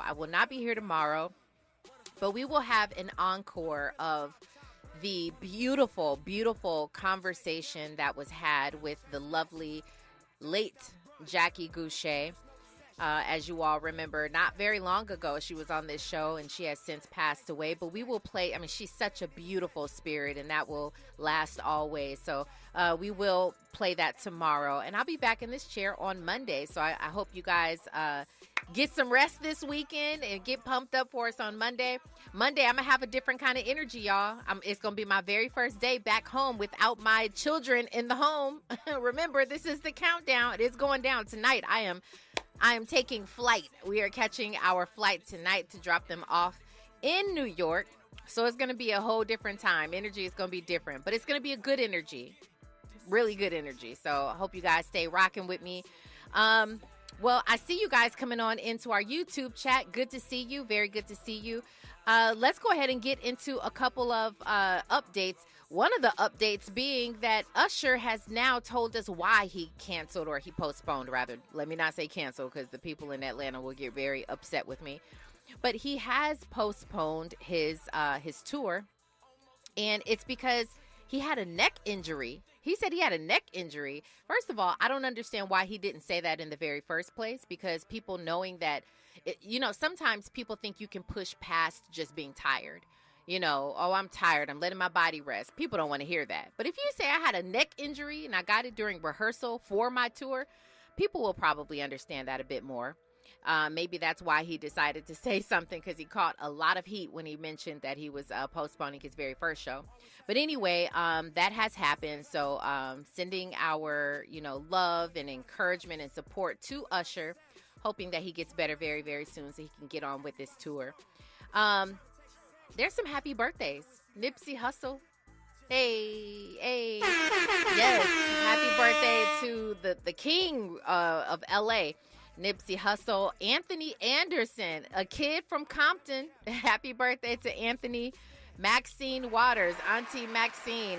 They're all celebrating their birthdays, and many more, actually, too. If you are celebrating a birthday, that's another thing. If you are celebrating a birthday, Raw Squad, I would love to shout you out.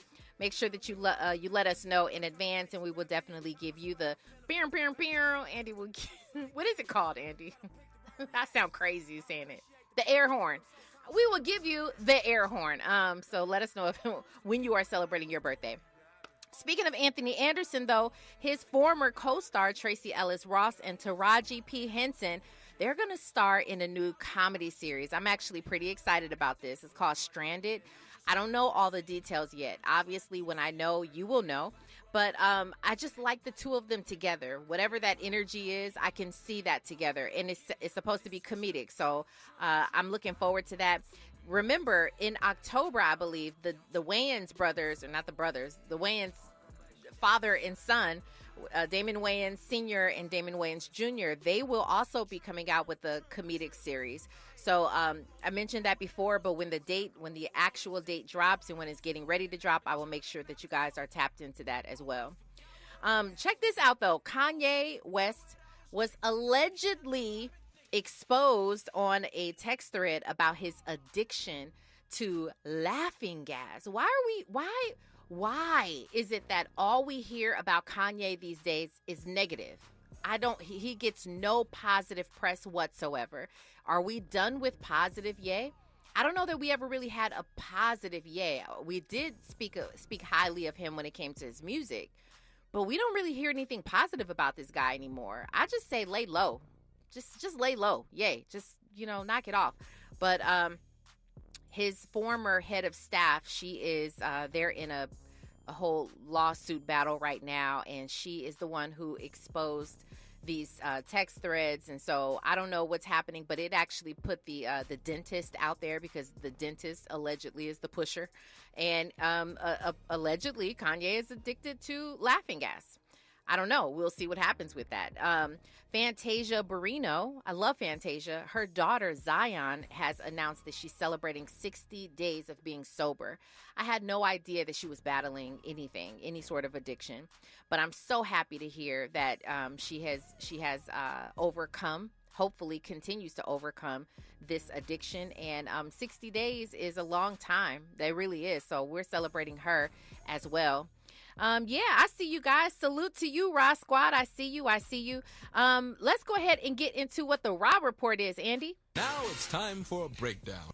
Kirk Franklin, he has opened up about why he has walked away from his biological mother. Interesting. Kirk Franklin, last Father's Day, also put out this documentary of him really trying to locate his biological father. It was the most beautiful thing. I don't know if you guys had seen it. It reached like 1 million views like this because it was really impactful. I would suggest, if you guys are interested at all, and just a nice story, it doesn't have to be because it's Kirk Franklin, but it's a beautiful story. I would suggest you go and find it. It was for Father's Day, I believe, just last year. So try to find that. But now he's talking a little bit about his biological mother, and we'll discuss that. His story. It's interesting. You know, yesterday we were talking about Simone Biles and her situation with her biological mother, and now we're talking about Kirk Franklin and his. We'll break that down and talk about our opinions and thoughts and what it is that will cause you to walk away from someone you truly, truly love, or maybe don't have quite a relationship with, a tight relationship with, but they're blood to you. We'll discuss it. We're also talking about 50 Cent. 50 Cent. He is balling out of control, but he says he's still not in a rush to become a billionaire. What happens when you have too much money? What do you do when you have too much money? What does life really become about when you have too much money? I guess we'll hear a little bit from 50 Cent on what he has to say about the matter. I'm looking forward to talking about this with our great contributor who we've got on the line today. And we'll get started on all of it on the other side. You are listening to The Rob Report on KBLA Talk 1580. Stay there. Hey, what's going on? What's going on? It's your girl Takara Williams here with Robin Ayers on the Rob Report on KBLA Talk 1580. If you ain't here, baby, hurry up. You're inside the Rob Report with Robin Ayers on KBLA Talk 1580.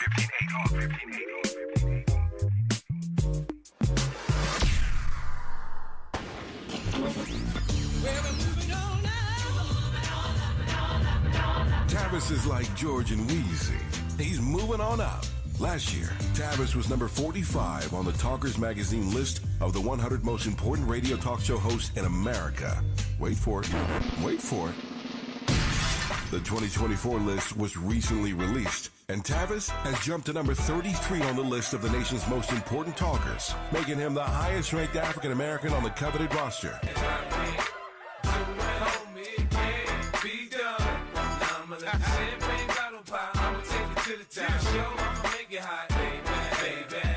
Congratulations to Tavis Smiley from all of us at KBLA Talk 1580. We've got you black.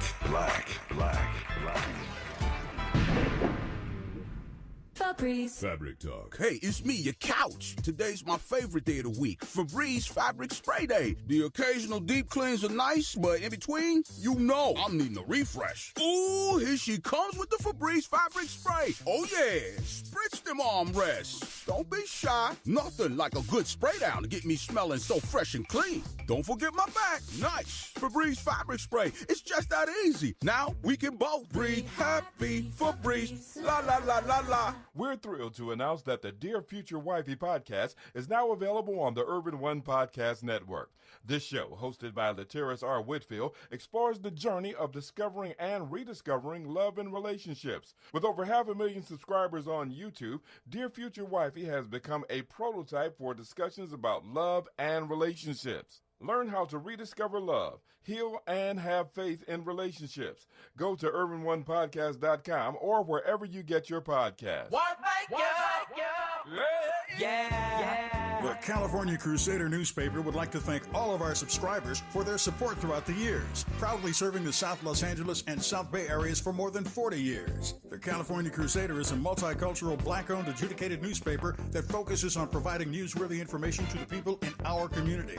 We're constantly looking for ways to assist businesses in our community to connect with our subscribers. We provide low-cost, effective ways to promote your business with our reasonable and affordable advertising rates. You can participate by suggesting, sharing, and submitting your stories on the California Crusader newspaper Community Share Facebook group page, or visit our website at cal-cruise-news.com. That's calcruisenews.com. Then click on the Submit Now button located on the top right corner of the homepage, or text CCN to 42828. Again, text CCN to 42828. The California Crusader newspaper, working together to build a better community for our future. Subscribe today. Giving you your daily dose of entertainment and celebrity news. You're inside the Raw Report with Robin Ayers on KBLA Talk 1580. And joining me tonight for this conversation, I'm looking forward to digging right into it. Let's go ahead and welcome Chris Gunther of the Chris Gunther Show. I don't see your name up here, so it threw me off. But you're here, Chris. How are you today? What's going on, Robin? What's up with you? You know, I'm good. I'm great, actually. A little tired. I'm about to catch this flight tonight, and you know, it's about to be a really good weekend. But yeah, I'm feeling great. I'm blessed and highly favored, like my T-shirt says. Favor. You know. Yes, you know? absolutely. Yeah, 100% favored, and sending you a bunch of virtual hugs because I know I can't be there in person. And before we go into the Raw Report, I want to give you and your husband flowers because you two have done an amazing job raising your daughters and now sending them off into the real world. Beyond happy for you and your family. Congratulations. I truly appreciate that. Thank you so much. Thank you. Definitely, I received that. I received those flowers, so definitely appreciate that. Chris, I'm glad to have you on, and I really want to thank you, too, for always being flexible and willing and jumping on the show, talking about these topics. I know you keep your ear to the streets as well, so you kind of know a lot about all these things. Andy, I'm sorry, really quickly. I want to get some flowers, too. Oh, Andy wants to get flowers. Robin, you already know what's up. I don't need to say I nothing do. to you. Nothing to me. Okay. Not this. Much love to you. you. Okay, this ain't to me. I wanted to say something yesterday to you, Chris Gunther, because you talked about Robin and her interview with Cedric the Entertainer, right? Yes. But you had an interview. Sir. You had an interview with Ice Cube. Yeah. That he actually reposted on his page. Yes. So I wanted to give you flowers on that because I'm pretty sure that was big for you. Oh, that's what's up. Man, I appreciate that so much, man. You know, I was on vacation. I'll go ahead and tell this life story. I'm giving y'all an exclusive. I was in Antigua, and my phone was going off. I didn't have a lot of service. This particular day I had service. And I was like, why is my phone going off like this? And I looked, and I got a notification that Q reposted the interview that we did. And I was so happy, and I just was like, man, God is great. And now I'm here on the Raw Report. Man, all I can say is this, man, having people like you two, and that goes to show me that I really am on the right path. So appreciate that, man. Peace and love. I know I'm not off the show yet, but peace and love. I had to put that in here now. Yeah, definitely. You deserve that love. You're working hard out here, Chris, and we see you. So, Andy, that was really nice. So let's go ahead and get right into it. I don't know if you listened to we were talking about this, but we have been talking about Simone Biles, her biological mother, and this kind of maybe tumultuous relationship that they may have. Today, we're talking about Kirk Franklin. The reason Kirk Franklin said he walked away from his mother for 23 years. This is pretty deep. And Chris, when we listen to this clip, on the other side of it, I do want to discuss not necessarily his perspective, but what it takes. What does it take to walk away from someone who is tied to you, someone who you love, somebody whose blood is running through your veins?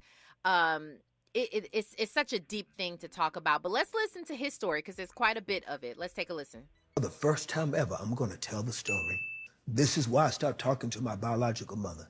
32 years old, my sister gets out of prison, and I'm the only one trying to help her. Where's she going to stay? What's she going to do? And my sister was still struggling with drugs and her body and use. And it was more than a 32-year-old boy could handle. Correct. And we needed to do an intervention to help Sawana. Because, again, this is not my daughter. Sawana's not my daughter. She's my sister. Sawana has a real mama living. And so we met up all together. But my biological mother, she showed up with her new husband. So we're trying to do this intervention. And the way that it was going okay. So as this intervention ended, we all three hugged. Because, mind you, we hadn't been around each other in years. When we started hugging, one of them said, "This is so beautiful. This is the way family should be. This is the way y'all need to be doing. Y'all need to be." And then I said, "Hey guys, this is not about us. This is about Sawana." After I said that, Deborah's new husband in the corner, he yells, What you need to do is call your mama sometime. I said, sir, I don't know who you are, but she's the mother, I'm the child. He says, yeah, but you call yourself a Christian, my boy. And it got heated, and my mother did something that crushed my heart. She grabbed his hand and said, come on, baby, let's go. And she walked out of the house on her 2 kids. And she stood by the side of this Nigga. Nigga. I can't say it because somebody always says something when I say it. I will. They said I walked out and followed him on the porch and I yelled at my mama, that's right, go ahead and walk out like you always do. And the fact that she took that man's hand and she did not say to him, baby, you stay over there. This is between me and my kids. Kids that I know I did not raise. Kids that I know I did not nurture. Kids that I know I did not protect. Kids that I know that I did not provide for. Kids that I know that I did not defend. Kids that I did not love. Kids that did not have their mama. You stand over there and let me deal with my kids. She did not deal with her kids. She took that man's side and walked out with him. And I promised myself. Now, see, I couldn't protect myself as a little boy, but as a grown man, I will never be put in a position where you will ever be able to do me like that again. And so for 23 years, I did not see or speak to my biological mother. Whoa. That's power. That's a powerful story. Let me give a little bit of background to this as well. You all may or may not know that he did not grow up with his mother. He was actually adopted. Kirk Franklin was adopted by age 4. A woman named Gertrude took him in. So he did not have that relationship with his mother, nor did he have a relationship with his biological father until recently. Like I mentioned, there was a whole documentary about it, and it's beautiful. He wished him happy Father's Day for the first time this year. It was a beautiful thing. But just to give some context to that, I'm not saying that it was just super extremely hard for him to walk away because he grew up with this woman as his mother. It may have been a little bit easier than some other people's situations. But I mean, nonetheless, it's still a powerful thing. Chris, my question to you is, number one, do you see his point of view, or is that worth, in your opinion? I mean, everybody, this is just you talking about you. If you were in that situation, can you understand why he would say, I'm no longer talking to my mom, I'm walking away from this? Or do you kind of see his mother's point, saying, listen, this is my husband, I'm gonna walk out of here with my husband and have his side?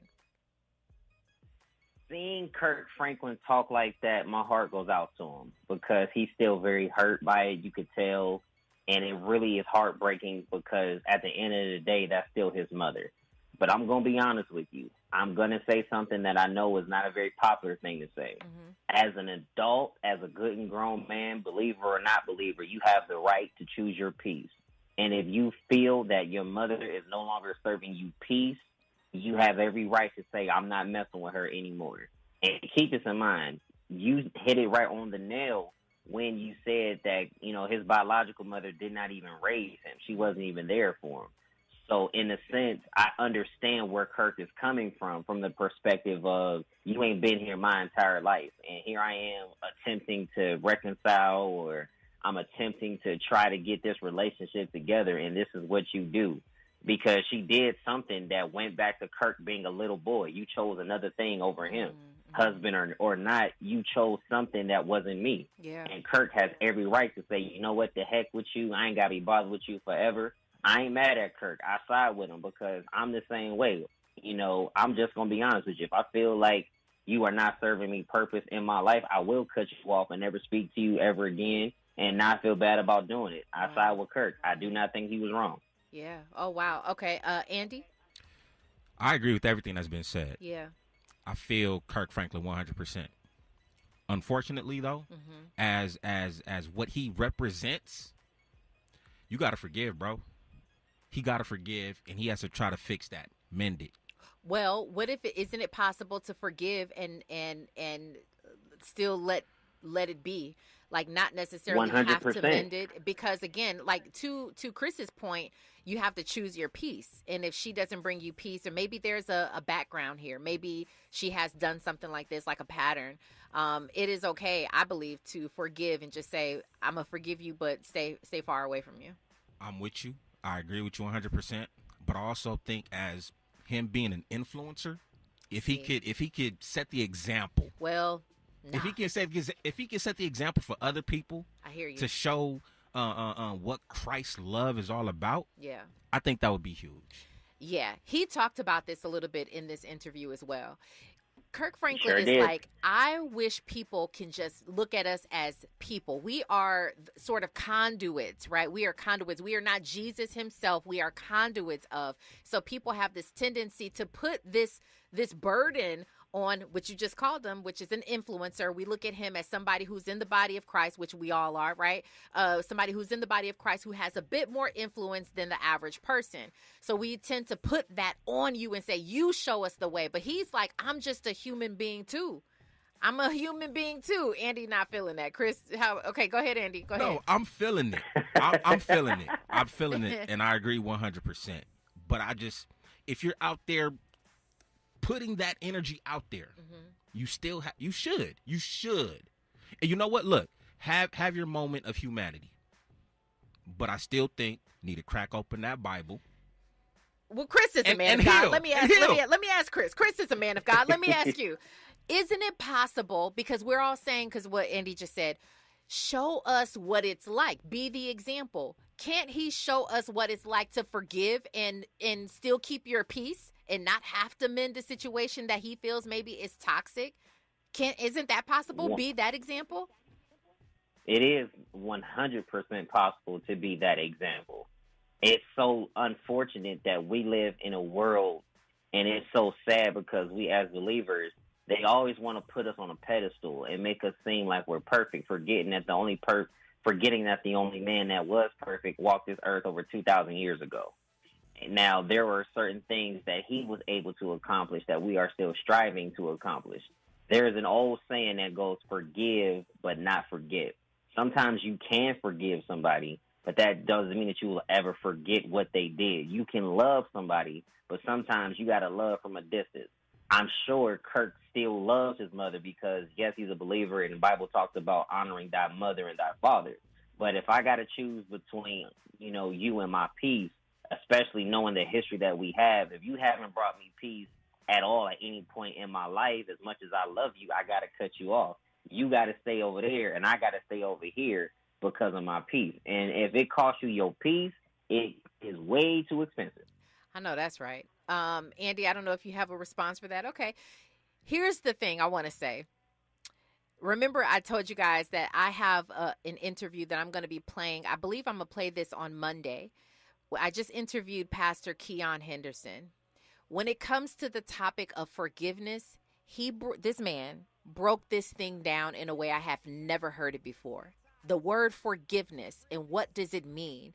And how he's able, as an influencer, as a person who's in a leader, he's a thought leader, he's a pastor, as a person who is leading and guiding other people in the body of Christ, how he deals with forgiveness and dealing with people and offense and different things like that. I mean, he broke it down so well. I cannot wait to play that for you guys. I've gone on record as saying this is one of my favorite interviews ever.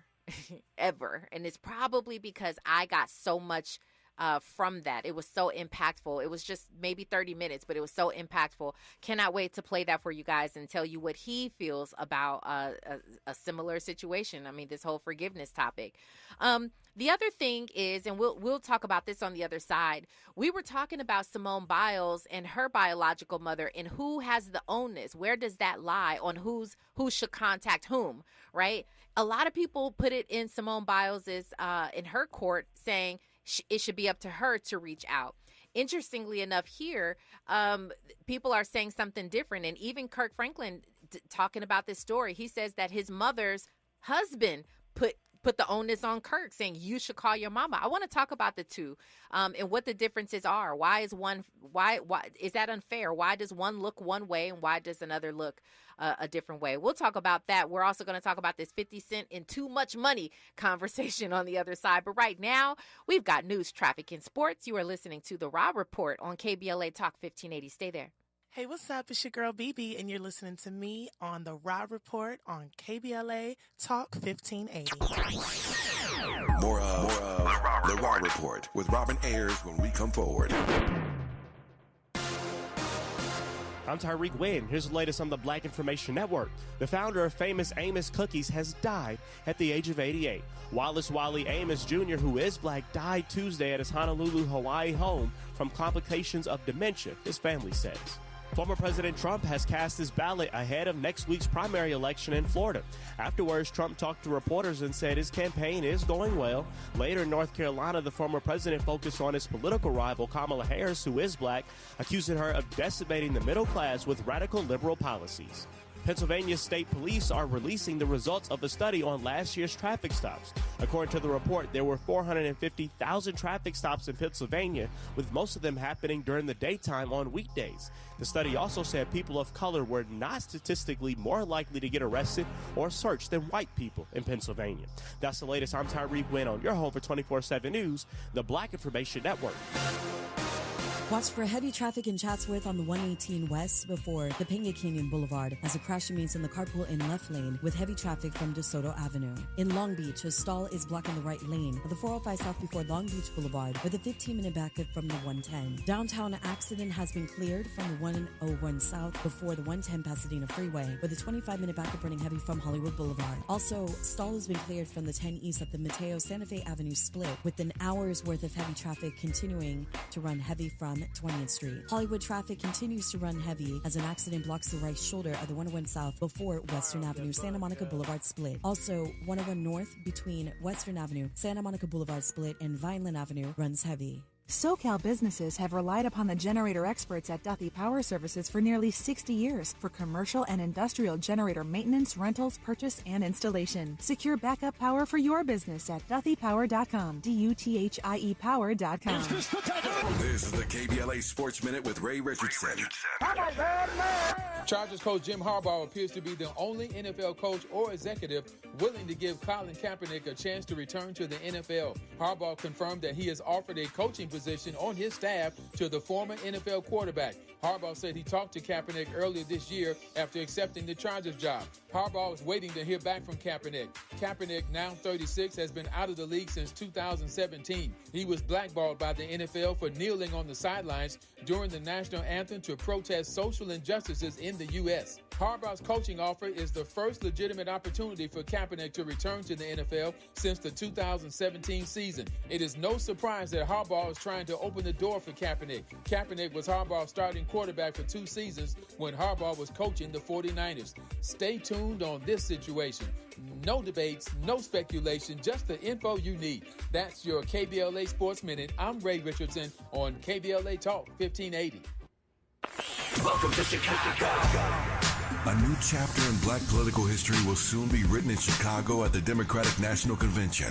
KBLA Talk 1580 will be the only talk station in LA with 5 shows broadcasting live from the DNC in Chicago, August 19th through the 23rd.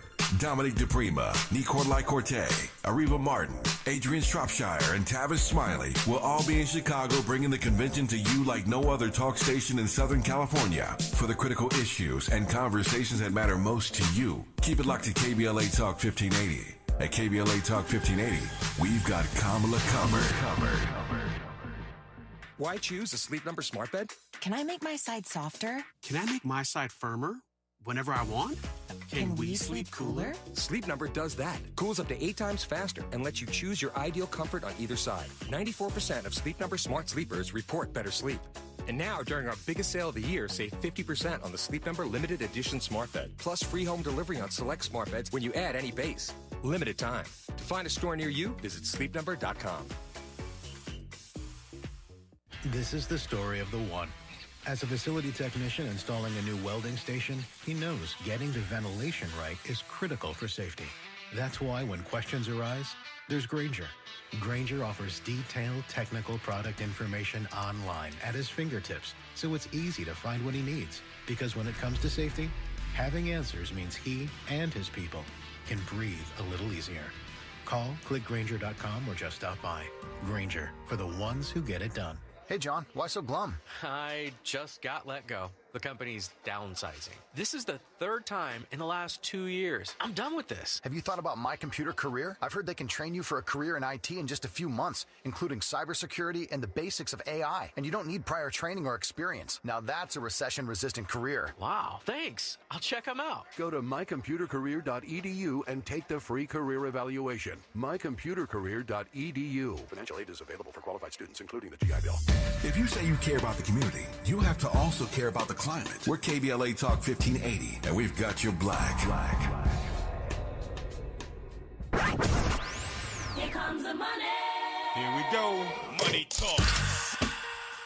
Here's what happens when you advertise on KBLA Talk 1580. 3, possibly 4 weeks ago, I heard an advertisement on your radio station from a company called Grid Solar. I would love to have that phone number so I can reach out to them with reference to solar panels being installed on my property. Our listeners are aware and engaged, but more than that, they are loyal. When they hear empowering messages that uplift their community and help them live better lives, they respond.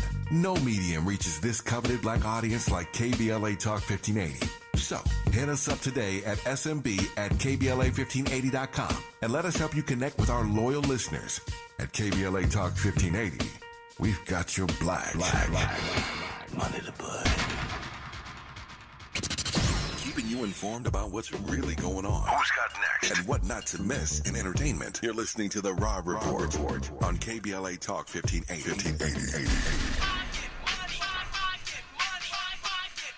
50. I get it. I get it. Yeah. I run New York. I get it. I get it. Yeah. I run a jet cola water, sold it in bottles for $2. And Coca-Cola came and bought it for billions. That's what's up. Have a baby by me, baby. Be a millionaire. I write the check before the baby comes. Who the hell cares? I'm stanky rich. I'ma die trying to spin this kid. Southside's up in this bitch. You were inside the Raw Report on KBLA Talk 1580. Andy, don't miss. You know, this song means something different to me now. I run New York. I mean, I listen to it differently. You know what I'm saying? Shout out to Brooklyn and Madison, who are going to be up there running New York. Yes. Wow. He said he's stanky rich. I ain't never heard somebody say stanky rich. What does that mean? You got to be rich. He's not lying. It's not filthy rich. It's stanky rich. That is so funny. Yeah, he ain't lying either. We are getting ready to open up this conversation about 50 Cent. Before we do, right now I'm looking over in our YouTube poll. Yeah, it looks like a majority of you are saying you could walk away from a loved one for over 20 years or of over 20 years. Maybe if you felt offended, if you felt like you needed to protect your peace and they were not bringing you peace, you could walk away. I guess that's what they say. You know, the family is who you've been given. The friends are who you choose as family or whatever. We hear that time and time again. Maybe I didn't say it the most proper way, but I understand the sentiment of it. When you go throughout life, you choose people who you want to be in your life, and you get to choose your friends, and a lot of times friends become like family, and sometimes the family that you're born into, they don't bring you the peace, the same way, and sometimes it just ends up that way, unfortunately. Chris, on the other side, I was asking you, though, it's interesting because we were talking about Simone Biles the other day, where a lot of people were saying it was in her court. Simone Biles should contact her mom to reconcile or to, mend the relationship, whereas Kirk was told he should be the one to contact, that's the opposite. I felt like Simone's mom is the one who should have contacted her. Do you think there is a difference in their stories that Kirk's mom should be the one to make amends with him. If he walked away from her for over 20-something years, says that he hadn't spoken to her, seen her, or anything, do you think that she's the one who should have reached out since she caused the offense? Similarly, the way that I believe Simone Biles' mom should have corrected her offense. Do you believe that? 100%, because they are the parents. They are the ones who did wrong. They are the ones who did the damage. Unfortunately, these two people lack accountability, and they want to just keep nibbling and dabbling around the situation without owning up to what they did. You have to remember, in that clip with Kirk, he's hurt. Well, why is he hurt? His mother is the one who did that damage, and she still will not take accountability for it. Kirk is good and grown now. You don't have to be around anybody who lacks accountability and who also tries to continue to throw in their face while they don't want you. There is no way you can tell me that Kirk is okay based off of that. But you know what Kirk will do? He might still cry about it, but he say, well, I'll be dang if I got to deal with you knowing all the stuff that you put me through. I'm not going to let something like this in my adult life continue to eat at me. As much as I love you, I got to keep you at a distance and keep it pushing. And I'll let God deal with me when that day comes. Definitely. DJ Black 909 says it like this, and I agree. Just because you forgive someone does not mean you let them back into your life. Apology accepted, but access denied. I think those are pure facts. Pure facts. That's a perfect way to say it, and a great way to wrap a bow on that conversation.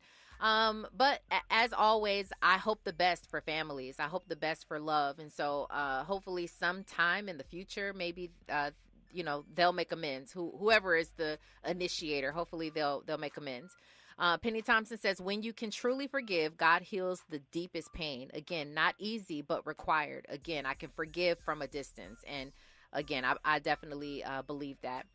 Stanky Rich. I'm not going to forget that one anytime you said it soon. correctly. You said it correctly. Stanky Rich. 50 Cent is Stanky Rich. Now, he is talking about he's in no rush to become a billionaire. But this is the reason why. Do we have this clip? Let's go ahead and take a listen to 50 Cent break this down about having a lot of money, having, a lot of money. Let's take a listen to it. I'm not sure I'm in a hurry to reach that. Because I've reached a point where I don't have anything that I want that I don't have. So I don't know what the rush is to get to that point is. You see what I'm saying? Like when you already, look, I bought every car that I wanted to 2 or 3 times. Bought them, put them back. The newer versions came, put them back. The newer versions came, you know what I mean? And that's just the success from 03, and it habits within lifestyle. If you're earning a decent amount of money, if you don't spend it, they're just gonna take it. When I said they, I mean the IRS. If there was a person that you could point to, you go, well, why did you change your mind and decide you want 58% of all my money? Like, what is going on? Like, and it even will make you adjust where you decide to lay your head. Common sense would say if you don't need the things that are right there, they're going to change where high net worth people are staying. They'll move to territories that are more fitting for their life and stability of them continuing to function on the level they're on, instead of staying in a place that is not offering you anything better or anything bigger as it increases. Financially, when you get to that point, you got to figure out how to put it back. You got to figure out what are you doing as a philanthropist. This is when you start building legacy. You start doing things that are a little more sophisticated, because people remember people who helped a lot more than people that just done. We can say you're a billionaire, so that, and they go, okay, what did he do? How did it benefit anyone else? How significant was him making it to that point if it doesn't affect others? Those are so many nuggets that I can just pull out from that clip right there. Is there such a thing, Chris, in your opinion, as being or as having too much money? Is there such a thing? Absolutely not. Absolutely not. Okay. And you notice how, I respect the mess out of Mr. Jackson. I love Mr. Jackson. I'm going to put respect on him. I'm going to call him Mr. Jackson, okay? I respect the mess out of him. It's easy for him to say that when you owning stars and you got all this money from endorsements, et cetera. Yeah, it's easy for him to say that when he says, well, I'm not in a rush to be no billionaire. I done got 3 of the same car. Okay, yeah, that's great for him to say. But the other people in America, most of the time, can't say that. A lot of people, especially in this jacked up economy, wish they had just a percentage of that Mr. Jackson money, all right? So I don't want to hear nothing about him saying, well, I ain't really in no rush. Okay, well, guess what? Rush some of that money over here to us. We will gladly take it. I hear you, except now this is a conversation that I actually really love to have with people who have reached a level of success, maybe not billions, but they've made maybe millions, and they have more than enough to take care of their lifestyle, more than enough to take care of their family, to a certain extent, because people, family, friends, whomever, extended relationships, they will ask and ask and ask and ask. But if you feel like you've helped enough, what more can you do with that money? And a lot of people will say, I have enough, right? I have enough. And so I believe there is such a thing as having too much money, because like 50 Cent said, once you have all the car, he's bought every car he's ever wanted 3 times over. He said he's bought them, he's given them back, he's upgraded, he's done all the things. At what point, what do you do anymore when there's no more to achieve other than giving it back? Giving it back. I think that, once you have too much money, you should give it back to people who are less fortunate than. Many would say, Oprah is in this conversation. Maybe now Tyler Perry is in this conversation, and many others. Why don't they just get their money together? Those who consider themselves having too much money, get themselves together, get some resources together, and solve this homelessness crisis. I mean, that's a fair thing to say. Andy? Yeah, because they could do it for Kamala. Yes, they could. Yes, they could. I'm going to go ahead and jump in here while Robin catches her breath for a second. They definitely could, because those of us that have the resources of that caliber definitely can do that. I'm going to throw this one name in this conversation while he is no longer with us, God rest his soul. One of the things I loved about Michael Jackson so much was he was a guy that always wanted to give back. He always wanted to help out the next person. Sometimes he helped too many people out. He's in the Guinness Book of World Records for being the most charitable celebrity in the history of everybody. And another person who I respect the mess out of, LeBron James. You see, he's made his millions. He's constantly giving back to his community. He's constantly trying to help out the next. So I do feel that people of that caliber should want to give back. Yeah, I agree with you on that. Another person she's not a black woman, but she's definitely in this conversation because she's helped out a lot of organizations, a lot of black-owned businesses, a lot of organizations, a lot of HBCUs. She does a lot of philanthropic work, is Melinda Gates.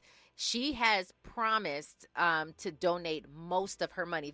Have you heard about that, Chris? There is a pledge. It's like a giving pledge where all these billionaires have pledged to give back a certain amount of money before they die. Have you heard of that?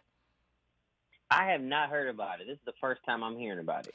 Let me look it up. It says the Giving Pledge is a charitable campaign founded by Bill Gates and Warren Buffett to encourage wealthy people to contribute a majority of their wealth to philanthropic causes. And so you have 236 people who've already signed up across 28 countries, and they've pledged to give back most of their money because I think to a certain extent,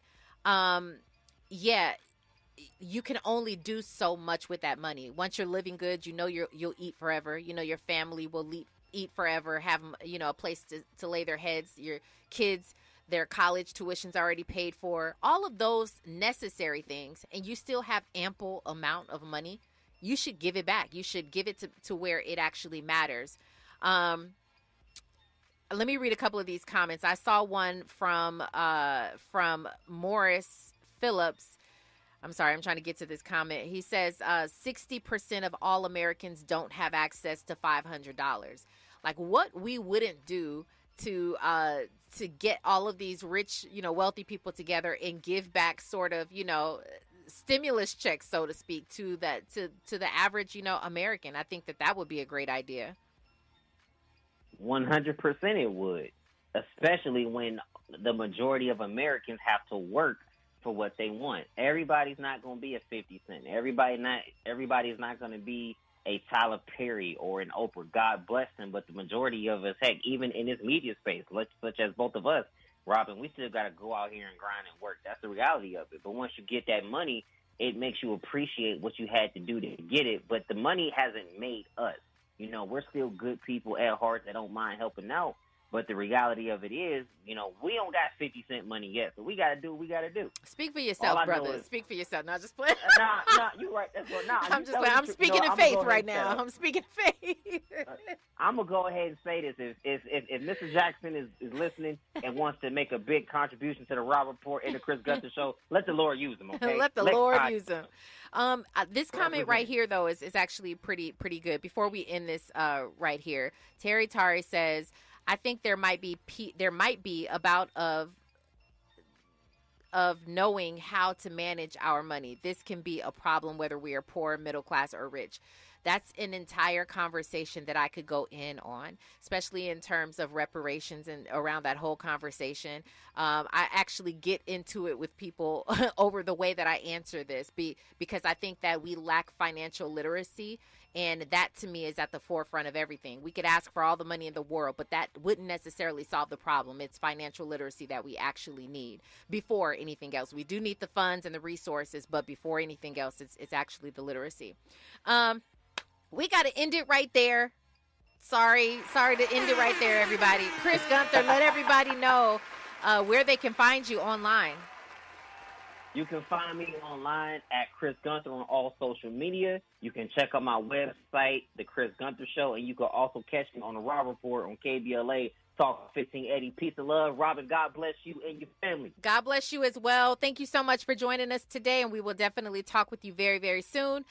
When we come forward, there's a beautiful, beautiful artist who I just recently came across, and we'll be interviewing her very, very soon on this show as well. We'll get to that on the other side. You're listening to KBLA Talk 1580. Stay there. Hey, I'm Damian Young. I'm chilling with Robin on the Raw Report. You're inside the Raw Report with Robin Ayers on KBLA Talk 1580.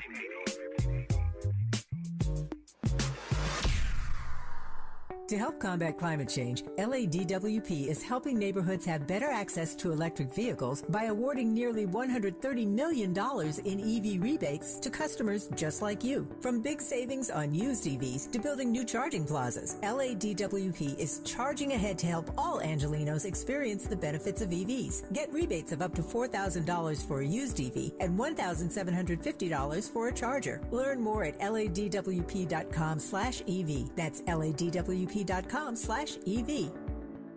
Looks like Bobby needs a ride again. Grab the keys.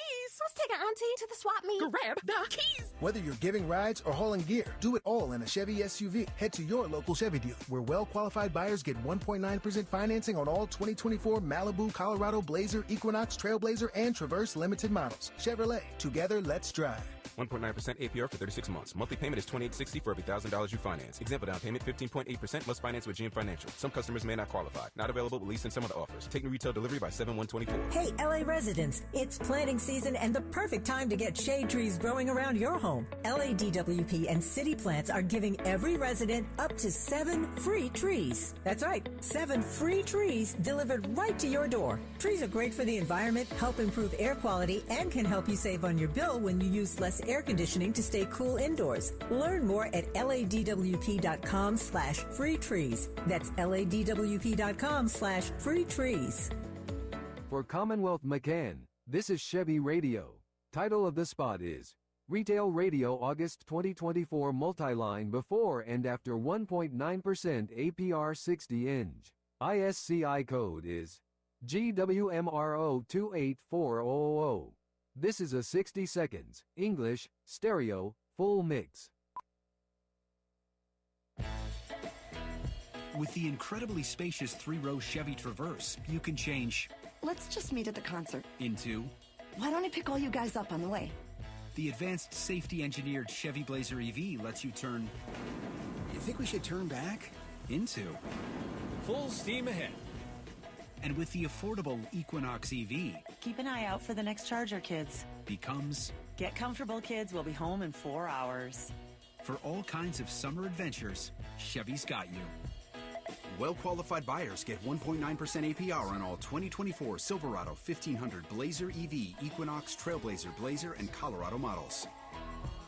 Chevrolet. Together, let's drive. 1.9% APR for 36 months. Monthly payment is $28.60 for every $1,000 you finance. Example down payment 13.5%. Must finance with GM Financial. Some customers may not qualify. Not available with lease and some other offers. Take new retail delivery by 9/3/24. Hey LA, today I'm here to talk to you about Grid Alternatives, which is a nonprofit in LA that focuses on renewable energy. We serve communities who have been left out of the renewable energy sector. We offer paid job training, and in 13 weeks, you can become a solar installer. 80% of our graduates get hired into the industry, and once you're hired in the industry, you stop at a high, medium income. That could be $20 an hour or more. 80% of our graduates get hired into the industry. Call today so you don't be left out at 323-861-0105 or gridalternatives.org, gridalternatives.org. Giving you your daily dose of entertainment and celebrity news. You're inside the Raw Report. With Robin Ayers on KBLA Talk 1580. Okay, we have a little bit of time to get into this woman. She's a Billboard #1 soul jazz flutist. She's a flutist. Her name is Reagan Whiteside, and this song is called Steppin' Out. Check it out.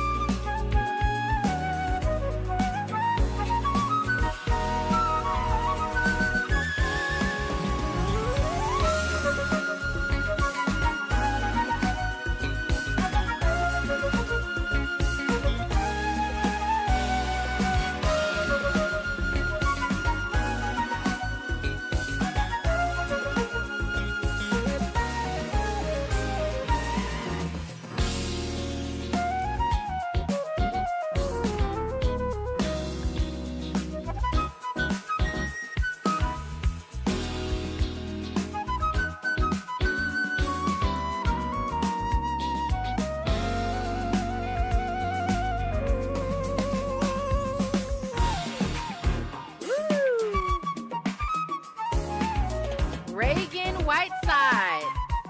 The song is called Steppin' Out. It's a vibe. You guys seem like you're enjoying it as well. Pretty Brown Mimi said, I played the flute in the 9th grade. She's a vibe. Join Andy. Andy used to play. Yeah. Forrest Harrison says, hey, that's my kind of music. I agree. Penny Thompson says, nice groovy vibe. Deborah Chakoa, she says, love it. That's real nice. Lavelle says, yeah, I mean, this song is definitely a great one. I love a flutist. That's different. We will have her on the show very, very soon. And I'm looking forward to that. Well, you guys, it's been a wonderful show today. It's been a wonderful week with you all. So happy that you could join me. Thank you so much to Chris Gunther for joining me today. Remember, I won't be here tomorrow, but I'm right back on Monday. I'm about to go to New York. All right, yeah, you guys. Make sure that you stay tuned. Of course, right now, we've got the Zoe Williams, the voice of reason. He's coming up next with the fire show for you guys. You guys remember, I am your host, Robin Ayers. Today and every single day forward, be a blessing.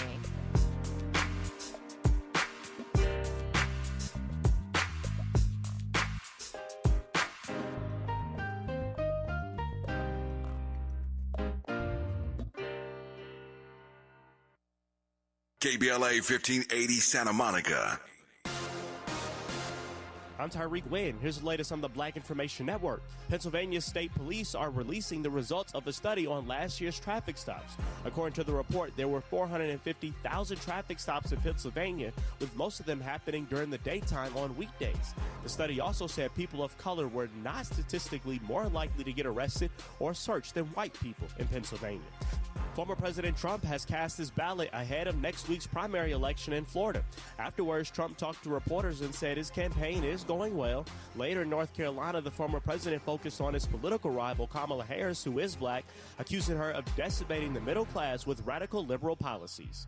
The founder of famous Amos Cookies has died at the age of 88. Wallace Wally Amos Jr., who is black, died Tuesday at his Honolulu, Hawaii home from complications of dementia, his family says. That's the latest. I'm Tyreek Wynn on your home for 24/7 News, the Black Information Network. Enjoy the rest of your night and drive home safe. In Chatsworth, a crash remains in the carpool in left lane of the 118 West before tipping at Canyon Boulevard, and stop delays continue from DeSoto Avenue. Mid-City's 10 East after National Boulevard Overland Avenue split has an accident on the right shoulder with stop traffic from Centinela Avenue, and the traffic remains slow ahead to the East LA interchange. Hollywood's traffic on the 101 South between Sunset Boulevard and the 10 7th Street interchange remains heavy over 30 minutes, and a crash in West Covina is currently blocking the 10 West off-ramp to Pacific Avenue West Covina Parkway interchange, with a backup from Vincent Glendora Avenue split. Hey DQ fans, the $7 bacon cheeseburger meal deal will leave you and your wallet full. Grab a bacon cheeseburger and order of regular fries, a drink, and a sundae for a whole lot of happy. Only at participating DQ locations. Happy tastes good. Follow the leader. KBLA Talk 1580. Follow the leader. Be sure to follow us on Instagram at KBLA 1580. Follow the leader. Are you ready? The station leading the way with exclusive interviews, Follow the leader. stimulating conversation, and intellectual discourse that empowers, enlightens, and informs. Follow the leader. Follow the leader at KBLA 1580. We've got a lot to talk about. Keep following the leader. Follow the leader. Follow the leader. Follow the leader. Follow the leader. Hey Zoe, I'm calling your show, 'cause I need to know. Show me which way to go before I throw my man out the door. Okay, hold on a second, Keisha. Just let me ask Ronald exactly what's going on, because it takes two to tango, and I need to hear his side of the story. So she's driving me insane, got stress heavy on my brain. She keeps playing silly games, man, I'm about to bring the pain. We seem to fuss and fight every day and every night. Please give some advice so we can see the light. See the light.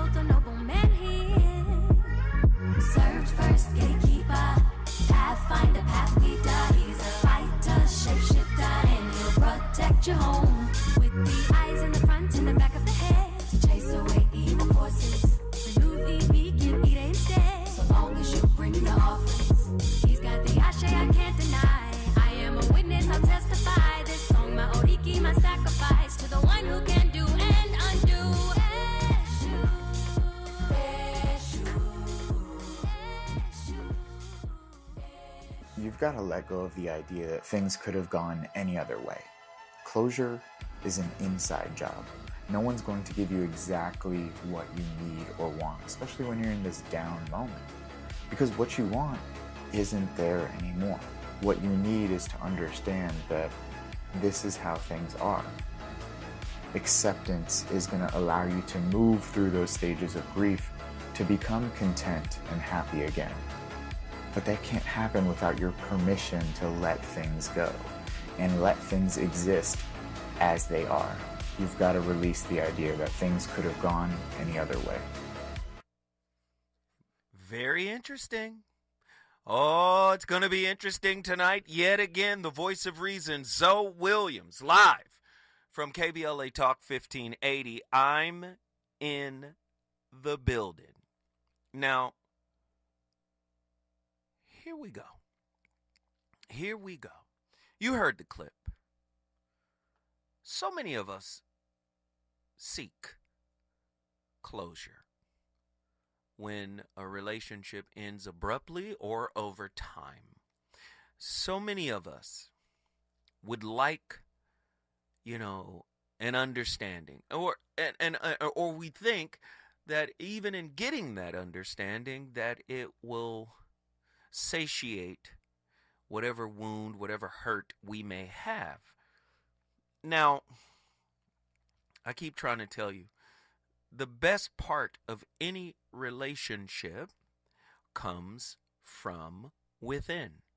Why? Happiness is an inside job. Self-esteem, self-worth, self-approval, self-acceptance, self-acknowledgement, all of these are inside jobs. Now, because of early attachment styles, according to John Bowlby, Mary Ainsworth, and others et al., these attachment styles, in theory, may be working in the subconscious, right? And we're unaware of our particular attachment style. So we think going for closure, seeking closure, requiring closure is something that someone else has to provide us. In a lot of ways, I see it as a whale. Have you ever seen a whale just covered with barnacles? Look at yourself as a whale, and those barnacles are relationship experiences, things that have no closure, situations, circumstances. Dr. Mark Goulston, may he rest in peace, one of my good friends, said that you have to be okay with the apology you never got, with the acknowledgement you never got, with the closure you never got. And he was like, that's part of getting over a situation. Many of us live our lives with relationship barnacles affixed to our soul. And it's a tough life to live because it puts undue pressure on the new person. And a lot of people don't realize the new person is really the old person in a different body, spiritually speaking, because old person meaning your triggers still exist and they will be triggered by the new person. Why? Unless you become a brand new person through healing, through self-acknowledgement, through accountability, through the expansion of your self-awareness, the same person gets the same person.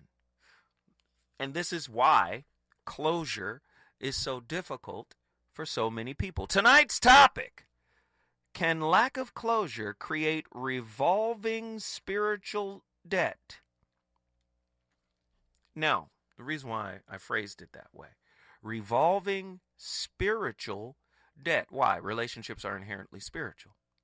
What is the lesson? The lesson is the revelation of self-knowledge. It is the mirror effect. You see you as you are through the mirror of relationship, right? Why is it debt? Because it's unresolved. Why is it unresolved? Because you believe that it should be solved. Well, here's the problem. Some things can't be solved. Just like sometimes you're not going to get the closure you seek. And you have the solution to that is to be okay with no answer, with no clarity. Right? That's the solution. No answer in some instances. And I know people, don't really like to hear it that way. Can lack of closure create revolving spiritual debt? Well, conflict is like revolving credit. What do you mean? Yes, there are some individuals who can pay it all the way down to zero. But for most folks, we have to become managers of conflict. This is why they changed the name from conflict resolution to conflict management. Because there's always going to be a new conflict, even if you get it down to zero. There's always going to be a new conflict. There's always going to be new challenges. There are always going to be new difficulties, right? So, the acceptance of I am a manager of conflict debt, or I am a manager of my spiritual process, right, will keep us out of spiritual debt. How do you mismanage spiritual debt? You don't acknowledge your co-creation in the relationship dynamic that you now don't want. Do you see? Right? Can lack of closure create revolving spiritual debt? An intriguing look into the understanding that we may not ever get an apology. And that's okay. The apology I never got. Right? An intriguing look into understanding the apology we may never receive. Heavy stuff. Closure can be important for people to move on from a relationship and avoid returning to unhealthy patterns. However, some say that seeking closure can become a crutch that prevents people from doing the work needed to move forward. Others may avoid closure because they don't want to confront certain issues or are afraid of what they might learn. True or false? Understanding what closure is in a relationship can help you and the other person move forward. It improves mental wellness and promotes healing. And you can take steps to find or give closure. Do you know many people don't want to give closure because they don't want to incriminate themselves? They don't want to take responsibility for their co-creation of the downfall of this particular relationship. 1-800-920-1580. Are you someone who seeks closure? And if so, is it the type of closure you get from your partner? Or do you avoid giving yourself closure by coming to the realization that you may never get it from the other person? How do you deal with lack of closure in a relationship?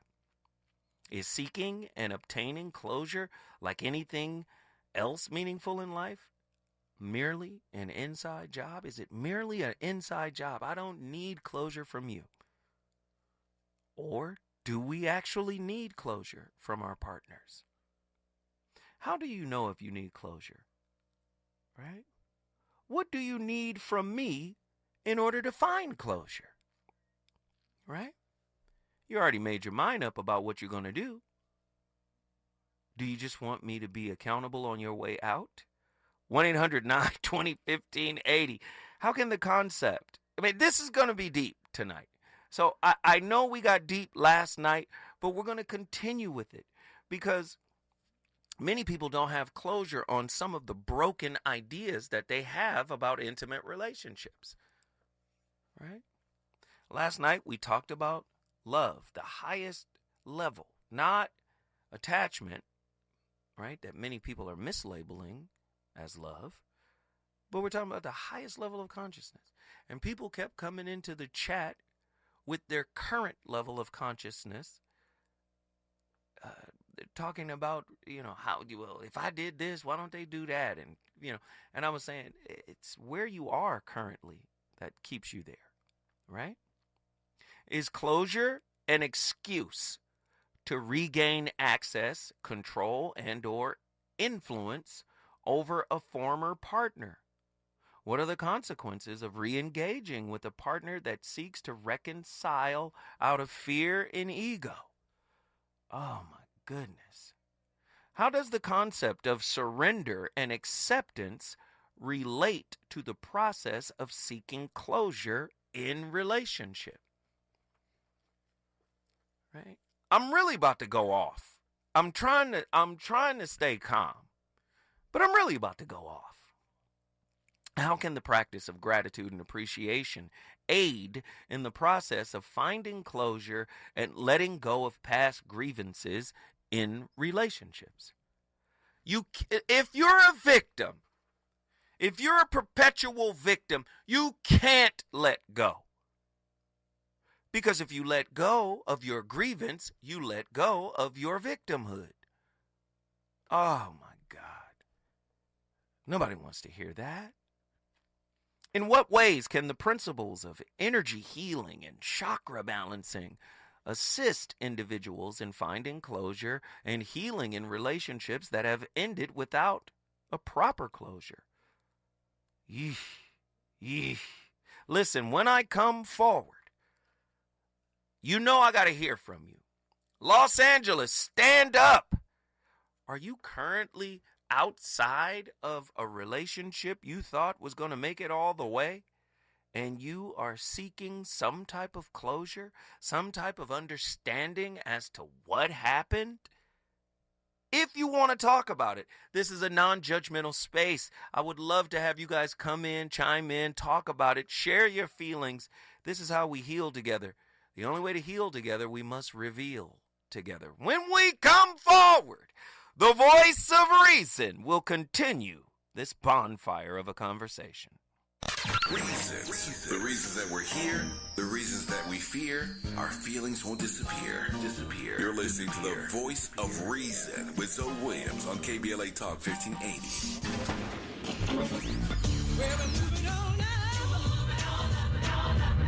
Tavis is like George and Wheezy. He's moving on up.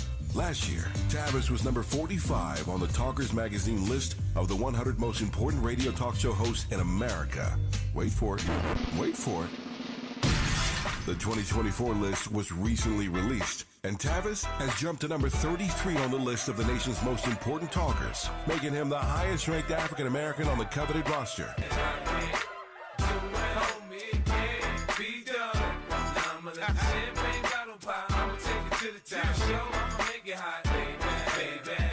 Congratulations to Tavis Smiley from all of us at KBLA Talk 1580.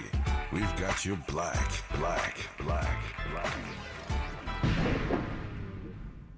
Hey, John, why so glum? I just got let go. The company's downsizing. This is the third time in the last 2 years. I'm done with this. Have you thought about My Computer Career? I've heard they can train you for a career in IT in just a few months, including cybersecurity and the basics of AI. And you don't need prior training or experience. Now that's a recession-resistant career. Wow, thanks. I'll check them out. Go to mycomputercareer.edu and take the free career evaluation. mycomputercareer.edu. Financial aid is available for qualified students, including the GI Bill.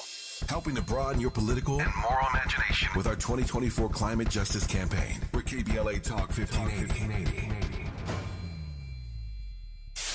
KBLA Talk 1580. We've got a lot to talk about.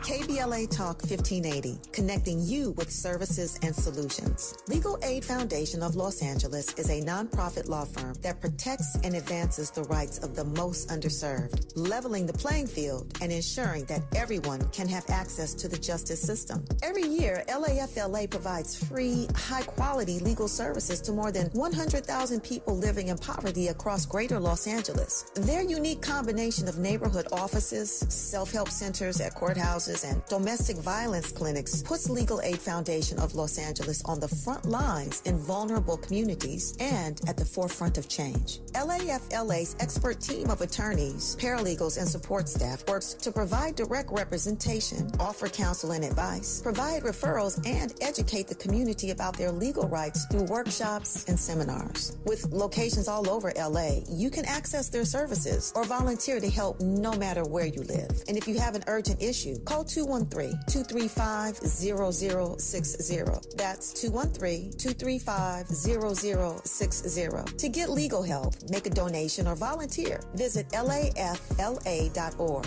LAFLA.org. This is a community call to action from KBLA Talk 1580. You know you want some more. It's the voice of reason with Zoe Williams on KBLA Talk 1580. Woo! Woo! Woo! Two, and then the three, and then the four, then you gotta breathe. One and then the two, and then the three, and then the four, then you gotta breathe. Then you gotta, Jody's can't breathe when I come through, hum to some shoes, gotta be 20, man, it's not even funny, they can't. The chokehold's too tight, the left looks too right, you know what, you right, these can't. Look, they hearts racing, they start chasing, but I'm so fast when I blow past that they can't. In the presence of the man, your future look better than your past if you present with the man. You better. Can't share my air, I walk a mile in the pair I wear, and I'm getting better year by year, like they say wine do. Cops couldn't smell me if you brought the canines through, and I pace myself. I know these money hungry wanna taste my wealth, but I keep them on a diet, embrace their health, or even keep them on the quiet, and space myself, and just take a deep breath. I got them grabbing their chest, cause it's hurting them to see fabbing is best, and they and they worst, they'd rather see me laying a hearse than laying a... Hey guys, I'm Heidi Priebe. Welcome back to my channel, or welcome if this is your first time here. Today we're talking about the experience of finding closure within a relationship that has ended badly. So whether that means you had a romantic or friendship or family relationship end in the middle of a fight, whether it means somebody passed away at a point where you had unfinished business with them, most of us have experienced some aspect of feeling like we need closure that we don't have. So before we get too into things, we're going to talk about what I mean when I say the term closure. So in any relationship that involves true intimacy between two people, there is a cycle that the relationship tends to go through over and over again throughout the entire course of both people's lives. And this cycle goes from connection. So what is it to be in connection with someone? It means to have a shared set of contexts. So a shared understanding, a shared set of meanings about the way in which you are interpreting the world and your relationship with one another. And when we're in connection with someone in that way, we are offered the opportunity to see ourselves through their eyes in a way that gives us each a new perspective on ourselves. So to be in that state of connection is to be in a state where we are seeing the world to some degree in the same way and through the eyes of another, and also seeing ourselves in a new way through the eyes of another. Now, what inevitably happens with any close relationship is at some point there is a rupture. So a rupture is the place where that set of shared meanings and understandings that you have, in some capacity, large or small, breaks down. So where there was once alignment, there is no longer alignment in some small or large way. I'm sorry. We have so many people are trying to create a framework around it. No disrespect to the young lady's work, but so many people try to create a framework around the ephemerality and irascibility of the human conscious, right? If you're a work in progress, most of us are disorganized to some degree. So listen, we see things the same. Impossible to do, right? Impossible to see things the same, It's just, if you want to use psychology, then use psychology, right? The psychologist doesn't know what's in your head, just like you can't know what's in your partner's head. And in much the same way as psychology moves, okay, well, let's stop trying to evaluate the soul of another person. Let's look at their behaviors. This is why everybody wants to distill everything down to behaviors, because psychology does that, right? I've told you before, the term psychology means study of the soul. But the psychologist knows they can't study the soul. Why? Because they're using the scientific method. So what happens is your behaviors have to align with my behaviors. And when we align behaviorally, then we're a match. But what most people don't realize is, until it's too late, that most behaviors are performative. Why? Because you haven't met a person that's not wearing a mask. And this is why closure is so difficult. This is why when it's all said and done, you look back and go, who in the hell was that person? I didn't know that was you. This is you. The you that I was in love with is not you. This is, so, okay, the you I'm seeing now, that's you? Do you see? Right? See, as long as we're aligned behaviorally, because anybody can declare from their mouth, I agree, I believe that way too. Yes, I believe, I agree. Anybody can agree with a concept, but are you the embodiment of the concept? Right? And in being the embodiment of the concept, you're actually bigger than the linguistic framing of that concept. What do I mean by that? Alfred Korzybski, right? The map is not the territory. The map is a representative of the territory. The map is not the topography, right? So what happens is we align our maps and we think we're aligned. Do you see? This is why closure is so difficult. Can the lack of closure create revolving spiritual debt, an intriguing look into understanding the apology we never received? See, the moment we understand ourselves as an ephemeral work in progress, right? We are changing. If you're working on yourself, you're changing, right? You're changing. If we acknowledge ourselves to be this, then guess what? It's hard to pin yourself down to a concept. I'm this type of person. No, I was this type of person when I first got in the relationship. But I've been working on myself ever since, and I've been resolving different areas in my life, and I'm evolving and changing. Sometimes when we evolve, we organically grow apart from even the person we consider that we love, right? Closure is very difficult when you are dating a poser, someone wearing a mask. Right? I'm a people pleaser. Or no, I'm not. I was just doing that because I wanted to get in further with you. Do you see? Yeah, I'm consistent. I like consistency too. No, I don't.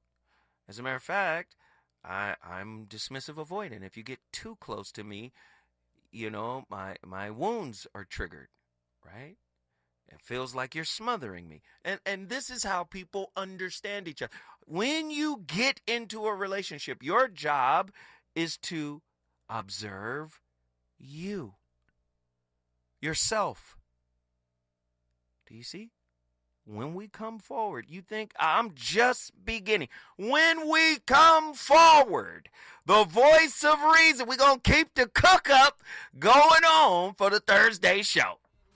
Alone, so I know it's one of them. Every time I flip my phone, breathe. One and then the two and then the three and then the four. Then you gotta breathe. One and then the two and then the three and then the four. Then you gotta breathe.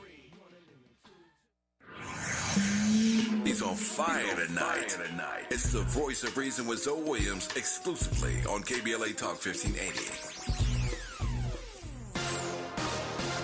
I'm Tyreek Wynn. Here's the latest on the Black Information Network. Former President Trump has cast his ballot ahead of next week's primary election in Florida. Afterwards, Trump talked to reporters and said his campaign is going well. Later in North Carolina, the former president focused on his political rival, Kamala Harris, who is black, accusing her of decimating the middle class with radical liberal policies. The founder of famous Amos Cookies has died at the age of 88. Wallace Wally Amos Jr., who is black, died Tuesday at his Honolulu, Hawaii home from complications of dementia, his family says. Pennsylvania State Police are releasing the results of a study on last year's traffic stops. According to the report, there were 450,000 traffic stops in Pennsylvania, with most of them happening during the daytime on weekdays. The study also said people of color were not statistically more likely to get arrested or searched than white people in Pennsylvania. That's the latest. I'm Tyreek Wynn on your home for 24/7 News, the Black Information Network. Hey DQ fans, the $7 bacon cheeseburger meal deal will leave you and your wallet full. Grab a bacon cheeseburger and order of regular fries, a drink, and a sundae for a whole lot of happy. Only at participating DQ locations. Happy tastes good. Follow the leader. KBLA Talk 1580. Follow the leader. Be sure to follow us on Instagram at KBLA 1580. Follow the leader. Are you ready?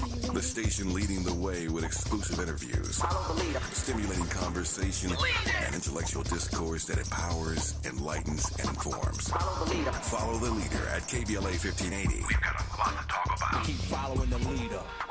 Follow the leader. Follow the leader. Follow the leader. To help combat climate change, LADWP is helping neighborhoods have better access to electric vehicles by awarding nearly $130 million in EV rebates to customers just like you. From big savings on used EVs to building new charging plazas, LADWP is charging ahead to help all Angelinos experience the benefits of EVs. Get rebates of up to $4,000 for a used EV and $1,750 for a charger. Learn more at ladwp.com/EV. That's ladwp.com/EV. Looks like Bobby needs a ride again. Grab the keys.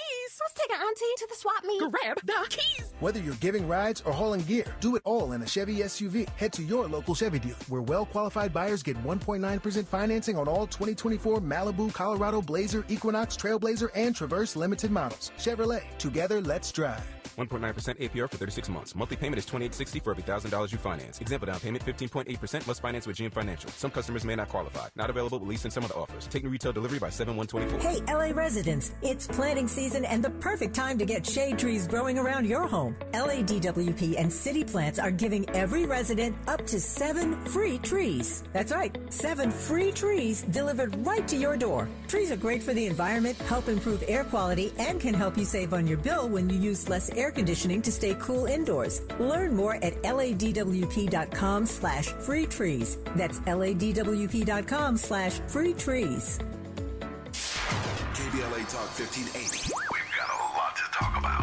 KBLA Talk 1580, connecting you with services and solutions. Stay Housed LA has the resources you need to know your rights and the legal support to back them up. The COVID-19 pandemic has cost people their jobs and livelihoods. This has left an estimated 1/3 of households not being able to make rent and facing losing their homes. This is a fear no one in our community should have to face. You have rights, though, and Stay Housed LA is here to help. Stay Housed LA is a partnership between the County of Los Angeles, the City of Los Angeles, and local community and legal service providers. Together, they provide tenants with the information and support needed to exercise their rights so they can remain safely in their homes. Find out more about your rights by participating in a virtual tenant workshop. Get the legal assistance you need. Find additional resources in Los Angeles County and the City of Los Angeles. Stay connected to Stay Housed LA County for updates. This and more at stayhousedla.org. Stay connected to Stay Housed LA for updates. This and more at stayhousedla.org.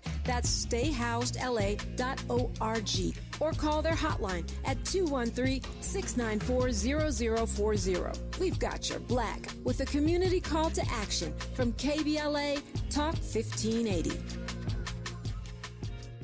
And now Martha Stewart for Skechers. When I make a dish or embark on a craft project, I always use the finest, most fabulous ingredients and materials. Which is why, when it comes to footwear, I love Skechers. Because Skechers is the comfort technology company and uses the most luxurious, innovative materials and designs to make wondrously comfortable footwear with all the fits and features like Arch Fit and Skechers' world-famous air-cooled memory foam. It's exactly the way I'd make shoes. Find Skechers at a Skechers store, Skechers.com, or wherever stylish footwear is sold.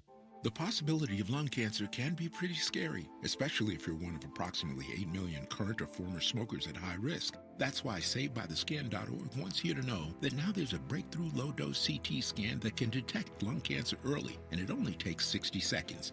You stop smoking. Now start screening. For an easy quiz to see if you're eligible, visit SaveByTheScan.org. It could save your life. SaveByTheScan.org is brought to you by the American Lung Association's Lung Force Initiative and the Ad Council.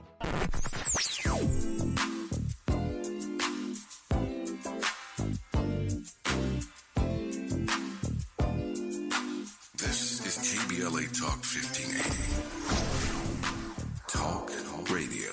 That's music to your ears.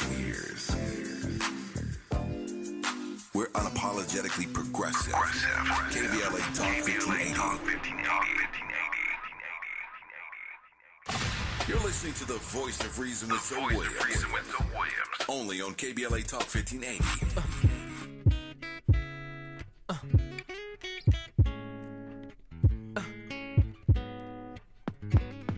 Baby girl, you know my situation, and sometimes I know you get impatient, but you don't put on a show to get ovations. Take it to court and go through litigations, and I respect your gangster. Treat you like a princess and put some on your neck to thank you. She's my pinch hitter.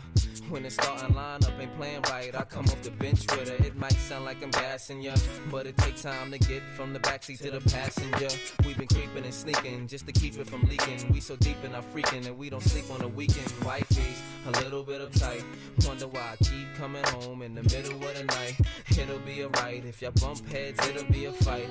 But I said it'll be alright. Come on. I really wanna be with you. Wanna be real with you. I can't leave you alone. And I know I'm living wrong, but I can't let you go. You're the one I want in my life. There are a lot of good things to say about closure. Roughly defined, it's this at-peace feeling that comes when you're ready to move on from something. And it's a great feeling to have when you're getting over a breakup or graduating. Research even suggests that those who feel closure about something often have less regret about it. But that being said, seeking closure has a dark side too. And if you're not careful, chasing after it could set you up for some pretty bad decisions. Before you ask, no, this episode is not about rebound relationships. It's about what psychologists call need for closure, or need for cognitive closure. It's a trait that exists on a sliding scale, meaning that some people have a higher NFC and some people have a lower one. Where you fall on this scale can change with the situation, but people do tend to have some kind of fundamental preference. And generally, that preference depends on how comfortable you are with uncertainty. If you have a really low NFC, you probably prefer ambiguity and leaving things unresolved. Like, you might not want to know why that person broke up with you, or you might not feel like putting in the effort to find out. Meanwhile, if you have a high NFC, you most likely prefer solid, certain answers and quickly tying up loose ends. This can obviously apply to romantic relationships, but it can also apply to just about anything that involves decision-making. And while there's nothing wrong with having a high or low need for closure, a high NFC is associated with a number of pitfalls. Because if your goal is to feel closure as fast as possible, that could lead to mistakes. For example, multiple studies have found that a high NFC can cause someone to make rash decisions, especially when they already have prior knowledge about a subject. Like, imagine your friends are arguing about where to get takeout. If you have a high NFC, it might feel more satisfying to just hurry up and pick a place you already know instead of debating the pros and cons, even if another option could be better. And that makes sense. If your goal is to get a quick, satisfying answer, it might not matter as much if you're picking the objectively best choice. That's a pretty harmless example, but this idea can also come into play when you're picking a college, choosing where to work, or deciding how to vote on political issues. Additionally, having a high NFC can also lead to biases, like one called correspondence bias. This is where you make a generalization about someone based on a specific situation. Like, if you met a coworker right after their big performance review, you might assume they're just a fundamentally nervous, stressed out person, which isn't necessarily true. Now, that totally isn't to say that having a high need for closure is bad, or that a low need is all sunshine and rainbows. Research does suggest that those with a low NFC tend to be less prone to bias, and to make more thoughtful choices and analyses because they're not rushing to get closure. But avoiding closure entirely can also lead to missed opportunities. Like, if your Tinder match didn't text you back right after that first meetup, you might not want to know why. But maybe that info could help you on your next first date. Or maybe they were just a jerk. Point is, you don't know, so you can't really learn from the experience. And a high NFC also has some significant benefits. For example, in situations where people have to make a choice using no prior knowledge, those with a high NFC seem to spend more time researching their options. One study that examined this was published in 2015 in the journal Motivation and Emotion. It asked 115 participants to take a survey that measured their need for closure, examining things like their preference for order and discomfort with ambiguity. Then, the researchers had participants do a decision-making task involving a grid of squares. All the squares started out gray, but if you clicked on... You know what I think? I think this generation has a low NFC. They don't really care. They don't connect deep enough to care. Closure is meaningless for a lot of people in this generation, in my opinion. Right? In my opinion. Like, if you spend years connected to somebody, you know, you've been close enough to witness their breathing patterns and, you know, like you've been close. This generation, time spent doesn't matter, in my opinion. What do you guys think? 1-800-920-1580.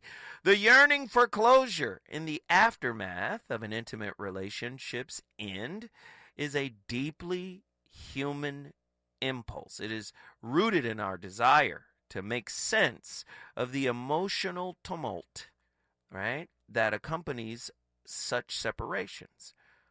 But what happens when when this closure is denied? Have you ever been denied closure, Andy? Somebody just, I ain't got nothing to say to you. Right? Or have you reached a level of closure and not shared it with your partner? We experienced that quite a bit, where you broke up with me 8 months before you even told me. 1-800-920-1580. I want to know your thoughts on this. I'm framing this up. Does the lack of an apology or final conversation leave us in a state of spiritual limbo, right? Generating what could be described as revolving spiritual debt. On tonight's topic, we're going to explore this notion by weaving together the insights from various disciplines, including metaphysics, psychology, spirituality. Hell, we might even do theoretical physics. Let's get it done. We got callers on the line. Let's go. Attila, what are your thoughts on tonight's topic about closure?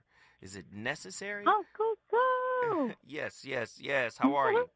So what are your thoughts on tonight's topic, right? Is it necessary, or can we give ourselves closure?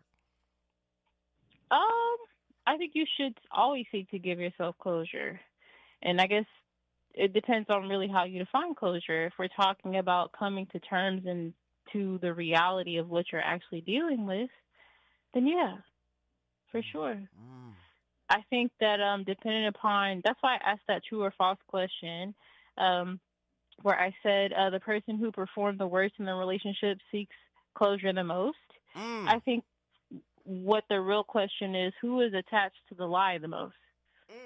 And by the lie, I mean like the lie of what the relationship is, the picture or the dream of what it is that you're trying to achieve versus the reality. I think the more that you are attached to the fantasy, the more you're going to need closure because you're fooling yourself.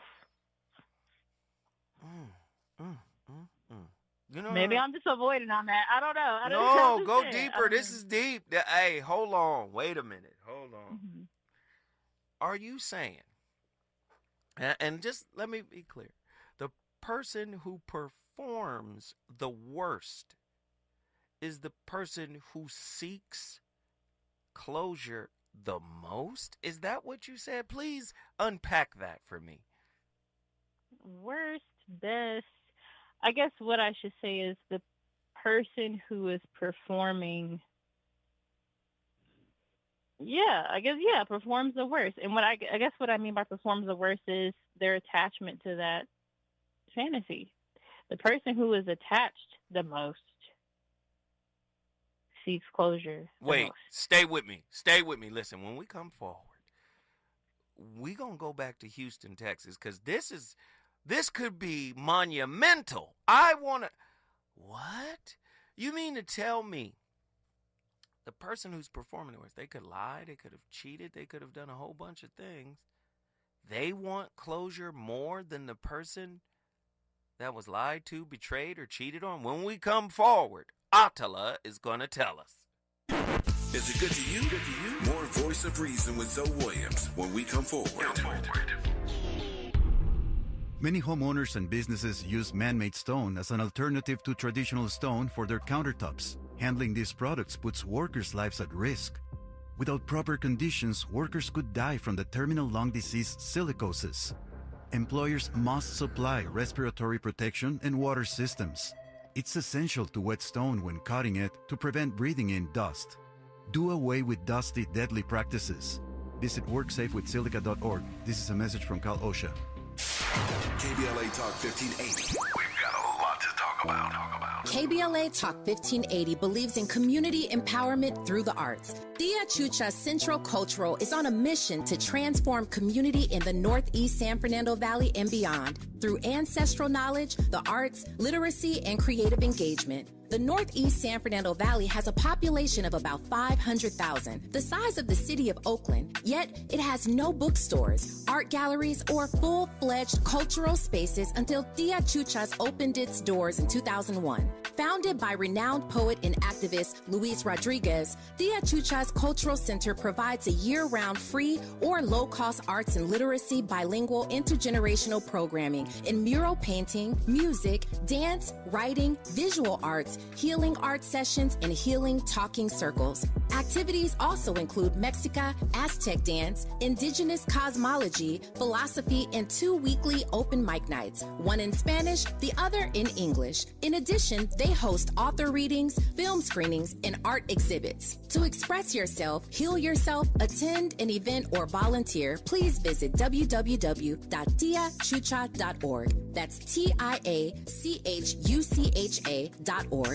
This is a community call to action from KBLA Talk 1580.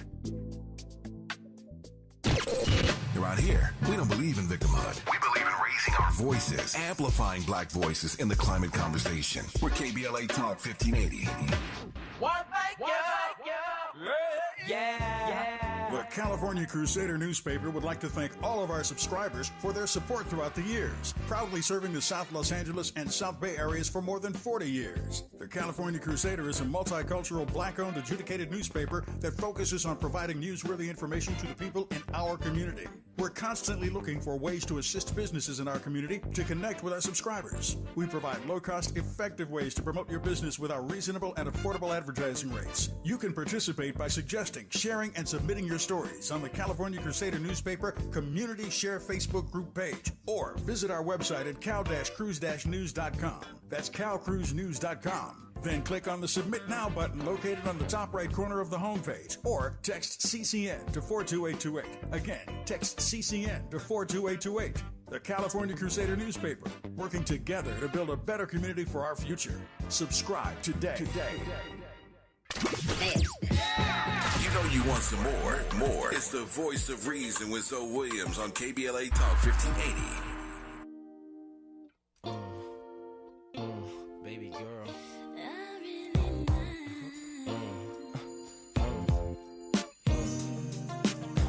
There's a storm.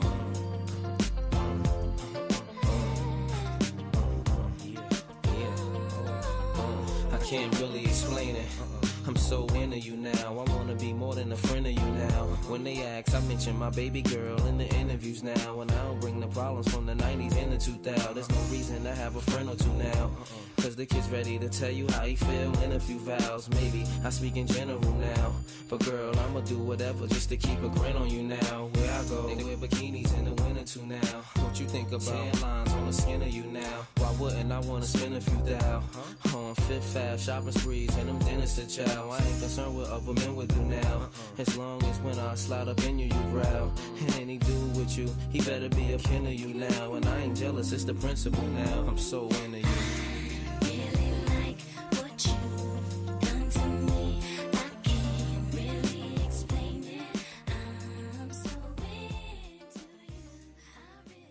Let's say you're miserable and unhappy. Okay, here's a cure. Find what's valuable and let it go. So we could say, well, maybe it's a relationship that you have. Maybe it's a relationship with your parents, right? And the relationship is pathological, but you're locked into it. You value it, and no wonder, because it's a relationship with your parents. And you're suffering terribly because of it. Well, what do? Maybe you let it go. It's a sacrifice. And the idea is that, well, that'll clear the future for you. Well, very frequently when people are suffering terribly, not always, because sometimes you just suffer stupidly, blindly, and without recourse, you know. You get cancer and then you die. So we have no idea how to deal with that. But sometimes the reason that you're suffering is because you just won't let go of the thing that's biting you. And you think, well, I can't let go of, and I've had clients like this. I can't stop communicating with my mother, who phones me 3 times a day, every day of my life, and never says anything that isn't unbelievably critical and demeaning. I can't let that go. It's like, well, that's not such a good idea. The funny thing, too, often when people let something like that go, it goes away, sorts itself out, and then comes back. So they don't even end up losing it. But unless they're willing to let it go, to sacrifice it, they make no headway whatsoever. And so one of the rules is, if people are impeding your development, you sacrifice your relationship with them, right? It's a very, very rough rule. So that's heavy. Whenever somebody is impeding your personal growth, you sacrifice